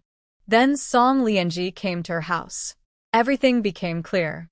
The owner of Wanxiang restaurant has the surname Zhang, and is a cousin of Zhang Yao. Zhang Yao also has a share in the restaurant. Last time, Song Lianji said she wanted to help, but Song Xian didn't take it seriously. Who knew she actually helped cause a big event? Song Xian knew very well that if she hadn't lost the business at Wanxiang restaurant, Zhang Wan wouldn't be so anxious now. Anyway, this time, Song Lianji really played a big role. Although Song Xian didn't pay much attention to that matter, in the end, it was indeed Song Lianji who helped. She should keep her promise. So when Song Lianji came to see her this time, Song Xian didn't keep her outside but let her in. Tell me, how can I help you? Song Lianji smiled softly. Since she got married, she had nothing to hide anymore. She directly said, "My husband and I have been married for a while, but I haven't been pregnant. I want you to help me. After all, I am still young. I can't be childless forever, right? I want to have a baby." Che Hing stood up and went out to prepare food, as it was almost time to cook. Since Song Xian decided to help, she would do her best. But Song Lianji had lost a pregnancy before and suffered serious blood loss, damaging her health. She wasn't sure if she had recovered. She asked Song Lianji to extend her hand, checked her pulse, and said, "Your blood flow is blocked. You need to rest and recover." Song Lianji looked anxious. "But I've taken a lot of tonic medicines. I know I was injured before, so I don't dare to be careless. I've been taking tonic medicines all along. Xian, we're sisters. You must help me." Right now, Song Xian was her lifeline. Zhang Yao clearly said he wanted children. He was kind to her now, but after a few years, if her pregnancy still didn't happen, what would his attitude be? Compared to the people Li Shi sent, she trusted Song Xian more. The reason was simple. Song Xian had helped her before, while the people Li Shi sent almost caused her to lose her life. She already had a psychological shadow. Song Xian said, "It's just that you've been taking too many tonic medicines. You're too impatient. To strengthen your body, you need proper balance between nourishing and purging. Don't just stuff good things into your body all at once. You'll eventually can't handle it. You're overdoing it." So that's what happened. Song Lianji smiled. "From what you're saying, do you think you can cure me?" Yes. Song Xian nodded. "Come to see me every other day, and I will give you acupuncture. But I usually stay outside, so it's best if you come in the evening." "Okay, of course. As long as you're willing to treat me." She no longer felt it was a big deal to bow to Song Xian. As long as she was happy, that was the most important. Since she was already married, she would think about her future. She didn't care what the Song family thought. Today, Song Xian first gave her acupuncture. After removing the needles, Song Lianji said, "Xian, I know we had many conflicts before, but I hope you can think more about my good side. If you treat me well, and I succeed in harming the baby, I won't let you suffer." Song Xian tidied up her acupuncture tools. Song Lianji said mysteriously, "Really? You'll see when the time comes." She wouldn't say more now. She was just waiting for the day she got pregnant, and then she would give Song Xian a big gift. Song Xian also warned her, "If I agree to treat you, I will do my best. But your husband is not young anymore, and it might not be just your problem if he can't have children." Song Lianji understood this, but she still wanted to try. She smiled and said, "Don't worry. If it's just because he's too old to have children, I won't blame you. But Che Hing isn't that old. Why don't you have children?" She was just curious. Song Xian felt uncomfortable immediately. "We're not friends, and if I talk too much, I might regret it." Song Lianji laughed loudly. "All right, I won't say more. I'll come back in a few days." Kyo-hun couldn't help but smile softly. Song Xian looked at his handsome face and whispered, "Are you teasing me again?" He shook his head but didn't explain. Song Xian analyzed Zhang's situation and concluded that Zhang Wan still had a good chance of being brought to justice. Kyo Hung said, I've asked someone to keep looking for evidence. I don't think they could have left no clues. If she hurt you, she should be punished. That's someone you don't even know their name. They've protected you secretly for so many years. Isn't that a bit unfair? Song Seon suddenly put down his chopsticks and said seriously. Kyo Hung smiled, but I really don't know their name. We didn't have much contact. We just needed each other. Song Seon looked at him carefully. Actually, you don't want to hear about your background from him. Are you afraid your parents abandoned you? Kyo Heng's hand stiffened. Then he gently shook his head. I'm not afraid. Whether I was abandoned or taken away, I've been living like this all these years. Knowing or not doesn't matter much. Song Seon reached out and held his hand tightly. You're right. So you shouldn't treat that person so badly. Why not just consider him a friend? He's been watching over you quietly all these years. Don't you want to know how he's been living? Kyo Hung pursed his lips. Song Seon just wanted him to face the truth, so she was testing him. This was also a knot in his heart. He seemed to not want to know about his background, but how could he not want to? If he truly didn't care, he wouldn't be so emotional every time he mentioned it. Clearly, he's someone who doesn't easily show his feelings. Since Kyo Hung didn't want to reveal it himself, she decided to help him by starting with getting to know that person. Of course, only if Kyo Hung wouldn't reject it. Thinking of Gu Helen and the person secretly protecting him, Seyun's words made sense. He only had a few true friends in his life. That person had been with him longer than Gu Helen, yet he didn't even know their name. That was wrong. Maybe if he reached out and learned more, they could become friends too? He understood Song Seyun's meaning. She had helped him this time, and he should be grateful. Although they were just making use of each other, he needed to do what he should first. Okay, I want to know. How about we invite him to our house for a meal? Song Seon was overjoyed to hear this. All right, I will prepare well. But I hope you are truly convinced, not just doing it to please me. Her fingers gently brushed his hand back, making Chae Heng tense all over. She really was pushing her luck. Chae Heng's voice was a little hoarse. I'm not just doing it to please you. Song Seon was very happy. That's good. If you're still at home tomorrow, then tomorrow it is. I'll see what dishes I can cook. That night, Chae Heng's wild side made Song Seon start to doubt whether she still had the strength to prepare dinner the next day.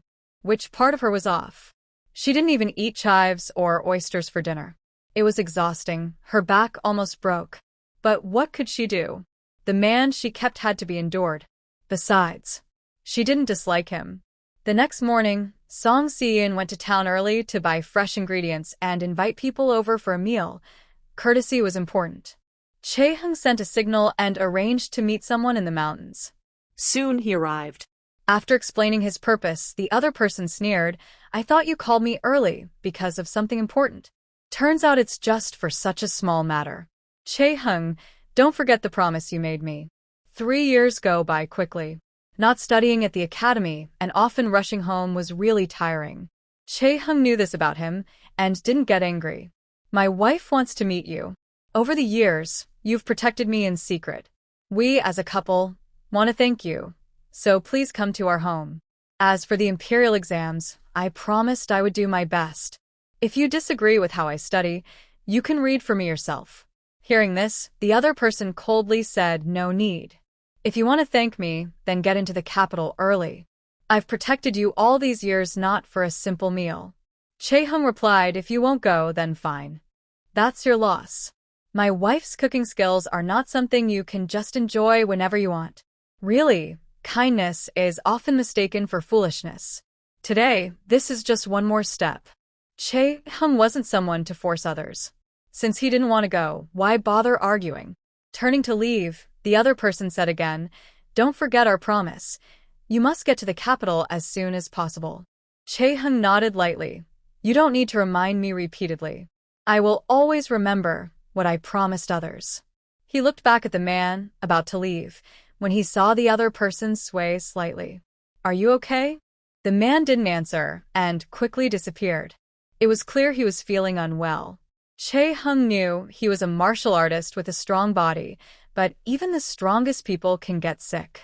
Looking at him, It seemed he was unwell. He didn't want to bother with him anymore. Why worry so much?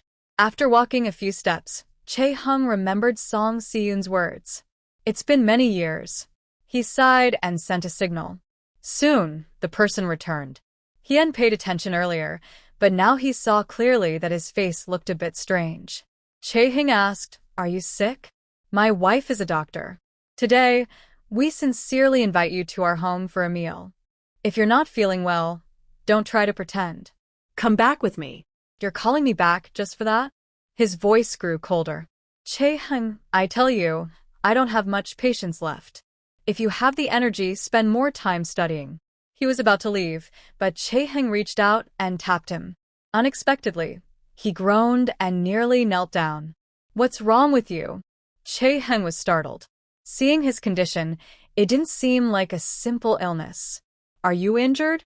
He tried to leave again, but Chae-hung held him back. Go to my house now.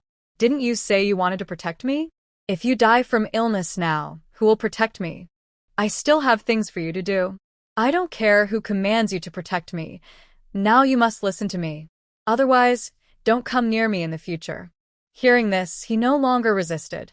He pressed a few acupoints and then returned to normal. "I'll come to your house in an hour." Chae-hung knew he wouldn't break his promise. He nodded and left. On the way home, Song Si-yoon had already returned. "How is it? Did you invite him over?" Chae-hung nodded and told Song Si-yoon what had just happened. Song Si-yoon said, "I'll see him when he arrives. Prepare everything first." Since someone was coming, Song Si-yoon prepared well. Near noon, a person arrived carrying a gift. Chae-hung was lighting the stove in the kitchen. Song Si-yoon went out to open the door and was surprised when she saw the visitor. The person was dressed like a scholar, about the same height as Chae-hung, with darker skin, holding several boxes of gifts. "I am a classmate from Chae-hung's academy, here to visit." Hearing this, Song Si-yoon thought it was someone else, but when Chae-hung came out, he was also surprised. This was different from usual. Only after Chae-hung nodded did Song Si-yoon realize it was indeed this person, and she welcomed him inside. "Tell me, what is the reason for your visit?" "Just give me your instructions." Kar-hung said, "I told you, I just want you to come and have a meal." You seem to be injured. Quite badly. "Let my wife check on you." Song Si-yoon reached out to check his pulse, but he quickly blocked her hand and grabbed her wrist, causing her to frown in pain. Seeing this, Kar-hung stepped forward and pushed him away. "We mean well. If you don't appreciate it, that's your problem. If you hurt my wife, I won't let you go easily." The man loosened his grip. It was just an instinctive reaction, not aimed at anyone. He had been alone all these years, with no real friends around. This kind of interaction made him uncomfortable. "Why did you come to see me? What do you want?" Kar-hung knew he didn't trust friendship or kindness, so he said, "Keep looking for evidence to prove Jongwon set the fire and convict her." "I'm still searching. Anything else?" Kar-hung glanced at his face. Even though he was injured, he refused to let anyone check. It was clear he couldn't force him. "There's nothing more. Since you're here, stay and have a meal with us. Otherwise, all this food will go to waste. I don't understand why you're secretly protecting me. This is an order from me. You don't have to follow it." He didn't know what their relationship was or how much his words carried. But after he finished speaking, the other person sat down, seeming to have taken it in. Song Si-yoon and Kar-hung went to the kitchen to work. Song Si-yoon said, "No matter how you look at him, he doesn't seem like a bodyguard. He changed his outfit today." Kar-hung looked outside. Probably because his usual clothes are too eye-catching. Dressed all in black, anyone would look twice. How could that be low profile? Pretending to be a classmate from his academy was the best disguise, since it was far away and no one in the village would recognize his classmate. Song Si-yoon said, "Even though I didn't check his pulse, he's definitely badly hurt. He has deep internal strength, but his face is so pale. If he were an ordinary person, he might not survive." Today, inviting this person to eat made Song Si-yoon and Kar-hung very worried. When the food was served, he didn't say anything. Kar-hung spoke in a commanding tone, and he started to answer. Song Si-yoon asked, "What should I call you?" He didn't answer. Kar-hung said, "All these years, I didn't know how to address you. I want to know your name." Sand, he put down his chopsticks, showing a kind of respect he didn't even realize himself. Although he often spoke harshly, he had never gone against Kar-hung's wishes. Kar-hung knew this well. It seems that his background is indeed unusual, but he still doesn't want to ask about it. Song Si-eun pours wine and says, "Brother Sang, thank you for taking care of me all these years." Sang-rong doesn't respond to her words. It seems he only listens to Chae-hung. Song Si-eun isn't angry and continues, "I have some knowledge of traditional medicine. If you don't mind, I can check your pulse to see if I can help you recover. You're secretly protecting my husband, but your injuries haven't healed, and if you're in danger, what should we do?" "My injuries can't be treated by you," he says calmly, giving Song Si-eun a brief look. "Thank you for your kindness." The meal ends in this strange atmosphere, and at least she now knows his name. Originally, Song Si-eun hoped to learn more from him, but since he doesn't even trust others to check his pulse, he probably won't share anything else. Maybe it's better not to ask. After lunch, Chae-hung and Song Si-eun see him off. When they reach the village gate, they see Aunt Woo from the east of the village leading her family toward them, looking like she's here to cause trouble. When she sees Song Si-eun, she rushes over like she's gone mad. "Song Si-eun, you troublemaker. You've caused our family so much suffering. What should we do about this? If you don't give me an explanation today, I won't let you go." Song Si-eun frowns, not because she's scared, but because she smells a strong, unpleasant odor. As their family gets closer, the smell becomes even stronger. Looking closer, Aunt Woo is holding a bucket of manure. Song Si-eun immediately thinks this isn't good. She's here to settle scores with a bucket of manure. Thinking about what's inside the bucket makes her feel nauseous, and she can't help but gag. Chae-hung steps in front of her and says firmly, "Aunt Woo, what has your family done now? What does it have to do with us? We have guests at home today, so please watch your words." Aunt Woo sets the bucket down and crosses her arms. "You still have the nerve to ask what happened? You should ask your wife. She was the one who went to jail earlier and brought shame to our village. If it weren't for her, how could my son's marriage be delayed?" So that's the reason. Song Si-eun had heard about it before. Aunt Woo's son had a marriage arranged at the end of last year, scheduled for this summer. But he lost money gambling and used the wedding funds, so they couldn't hold the wedding and had to postpone it. The two families argued about this, and the date was suddenly changed, which naturally upset the bride's family. However, the marriage arrangement has already been made, and she can't just stubbornly send the girl over. So, she had to accept their plan. Recently, villagers said that the bride's family might want to cancel the engagement and no longer want to marry. Maybe they think this family is unreliable, especially since they even use wedding money to gamble. Who knows what they might do in the future? Marrying a gambler, how could life be good afterward? Song Si-eun initially just listened to this as gossip. Who knew that the bride's family would come directly to blame her for everything? They implied that she had been in prison and caused trouble for the village, and that everything in the future would be her fault. That was serious. Such a big accusation couldn't just be thrown on her. She wasn't foolish enough to take all the blame. Since they came to her today, she wanted to clarify things. Otherwise, there would be many more people coming to cause trouble later, and she had no time to deal with all these problems every day. "Grandma Woo, you really know how to make excuses for your son. He's irresponsible and lost everything gambling, which is why the marriage didn't go through. Now you're blaming me?" Today, Grandma Woo came to cause trouble. She knew well that her son was the problem, but she couldn't admit it. Seeing Song Si-eun argue back, she got more aggressive. "You're just talking nonsense. Which eyes saw my son gambling? Clearly, it's because of you. I don't know what you've been doing outside, but it got the officials to come and take you away. Isn't that a good thing? Go and listen outside. What are people saying? They say our Xing Tree village is no good, that we've done bad things. Isn't it because of you?" Song Si-eun snorted coldly. Recently, 2 other families in the village had happy events. Their celebrations were lively and joyful, not like there's any trouble. But when it comes to your family, it's all my fault. Besides, do you even know why I was taken by the officials? You're just here talking nonsense without knowing anything. If I had a daughter, I wouldn't marry her into your family, such a troublemaker mother-in-law. How could life be good? You should look at your own problems first.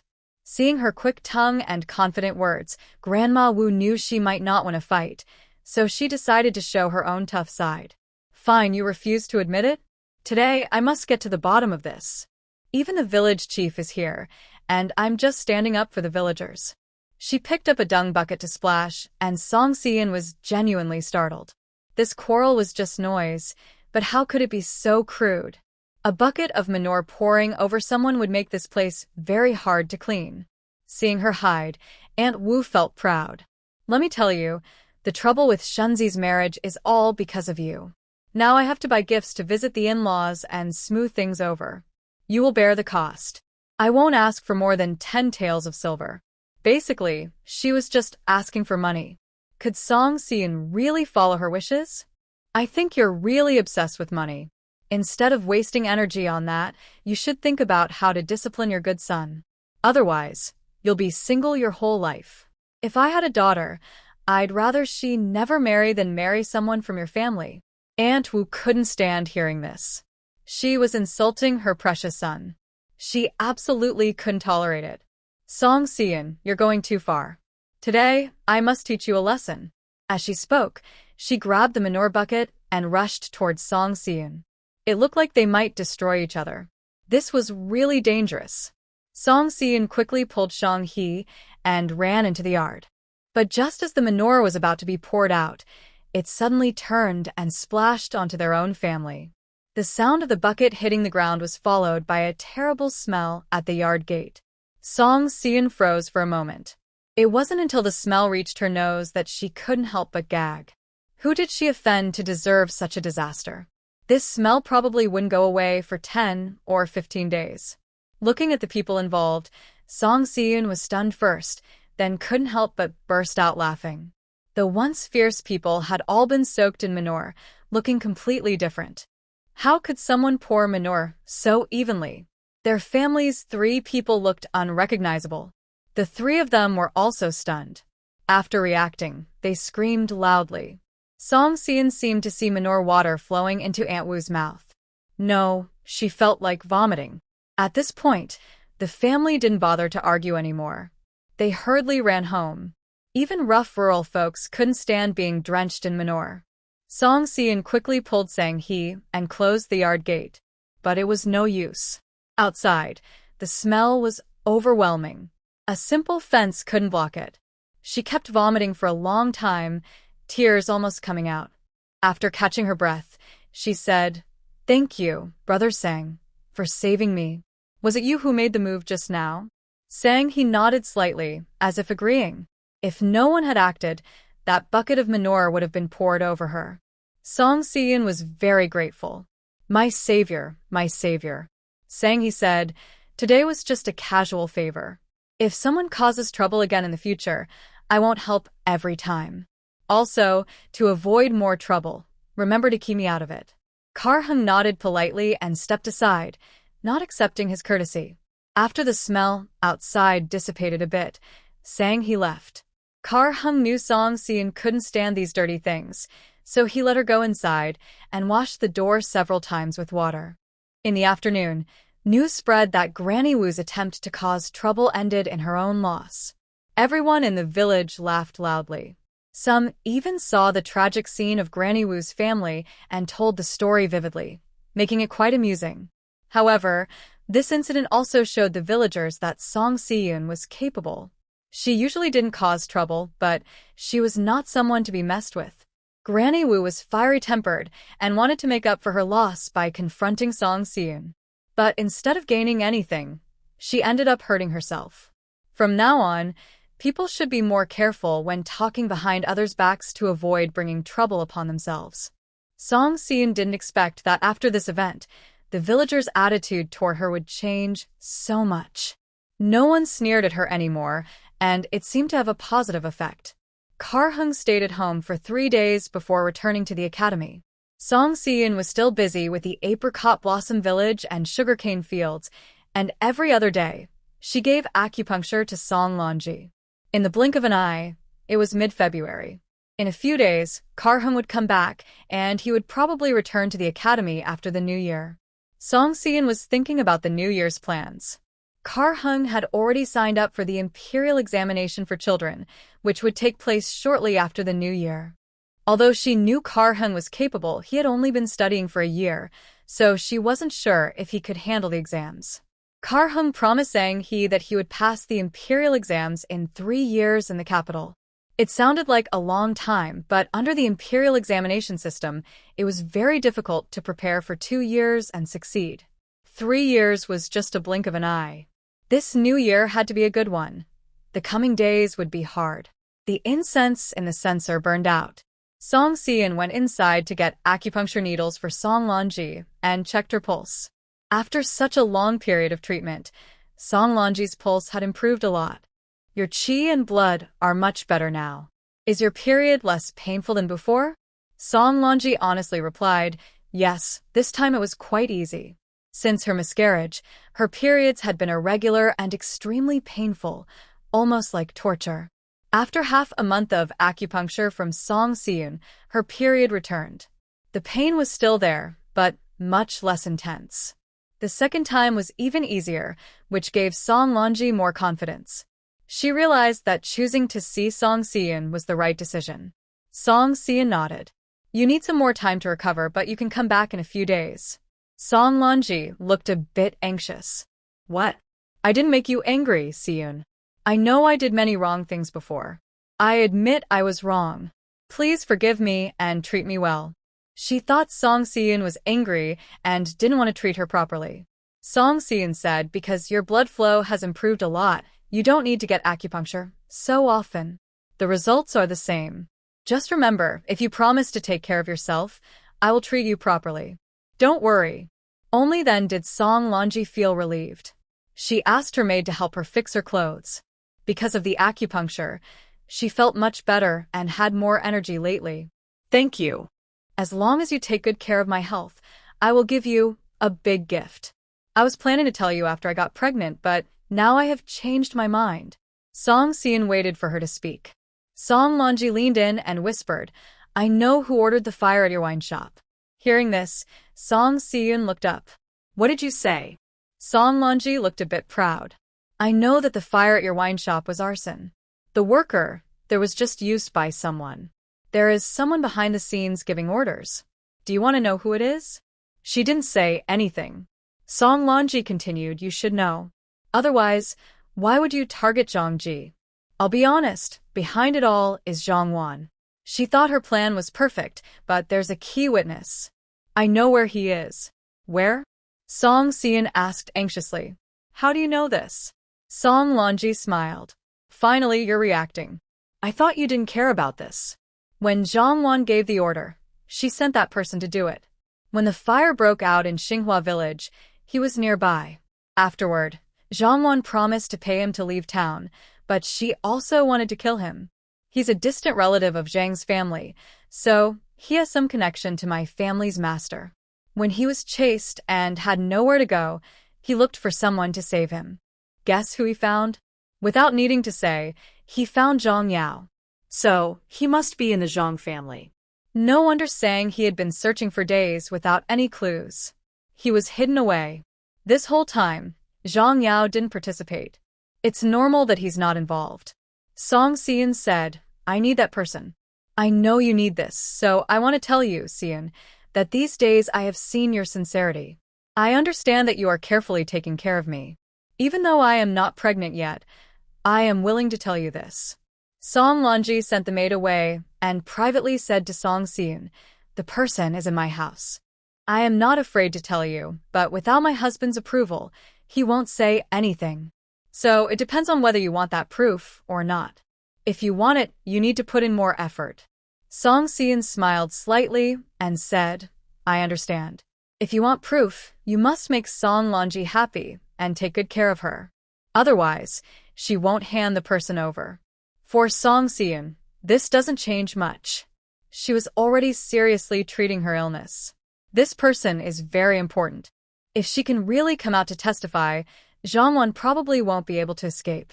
After finishing her talk, Song Lanji and Song Xian left.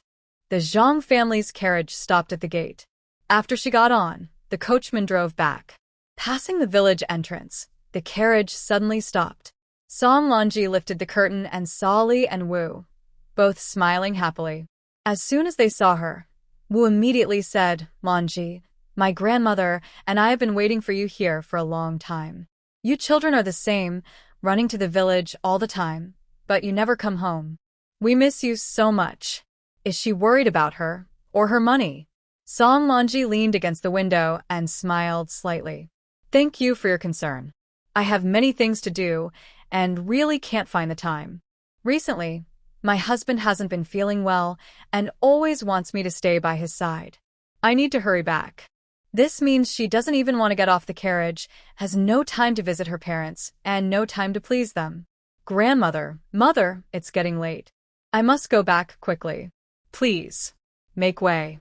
Li was upset but stepped closer and said, "Lanji, what are you playing at with us?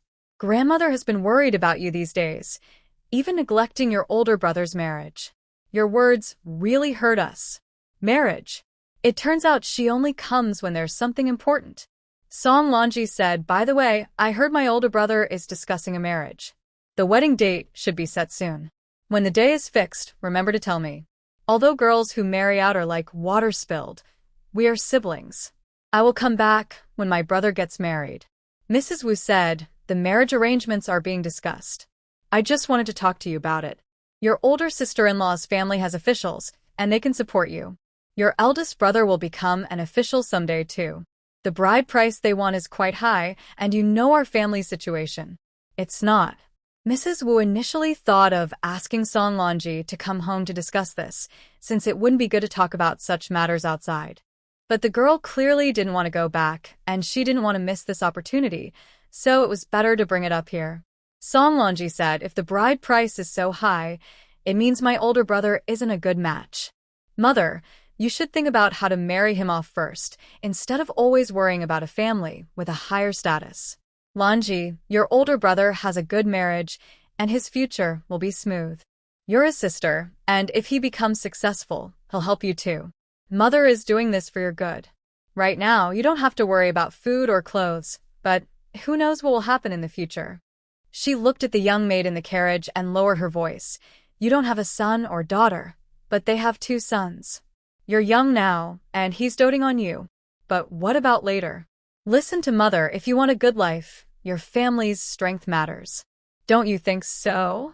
Song Lanji said, "Thank you, Mother, for thinking of me. I'm truly touched. So, Mother, what exactly do you want from me?" Mrs. Wu's eyes brightened as she made her request. "Since the bride price is so high, we can't afford it. Just help support the family a little. It's not much, 50 taels." Mrs. Wu thought she could get money from this. 50 taels was a large sum for them, but for Song Lanji, it wasn't much at all. Just as she finished speaking, Song Lanji started to cry. The maid, Chuanxiang, immediately said, "Madam, don't cry. I feel sorry for you." Mrs. Wu and Madam Li looked confused. What did that mean? "Lanji you," Chuanxiang hurriedly said, "Madam often helps her family, and if the eldest or second young master finds out, they always bring it up. It makes Madam very embarrassed. Madam cares about her family, but she can't help much. It's both unfair and upsetting." Song Lanji cried even harder. Chuanxiang quickly comforted her. "Madam, don't be sad. I believe your family doesn't mean to make things difficult for you. We're all family. How could they have bad intentions?" Song Lanji didn't speak, only cried. Springxiang said, "I know you feel guilty for not being able to help your family, but it's not your fault. Since ancient times, girls who marry out don't usually arrange marriages for their brothers. Your family probably doesn't blame you." Song Lanji then said, "I know my mother didn't mean to make things difficult for me. It's just that I have too many worries, and I feel upset because I can't help my family." Before Wu Shi could speak, she said directly, "Mother, when I got married, my family didn't give me anything. The Zhang family is already having a hard time. I was just trying to help by bringing some good things home, but it seems to have caused trouble. I really, just try to understand me, mother. I really can't help with this. She finished and lowered the curtain, telling the coachman to leave. Once the carriage was far away, Li Shi and Wu Shi finally regained their senses. Li Shi said, "When did this girl become so good at talking?" In the past, Song Lanji was known for throwing tantrums and causing trouble at home. She would get upset over small things and make the household noisy and chaotic. Now she has learned to be more careful, avoiding conflicts and even pretending to be pitiful. Wu Shi was also confused, but what worried her most now was, "Mother, if Lanji doesn't give us money, what will happen to her marriage?" Song Wenjie was Wu Shi's precious son. They had hoped he would succeed in exams, but he almost ruined his chances at the academy and spent all the family savings. He hasn't achieved fame yet and is getting older. After discussing, the family decided to settle his marriage first. Song Changming also agreed and nodded, agreeing to the marriage. Looking around, one family thought they were poor, while the other thought the girl was not pretty enough. After much searching, they finally found a suitable match, which would also help Song Wenjie in exams. But the other family demanded 50 taels of bride price.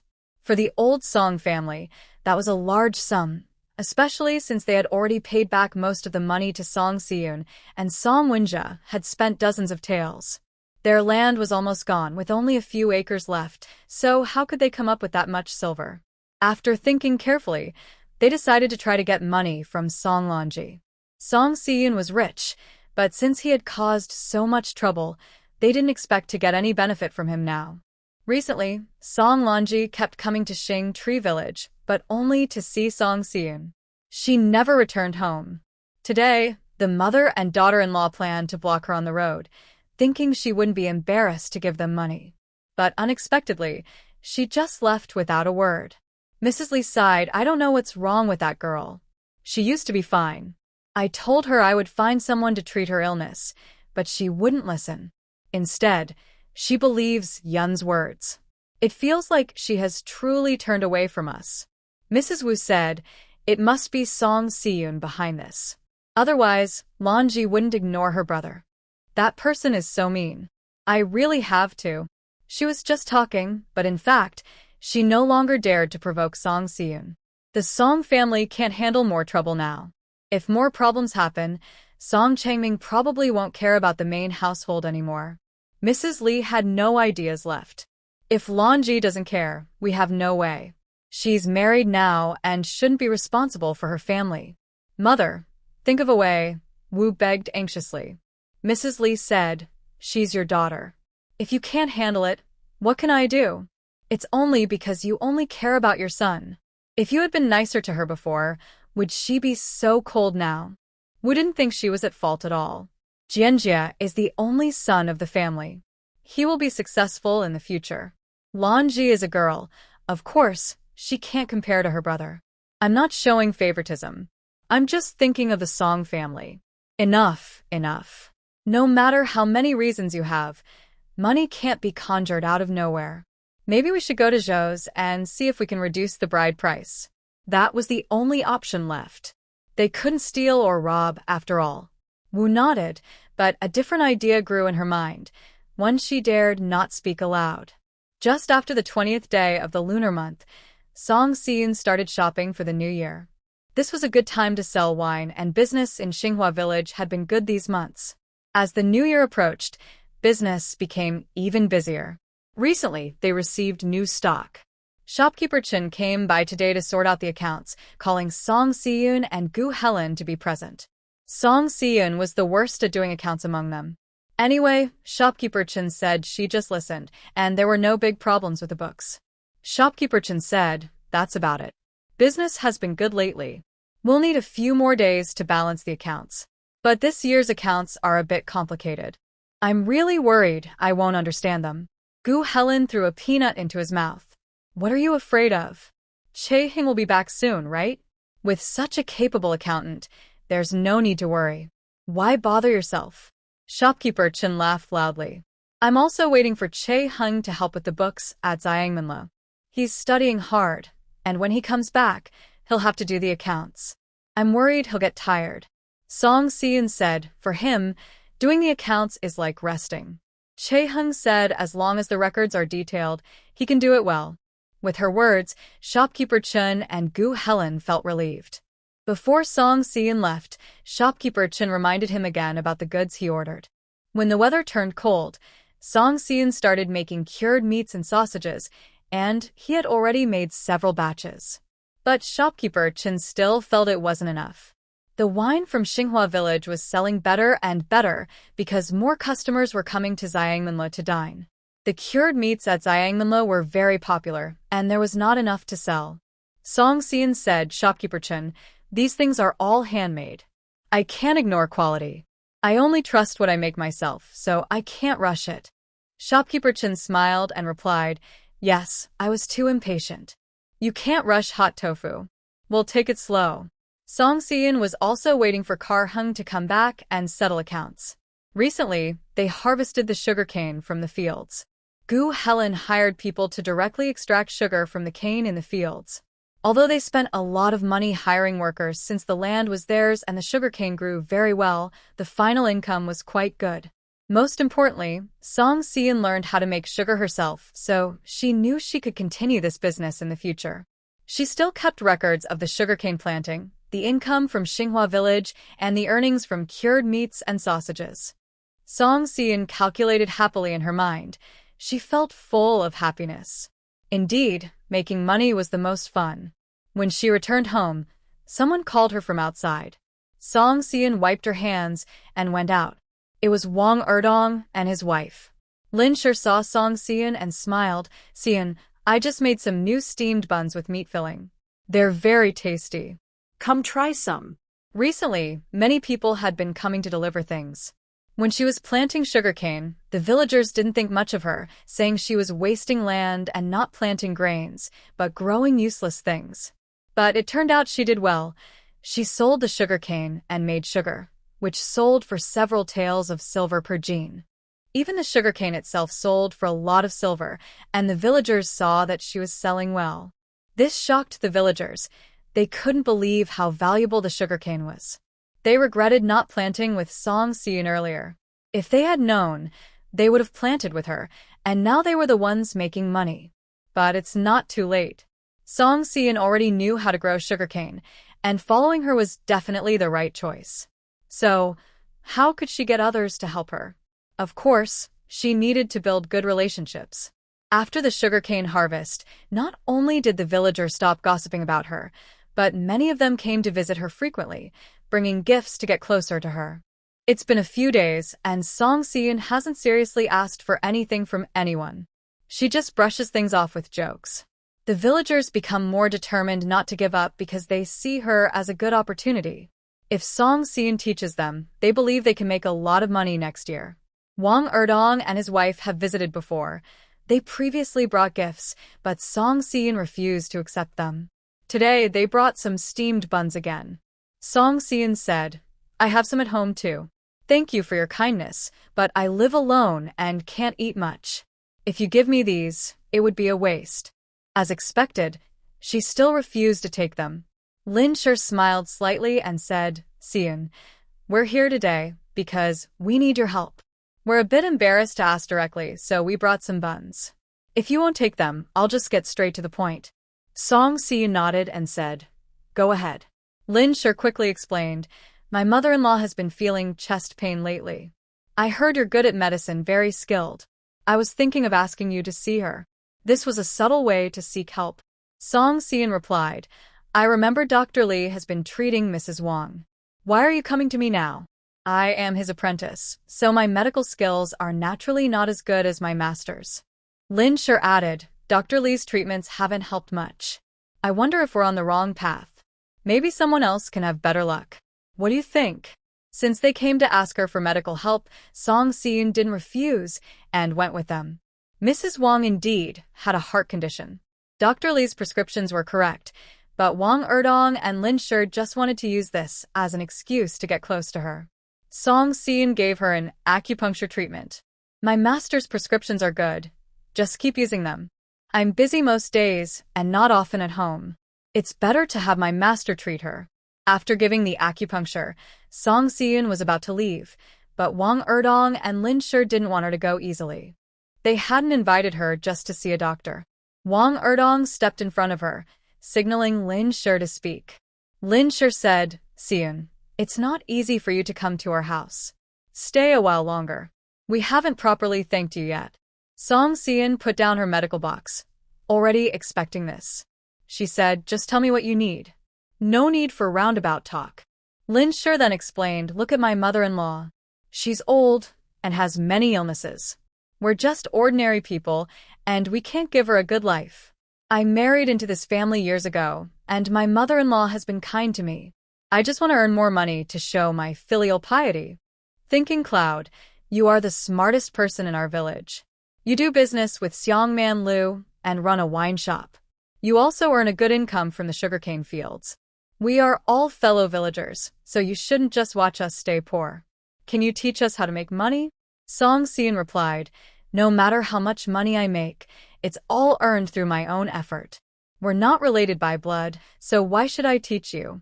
Wang Erdong said, "You're being too formal. Even though we're not close relatives, my mother's family and your aunt's family are distant kin. We're still relatives, and relatives should help each other, right? Is that so?" Si-eun nodded. "But here, I don't think anything is owed. First, you two should stop thinking about making money. To have a good life, your family needs to get organized first. This couple is known for being very lazy. Wang Erdong is lazy, and after finally marrying a wife, she turned out to be even lazier than him. Years ago, Aunt Wang still did all the work around the house, both inside and outside. But that was because she wanted to, since she loved her son dearly. In the past 2 years, she couldn't work anymore. The couple just wanted to eat and drink well. They didn't bother to clean the house, so it became messy. If it weren't for so many villagers watching, they might have ignored their elderly mother altogether. Now, they're thinking of asking Si-eun for ways to make money. Who would want to get involved with such people? But these two are unwilling to give up easily. Lin Shi said kindly, "Si-eun, our family has few people, and we can't do all the work in the fields. So, the house is a bit messy. Don't worry. If we work with you, we'll do anything without hesitation." Si-eun didn't reply immediately. She looked at them and after a moment said, "It's not impossible for you to join." Both of them were overjoyed. "Really? Si-eun, I knew you weren't the kind to be heartless. How could you ignore relatives?" Si-eun shrugged. "My homemade sausage recipe is a secret. I don't know if you'd keep it to yourselves. Even sugarcane planting costs a lot. To partner in business, you need to show some sincerity. Invest 50 taels of silver, and we'll consider it." Hearing this, the two looked at each other in shock. Wang Erdong couldn't hold back anymore and cursed, "How can you be so unreasonable? Do you think I'm a fool? You haven't even shown me the money, and now you want 50 taels first? I've never heard of such a thing. That's impossible." Song Si-eun said, "I haven't heard of anyone trying to get rich quickly with just a few words. I think you'd better find a pillow to rest on." Wang Erdong was a bit confused. Song Si-eun smiled and said, "Just dreaming."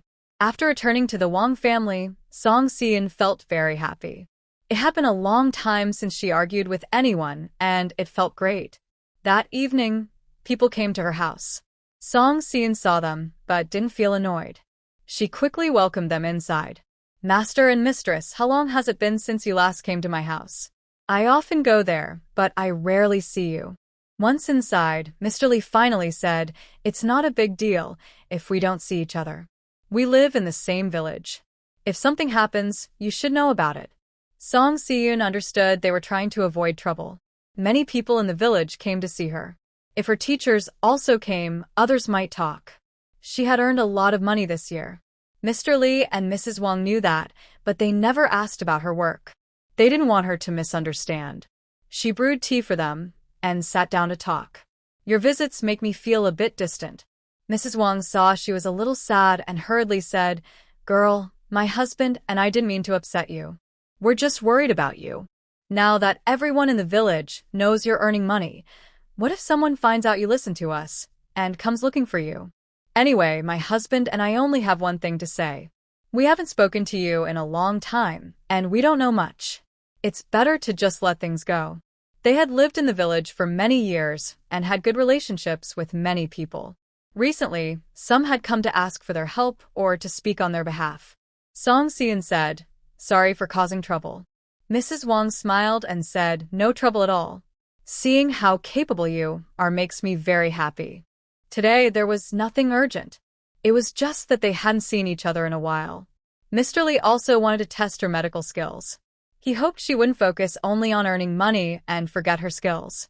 Seeing that Song Si-eun responded well, Mr. Lee stroked his beard and said, "Good apprentice, you're truly a good student. It seems I worried too much." Song Si-eun replied, "Master, don't worry. After Chae-hung passes his exams smoothly, I will try to practice medicine openly.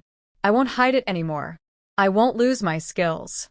Mrs. Wang said, "I see you work so hard at everything. I really feel a bit worried for you. But that's also good. You and Chae-hung are doing better and better." Song Si-eun carefully asked them about the matter. "I am indeed a bit busy lately and have been thinking about this issue. Although I don't want my skills to be widely known, relying on just myself is exhausting. My master and mistress are very good at judging people. I have 2 suitable candidates and would like you to help me decide." Mrs. Wang said, "Tell me more." "Hui Fong, my sister-in-law from the Wang family. I used to bully others in the village, and I was also often bullied. She helped me out several times. When she had a difficult labor, my master and I saved her. Since then, our relationship has become closer. But after making money from sugarcane fields, we became more distant. I want to ask Hui Fong to help me. What do you think? People who help in times of need are rare, while those who help just for praise are many." To Song Si-eun, Liang was such a person. When she was laughed at by the villagers, Liang did not look down on her. When she was popular in the village, Liang kept her distance. Her thoughts were probably similar to Dr. Lee and his wife, worried about gossip. Song Si-eun thought that Liang's behavior showed she was a decent person worth trusting. Of course, it was also possible that Liang anticipated her thoughts and acted accordingly, but this was a very slim chance. Perhaps she was being narrow-minded. Mrs. Wang usually had good relationships with many villagers and knew Liang quite well. Hearing Song Si-eun's words, she carefully analyzed, "Your judgment is indeed good. The Wang family has few problems, and everyone gets along very well. Hui Fong has never argued with her mother-in-law, and her relationship with her husband is very good. She never talks badly about others in the village, and is very fair in speech. She's not someone who gossips. In my opinion, she is a good person." Song Si-eun smiled. "I think so too. Does your mistress think so as well?" Mrs. Wang said, "That's what I think. But people's hearts are hard to see through. You can't judge someone just by appearances. You need to observe over time." "But who is the other person you mentioned?" Song Si-eun looked at them and smiled without speaking. They looked a bit confused. Mrs. Wang asked, "What are you smiling about, girl?" "There's another person. It's actually you, ma'am. I have a small favor to ask. I hope you can help me with this business. Would you be willing?" This was no polite remark. Song Si-eun had spent enough time with them to know their temper. They weren't the kind to focus solely on making money. Otherwise, with Dr. Lee's medical skills, he wouldn't just be a barefoot doctor in the village. So, her request might really be refused by Wang. However, she needs someone to watch over things for her. Since she and Chae-heng's parents are not involved, and the people from the Song family are not considered family, and Chae Licheng is unwilling to leave his hometown, the most trusted and closest people are probably Dr. Lee and Wang. People of their age have experienced many things and are not impulsive, so they are very suitable. "Me?" Wang was surprised to hear her name. "Yes, mistress, I've thought about it for a long time. You are the most suitable. I will also hire some helpers. You just need to manage the affairs. I know that master and mistress are not greedy for money, so if you think it's not appropriate, I understand." Wang patted her hand and said, "Honestly, you've misunderstood me. Life is about making a good living and money is important. If I have a chance to earn, I'm willing. I've never managed these things before, afraid I'd cause you trouble. If she took the money but couldn't do a good job, she wouldn't be able to face Yin." Song Si-eun said, Don't worry about that. It's not a big deal, and I will tell you everything in detail about what needs to be done. Mistress, do you agree to help me? Wang looked at Dr. Li and saw he had no objection. She smiled and said, as long as you don't think I'm too old and foolish, I'll take this job. But one thing needs to be clear. Ultimately, everything is your decision. If she really could decide some matters, the household wouldn't be so peaceful. Okay, I agree. If someone was in charge, and if Liang also agreed to help, then finding Gu Helen to hire a few trustworthy workers would be suitable. The next day, Song Siyun went to find Liang. She was ready to start immediately. Although the new year was approaching, it was necessary to settle this matter quickly. She first talked to Liang, who told her to speak in front of the Wang family. Liang didn't want to hide anything, showing that the family was open about everything.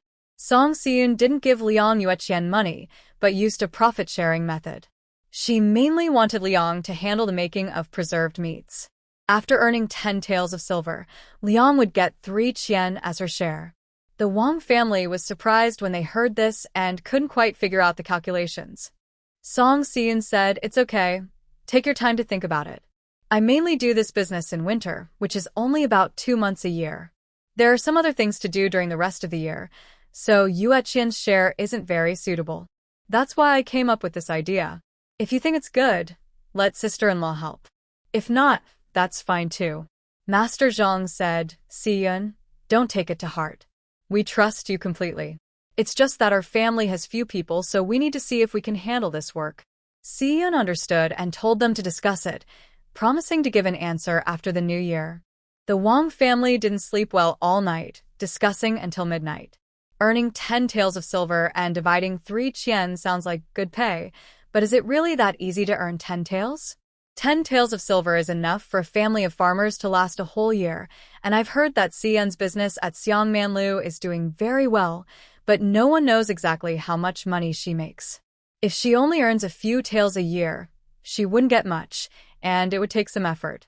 There are many family matters and children to take care of, so they wonder if it's worth it. After a long discussion, Mrs. Zhang asked Hui Feng, what do you think? Do you want to go? If you want to help, we have no objections. Mrs. Liang said, Mother, I want to go. Siyun is so capable. She's the most talented person in our village. I think if she's willing to let me help, she trusts me. Otherwise, with so many people offering help, why didn't she choose someone else? Even if the pay isn't much, I can learn some skills. That's what's valuable. This convinced the family quickly. Yes, how many women are as capable as Siyun? It's good for Liang to learn and see the world. Mrs. Zhang agreed, all right, that's settled. We don't care how much money you earn.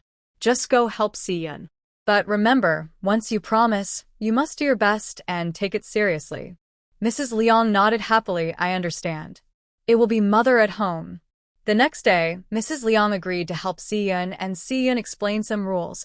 She must sign with a fingerprint, the formula must not be leaked, and she cannot use it for her own business. If she does, she will have to pay compensation. Mrs. Liang agreed, without hesitation.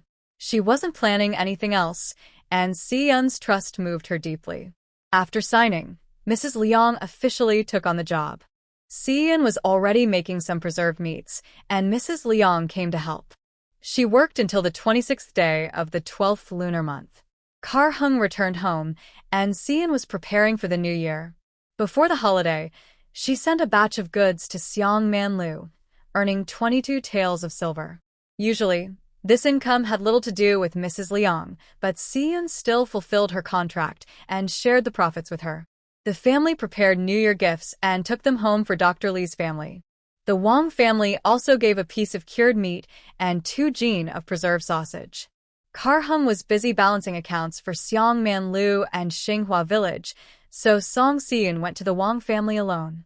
When she placed the 6 coins of profit on the table, everyone in the Wang family was stunned. Siyun, this is... Mrs. Zhang was completely confused. Song Siyun simply said, although my sister-in-law only helped for a few days, she will be working here long-term, so I don't want to split things too precisely. This batch of goods also gives her a share of the profit. The Wang family was deeply moved by Song Siyun's sincerity. After just a few days of work, she not only shared the earnings but also prepared New Year gifts. It was truly hard to know what to say. Siyun, you've thought of everything. Thank you, Auntie Mrs. Zhang said gratefully. Song Siyun smiled slightly. With Sister Huifang's help, I feel much easier. I also want to keep people here. You must stay here forever. Mrs. Zhang nodded quickly. Of course. Siyun, with such high wages and easy work, where else can you find such a job? Our family isn't rich, but with this money, we can have a better New Year. After Song Siyun left, the whole family was happy. Mrs. Zhang repeatedly told Liang Shi to work carefully and not to be careless. She also warned that they must not tell anyone about the business dealings. Their own family wouldn't even ask her about it.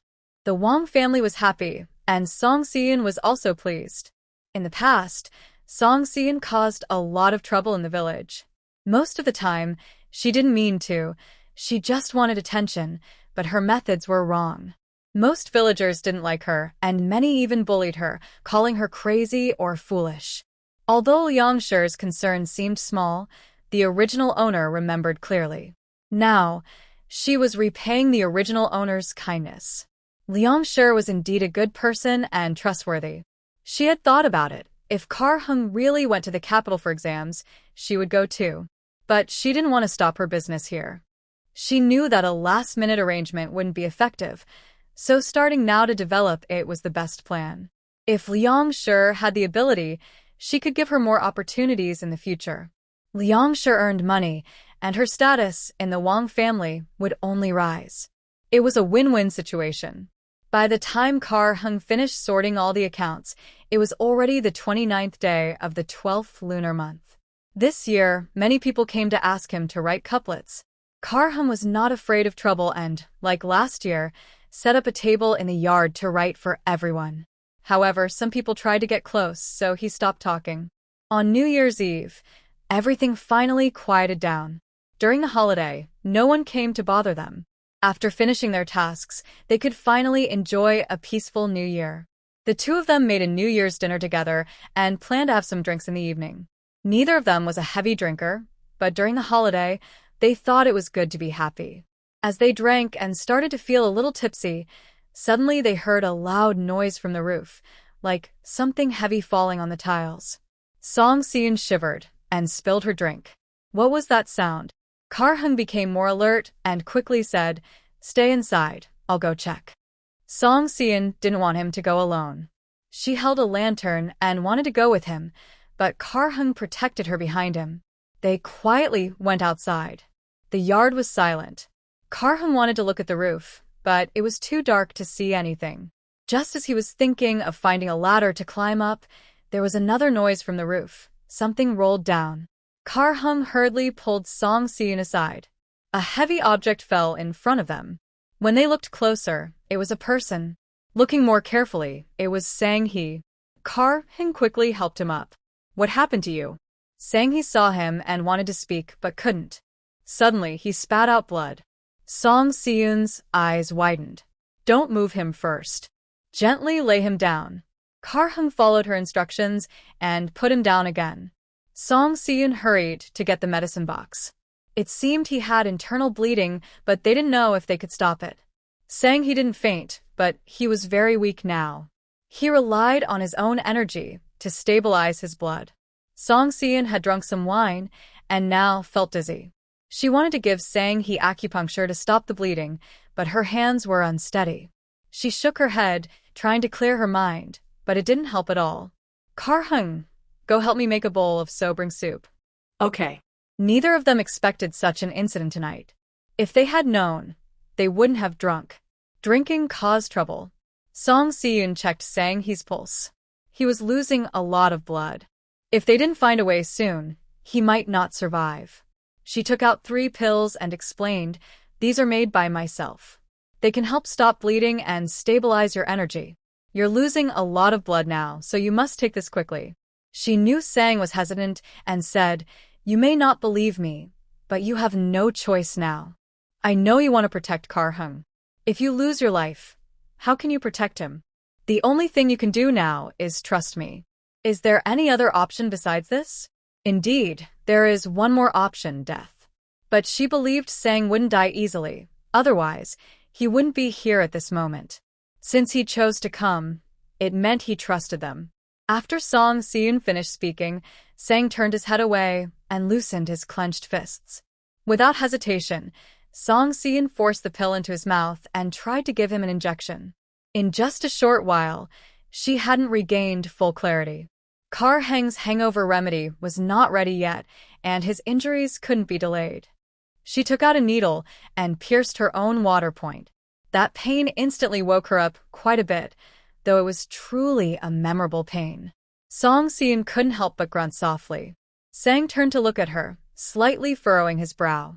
Once she was somewhat clearer, Song Si-eun didn't remove the needle but quickly inserted another. She was fully alert now and took out a needle to stop Sang's bleeding. If it had been her old methods, she wouldn't even try because there was no hope. She knew she couldn't save him. But now it was different. She would use Bien K's divine needle. After practicing for so long, her technique had reached a certain level, so she decided to give it a try. Sang truly had no other way out. He could only trust the person Kar Heng believed in. But even when he arrived here, he didn't hold much hope. His injuries were too severe this time. However, after Song Si-eun finished her needlework, his perspective changed. Now, he only felt a surge of true energy moving inside his body. This energy wasn't meant to disperse his original chi, but to protect him. He focused his mind and circulated his internal power, and surprisingly, his strength recovered by about 10%. He had underestimated this person. Song Si-eun didn't have time to think about that. She was solely focused on stopping the bleeding with her needles. Kar Heng brought the hangover remedy, and she quickly drank it down. After completing 9 rounds of acupuncture on Sang, sweat was already forming on her forehead. In the middle of winter, outdoors, it was impressive to sweat so much. She checked Sang's pulse again and finally let out a breath of relief. All right, now we can help him into the house. The bleeding had mostly stopped. As long as he didn't make big movements, there wouldn't be much impact. Within the range she could control. The carriage stopped as she instructed. He helped the person inside and let Sang-hee stay in the house where he used to live. Although no one was living there now, it was kept very clean. Song Si-eun said, "I can only stabilize your true energy for now. To completely stop the bleeding, you need acupuncture treatment for 3 days. During these days, don't move around easily." Sang-hee nodded gently. He saw Song Si-eun's skill and naturally trusted her. To make sure Sang-hee wouldn't have any problems tonight, Chae-hung also relaxed. He went out and cooked a bowl of dumplings, then brought them in. "Today is New Year's Eve. I don't know how you got hurt, but since you're here, let's celebrate the new year together. The dumplings were made by me and Si-eun. Let's see if they taste good." Sang-hee respectfully bowed to him. Chae-hung placed the dumplings on a small table beside the bed and left with Song Si-eun, so Sang-hee wouldn't feel uncomfortable. After they left, Sang-hee picked up a dumpling with chopsticks and ate it. Although he looked expressionless, his heart was full of strong feelings. The word New Year felt very distant to him. Nothing happened overnight. Before dawn the next day, Chae-hung got up and washed the bloodstains from the roof and yard. Just as he finished, it started snowing, which helped cover everything. Snow on the first day of the new year was rare. Good snow is a sign of a good harvest, so it was a good omen. Breakfast was also dumplings, brought by Song Si-eun. After Sang-hee finished eating, she would check his pulse again. Impressive, a martial arts master. Such a serious injury, and you recovered so quickly overnight. I'm impressed. He was much better than she expected. Usually, internal bleeding makes it hard to eat, but Sang-hee was unaffected. People like him are easy to treat because their bodies are very strong. Sang-hee asked, "Will I be okay in 3 days?" "Don't worry. I said 3 days, so it will be 3 days. The bleeding has stopped, so the problem isn't big." Sang-hee watched her insert the needles. Today he was much clearer and could see her acupuncture technique. Although she was young, her finger strength was impressive. Her needle technique was rare in the world. Most martial artists know some medicine, and Sang-hee understood a bit too. So he could tell how skilled Song Si-eun was. After finishing the acupuncture, He asked, "Who is your master?" Song Si-in replied, "Village Doctor Lee." Sang he snorted coldly. "Do you think I'll believe that? Whether you believe it or not, it's the truth," Song Si-in said with a smile. "You can't doubt me just because I have good intuition, right?" It wasn't about her intelligence, but that her needle technique seemed to be the lost Bien K divine needle. How could a girl from the countryside use such a rare method? Her master was just a front. The real person guiding her was someone else. Song Si-in knew that saying he wouldn't believe it, but she wasn't afraid. Crossing over was something people who hadn't experienced it wouldn't understand. While tidying up, she said, "I know what you're worried about. You want to protect Chae-hung, and now there's someone around him you're unsure about. Naturally, you're anxious. But your worries are unnecessary. I care about him just as much as you do." She stood up and added, "You can choose not to trust me or check on me, but frankly, if you want to do something to me, you need solid proof. Otherwise, I won't let you get away with it, and neither will Chae-hung." Sang he said, "I really underestimated you. I used to think Chae-hung was just confused by you, but now I see he's not foolish. The person he chose isn't ordinary." Song Si-in smiled and said, "Well, I take that as a compliment. You can stay here peacefully for the next few days. As long as you stay quiet, I won't let you be in danger." Sang he nodded, agreeing. Song Si-in found this person easy to get along with. The reason he was so aggressive was simply because he didn't trust her. Thinking about it, she could understand. He didn't know her well, and the person he wanted to protect trusted her deeply. Naturally, he had to be cautious. If he hadn't been injured so badly this time, he probably wouldn't have come here. Anyway, she was just going to treat his injuries and not ask anything else. During the new year, many people came to visit Song Si-in. Sang he stayed in the house the whole time, completely silent. Even if there were no visitors outside, he was still very quiet inside the house. Sometimes Song Si-in even forgot he was there. He was just too quiet. On the evening of the second day of the new year, Song Si-in gave Sang he acupuncture and checked his pulse. "Tomorrow, I can leave," she said confidently. Song Si-in replied, "Yes, you're fully recovered. You can go now." "How have you been staying here these days?" Sang he didn't answer. Song Si-in smiled and said, "You're always welcome to come back. Not just when you're injured. You want to protect Chae-hung, and we can get along well too." She didn't expect him to reply anyway. He hadn't said anything these past few days. Back in her room, Song Si-in was still curious. She didn't know who had hurt him so badly. Chae-hung asked, "What's wrong?" Song Si-in shook her head. "It's nothing. I was just thinking about how this person got hurt. You don't know how serious his injuries are. I'm worried that the person who hurt him might actually have targeted you. I don't know if Sang usually only protects Chae-hung, or if he has other things to do. Why was he hurt? The last time they met, he was also injured, but not as badly as this time. If this happens so often, does it mean danger is nearby?" "Is Gang in danger?" Chae-hung knew she was worried about him. He let her lean on his shoulder. "Even if something happens to me, what can I do? I've always lived like this. Being watched or not. What's the difference? We just need to live our own lives." Song Si-in was comforted by his words and smiled. "All right, then just live how you want. But be careful outside. There are people at home who worry about you." "Got it." The next morning, at dawn, Song Si-in prepared to go check Sang's pulse. If there was no problem, he would let him go. But he thought it would be fine. Sang's healing ability was really strong.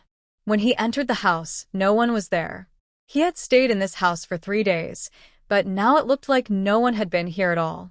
It was very clean and tidy. He really didn't want to stay here any longer. Song Si-in shrugged. Well, she was just worried for nothing. After the 8th day of the Lunar New Year, Chae-hung went to the academy to study.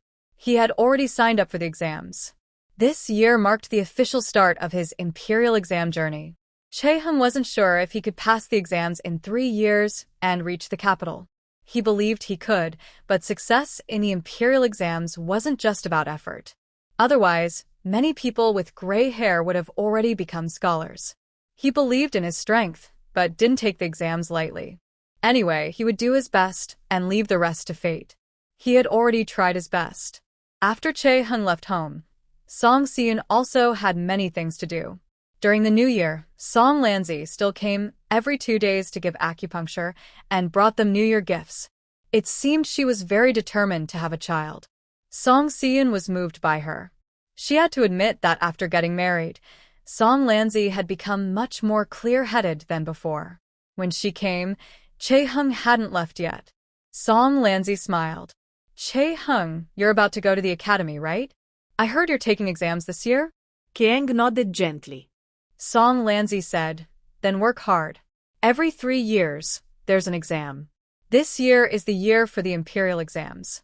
I hope you can pass the local tests smoothly. That was also what Chae-hung was worried about. To take the exams this year, he first had to pass the preliminary tests. It is uncertain whether she can pass smoothly now. After the car left, Song Lanji said, although Chae-hung has only studied for a year, I always feel he can pass the exam, unlike my useless brother. Song Wenjie has been studying for many years, but still hasn't passed the juvenile exam, remaining a common student. I don't know what all the money spent on him has been for. Song Si-eun didn't respond and said, let's go inside for acupuncture.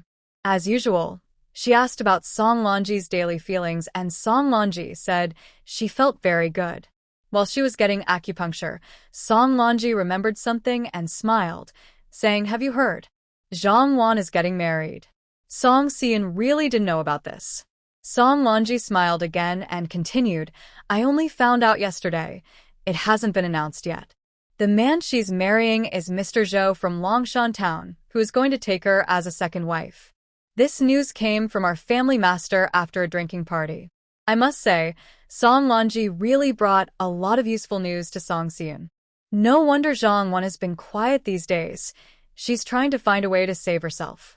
Her way of saving herself is to marry a wealthy man who can help her run Zhang's business.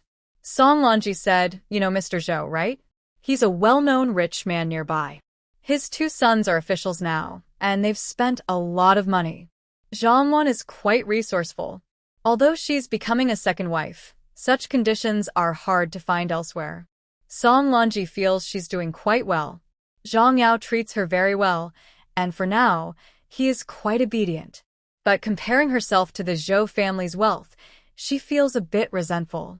She's younger than Zhang Wan and thinks she looks better. It's just that her family is a bit less wealthy, but someone like Mr. Zhou wouldn't care about her family background. Otherwise, why would he marry Zhang Wan? So, Song Lanji thinks she also has a chance. If she married a bit later, maybe she could marry into the Zhou family.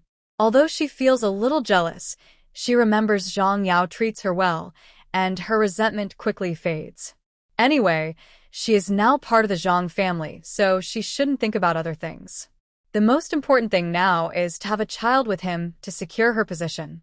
That way, she will always have a place in the Zhang family. Even if Zhang Yao passes away in the future, she can live worry-free with that child. Thinking this way, she finds Zhang Wan a bit laughable. She's so old and still not married.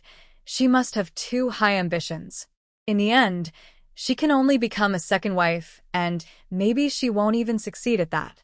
This is her real reason for telling Song Si-eun about these matters.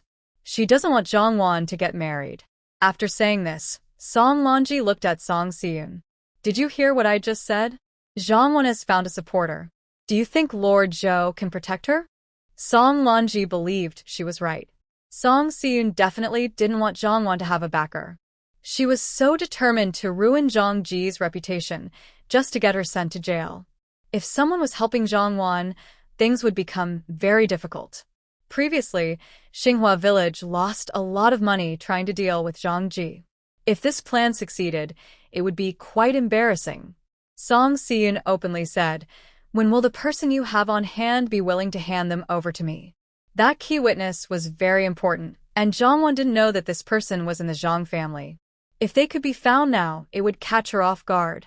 Of course, Song Si-eun knew that Song Lanji was deliberately saying these things to her today. So she decided to be honest. I don't know when you'll be able to have a child, but I promise to do my best to help you recover. Whether you'll get pregnant finally depends on your husband's health. But I need that person now. Song Lonji smiled and said, "Why haven't I noticed before how interesting it is to talk with you? Siyun, you're really clever. I discussed with my husband. The wine from Xinghua village is very good, and the preserved meats sold at Xiangminlu are also excellent. We want to cooperate with you." Song Siyun replied directly, "The wine from Xinghua village can be sold to you, but not the preserved meats. I already have a partnership with Xiangminlu and won't betray my friends. If you're trying to use that to threaten me, I will have to find other ways to deal with Zhongwan." Song Lonji sighed. Why was this person so stubborn? But she also understood Song Siyun's personality. Now she realized that building a good relationship with Siyun was beneficial, so she didn't want to fight with her. If they could cooperate, that would be even better. If not, there was no need to ruin their relationship. The Wanxiang restaurant was not only owned by the Zhang family, so why offend Song Siyun just for the restaurant? She had already thought this through on her way here. So now, after hearing Siyun's words, she wasn't angry at all. Then there's nothing we can do. First come, first served. My husband will be disappointed, but the good wine from Xinghua village can't be kept hidden. Song Lonji's change surprised Song Siyun. After marrying into the Zhang family, she had been influenced and had become much smarter. In the past, she would definitely have gotten very angry and threatened her. Now, this situation really makes her a bit uncomfortable. Song Lonji's change makes Song Siyun very happy, because no one wants to deal with a quarrelsome woman who likes to cause trouble. Alright, I can agree to you. As long as Wanxiang restaurant operates legally, the wine from Xinghua village will always be sold to Wanxiang restaurant, Song Lonji said. Good, I will go back and discuss with my husband how to cooperate. Once everything is settled, that person will naturally be handed over to you, she added. Song Siyun nodded seriously and carefully helped her with acupuncture. News of Zhang Wan's upcoming marriage spread quickly. When Gu Helen heard about it, he was so angry his eyebrows almost stood up. It's really frustrating. If Officer Zhou really marries Zhang Wan, he will definitely interfere in this matter. He will also try to hide what Zhang Wan has done before and help Zhang Ji get through the tough times. That's not acceptable. Song Siyun just sipped her tea quietly. Gu Helen said, "Why aren't you worried? Such a deep grudge, and you just watch her escape?" Song Siyun replied, "I won't."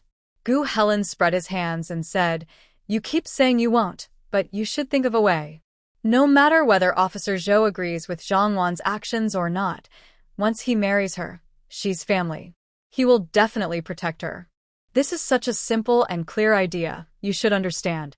"I understand, so I said I won't." Gu Helen didn't understand, so Song Siyun explained, "I won't let Zhang Wan get married in." How will you do that? Song Siyun smiled. It's simple. If, after they marry, people find out about Zhang Wan's past actions, Officer Zhou will definitely protect her to save face for the Zhou family. But what if it happens before the marriage? Hearing this, Gu Helen finally understood. Alright, so you're planning to cause trouble and ruin Zhang Wan's marriage. Song Siyun took a sip of tea. That's not ruining her marriage. It's just helping Officer Zhou see clearly who she is. Once they're getting married, there can't be secrets. You need to know everything about her. Gu Helen laughed loudly. Yes, that's right. If the Zhou family marries her and later finds out there are issues, it will be very difficult. We're actually helping Officer Zhou. He sat down. Seeing how calm and confident you are, you must have a plan. Song Siyun nodded lightly. If everything goes smoothly. Recently, Zhang Wan has been staying at home. It's not because she has nothing to do, but because Zhang Qingfeng won't let her go out. Looking at Zhang's account book, Wan said, "Dad, when can I go out?" Zhang Qingfeng patted the table and replied, "When you get married successfully. It's a good day and you should go out then." How can she get married to the Zhou family if she doesn't go out? Wan gave a cold smile and said, "You are determined to make me marry that old man. Wan, now is not the time for you to choose. In the past, you had many good opportunities, but you didn't cherish them. Now you have no choice unless you want to see Zhang's business fail." He was afraid she wouldn't agree. Though he was a bit worried about her, he still said, Don't forget, if you hadn't used tricks behind the scenes and been clever enough, someone would have caught you. We wouldn't be in this situation. We must protect Zhang's business at all costs. This is the only way now. Wanwan didn't speak. Zhang Qingfeng continued to persuade her. The Zhou family has a good reputation. Zhou Yuanwei is a bit old, but he treats his servants well.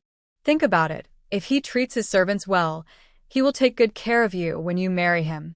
Becoming a second wife might be a little shameful, but it depends on who you marry. Zhou Yuanwei's 2 sons are officials. If you marry into the Zhou family smoothly, I believe even the villagers in Xinghua village won't dare oppose us.